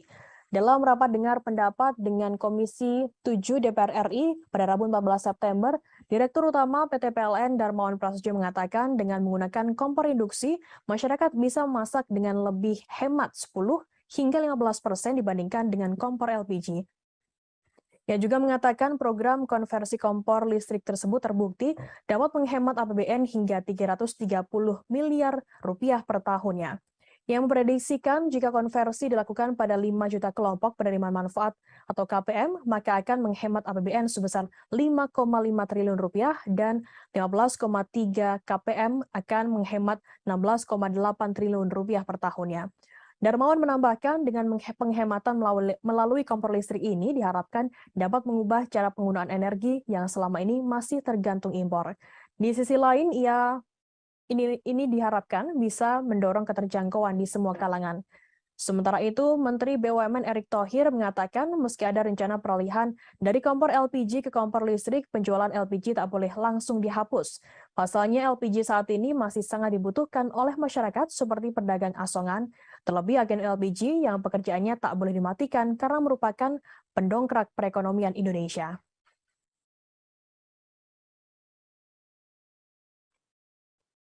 Kita ke berita pertama, Saudara. Sosok Robert Bono Susatyo menjadi perbincangan selesai disebut-sebut ikut terlibat dalam skenario pembunuhan Brigadir Nofriansyah Yosua Huta Barat alias Brigadir J yang dilakukan oleh Verdi Sambo. Indonesia Police Watch atau IPW menduga Robert memberikan fasilitas jet pribadi ke Brigjen Hendra Kurniawan. Jet tersebut digunakan oleh Brigjen Hendra mengantar jenazah Brigadir J ke Jambi. Robert mengaku memang mengenal Brigjen Hendra Kurniawan 7 tahun yang lalu saat pangkatnya masih AKBP. Namun Robert membantah meminjamkan fasilitas penerbangan khusus kepada Brigjen Hendra Kurniawan. Ia membantah pernyataan dari Ketua IPW Sugeng Teguh Santoso. Menurutnya, pernyataan soal jet khusus yang dipinjamkan ke Brigjen Hendra adalah tidak benar. Terkait hal ini, Robert mengaku belum akan mengambil langkah hukum dari pernyataan IPW tersebut. Ia masih mempertimbangkan manfaat pelaporan apabila dilayangkan kepada Ketua IPW Sugeng. Robert pernah menempuh Universitas of California San Francisco Foundation. Robert sendiri merupakan komisaris utama PT Citra Marga Nusapala dan PT Jaswindo 3 Perkasa. PT Citra Marga sendiri merupakan perusahaan yang bergerak di bidang jalan tol berkantor pusat di Jakarta. Sementara PT Jaswindo bergerak di bidang percetakan. Ia juga merupakan Presiden Direktur PT Pratama Agro Sawit sejak 2008 hingga saat ini. Namanya mendadak menjadi perbincangan selesai tercatut dalam daftar konsorsium 303 yang diduga juga menyeret Verdi Sambo.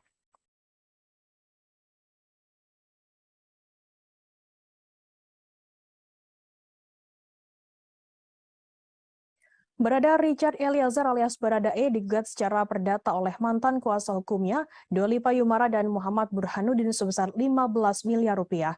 Menurut pengacara Baradae, Roni Talapesi, kliennya tak memiliki kewajiban membayar lawyer fee tersebut. Roni mengatakan hal itu dikarenakan kliennya dan dua mantan kuasa hukum tak memiliki perjanjian jasa hukum yang mengikat. Menurutnya, Baradae juga tidak mampu untuk mengumpulkan uang sebanyak itu, bahkan hingga pensiun.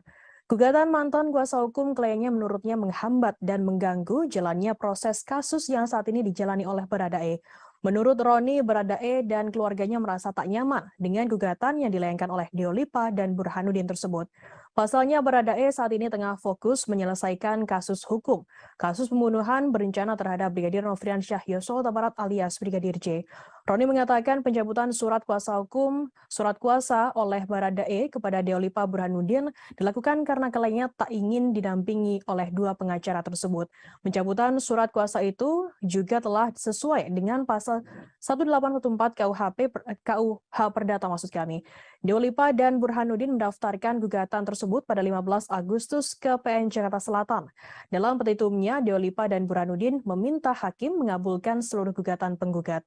Kedua pengacara itu juga meminta hakim menyatakan surat pencabutan kuasa tertanggal 10 Agustus atas nama Richard Eliezer Pudihang Lumiu selaku tergugat 1 batal demi hukum.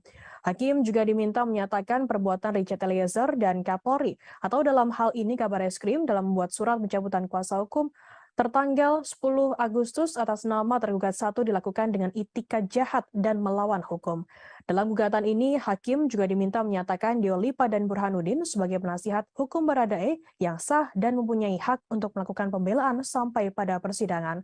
Dalam petitum tersebut, para tergugat juga diminta menjalankan putusan ini terlebih dahulu dengan serta-merta dan menghukum tergugat 1, tergugat 2, dan tergugat 3 untuk patuh dan taat terhadap putusan tersebut.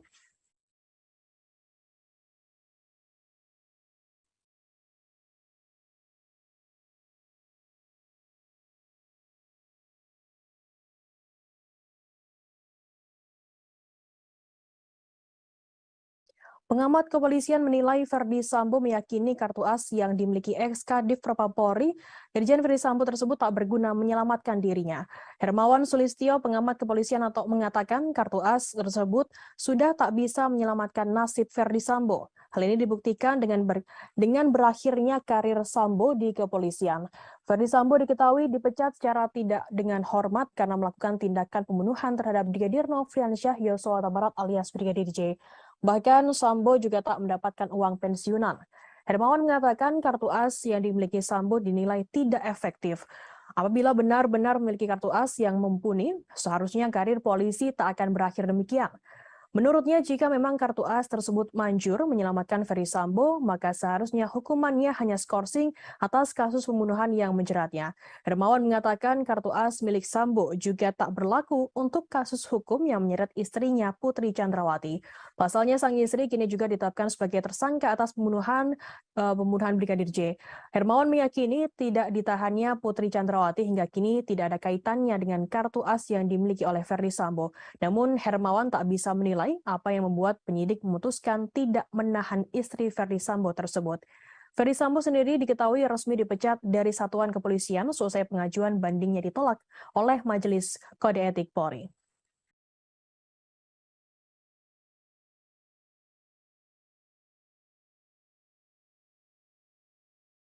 KPK siap berangkat ke Singapura untuk bertemu dengan sosok warga sipil yang diduga menghubungkan Gubernur Papua Lukas NMB terkait tindak pidana pencucian uang atau TPPU.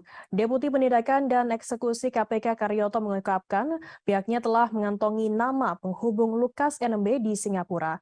Karyoto mengatakan KPK akan mendalami peran dari penghubung tersebut.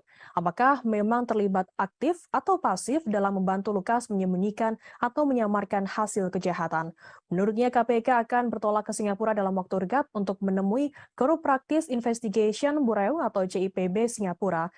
Hal tersebut nantinya akan menjadi bahan pembahasan terkait dengan beberapa orang yang KPK cari.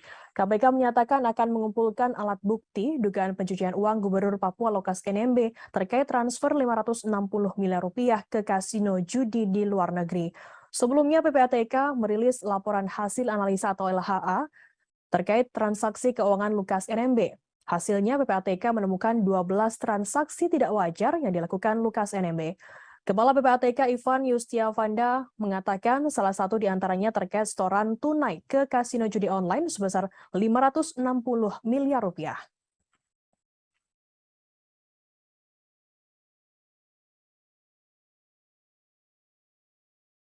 KPK akan melakukan pemanggilan kedua terhadap Gubernur Papua Lukas NMB dalam waktu dekat Rabu 21 September. Deputi Penindakan Komisi Pemberantasan Korupsi KPK Karyoto mengatakan pemanggilan kedua akan dilakukan karena Lukas tak kunjung hadir memenuhi panggilan pertama. Karyoto mengatakan pemanggilan rencananya akan dilakukan pada Senin atau Selasa pekan depan. Di lain sisi, Stefanus Roy Rening, kuasa hukum Gubernur Papua Lukas NMB mengabarkan bahwa kliennya saat ini berada di Koya Jayapura, Papua. Lukas NMB jelas Roy bersikukuh memilih untuk menetap dan tak akan meninggalkan Papua sekalipun untuk keperluan pemeriksaan. Diketahui Lukas NMB kini telah ditetapkan sebagai tersangka kasus korupsi. Roy menjelaskan Lukas tak akan keluar dari Papua meski harus berobat ke luar negeri. Jika KPK akan memeriksa Lukas NMB, maka diharapkan dapat hadir mendatanginya di Papua. Adapun alasannya selain kondisi sakit, Lukas NMB juga tidak diberikan izin oleh masyarakat Papua yang mengaku membela Lukas NMB. Sehingga Lukas NMB meminta agar KPK datang ke Koya dan melakukan pemeriksaan di sana. Lukas diketahui ditetapkan menjadi tersangka atas kasus korupsi karena telah menerima gratifikasi sebesar 1 miliar rupiah.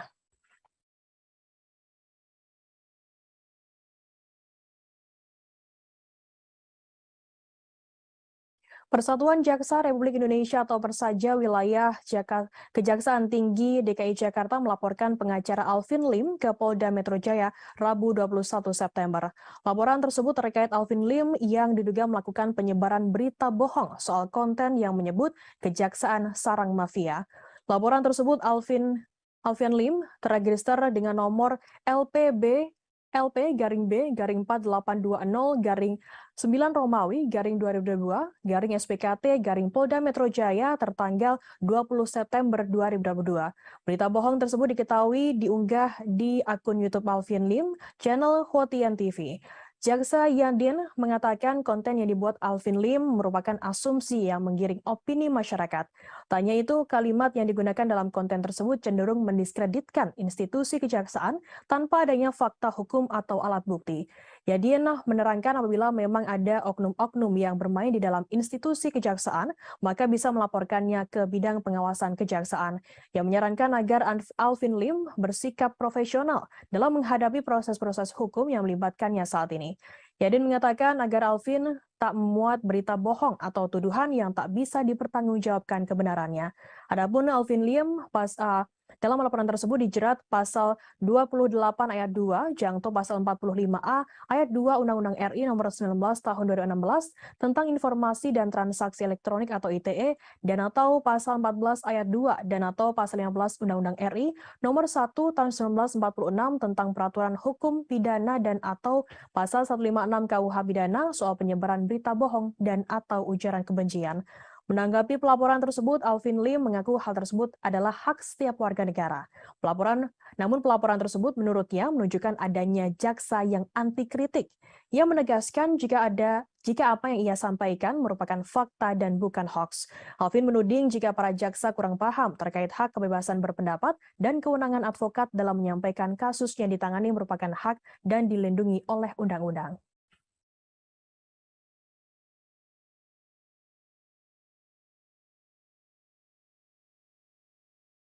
Polri saat ini masih terus mencari keberadaan hacker Bjorka yang menjadi misteri. Kadif Humas Polri Irjen Dedi Prasetyo mengatakan pihaknya tak menutup kemungkinan akan bekerja sama dengan pihak-pihak di negara lain Rabu 21 September. Proses pencarian hacker Bjorka saat ini masih dalam penanganan tim sus gabungan bentukan Menko Polhukam Mahfud MD. Tim gabungan yang terdiri dari Polri, BIN, Badan Cyber Sandi Negara, Kemenkominfo juga tak mau terburu-buru dalam bekerja. Nantinya proses pencarian akan dilakukan secara ilmiah. Karena itu, pihaknya meminta masyarakat bersabar terlebih dahulu. Sebelumnya, kepolisian telah menetapkan 1 orang tersangka dalam kasus hacker Bjorka. Tersangka merupakan seorang pemuda bernama Muhammad Agung Hidayatullah, 21 tahun alias MAH asal Madiun, Jawa Timur. MAH ditangkap pada 14 September dan dibebaskan pada 16 September. MH sendiri tak ditahan dan dikenakan wajib lapor karena bersikap kooperatif.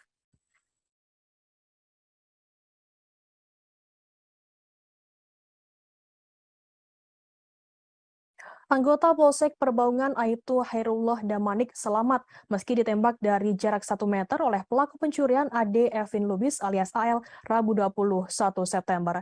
Ia kemudian dianggap sakti karena tak mengalami luka sama sekali. Aibtu Hairullah mengatakan hal itu bukan karena ilmu kebal atau semacamnya, namun karena alat pelindung yang dikenakannya. Kejadian tersebut terjadi di rumah pelaku pencurian dan perampokan di Desa Citaman Jernih, Kecamatan Perbaungan, Serdang Bedagai, Sumatera Utara pada Kamis 15 September. Hairullah mengatakan seorang rekannya bernama Riki tengah kucing-kucingan dengan AL. Hairullah kemudian langsung sigap naik ke atap tempat AL bersembunyi. Tak berselang lama, tiba-tiba terdengar suara letusan senjata api. AL ternyata mencoba menembak kepala Hairullah dengan senjata api rakitan dari jarak 1 meter. Beruntungnya Hairullah mengenakan helm taktikal sehingga peluru tak langsung mengenai kepalanya. Meski tak terkena peluru, kepala Hairullah mengalami luka ringan karena serpihan peluru berkaliber 5,66 mm. Serpihan peluru tersebut mengenai mata sebelah kirinya. Dalam pengakuannya, Hairullah memang sudah bersiaga karena mengetahui karakter pelaku. Akibat kejadian tersebut, Hairullah dilarikan ke rumah sakit untuk mendapatkan penanganan medis.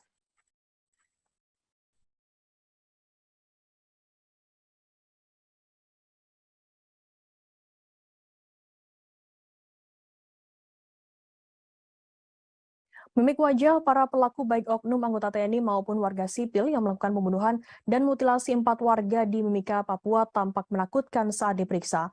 Komisioner Komnas HAM Muhammad Khairul Anam mengatakan para pelaku mengeluarkan mimik wajah datar. Anam mengatakan mimik wajah datar ini dikeluarkan para pelaku saat dimintai keterangan terkait alasan melakukan mutilasi. Hal itu disampaikannya selesai konferensi pers di kantor Komnas HAM RI, Jakarta Pusat pada Selasa 20 September. Menurut Anam, para pelaku harus ditanya berulang kali sebelum benar-benar mengungkapkan penyesalannya. Dari catatan pola kekerasan, penyiksaan, dan perlakuan terhadap korban, ini diduga pelaku melakukannya bukan pertama kali. Anam menjelaskan ada tindakan sebelumnya yang kemudian berujung pada mutilasi. Hal ini yang menjadi tugas besar bagi kepolisian untuk mengungkapnya. Anam menjelaskan para pelaku sengaja melakukan mutilasi untuk menghilangkan jejak. Pasalnya para pelaku sudah menyiapkan karung dan batu agar potongan tubuh dimasukkan dan dibuang ke sungai. Batu digunakan agar karung berisi potongan tubuh tersebut tenggelam dan tidak naik ke permukaan. Saat ini pihaknya sudah memeriksa 19 orang saksi termasuk keluarga dari 4 korban hingga warga sipil. Akan kami tampilkan Tribuners wawancara atau keterangan lebih lengkap dari Komisioner Komnas HAM RI Muhammad Khairul Anam. Ambil dari berbagai pihak tadi, ada beberapa temuan dan analisis atas fakta. Walaupun ini masih awal, tapi temuan dan fakta ini cukup solid gitu ya. Yang pertama adalah perencanaan pembunuhan dan mutilasi. Jadi sejak awal memang ada perencanaan pembunuhan dan mutilasi ini. Ya, perencanaan sudah dilakukan beberapa kali oleh para pelaku, sempat terjadi penundaan waktu pertemuan dengan korban. Jadi sempat terjadi harusnya ketemu tanggal 20, terus geser tanggal 22. Jadi Warga yang melakukan pembakaran lahan di dekat tol Pejagan Pemalang hingga mengakibatkan kecelakaan tersebut bisa terancam pidana. Kapolda Jawa Tengah melalui Kabid Humas Kombes Pol Muhammad Iqbal mengatakan pidana bisa dijatuhkan apabila dilakukan dengan sengaja. Diketahui kecelakaan beruntun melibatkan 13 kendaraan mengakibatkan 1 orang meninggal dunia. Kecelakaan tersebut diduga dikarenakan adanya asap tebal yang menjadikan jarak pandang pengendara menjadi pendek. Iqbal mengatakan apabila terbukti kebakaran tersebut dilakukan dengan sengaja, polisi akan memproses pelakunya. Polisi akan menjerat pelaku dengan pasal 359 KUHP dengan ancaman pidana penjara paling lama 5 tahun atau pidana kurungan paling lama 1 tahun. Atas insiden tersebut, Iqbal mengimbau agar masyarakat tak melakukan perbuatan yang berdampak pada munculnya api di dekat tol, 1 diantaranya melakukan pembakaran. Selain itu, ia juga meminta warga pemilik lahan yang berdekatan dengan lokasi tol untuk bersikap bijak dan hati-hati. Di jalan tol, banyak pengguna tol yang memacu kendaraannya dengan kecepatan tinggi. Bila terdapat gangguan seperti kebakaran, berpotensi membahayakan pengguna jalan.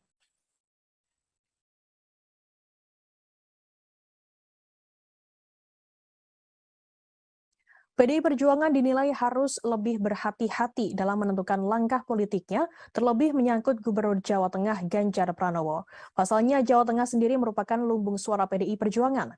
Hal itu diungkapkan oleh pengamat politik dari UNS Solo, Agus Riwanto, Rabu 21 September. Perolehan suara PDIP di tingkat nasional ditentukan oleh suara di Jawa Tengah. Menurutnya, kemenangan PDIP di Jawa Tengah adalah kunci kemenangan PDIP di tingkat nasional. Apabila suara PDI Perjuangan kurang di Jawa Tengah, maka akan berkurang juga di tingkat nasional.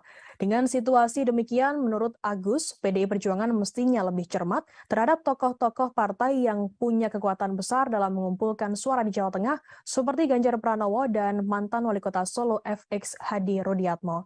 Apabila salah langkah, PDI Perjuangan tak bisa meraup suara maksimal dari tambang emas mereka sendiri. Agus lantas menyinggung dinamika politik internal PDI Perjuangan antara Ganjar dan Puan Maharani. Ganjar berulang kali tak diundang di acara partainya sendiri yang dihadiri Puan di Jawa Tengah. Ganjar juga berkali-kali disentil oleh elit partai karena dianggap berambisi mencalonkan diri di pemilu 2024. Agus mengatakan banyak spekulasi berkembang terkait Ganjar yang diperlakukan seperti anak tiri karena PDI Perjuangan mendorong mencalonkan Puan Maharani. Padahal Ganjar sendiri merupakan sosok yang punya pengaruh besar di Jawa Tengah, terlebih memiliki elektabilitas yang cukup tinggi. Menurut Agus, apabila PDIP salah langkah, maka terjadi kemungkinan suara mereka tak optimal seperti pemilu-pemilu sebelumnya.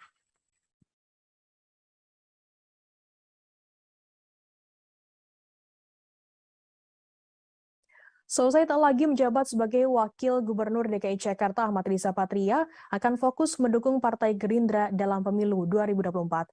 Ex-Wagub DKI Jakarta sekaligus Ketua Dewan Pimpinan Pusat atau DPP Partai Gerindra ini mengaku fokus pada kemenangan Partai Gerindra. Ia ingin partainya meraih perolehan suara terbanyak di DKI Jakarta pada pemilu 2024. Riza mengatakan partainya selama ini berhasil menduduki posisi nomor 2 dalam pemilihan legislatif. Bahkan suara tersebut menambah kursi di Dewan Perwakilan Daerah atau DPRD DKI Jakarta. Riza mengatakan hal itu harus ditingkatkan demi kemenangan Prabowo Subianto, Ketua Umum Partai Gerindra di Pilpres 2024. Ia saat ini mengaku akan fokus dengan kemenangan partainya di DKI Jakarta dan kemenangan Prabowo Subianto di Pilpres 2024. Sebelumnya DPRD DKI Jakarta mengumumkan pemberhentian Gubernur DKI Jakarta Anies Baswedan dan Wakil Gubernur DKI Jakarta Ahmad Riza Patria dalam rapat paripurna pada Selasa 13 September. Keduanya akan mengerjakan sisa tugasnya hingga 16 Oktober nanti. Penjabat Gubernur nantinya akan menggantikan semua tugas Gubernur DKI Jakarta Anies Baswedan dan juga wakilnya.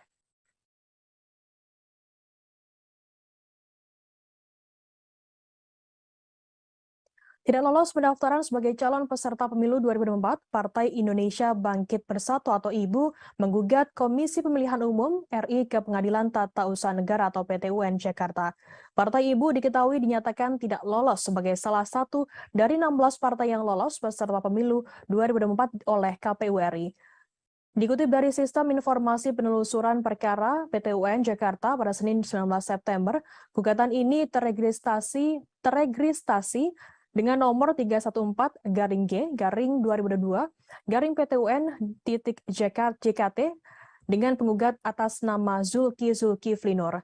Dalam petitumnya, mereka memohon Majelis Hakim PT UN Jakarta memutus 5 hal. Pertama, menyatakan Partai Ibu memenuhi persyaratan pendaftaran calon partai politik peserta pemilu 2024. Kedua, membatalkan surat model pengembalian pendaftaran partai politik dan dokumen persyaratan pendaftaran yang diberikan kepada Partai Ibu. Partai Ibu juga meminta Majelis Hakim memerintahkan KPU membatalkan sistem informasi partai politik dalam pendaftaran partai politik calon peserta pemilu 2024 sebagai penentu kelolosan terpenuhnya persyaratan pendaftaran. Hal ini mengacu kepada pasal 117 Undang-Undang Nomor 77 Tahun 2017 tentang Pemilihan Umum. Partai Ibu sendiri meminta KPU RI sebagai tergugat untuk membayar biaya perkara yang timbul dalam perkara ini.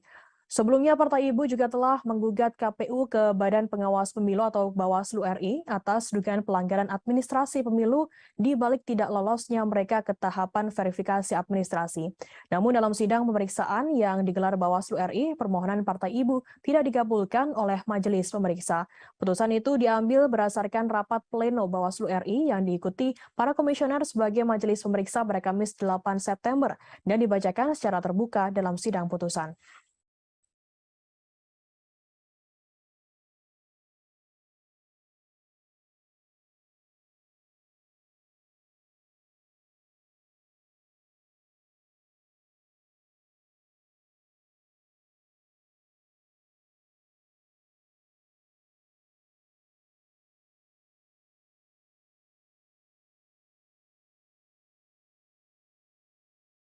Gubernur DKI Jakarta Anies Baswedan menyatakan siap maju sebagai calon presiden pada Pilpres 2024.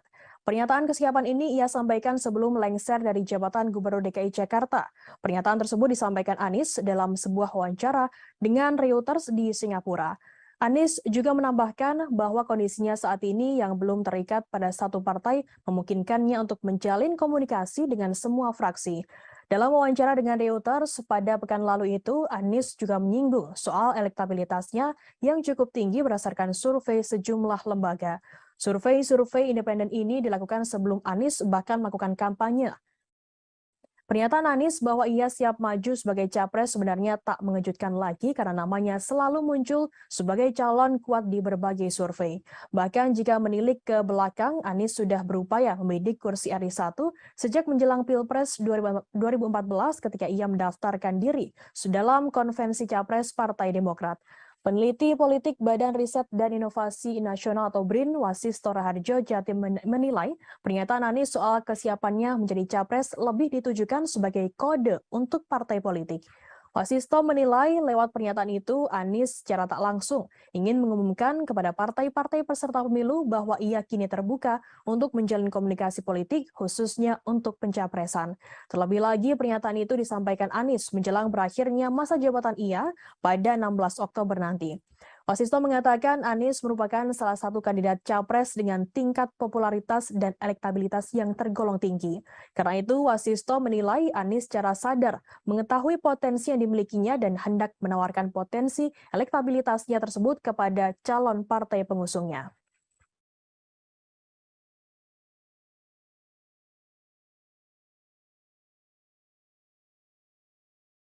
Direktur Utama PT PLN Darmawan Prasojo mengatakan pihaknya tengah melakukan uji coba program konversi kompor LPG ke kompor listrik di berbagai kota Rabu 21 September. Dalam program ini masyarakat bisa menghemat uang hingga Rp8.000 per kilogram LPG. Dalam rapat dengar pendapat dengan Komisi 7 DPR RI pada Rabu 14 September, Direktur Utama PT PLN Darmawan Prasojo mengatakan dengan menggunakan kompor induksi, masyarakat bisa memasak dengan lebih hemat 10 hingga 15% dibandingkan dengan kompor LPG. Ia juga mengatakan program konversi kompor listrik tersebut terbukti dapat menghemat APBN hingga Rp330 miliar per tahunnya.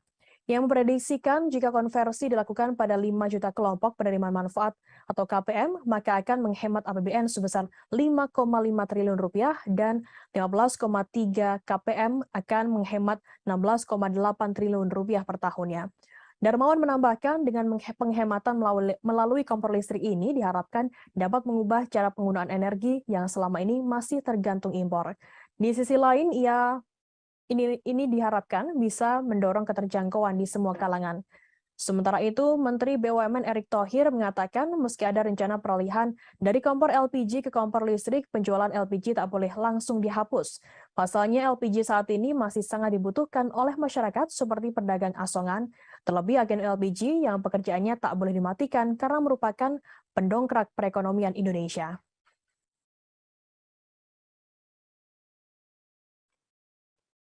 Kita ke berita pertama, Saudara. Sosok Robert Bono Susatyo menjadi perbincangan selesai disebut-sebut ikut terlibat dalam skenario pembunuhan Brigadir Nofriansyah Yosua Huta Barat alias Brigadir J yang dilakukan oleh Verdi Sambo. Indonesia Police Watch atau IPW menduga Robert memberikan fasilitas jet pribadi ke Brigjen Hendra Kurniawan. Jet tersebut digunakan oleh Brigjen Hendra mengantar jenazah Brigadir J ke Jambi. Robert mengaku memang mengenal Brigjen Hendra Kurniawan 7 tahun yang lalu saat pangkatnya masih AKBP. Namun Robert membantah meminjamkan fasilitas penerbangan khusus kepada Brigjen Hendra Kurniawan. Ia membantah pernyataan dari Ketua IPW Sugeng Teguh Santoso. Menurutnya, pernyataan soal jet khusus yang dipinjamkan ke Brigjen Hendra adalah tidak benar. Terkait hal ini, Robert mengaku belum akan mengambil langkah hukum dari pernyataan IPW tersebut. Ia masih mempertimbangkan manfaat pelaporan apabila dilayangkan kepada Ketua IPW Sugeng. Robert pernah menempuh Universitas of California San Francisco Foundation. Robert sendiri merupakan komisaris utama PT Citra Marga Nusapala dan PT Jaswindo Tiga Perkasa. PT Citra Marga sendiri merupakan perusahaan yang bergerak di bidang jalan tol berkantor pusat di Jakarta. Sementara PT Jaswindo bergerak di bidang percetakan. Ia juga merupakan Presiden Direktur PT Pratama Argo Agro Sawit sejak 2008 hingga saat ini. Namanya mendadak menjadi perbincangan seusai tercatut dalam daftar konsorsium 303 yang diduga juga menyeret Verdi Sambo.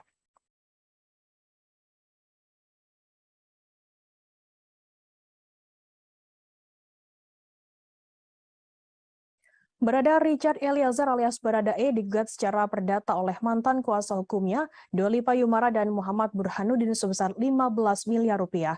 Menurut pengacara Baradae, Roni Talapesi, kliennya tak memiliki kewajiban membayar lawyer fee tersebut. Roni mengatakan hal itu dikarenakan kliennya dan dua mantan kuasa hukum tak memiliki perjanjian jasa hukum yang mengikat. Menurutnya, Baradae juga tidak mampu untuk mengumpulkan uang sebanyak itu, bahkan hingga pensiun. Gugatan mantan kuasa hukum kliennya menurutnya menghambat dan mengganggu jalannya proses kasus yang saat ini dijalani oleh Baradae. Menurut Roni, Baradae dan keluarganya merasa tak nyaman dengan gugatan yang dilayangkan oleh Dolipa dan Burhanuddin tersebut. Pasalnya, Baradae saat ini tengah fokus menyelesaikan kasus hukum, kasus pembunuhan berencana terhadap Brigadir Nofriansyah Yosua Huta Barat alias Brigadir J. Roni mengatakan pencabutan surat kuasa oleh Baradae kepada Dolipa Burhanuddin dilakukan karena kliennya tak ingin didampingi oleh dua pengacara tersebut. Pencabutan surat kuasa itu juga telah sesuai dengan pasal 1814 KUH Perdata maksud kami. Dolipa dan Burhanuddin mendaftarkan gugatan tersebut pada 15 Agustus ke PN Jakarta Selatan. Dalam petitumnya, Dolipa dan Burhanuddin meminta hakim mengabulkan seluruh gugatan penggugat. Kedua pengacara itu juga meminta hakim menyatakan surat pencabutan kuasa tertanggal 10 Agustus atas nama Richard Eliezer Pudihang Lumiu selaku tergugat 1 batal demi hukum. Hakim juga diminta menyatakan perbuatan Richard Eliezer dan Kapolri atau dalam hal ini Kabareskrim dalam membuat surat pencabutan kuasa hukum tertanggal 10 Agustus atas nama tergugat 1 dilakukan dengan itikat jahat dan melawan hukum. Dalam gugatan ini, hakim juga diminta menyatakan Dolipa dan Burhanuddin sebagai penasihat hukum Baradae yang sah dan mempunyai hak untuk melakukan pembelaan sampai pada persidangan. Dalam petitum tersebut, para tergugat juga diminta menjalankan putusan ini terlebih dahulu dengan serta-merta dan menghukum tergugat 1, tergugat 2, dan tergugat 3 untuk patuh dan taat terhadap putusan tersebut.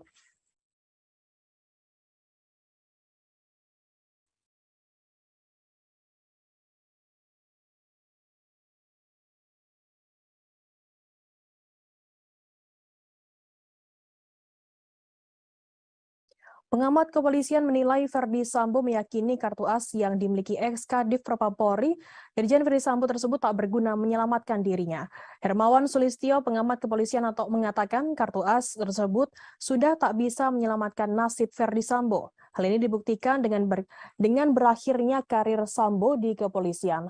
Verdi Sambo diketahui dipecat secara tidak dengan hormat karena melakukan tindakan pembunuhan terhadap Brigadir Nofriansyah Yosua Huta Barat alias Brigadir J. Bahkan Sambo juga tak mendapatkan uang pensiunan. Hermawan mengatakan kartu as yang dimiliki Sambo dinilai tidak efektif.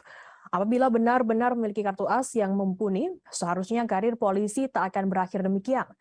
Menurutnya, jika memang kartu as tersebut manjur menyelamatkan Ferry Sambo, maka seharusnya hukumannya hanya skorsing atas kasus pembunuhan yang menjeratnya.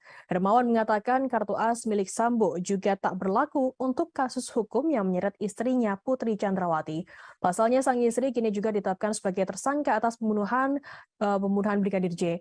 Hermawan meyakini tidak ditahannya Putri Chandrawati hingga kini tidak ada kaitannya dengan kartu as yang dimiliki oleh Ferry Sambo. Namun Hermawan tak bisa menilai apa yang membuat penyidik memutuskan tidak menahan istri Ferdy Sambo tersebut. Ferdy Sambo sendiri diketahui resmi dipecat dari satuan kepolisian selesai pengajuan bandingnya ditolak oleh Majelis Kode Etik Polri.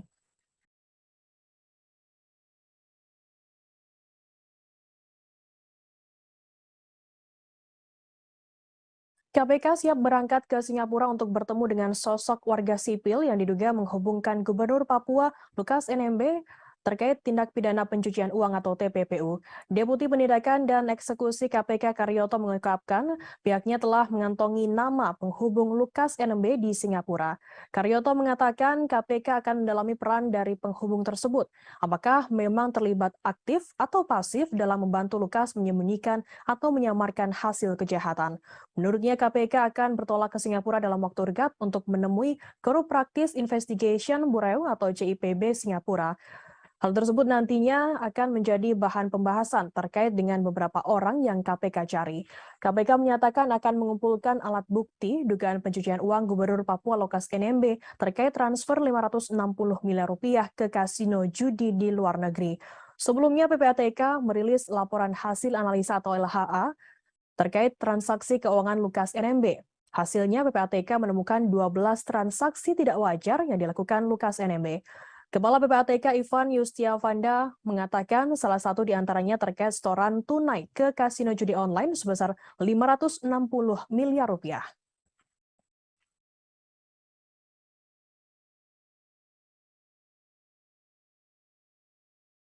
KPK akan melakukan pemanggilan kedua terhadap Gubernur Papua Lukas NMB dalam waktu dekat Rabu 21 September. Deputi Penindakan Komisi Pemberantasan Korupsi KPK Karyoto mengatakan pemanggilan kedua akan dilakukan karena Lukas tak kunjung hadir memenuhi panggilan pertama. Karyoto mengatakan pemanggilan rencananya akan dilakukan pada Senin atau Selasa pekan depan. Di lain sisi, Stefanus Roy Rening, kuasa hukum Gubernur Papua Lukas NMB mengabarkan bahwa kliennya saat ini berada di Koya Jayapura, Papua. Lukas NMB jelas Roy bersikukuh memilih untuk menetap dan tak akan meninggalkan Papua sekalipun untuk keperluan pemeriksaan. Diketahui Lukas NMB kini telah ditetapkan sebagai tersangka kasus korupsi. Roy menjelaskan Lukas tak akan keluar dari Papua meski harus berobat ke luar negeri. Jika KPK akan memeriksa Lukas NMB, maka diharapkan dapat hadir mendatanginya di Papua.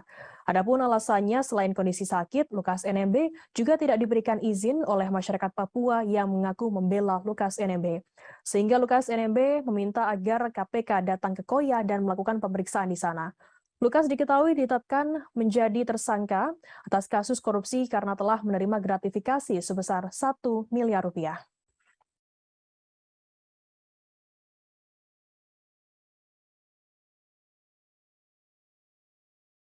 Persatuan Jaksa Republik Indonesia atau Persaja Wilayah Kejaksaan Tinggi DKI Jakarta melaporkan pengacara Alvin Lim ke Polda Metro Jaya Rabu 21 September.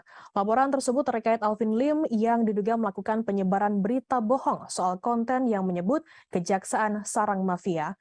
Laporan tersebut Alvin Lim terregister dengan nomor LPB LP garing B garing 4820 garing 9 Romawi garing 2022 garing SPKT garing Polda Metro Jaya tertanggal 20 September 2022. Berita bohong tersebut diketahui diunggah di akun YouTube Alvin Lim, channel Hotian TV. Jaksa Yadin mengatakan konten yang dibuat Alvin Lim merupakan asumsi yang menggiring opini masyarakat.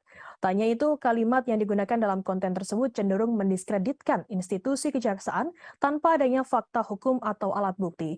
Yadin menerangkan apabila memang ada oknum-oknum yang bermain di dalam institusi kejaksaan, maka bisa melaporkannya ke bidang pengawasan kejaksaan. Yang menyarankan agar Alvin Lim bersikap profesional dalam menghadapi proses-proses hukum yang melibatkannya saat ini. Yadin mengatakan agar Alvin tak memuat berita bohong atau tuduhan yang tak bisa dipertanggungjawabkan kebenarannya. Adapun Alvin Lim Dalam laporan tersebut dijerat pasal 28 ayat 2, jangto pasal 45A ayat 2 Undang-Undang RI nomor 19 tahun 2016 tentang informasi dan transaksi elektronik atau ITE dan atau pasal 14 ayat 2 dan atau pasal 15 Undang-Undang RI nomor 1 tahun 1946 tentang peraturan hukum pidana dan atau pasal 156 KUH pidana soal penyebaran berita bohong dan atau ujaran kebencian. Menanggapi pelaporan tersebut, Alvin Lim mengaku hal tersebut adalah hak setiap warga negara.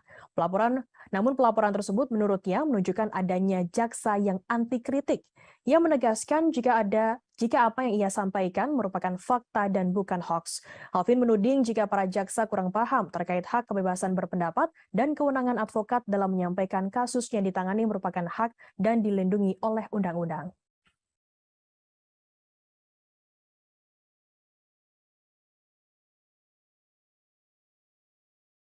Polri saat ini masih terus mencari keberadaan hacker Bjorka yang menjadi misteri. Kadif Humas Polri Irjen Dedi Prasetyo mengatakan pihaknya tak menutup kemungkinan akan bekerja sama dengan pihak-pihak di negara lain Rabu 21 September. Proses pencarian hacker Bjorka saat ini masih dalam penanganan tim sus gabungan bentukan Menko Polhukam Mahfud MD. Tim gabungan yang terdiri dari Polri, BIN, Badan Cyber Sandi Negara, Kemenkominfo juga tak mau terburu-buru dalam bekerja. Nantinya proses pencarian akan dilakukan secara ilmiah. Karena itu, pihaknya meminta masyarakat bersabar terlebih dahulu. Sebelumnya, kepolisian telah menetapkan satu orang tersangka dalam kasus hacker Bjorka. Tersangka merupakan seorang pemuda bernama Muhammad Agung Hidayatullah, 21 tahun alias MAH asal Madiun, Jawa Timur. MAH ditangkap pada 14 September dan dibebaskan pada 16 September. MH sendiri tak ditahan dan dikenakan wajib lapor karena bersikap kooperatif.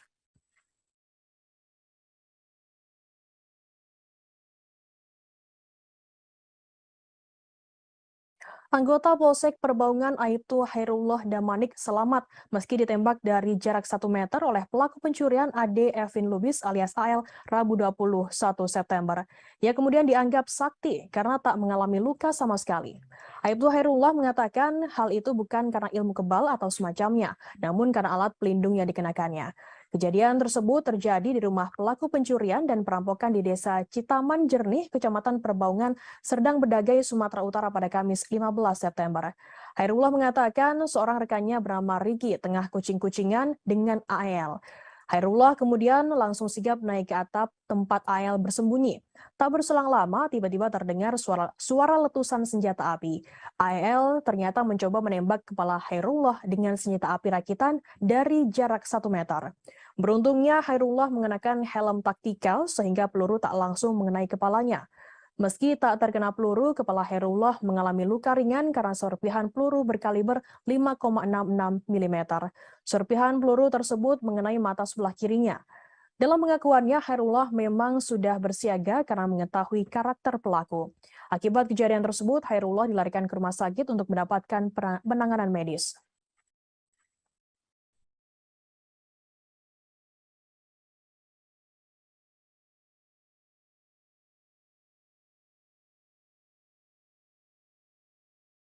Mimik wajah para pelaku baik oknum anggota TNI maupun warga sipil yang melakukan pembunuhan dan mutilasi 4 warga di Mimika, Papua tampak menakutkan saat diperiksa.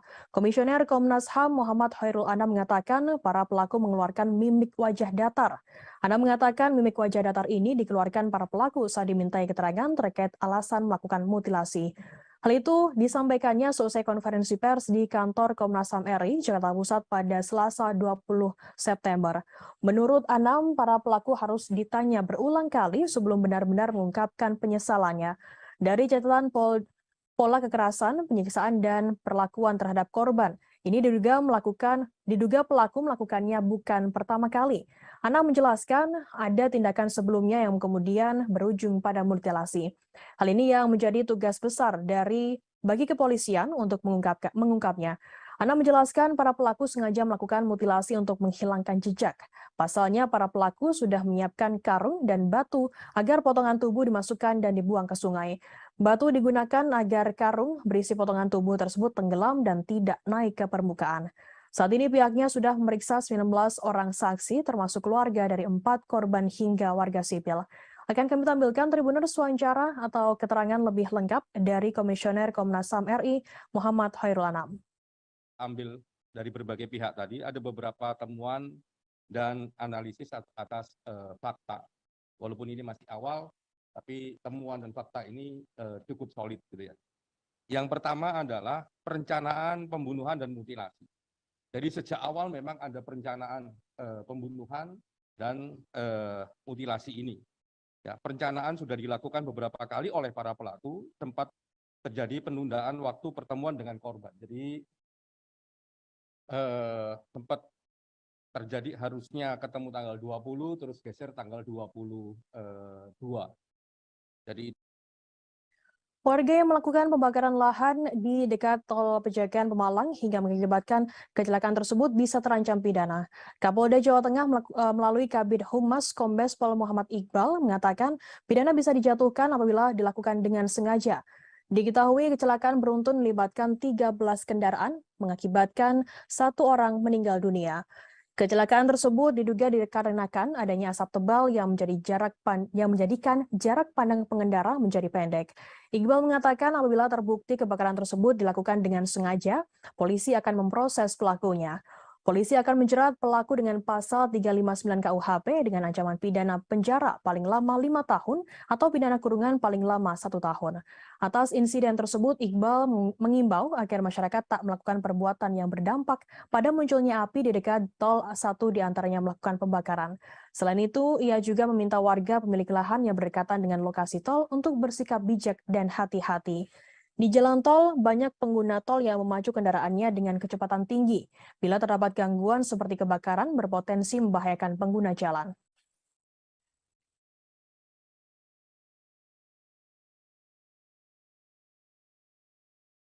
PDI Perjuangan dinilai harus lebih berhati-hati dalam menentukan langkah politiknya, terlebih menyangkut Gubernur Jawa Tengah Ganjar Pranowo. Pasalnya, Jawa Tengah sendiri merupakan lumbung suara PDI Perjuangan.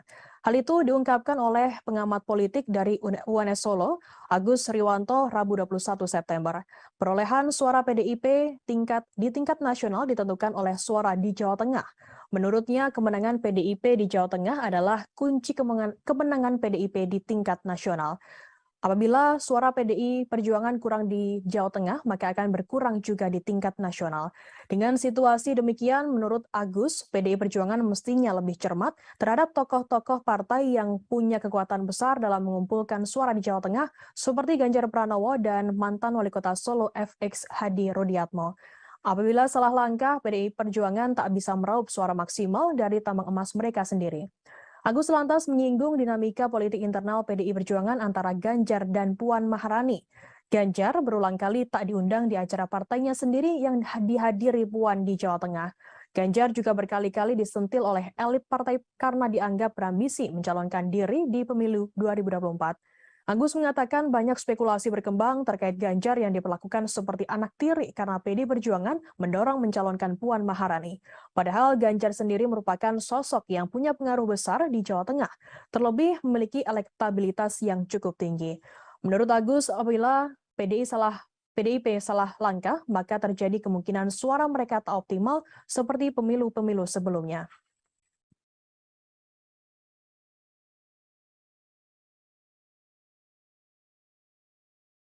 Selesai tak lagi menjabat sebagai Wakil Gubernur DKI Jakarta, Ahmad Riza Patria akan fokus mendukung Partai Gerindra dalam pemilu 2024. Ex-Wagub DKI Jakarta sekaligus Ketua Dewan Pimpinan Pusat atau DPP Partai Gerindra ini mengaku fokus pada kemenangan Partai Gerindra. Ia ingin partainya meraih perolehan suara terbanyak di DKI Jakarta pada pemilu 2024. Riza mengatakan partainya selama ini berhasil menduduki posisi nomor 2 dalam pemilihan legislatif. Bahkan suara tersebut menambah kursi di Dewan Perwakilan Daerah atau DPRD DKI Jakarta. Riza mengatakan hal itu harus ditingkatkan demi kemenangan Prabowo Subianto, Ketua Umum Partai Gerindra di Pilpres 2024.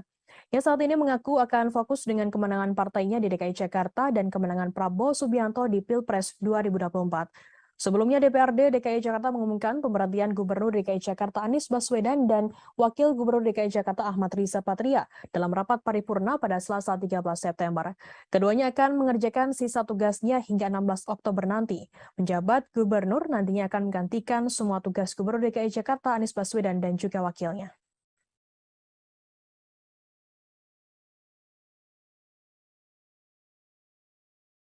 Tidak lolos pendaftaran sebagai calon peserta pemilu 2024, Partai Indonesia Bangkit Bersatu atau IBU menggugat Komisi Pemilihan Umum RI ke Pengadilan Tata Usaha Negara atau PT UN Jakarta.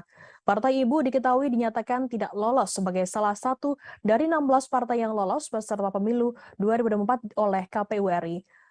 Dikutip dari Sistem Informasi Penelusuran Perkara PT UN Jakarta pada Senin 19 September, gugatan ini teregistrasi dengan nomor 314-G-2022-PT UN-JKT dengan penggugat atas nama Zulkifli Nur.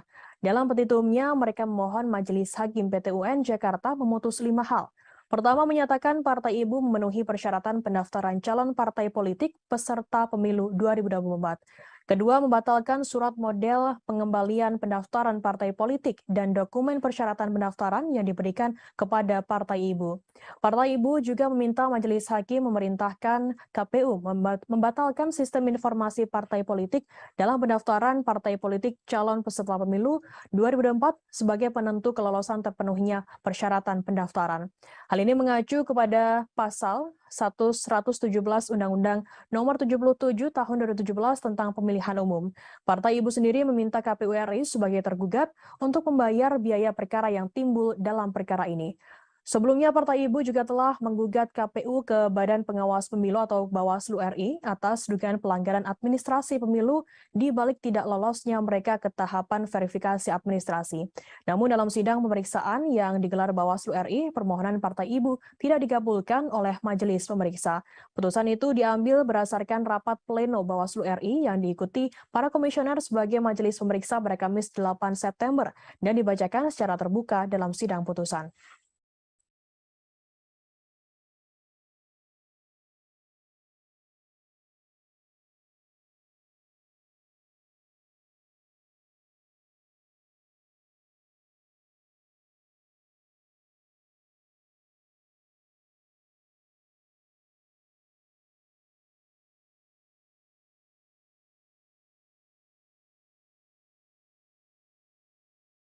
Gubernur DKI Jakarta Anies Baswedan menyatakan siap maju sebagai calon presiden pada Pilpres 2024. Pernyataan kesiapan ini ia sampaikan sebelum lengser dari jabatan Gubernur DKI Jakarta. Pernyataan tersebut disampaikan Anies dalam sebuah wawancara dengan Reuters di Singapura. Anies juga menambahkan bahwa kondisinya saat ini yang belum terikat pada satu partai memungkinkannya untuk menjalin komunikasi dengan semua fraksi. Dalam wawancara dengan Reuters pada pekan lalu itu, Anies juga menyinggung soal elektabilitasnya yang cukup tinggi berdasarkan survei sejumlah lembaga. Survei independen ini dilakukan sebelum Anies bahkan melakukan kampanye. Pernyataan Anies bahwa ia siap maju sebagai capres sebenarnya tak mengejutkan lagi karena namanya selalu muncul sebagai calon kuat di berbagai survei. Bahkan jika menilik ke belakang, Anies sudah berupaya membidik kursi RI 1 sejak menjelang Pilpres 2014 ketika ia mendaftarkan diri dalam konvensi capres Partai Demokrat. Peneliti politik Badan Riset dan Inovasi Nasional atau BRIN, Wasisto Raharjo Jatim menilai pernyataan Anies soal kesiapannya menjadi capres lebih ditujukan sebagai kode untuk partai politik. Wasisto menilai lewat pernyataan itu Anies secara tak langsung ingin mengumumkan kepada partai-partai peserta pemilu bahwa ia kini terbuka untuk menjalin komunikasi politik khususnya untuk pencapresan. Terlebih lagi pernyataan itu disampaikan Anies menjelang berakhirnya masa jabatan ia pada 16 Oktober nanti. Wasisto mengatakan Anies merupakan salah satu kandidat capres dengan tingkat popularitas dan elektabilitas yang tergolong tinggi. Karena itu, Wasisto menilai Anies secara sadar mengetahui potensi yang dimilikinya dan hendak menawarkan potensi elektabilitasnya tersebut kepada calon partai pengusungnya.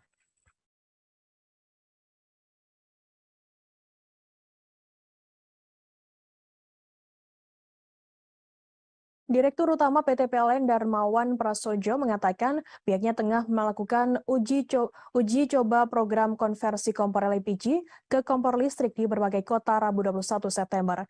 Dalam program ini masyarakat bisa menghemat uang hingga Rp8.000 per kilogram LPG. Dalam rapat dengar pendapat dengan Komisi 7 DPR RI pada Rabu 14 September, Direktur Utama PT PLN Darmawan Prasojo mengatakan dengan menggunakan kompor induksi, masyarakat bisa memasak dengan lebih hemat 10 hingga 15% dibandingkan dengan kompor LPG. Ia juga mengatakan program konversi kompor listrik tersebut terbukti dapat menghemat APBN hingga 330 miliar rupiah per tahunnya. Yang memprediksikan jika konversi dilakukan pada 5 juta kelompok penerima manfaat atau KPM, maka akan menghemat APBN sebesar 5,5 triliun rupiah dan 15,3 KPM akan menghemat 16,8 triliun rupiah per tahunnya. Darmawan menambahkan dengan penghematan melalui kompor listrik ini diharapkan dapat mengubah cara penggunaan energi yang selama ini masih tergantung impor. Di sisi lain, ini diharapkan bisa mendorong keterjangkauan di semua kalangan. Sementara itu, Menteri BUMN Erick Thohir mengatakan meski ada rencana peralihan dari kompor LPG ke kompor listrik, penjualan LPG tak boleh langsung dihapus. Pasalnya LPG saat ini masih sangat dibutuhkan oleh masyarakat seperti pedagang asongan, terlebih agen LPG yang pekerjaannya tak boleh dimatikan karena merupakan pendongkrak perekonomian Indonesia.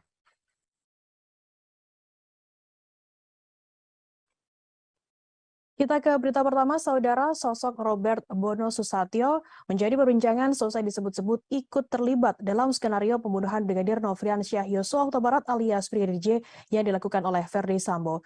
Indonesia Police Watch atau IPW menduga Robert memberikan fasilitas jet pribadi ke Brigjen Hendra Kurniawan. Jet tersebut digunakan oleh Brigjen Hendra mengantar jenazah Brigadir J ke Jambi. Robert mengaku memang mengenal Brigjen Hendra Kurniawan 7 tahun yang lalu saat pangkatnya masih AKBP. Namun Robert membantah meminjamkan fasilitas penerbangan khusus kepada Brigjen Hendra Kurniawan. Ia membantah pernyataan dari Ketua IPW Sugeng Teguh Santoso. Menurutnya, pernyataan soal jet khusus yang dipinjamkan ke Brigjen Hendra adalah tidak benar. Terkait hal ini, Robert mengaku belum akan mengambil langkah hukum dari pernyataan IPW tersebut. Ia masih mempertimbangkan manfaat pelaporan apabila dilayangkan kepada Ketua IPW Sugeng. Robert pernah menempuh Universitas of California San Francisco Foundation. Robert sendiri merupakan komisaris utama PT Citra Marga Nusapala dan PT Jaswindo 3 Perkasa. PT Citra Marga sendiri merupakan perusahaan yang bergerak di bidang jalan tol berkantor pusat di Jakarta. Sementara PT Jaswindo bergerak di bidang percetakan. Ia juga merupakan Presiden Direktur PT Pratama Argo Agrosawit sejak 2008 hingga saat ini. Namanya mendadak menjadi perbincangan selesai tercatut dalam daftar konsorsium 303 yang diduga juga menyeret Verdi Sambo.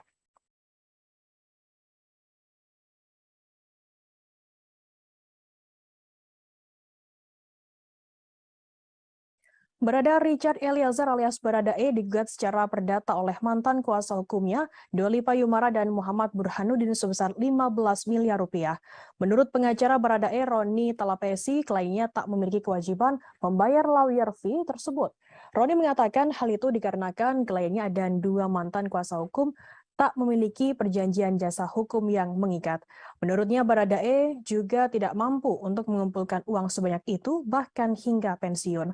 Gugatan mantan kuasa hukum kliennya menurutnya menghambat dan mengganggu jalannya proses kasus yang saat ini dijalani oleh Baradae.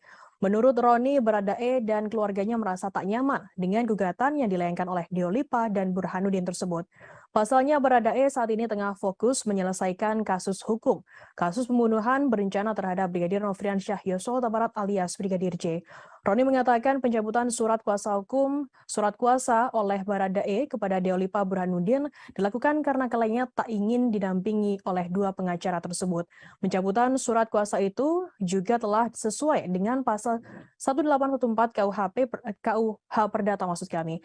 Deolipa dan Burhanuddin mendaftarkan gugatan tersebut pada 15 Agustus ke PN Jakarta Selatan. Dalam petitumnya, Deolipa dan Burhanuddin meminta hakim mengabulkan seluruh gugatan penggugat. Kedua pengacara itu juga meminta hakim menyatakan surat pencabutan kuasa tertanggal 10 Agustus atas nama Richard Eliezer Pudihang Lumiu selaku tergugat 1 batal demi hukum. Hakim juga diminta menyatakan perbuatan Richard Eliezer dan Kapolri atau dalam hal ini Kabareskrim dalam membuat surat pencabutan kuasa hukum tertanggal 10 Agustus atas nama tergugat 1 dilakukan dengan itikat jahat dan melawan hukum. Dalam gugatan ini, hakim juga diminta menyatakan Deolipa dan Burhanuddin sebagai penasihat hukum Baradae yang sah dan mempunyai hak untuk melakukan pembelaan sampai pada persidangan. Dalam petitum tersebut, para tergugat juga diminta menjalankan putusan ini terlebih dahulu dengan serta-merta dan menghukum tergugat 1, tergugat 2, dan tergugat 3 untuk patuh dan taat terhadap putusan tersebut.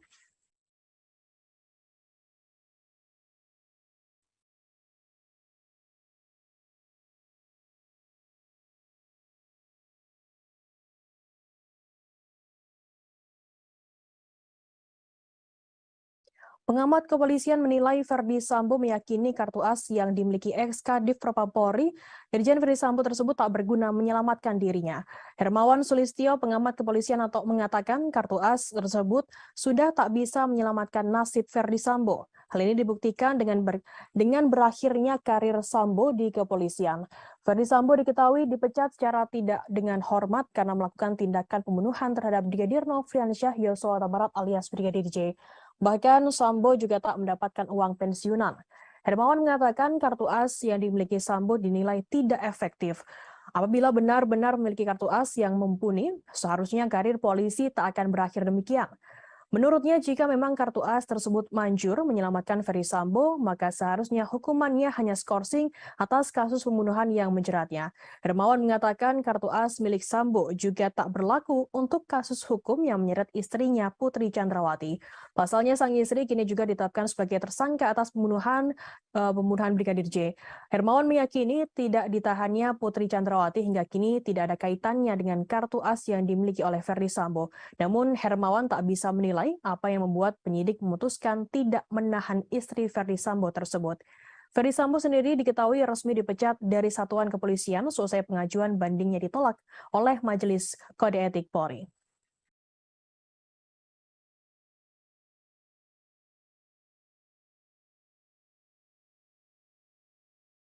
KPK siap berangkat ke Singapura untuk bertemu dengan sosok warga sipil yang diduga menghubungkan Gubernur Papua Lukas NMB terkait tindak pidana pencucian uang atau TPPU. Deputi Penindakan dan Eksekusi KPK Karyoto mengungkapkan pihaknya telah mengantongi nama penghubung Lukas NMB di Singapura.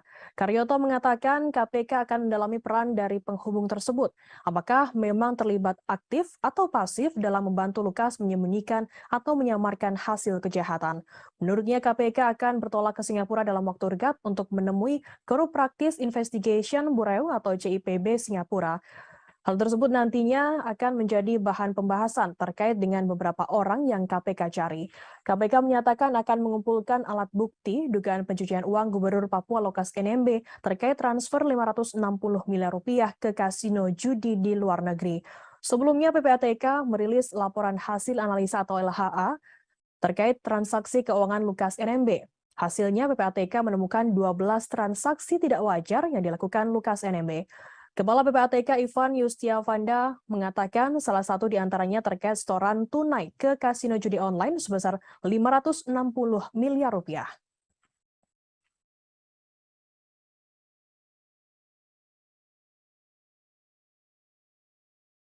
KPK akan melakukan pemanggilan kedua terhadap Gubernur Papua Lukas NMB dalam waktu dekat Rabu 21 September.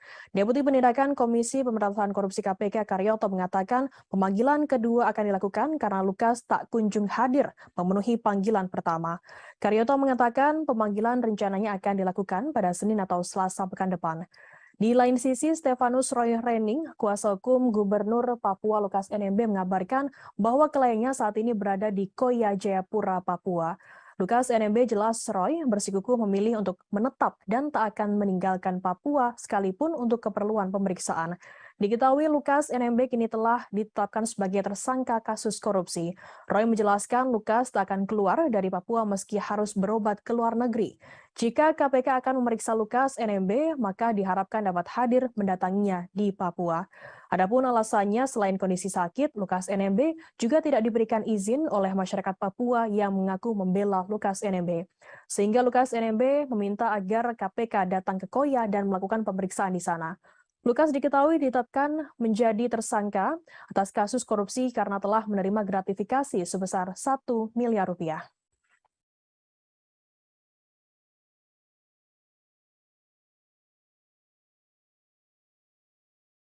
Persatuan Jaksa Republik Indonesia atau Persaja Wilayah Kejaksaan Tinggi DKI Jakarta melaporkan pengacara Alvin Lim ke Polda Metro Jaya Rabu 21 September. Laporan tersebut terkait Alvin Lim yang diduga melakukan penyebaran berita bohong soal konten yang menyebut Kejaksaan Sarang Mafia. Laporan tersebut Alvin Lim terregister dengan nomor LPB-4820-9 Romawi garing 2022 garing SPKT garing Polda Metro Jaya tertanggal 20 September 2022. Berita bohong tersebut diketahui diunggah di akun YouTube Alvin Lim, channel Hotian TV. Jaksa Yandin mengatakan konten yang dibuat Alvin Lim merupakan asumsi yang menggiring opini masyarakat. Tanya itu, kalimat yang digunakan dalam konten tersebut cenderung mendiskreditkan institusi kejaksaan tanpa adanya fakta hukum atau alat bukti. Yadin menerangkan apabila memang ada oknum-oknum yang bermain di dalam institusi kejaksaan, maka bisa melaporkannya ke bidang pengawasan kejaksaan. Yang menyarankan agar Alvin Lim bersikap profesional dalam menghadapi proses-proses hukum yang melibatkannya saat ini. Yadin mengatakan agar Alvin tak memuat berita bohong atau tuduhan yang tak bisa dipertanggungjawabkan kebenarannya. Adapun Alvin Lim dalam laporan tersebut dijerat pasal 28 ayat 2, jangto pasal 45A ayat 2 Undang-Undang RI nomor 19 tahun 2016 tentang informasi dan transaksi elektronik atau ITE dan atau pasal 14 ayat 2 dan atau pasal 15 Undang-Undang RI nomor 1 tahun 1946 tentang peraturan hukum pidana dan atau pasal 156 KUH pidana soal penyebaran berita bohong dan atau ujaran kebencian. Menanggapi pelaporan tersebut, Alvin Lim mengaku hal tersebut adalah hak setiap warga negara. Namun pelaporan tersebut menurutnya menunjukkan adanya jaksa yang anti kritik. Ia menegaskan jika apa yang ia sampaikan merupakan fakta dan bukan hoax. Alvin menuding jika para jaksa kurang paham terkait hak kebebasan berpendapat dan kewenangan advokat dalam menyampaikan kasus yang ditangani merupakan hak dan dilindungi oleh undang-undang.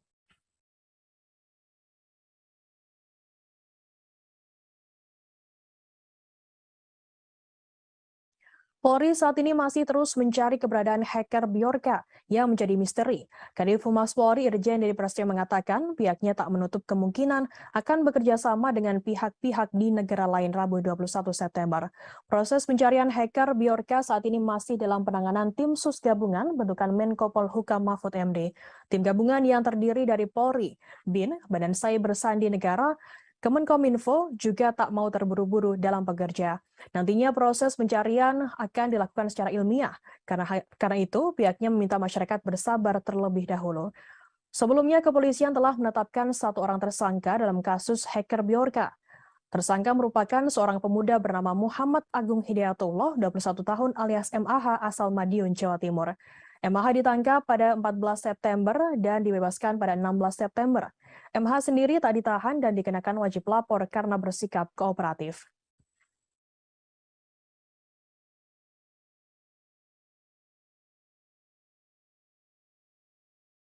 Anggota Polsek Perbaungan Aibtu Hairullah Damanik selamat meski ditembak dari jarak 1 meter oleh pelaku pencurian Ade Evin Lubis alias AL Rabu 21 September. Ia kemudian dianggap sakti karena tak mengalami luka sama sekali. Aibtu Hairullah mengatakan hal itu bukan karena ilmu kebal atau semacamnya, namun karena alat pelindung yang dikenakannya.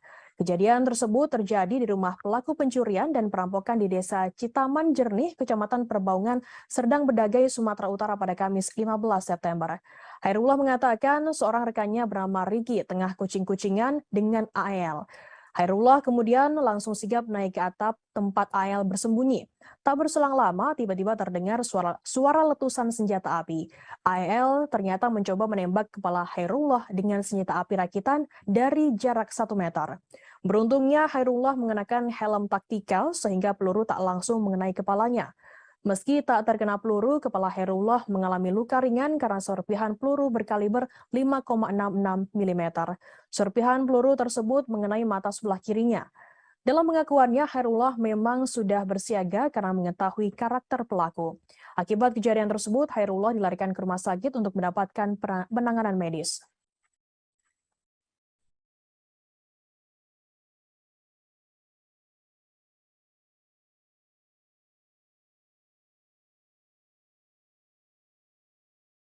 Mimik wajah para pelaku baik oknum anggota TNI maupun warga sipil yang melakukan pembunuhan dan mutilasi 4 warga di Mimika, Papua tampak menakutkan saat diperiksa. Komisioner Komnas HAM Muhammad Khairul Anam mengatakan para pelaku mengeluarkan mimik wajah datar. Anam mengatakan mimik wajah datar ini dikeluarkan para pelaku saat dimintai keterangan terkait alasan melakukan mutilasi. Hal itu disampaikannya selesai konferensi pers di kantor Komnas HAM RI, Jakarta Pusat pada Selasa 20 September. Menurut Anam, para pelaku harus ditanya berulang kali sebelum benar-benar mengungkapkan penyesalannya. Dari catatan pola kekerasan, penyiksaan, dan perlakuan terhadap korban, ini diduga pelaku melakukannya bukan pertama kali. Anam menjelaskan ada tindakan sebelumnya yang kemudian berujung pada mutilasi. Hal ini yang menjadi tugas besar bagi kepolisian untuk mengungkapnya. Anam menjelaskan para pelaku sengaja melakukan mutilasi untuk menghilangkan jejak. Pasalnya para pelaku sudah menyiapkan karung dan batu agar potongan tubuh dimasukkan dan dibuang ke sungai. Batu digunakan agar karung berisi potongan tubuh tersebut tenggelam dan tidak naik ke permukaan. Saat ini pihaknya sudah memeriksa 19 orang saksi termasuk keluarga dari 4 korban hingga warga sipil.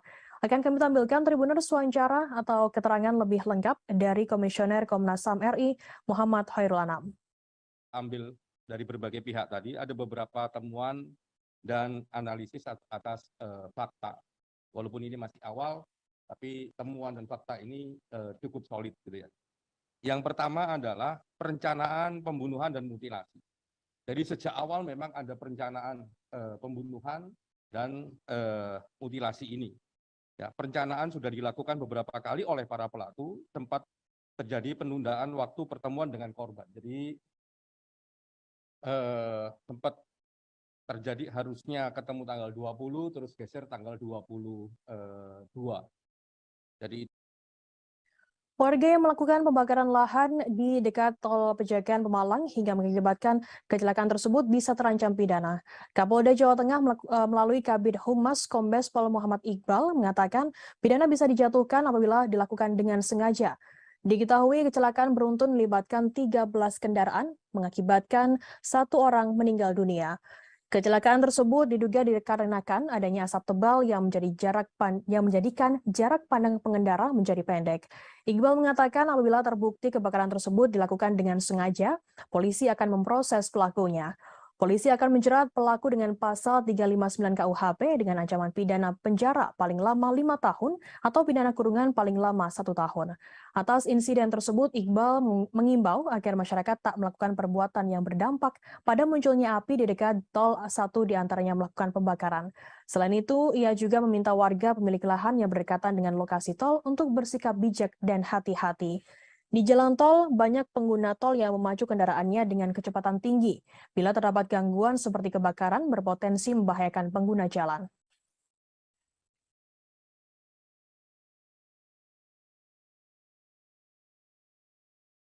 PDI Perjuangan dinilai harus lebih berhati-hati dalam menentukan langkah politiknya, terlebih menyangkut Gubernur Jawa Tengah Ganjar Pranowo.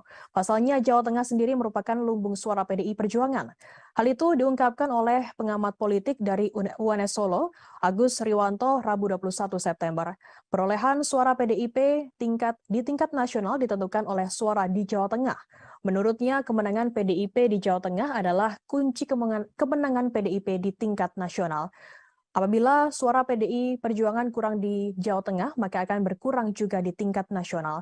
Dengan situasi demikian, menurut Agus, PDI Perjuangan mestinya lebih cermat terhadap tokoh-tokoh partai yang punya kekuatan besar dalam mengumpulkan suara di Jawa Tengah, seperti Ganjar Pranowo dan mantan Wali Kota Solo FX Hadi Rudiatmo. Apabila salah langkah, PDI Perjuangan tak bisa meraup suara maksimal dari tambang emas mereka sendiri. Agus lantas menyinggung dinamika politik internal PDI Perjuangan antara Ganjar dan Puan Maharani. Ganjar berulang kali tak diundang di acara partainya sendiri yang dihadiri Puan di Jawa Tengah. Ganjar juga berkali-kali disentil oleh elit partai karena dianggap berambisi mencalonkan diri di pemilu 2024. Agus mengatakan banyak spekulasi berkembang terkait Ganjar yang diperlakukan seperti anak tiri karena PDI Perjuangan mendorong mencalonkan Puan Maharani. Padahal Ganjar sendiri merupakan sosok yang punya pengaruh besar di Jawa Tengah, terlebih memiliki elektabilitas yang cukup tinggi. Menurut Agus, apabila PDI salah PDIP salah langkah, maka terjadi kemungkinan suara mereka tak optimal seperti pemilu-pemilu sebelumnya.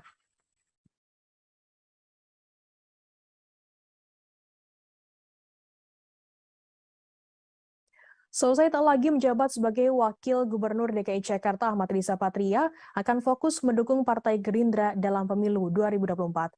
Ex-Wagub DKI Jakarta sekaligus Ketua Dewan Pimpinan Pusat atau DPP Partai Gerindra ini mengaku fokus pada kemenangan Partai Gerindra. Ia ingin partainya meraih perolehan suara terbanyak di DKI Jakarta pada pemilu 2024. Riza mengatakan partainya selama ini berhasil menduduki posisi nomor 2 dalam pemilihan legislatif. Bahkan suara tersebut menambah kursi di Dewan Perwakilan Daerah atau DPRD DKI Jakarta. Riza mengatakan hal itu harus ditingkatkan demi kemenangan Prabowo Subianto, Ketua Umum Partai Gerindra di Pilpres 2024. Ia saat ini mengaku akan fokus dengan kemenangan partainya di DKI Jakarta dan kemenangan Prabowo Subianto di Pilpres 2024. Sebelumnya DPRD DKI Jakarta mengumumkan pemberhentian Gubernur DKI Jakarta Anies Baswedan dan Wakil Gubernur DKI Jakarta Ahmad Riza Patria dalam rapat paripurna pada Selasa 13 September. Keduanya akan mengerjakan sisa tugasnya hingga 16 Oktober nanti. Penjabat Gubernur nantinya akan menggantikan semua tugas Gubernur DKI Jakarta Anies Baswedan dan juga wakilnya.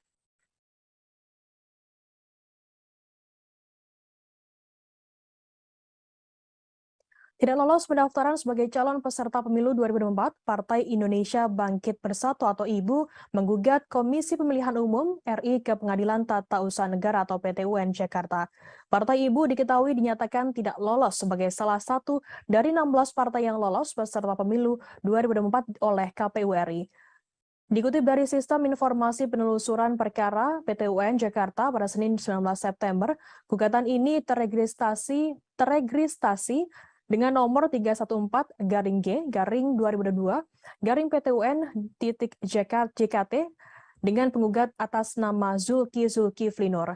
Dalam petitumnya, mereka memohon Majelis Hakim PT-UN Jakarta memutus 5 hal. Pertama, menyatakan Partai Ibu memenuhi persyaratan pendaftaran calon partai politik peserta pemilu 2024. Kedua, membatalkan surat model pengembalian pendaftaran partai politik dan dokumen persyaratan pendaftaran yang diberikan kepada Partai Ibu. Partai Ibu juga meminta Majelis Hakim memerintahkan KPU membatalkan sistem informasi partai politik dalam pendaftaran partai politik calon peserta pemilu 2024 sebagai penentu kelolosan terpenuhinya persyaratan pendaftaran. Hal ini mengacu kepada pasal 117 Undang-Undang Nomor 77 Tahun 2017 tentang Pemilihan Umum. Partai Ibu sendiri meminta KPU RI sebagai tergugat untuk membayar biaya perkara yang timbul dalam perkara ini. Sebelumnya, Partai Ibu juga telah menggugat KPU ke Badan Pengawas Pemilu atau Bawaslu RI atas dugaan pelanggaran administrasi pemilu di balik tidak lolosnya mereka ke tahapan verifikasi administrasi. Namun dalam sidang pemeriksaan yang digelar Bawaslu RI, permohonan Partai Ibu tidak dikabulkan oleh majelis pemeriksa.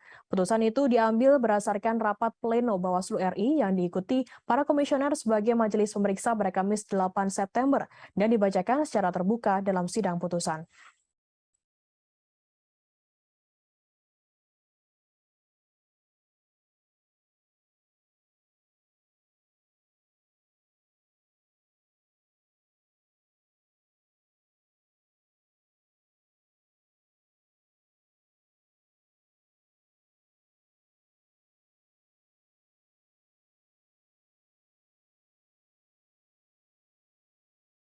Gubernur DKI Jakarta Anies Baswedan menyatakan siap maju sebagai calon presiden pada Pilpres 2024. Pernyataan kesiapan ini ia sampaikan sebelum lengser dari jabatan Gubernur DKI Jakarta. Pernyataan tersebut disampaikan Anies dalam sebuah wawancara dengan Reuters di Singapura. Anies juga menambahkan bahwa kondisinya saat ini yang belum terikat pada satu partai memungkinkannya untuk menjalin komunikasi dengan semua fraksi.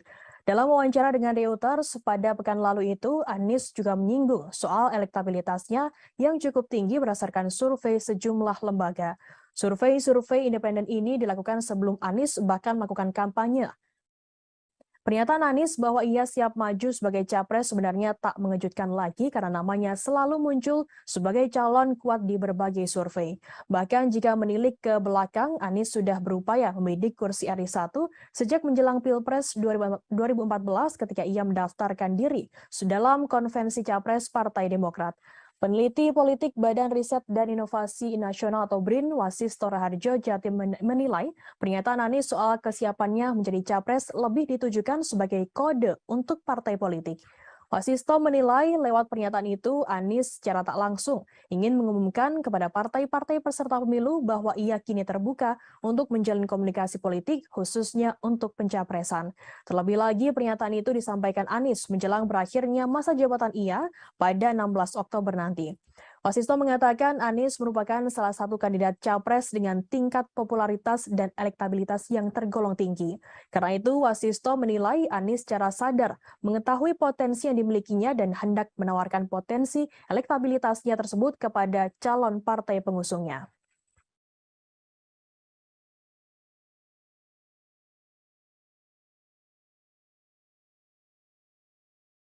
Direktur Utama PT PLN Darmawan Prasojo mengatakan pihaknya tengah melakukan uji coba program konversi kompor LPG ke kompor listrik di berbagai kota Rabu 21 September. Dalam program ini masyarakat bisa menghemat uang hingga Rp8.000 per kilogram LPG. Dalam rapat dengar pendapat dengan Komisi 7 DPR RI pada Rabu 14 September, Direktur Utama PT PLN Darmawan Prasojo mengatakan dengan menggunakan kompor induksi, masyarakat bisa memasak dengan lebih hemat 10 hingga 15% dibandingkan dengan kompor LPG. Ia juga mengatakan program konversi kompor listrik tersebut terbukti dapat menghemat APBN hingga Rp330 miliar per tahunnya. Yang memprediksikan jika konversi dilakukan pada 5 juta kelompok penerima manfaat atau KPM, maka akan menghemat APBN sebesar Rp5,5 triliun dan 15,3 KPM akan menghemat Rp16,8 triliun per tahunnya. Darmawan menambahkan dengan penghematan melalui kompor listrik ini diharapkan dapat mengubah cara penggunaan energi yang selama ini masih tergantung impor. Di sisi lain, ini diharapkan bisa mendorong keterjangkauan di semua kalangan. Sementara itu, Menteri BUMN Erick Thohir mengatakan meski ada rencana peralihan dari kompor LPG ke kompor listrik, penjualan LPG tak boleh langsung dihapus. Pasalnya LPG saat ini masih sangat dibutuhkan oleh masyarakat seperti pedagang asongan, terlebih agen LPG yang pekerjaannya tak boleh dimatikan karena merupakan pendongkrak perekonomian Indonesia.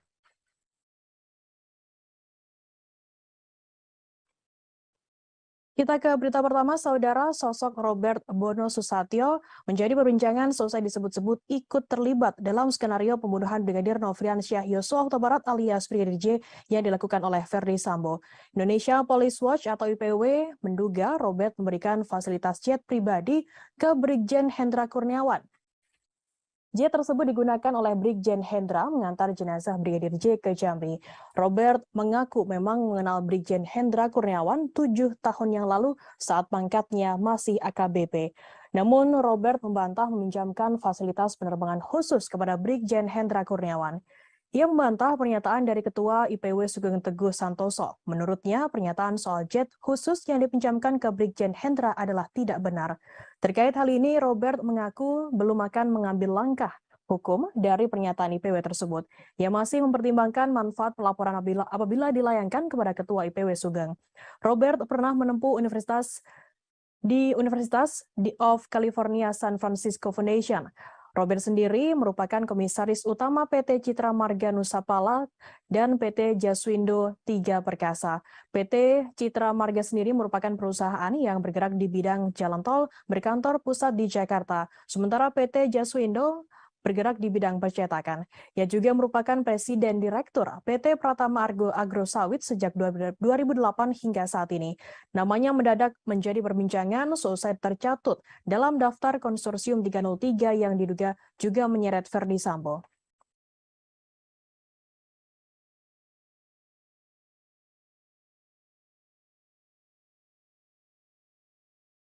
Barada Richard Eliezer alias Baradae digugat secara perdata oleh mantan kuasa hukumnya, Doli Payumara dan Muhammad Burhanuddin sebesar 15 miliar rupiah. Menurut pengacara Baradae, Roni Talapesi, kliennya tak memiliki kewajiban membayar lawyer fee tersebut. Roni mengatakan hal itu dikarenakan kliennya dan dua mantan kuasa hukum tak memiliki perjanjian jasa hukum yang mengikat. Menurutnya, Baradae juga tidak mampu untuk mengumpulkan uang sebanyak itu, bahkan hingga pensiun. Gugatan mantan kuasa hukum kliennya menurutnya menghambat dan mengganggu jalannya proses kasus yang saat ini dijalani oleh Baradae. Menurut Roni, Baradae dan keluarganya merasa tak nyaman dengan gugatan yang dilayangkan oleh Deolipa dan Burhanuddin tersebut. Pasalnya Baradae saat ini tengah fokus menyelesaikan kasus hukum, kasus pembunuhan berencana terhadap Brigadir Nofriansyah Yosua Huta Barat alias Brigadir J. Roni mengatakan pencabutan surat kuasa oleh Baradae kepada Deolipa Burhanuddin dilakukan karena kliennya tak ingin didampingi oleh dua pengacara tersebut. Pencabutan surat kuasa itu juga telah sesuai dengan pasal 1814 KUH Perdata maksud kami. Deolipa dan Burhanuddin mendaftarkan gugatan tersebut pada 15 Agustus ke PN Jakarta Selatan. Dalam petitumnya, Deolipa dan Burhanuddin meminta hakim mengabulkan seluruh gugatan penggugat. Kedua pengacara itu juga meminta hakim menyatakan surat pencabutan kuasa tertanggal 10 Agustus atas nama Richard Eliezer Pudihang Lumiu selaku tergugat 1 batal demi hukum. Hakim juga diminta menyatakan perbuatan Richard Eliezer dan Kapolri atau dalam hal ini Kabareskrim dalam membuat surat pencabutan kuasa hukum tertanggal 10 Agustus atas nama tergugat 1 dilakukan dengan itikat jahat dan melawan hukum. Dalam gugatan ini, hakim juga diminta menyatakan Deolipa dan Burhanuddin sebagai penasihat hukum Baradae yang sah dan mempunyai hak untuk melakukan pembelaan sampai pada persidangan. Dalam petitum tersebut, para tergugat juga diminta menjalankan putusan ini terlebih dahulu dengan serta-merta dan menghukum tergugat 1, tergugat 2, dan tergugat 3 untuk patuh dan taat terhadap putusan tersebut.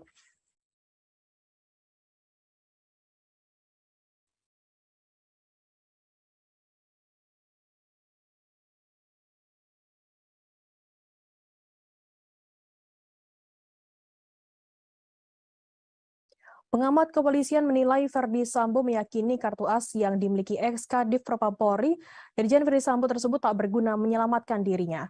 Hermawan Sulistyo, pengamat kepolisian atau mengatakan kartu as tersebut sudah tak bisa menyelamatkan nasib Verdi Sambo. Hal ini dibuktikan dengan berakhirnya karir Sambo di kepolisian.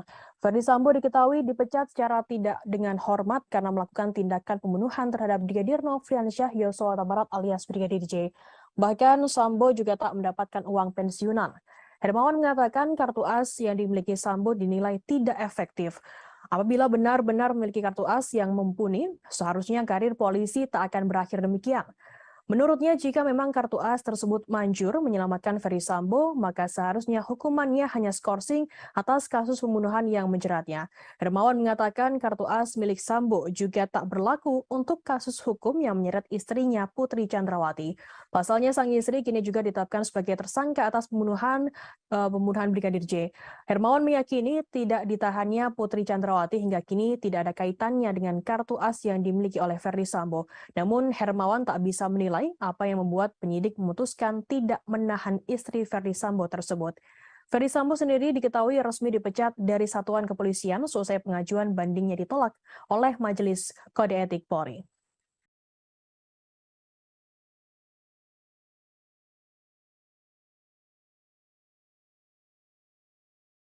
KPK siap berangkat ke Singapura untuk bertemu dengan sosok warga sipil yang diduga menghubungkan Gubernur Papua Lukas NMB terkait tindak pidana pencucian uang atau TPPU. Deputi Penindakan dan Eksekusi KPK Karyoto mengungkapkan pihaknya telah mengantongi nama penghubung Lukas NMB di Singapura. Karyoto mengatakan KPK akan mendalami peran dari penghubung tersebut. Apakah memang terlibat aktif atau pasif dalam membantu Lukas menyembunyikan atau menyamarkan hasil kejahatan.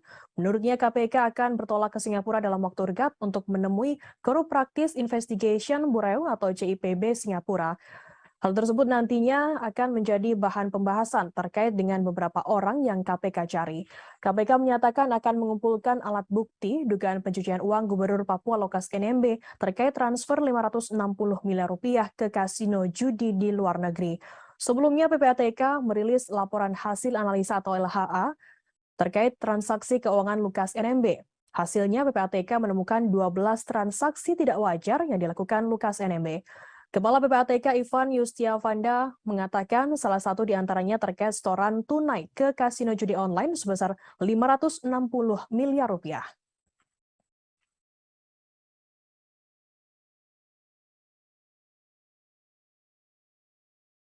KPK akan melakukan pemanggilan kedua terhadap Gubernur Papua Lukas NMB dalam waktu dekat Rabu 21 September. Deputi Penindakan Komisi Pemberantasan Korupsi KPK Karyoto mengatakan pemanggilan kedua akan dilakukan karena Lukas tak kunjung hadir memenuhi panggilan pertama. Karyoto mengatakan pemanggilan rencananya akan dilakukan pada Senin atau Selasa pekan depan. Di lain sisi, Stefanus Roy Rening, kuasa hukum Gubernur Papua Lukas NMB mengabarkan bahwa kliennya saat ini berada di Koya Jayapura, Papua.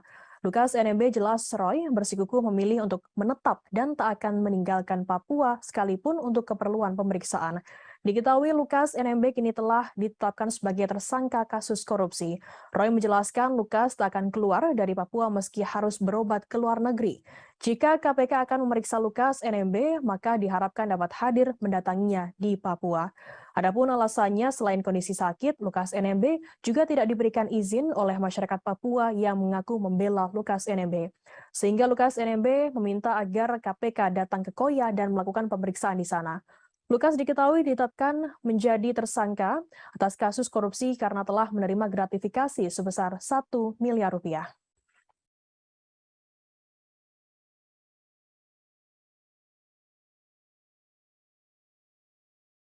Persatuan Jaksa Republik Indonesia atau Persaja Wilayah Kejaksaan Tinggi DKI Jakarta melaporkan pengacara Alvin Lim ke Polda Metro Jaya Rabu 21 September. Laporan tersebut terkait Alvin Lim yang diduga melakukan penyebaran berita bohong soal konten yang menyebut Kejaksaan Sarang Mafia. Laporan tersebut Alvin Lim terregister dengan nomor LPB LP garing B garing 4820 garing 9 Romawi garing 2022 garing SPKT garing Polda Metro Jaya tertanggal 20 September 2022. Berita bohong tersebut diketahui diunggah di akun YouTube Alvin Lim, channel Hotian TV. Jaksa Yadin mengatakan konten yang dibuat Alvin Lim merupakan asumsi yang menggiring opini masyarakat. Tanya itu, kalimat yang digunakan dalam konten tersebut cenderung mendiskreditkan institusi kejaksaan tanpa adanya fakta hukum atau alat bukti. Yadin menerangkan apabila memang ada oknum-oknum yang bermain di dalam institusi kejaksaan, maka bisa melaporkannya ke bidang pengawasan kejaksaan. Yang menyarankan agar Alvin Lim bersikap profesional dalam menghadapi proses-proses hukum yang melibatkannya saat ini. Yadin mengatakan agar Alvin tak memuat berita bohong atau tuduhan yang tak bisa dipertanggungjawabkan kebenarannya. Adapun Alvin Lim dalam laporan tersebut dijerat pasal 28 ayat 2, jangto pasal 45A ayat 2 Undang-Undang RI nomor 19 tahun 2016 tentang informasi dan transaksi elektronik atau ITE dan atau pasal 14 ayat 2 dan atau pasal 15 Undang-Undang RI nomor 1 tahun 1946 tentang peraturan hukum pidana dan atau pasal 156 KUH pidana soal penyebaran berita bohong dan atau ujaran kebencian. Menanggapi pelaporan tersebut, Alvin Lim mengaku hal tersebut adalah hak setiap warga negara. Namun pelaporan tersebut menurutnya menunjukkan adanya jaksa yang anti kritik. Ia menegaskan jika apa yang ia sampaikan merupakan fakta dan bukan hoax. Alvin menuding jika para jaksa kurang paham terkait hak kebebasan berpendapat dan kewenangan advokat dalam menyampaikan kasus yang ditangani merupakan hak dan dilindungi oleh undang-undang.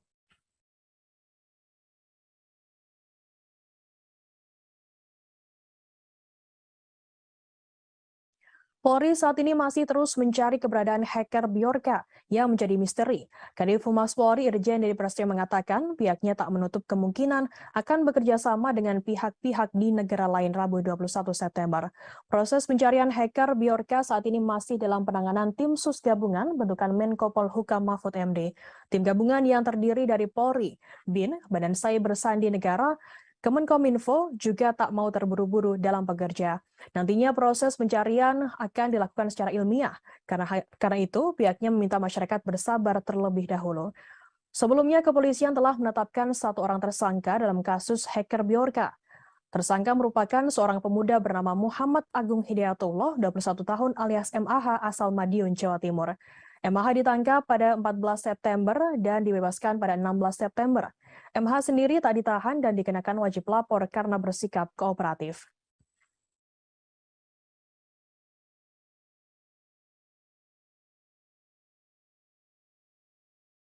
Anggota Polsek Perbaungan Aibtu Hairullah Damanik selamat meski ditembak dari jarak 1 meter oleh pelaku pencurian Ade Evin Lubis alias AL Rabu 21 September.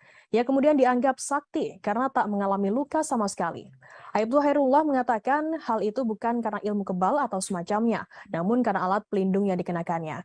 Kejadian tersebut terjadi di rumah pelaku pencurian dan perampokan di Desa Citaman Jernih, Kecamatan Perbaungan, Serdang Bedagai, Sumatera Utara pada Kamis 15 September. Hairullah mengatakan seorang rekannya bernama Riki tengah kucing-kucingan dengan AL.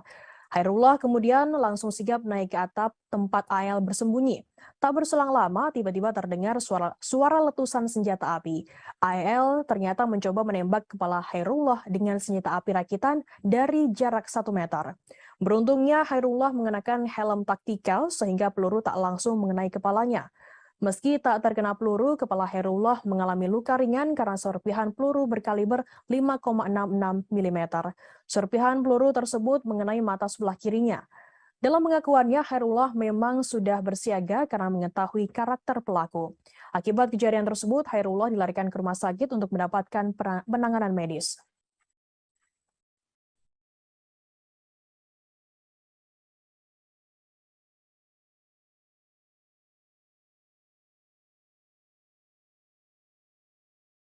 Mimik wajah para pelaku baik oknum anggota TNI maupun warga sipil yang melakukan pembunuhan dan mutilasi 4 warga di Mimika, Papua tampak menakutkan saat diperiksa.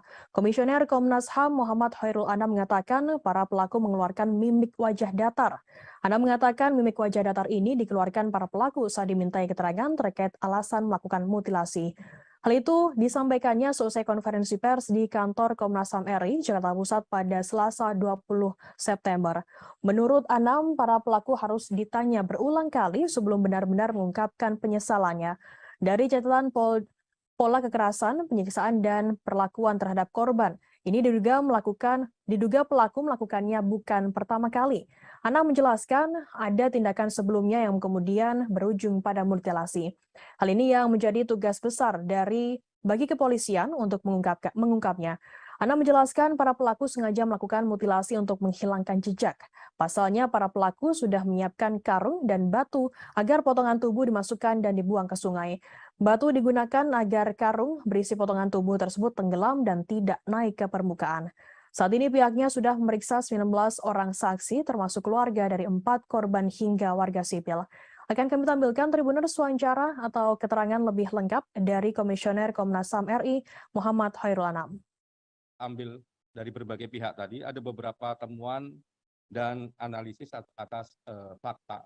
Walaupun ini masih awal, tapi temuan dan fakta ini cukup solid gitu ya. Yang pertama adalah perencanaan pembunuhan dan mutilasi. Jadi sejak awal memang ada perencanaan pembunuhan dan mutilasi ini.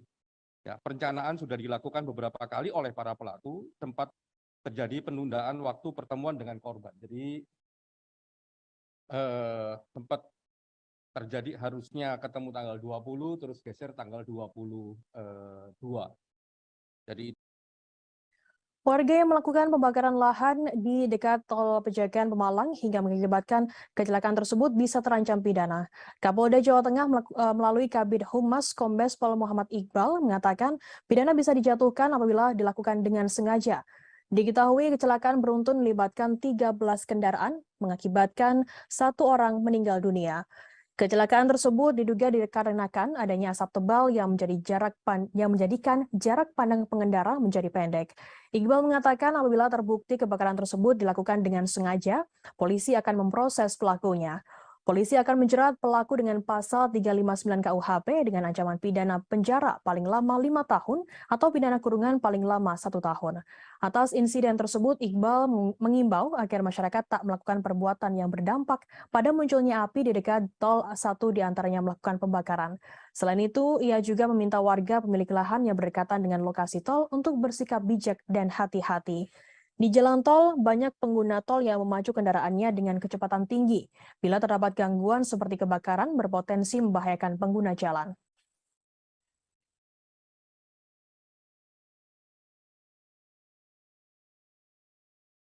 PDI Perjuangan dinilai harus lebih berhati-hati dalam menentukan langkah politiknya, terlebih menyangkut Gubernur Jawa Tengah Ganjar Pranowo. Pasalnya, Jawa Tengah sendiri merupakan lumbung suara PDI Perjuangan.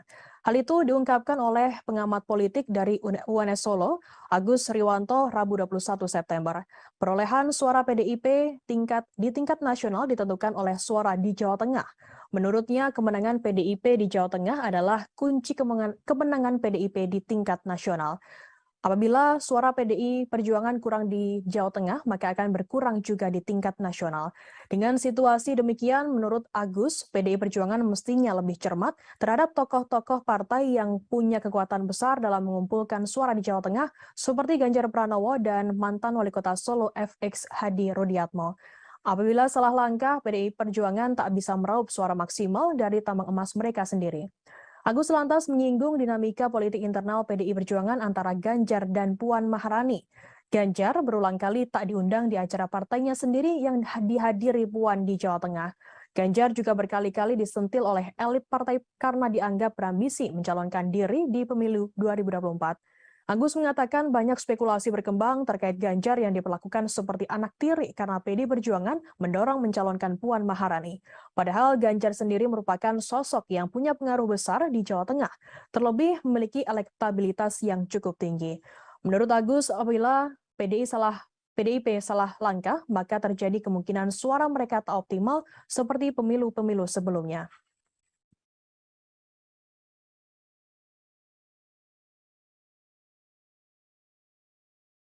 Selesai tak lagi menjabat sebagai Wakil Gubernur DKI Jakarta, Ahmad Riza Patria akan fokus mendukung Partai Gerindra dalam pemilu 2024. Ex-Wagub DKI Jakarta sekaligus Ketua Dewan Pimpinan Pusat atau DPP Partai Gerindra ini mengaku fokus pada kemenangan Partai Gerindra. Ia ingin partainya meraih perolehan suara terbanyak di DKI Jakarta pada pemilu 2024. Riza mengatakan partainya selama ini berhasil menduduki posisi nomor 2 dalam pemilihan legislatif. Bahkan suara tersebut menambah kursi di Dewan Perwakilan Daerah atau DPRD DKI Jakarta. Riza mengatakan hal itu harus ditingkatkan demi kemenangan Prabowo Subianto, Ketua Umum Partai Gerindra di Pilpres 2024.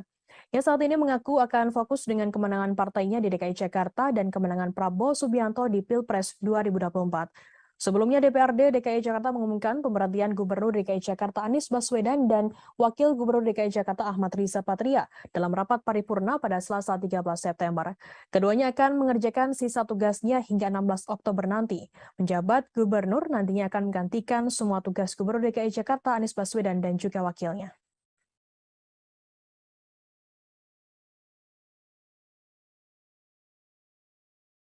Tidak lolos pendaftaran sebagai calon peserta pemilu 2024, Partai Indonesia Bangkit Bersatu atau IBU menggugat Komisi Pemilihan Umum RI ke Pengadilan Tata Usaha Negara atau PT UN Jakarta. Partai IBU diketahui dinyatakan tidak lolos sebagai salah satu dari 16 partai yang lolos peserta pemilu 2024 oleh KPU RI.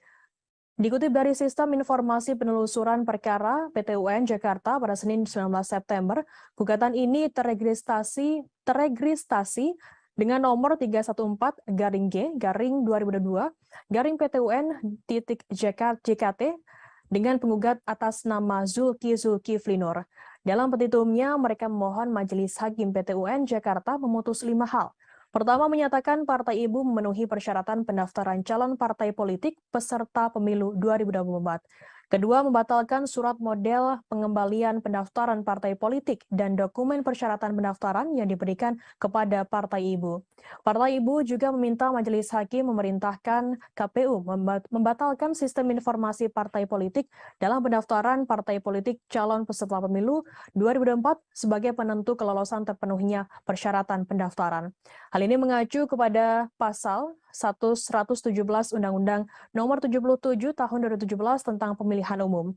Partai IBU sendiri meminta KPU RI sebagai tergugat untuk membayar biaya perkara yang timbul dalam perkara ini. Sebelumnya, Partai Ibu juga telah menggugat KPU ke Badan Pengawas Pemilu atau Bawaslu RI atas dugaan pelanggaran administrasi pemilu di balik tidak lolosnya mereka ke tahapan verifikasi administrasi. Namun dalam sidang pemeriksaan yang digelar Bawaslu RI, permohonan Partai Ibu tidak dikabulkan oleh majelis pemeriksa. Putusan itu diambil berdasarkan rapat pleno Bawaslu RI yang diikuti para komisioner sebagai majelis pemeriksa pada Kamis 8 September dan dibacakan secara terbuka dalam sidang putusan.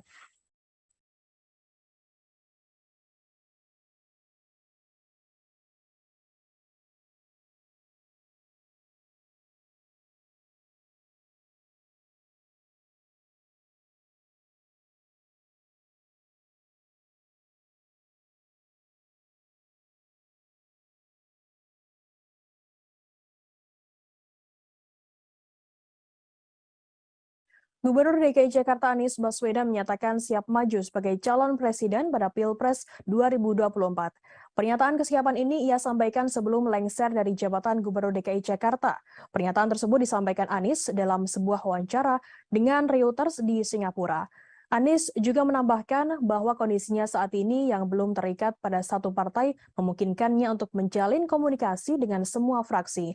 Dalam wawancara dengan Reuters pada pekan lalu itu, Anies juga menyinggung soal elektabilitasnya yang cukup tinggi berdasarkan survei sejumlah lembaga. Survei independen ini dilakukan sebelum Anies bahkan melakukan kampanye. Pernyataan Anies bahwa ia siap maju sebagai capres sebenarnya tak mengejutkan lagi karena namanya selalu muncul sebagai calon kuat di berbagai survei. Bahkan jika menilik ke belakang, Anies sudah berupaya membidik kursi RI 1 sejak menjelang Pilpres 2014 ketika ia mendaftarkan diri dalam konvensi capres Partai Demokrat. Peneliti politik Badan Riset dan Inovasi Nasional atau BRIN, Wasisto Raharjo Jatim menilai pernyataan Anies soal kesiapannya menjadi capres lebih ditujukan sebagai kode untuk partai politik. Wasisto menilai lewat pernyataan itu Anies secara tak langsung ingin mengumumkan kepada partai-partai peserta pemilu bahwa ia kini terbuka untuk menjalin komunikasi politik khususnya untuk pencapresan. Terlebih lagi pernyataan itu disampaikan Anies menjelang berakhirnya masa jabatan ia pada 16 Oktober nanti. Wasisto mengatakan Anies merupakan salah satu kandidat capres dengan tingkat popularitas dan elektabilitas yang tergolong tinggi. Karena itu, Wasisto menilai Anies secara sadar mengetahui potensi yang dimilikinya dan hendak menawarkan potensi elektabilitasnya tersebut kepada calon partai pengusungnya.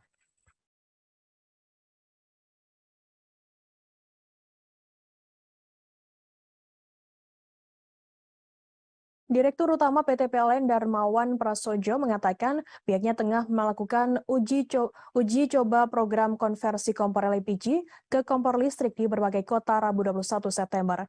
Dalam program ini masyarakat bisa menghemat uang hingga Rp8.000 per kilogram LPG. Dalam rapat dengar pendapat dengan Komisi 7 DPR RI pada Rabu 14 September, Direktur Utama PT PLN Darmawan Prasojo mengatakan dengan menggunakan kompor induksi, masyarakat bisa memasak dengan lebih hemat 10 hingga 15% dibandingkan dengan kompor LPG. Ia juga mengatakan program konversi kompor listrik tersebut terbukti dapat menghemat APBN hingga Rp330 miliar per tahunnya. Yang memprediksikan jika konversi dilakukan pada 5 juta kelompok penerima manfaat atau KPM, maka akan menghemat APBN sebesar Rp5,5 triliun dan 15,3 KPM akan menghemat Rp16,8 triliun per tahunnya. Darmawan menambahkan dengan penghematan melalui kompor listrik ini diharapkan dapat mengubah cara penggunaan energi yang selama ini masih tergantung impor. Di sisi lain, ini diharapkan bisa mendorong keterjangkauan di semua kalangan. Sementara itu, Menteri BUMN Erick Thohir mengatakan meski ada rencana peralihan dari kompor LPG ke kompor listrik, penjualan LPG tak boleh langsung dihapus.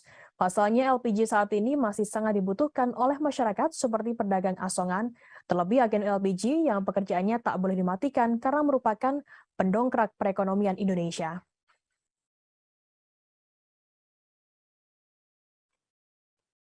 Kita ke berita pertama, Saudara. Sosok Robert Bono Susatyo menjadi perbincangan selesai disebut-sebut ikut terlibat dalam skenario pembunuhan Brigadir Nofriansyah Yosua Huta Barat alias Brigadir J yang dilakukan oleh Verdi Sambo. Indonesia Police Watch atau IPW menduga Robert memberikan fasilitas jet pribadi ke Brigjen Hendra Kurniawan. Jet tersebut digunakan oleh Brigjen Hendra mengantar jenazah Brigadir J ke Jambi. Robert mengaku memang mengenal Brigjen Hendra Kurniawan 7 tahun yang lalu saat pangkatnya masih AKBP. Namun Robert membantah meminjamkan fasilitas penerbangan khusus kepada Brigjen Hendra Kurniawan. Ia membantah pernyataan dari Ketua IPW Sugeng Teguh Santoso. Menurutnya, pernyataan soal jet khusus yang dipinjamkan ke Brigjen Hendra adalah tidak benar. Terkait hal ini, Robert mengaku belum akan mengambil langkah hukum dari pernyataan IPW tersebut. Ia masih mempertimbangkan manfaat pelaporan apabila dilayangkan kepada Ketua IPW Sugeng. Robert pernah menempuh Universitas of California San Francisco Foundation. Robert sendiri merupakan komisaris utama PT Citra Marga Nusapala dan PT Jaswindo Tiga Perkasa.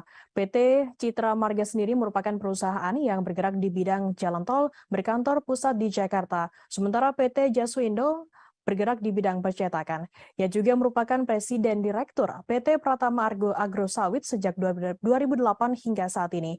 Namanya mendadak menjadi perbincangan seusai tercatut dalam daftar konsorsium 303 yang diduga juga menyeret Verdi Sambo.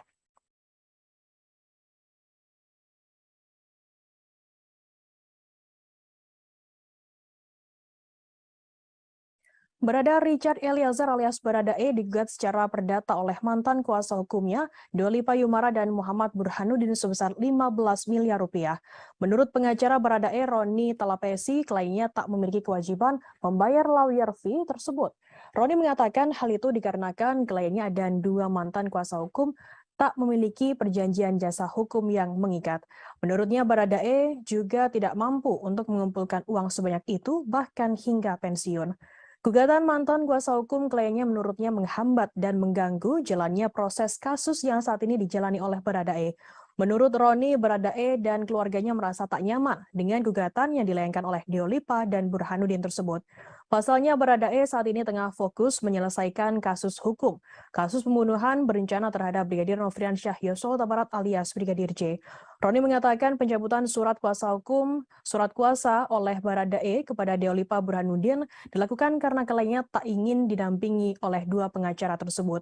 Pencabutan surat kuasa itu juga telah sesuai dengan pasal 1814 KUH Perdata maksud kami. Dolipa dan Burhanuddin mendaftarkan gugatan tersebut pada 15 Agustus ke PN Jakarta Selatan. Dalam petitumnya, Dolipa dan Burhanuddin meminta hakim mengabulkan seluruh gugatan penggugat. Kedua pengacara itu juga meminta hakim menyatakan surat pencabutan kuasa tertanggal 10 Agustus atas nama Richard Eliezer Pudihang Lumiu selaku tergugat 1 batal demi hukum. Hakim juga diminta menyatakan perbuatan Richard Eliezer dan Kapolri atau dalam hal ini Kabareskrim dalam membuat surat pencabutan kuasa hukum tertanggal 10 Agustus atas nama tergugat 1 dilakukan dengan itikat jahat dan melawan hukum. Dalam gugatan ini, hakim juga diminta menyatakan Dolipa dan Burhanuddin sebagai penasihat hukum Baradae yang sah dan mempunyai hak untuk melakukan pembelaan sampai pada persidangan. Dalam petitum tersebut, para tergugat juga diminta menjalankan putusan ini terlebih dahulu dengan serta-merta dan menghukum tergugat 1, tergugat 2, dan tergugat 3 untuk patuh dan taat terhadap putusan tersebut.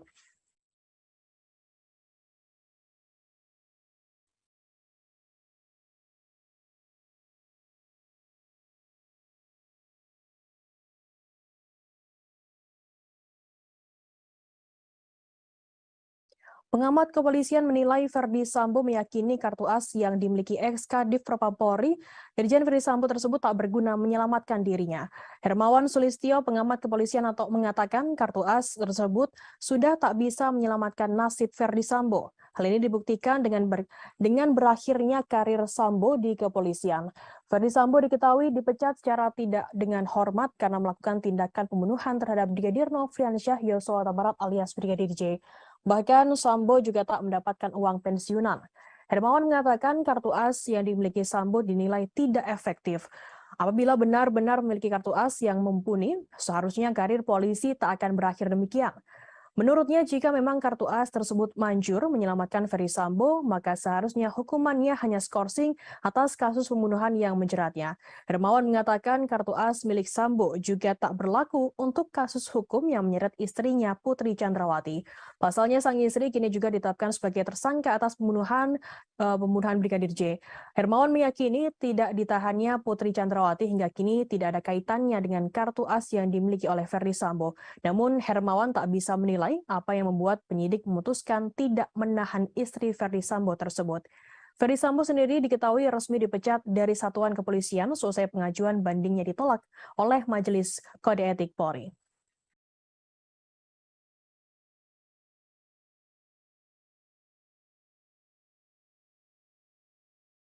KPK siap berangkat ke Singapura untuk bertemu dengan sosok warga sipil yang diduga menghubungkan Gubernur Papua Lukas NMB terkait tindak pidana pencucian uang atau TPPU. Deputi Penindakan dan Eksekusi KPK Karyoto mengungkapkan pihaknya telah mengantongi nama penghubung Lukas NMB di Singapura.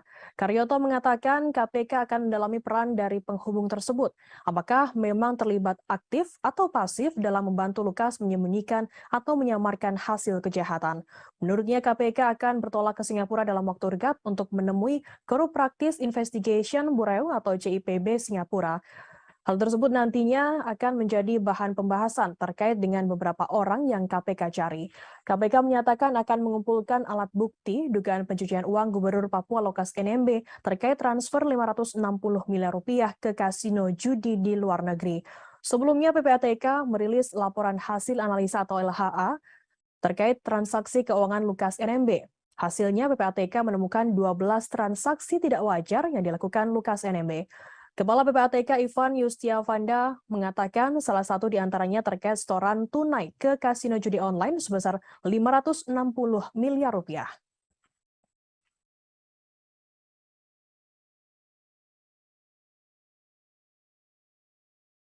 KPK akan melakukan pemanggilan kedua terhadap Gubernur Papua Lukas NMB dalam waktu dekat Rabu 21 September.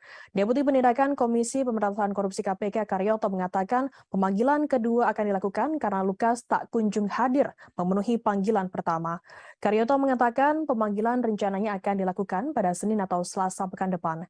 Di lain sisi, Stefanus Roy Rening, kuasa hukum Gubernur Papua Lukas NMB mengabarkan bahwa kliennya saat ini berada di Koya Jayapura, Papua.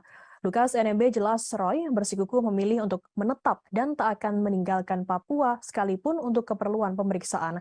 Diketahui Lukas NMB kini telah ditetapkan sebagai tersangka kasus korupsi.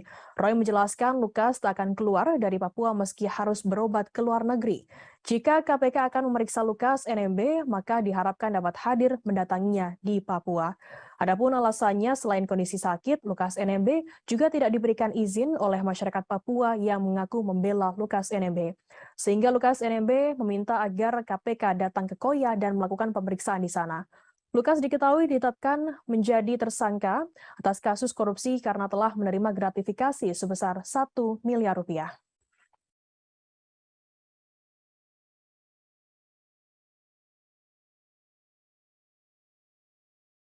Persatuan Jaksa Republik Indonesia atau Persaja Wilayah Kejaksaan Tinggi DKI Jakarta melaporkan pengacara Alvin Lim ke Polda Metro Jaya Rabu 21 September.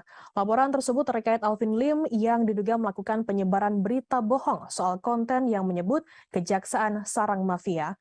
Laporan tersebut Alvin Lim terregister dengan nomor LP LP-B-4820-9 Romawi garing 2022 garing SPKT garing Polda Metro Jaya tertanggal 20 September 2022. Berita bohong tersebut diketahui diunggah di akun YouTube Alvin Lim, channel Hotian TV. Jaksa Yadin mengatakan konten yang dibuat Alvin Lim merupakan asumsi yang menggiring opini masyarakat. Tanya itu, kalimat yang digunakan dalam konten tersebut cenderung mendiskreditkan institusi kejaksaan tanpa adanya fakta hukum atau alat bukti. Yadin menerangkan apabila memang ada oknum-oknum yang bermain di dalam institusi kejaksaan, maka bisa melaporkannya ke bidang pengawasan kejaksaan. Yang menyarankan agar Alvin Lim bersikap profesional dalam menghadapi proses-proses hukum yang melibatkannya saat ini. Yadin mengatakan agar Alvin tak memuat berita bohong atau tuduhan yang tak bisa dipertanggungjawabkan kebenarannya. Adapun Alvin Lim Dalam laporan tersebut dijerat pasal 28 ayat 2, jangto pasal 45A ayat 2 Undang-Undang RI nomor 19 tahun 2016 tentang informasi dan transaksi elektronik atau ITE dan atau pasal 14 ayat 2 dan atau pasal 15 Undang-Undang RI nomor 1 tahun 1946 tentang peraturan hukum pidana dan atau pasal 156 KUH pidana soal penyebaran berita bohong dan atau ujaran kebencian. Menanggapi pelaporan tersebut, Alvin Lim mengaku hal tersebut adalah hak setiap warga negara. Namun pelaporan tersebut menurutnya menunjukkan adanya jaksa yang anti kritik.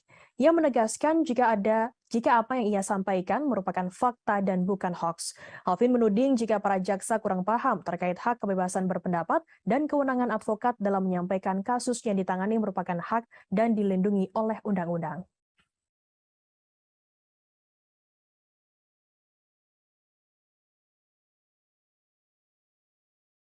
Polri saat ini masih terus mencari keberadaan hacker Bjorka yang menjadi misteri. Kadif Humas Polri Irjen Dedi Prasetyo mengatakan pihaknya tak menutup kemungkinan akan bekerja sama dengan pihak-pihak di negara lain Rabu 21 September.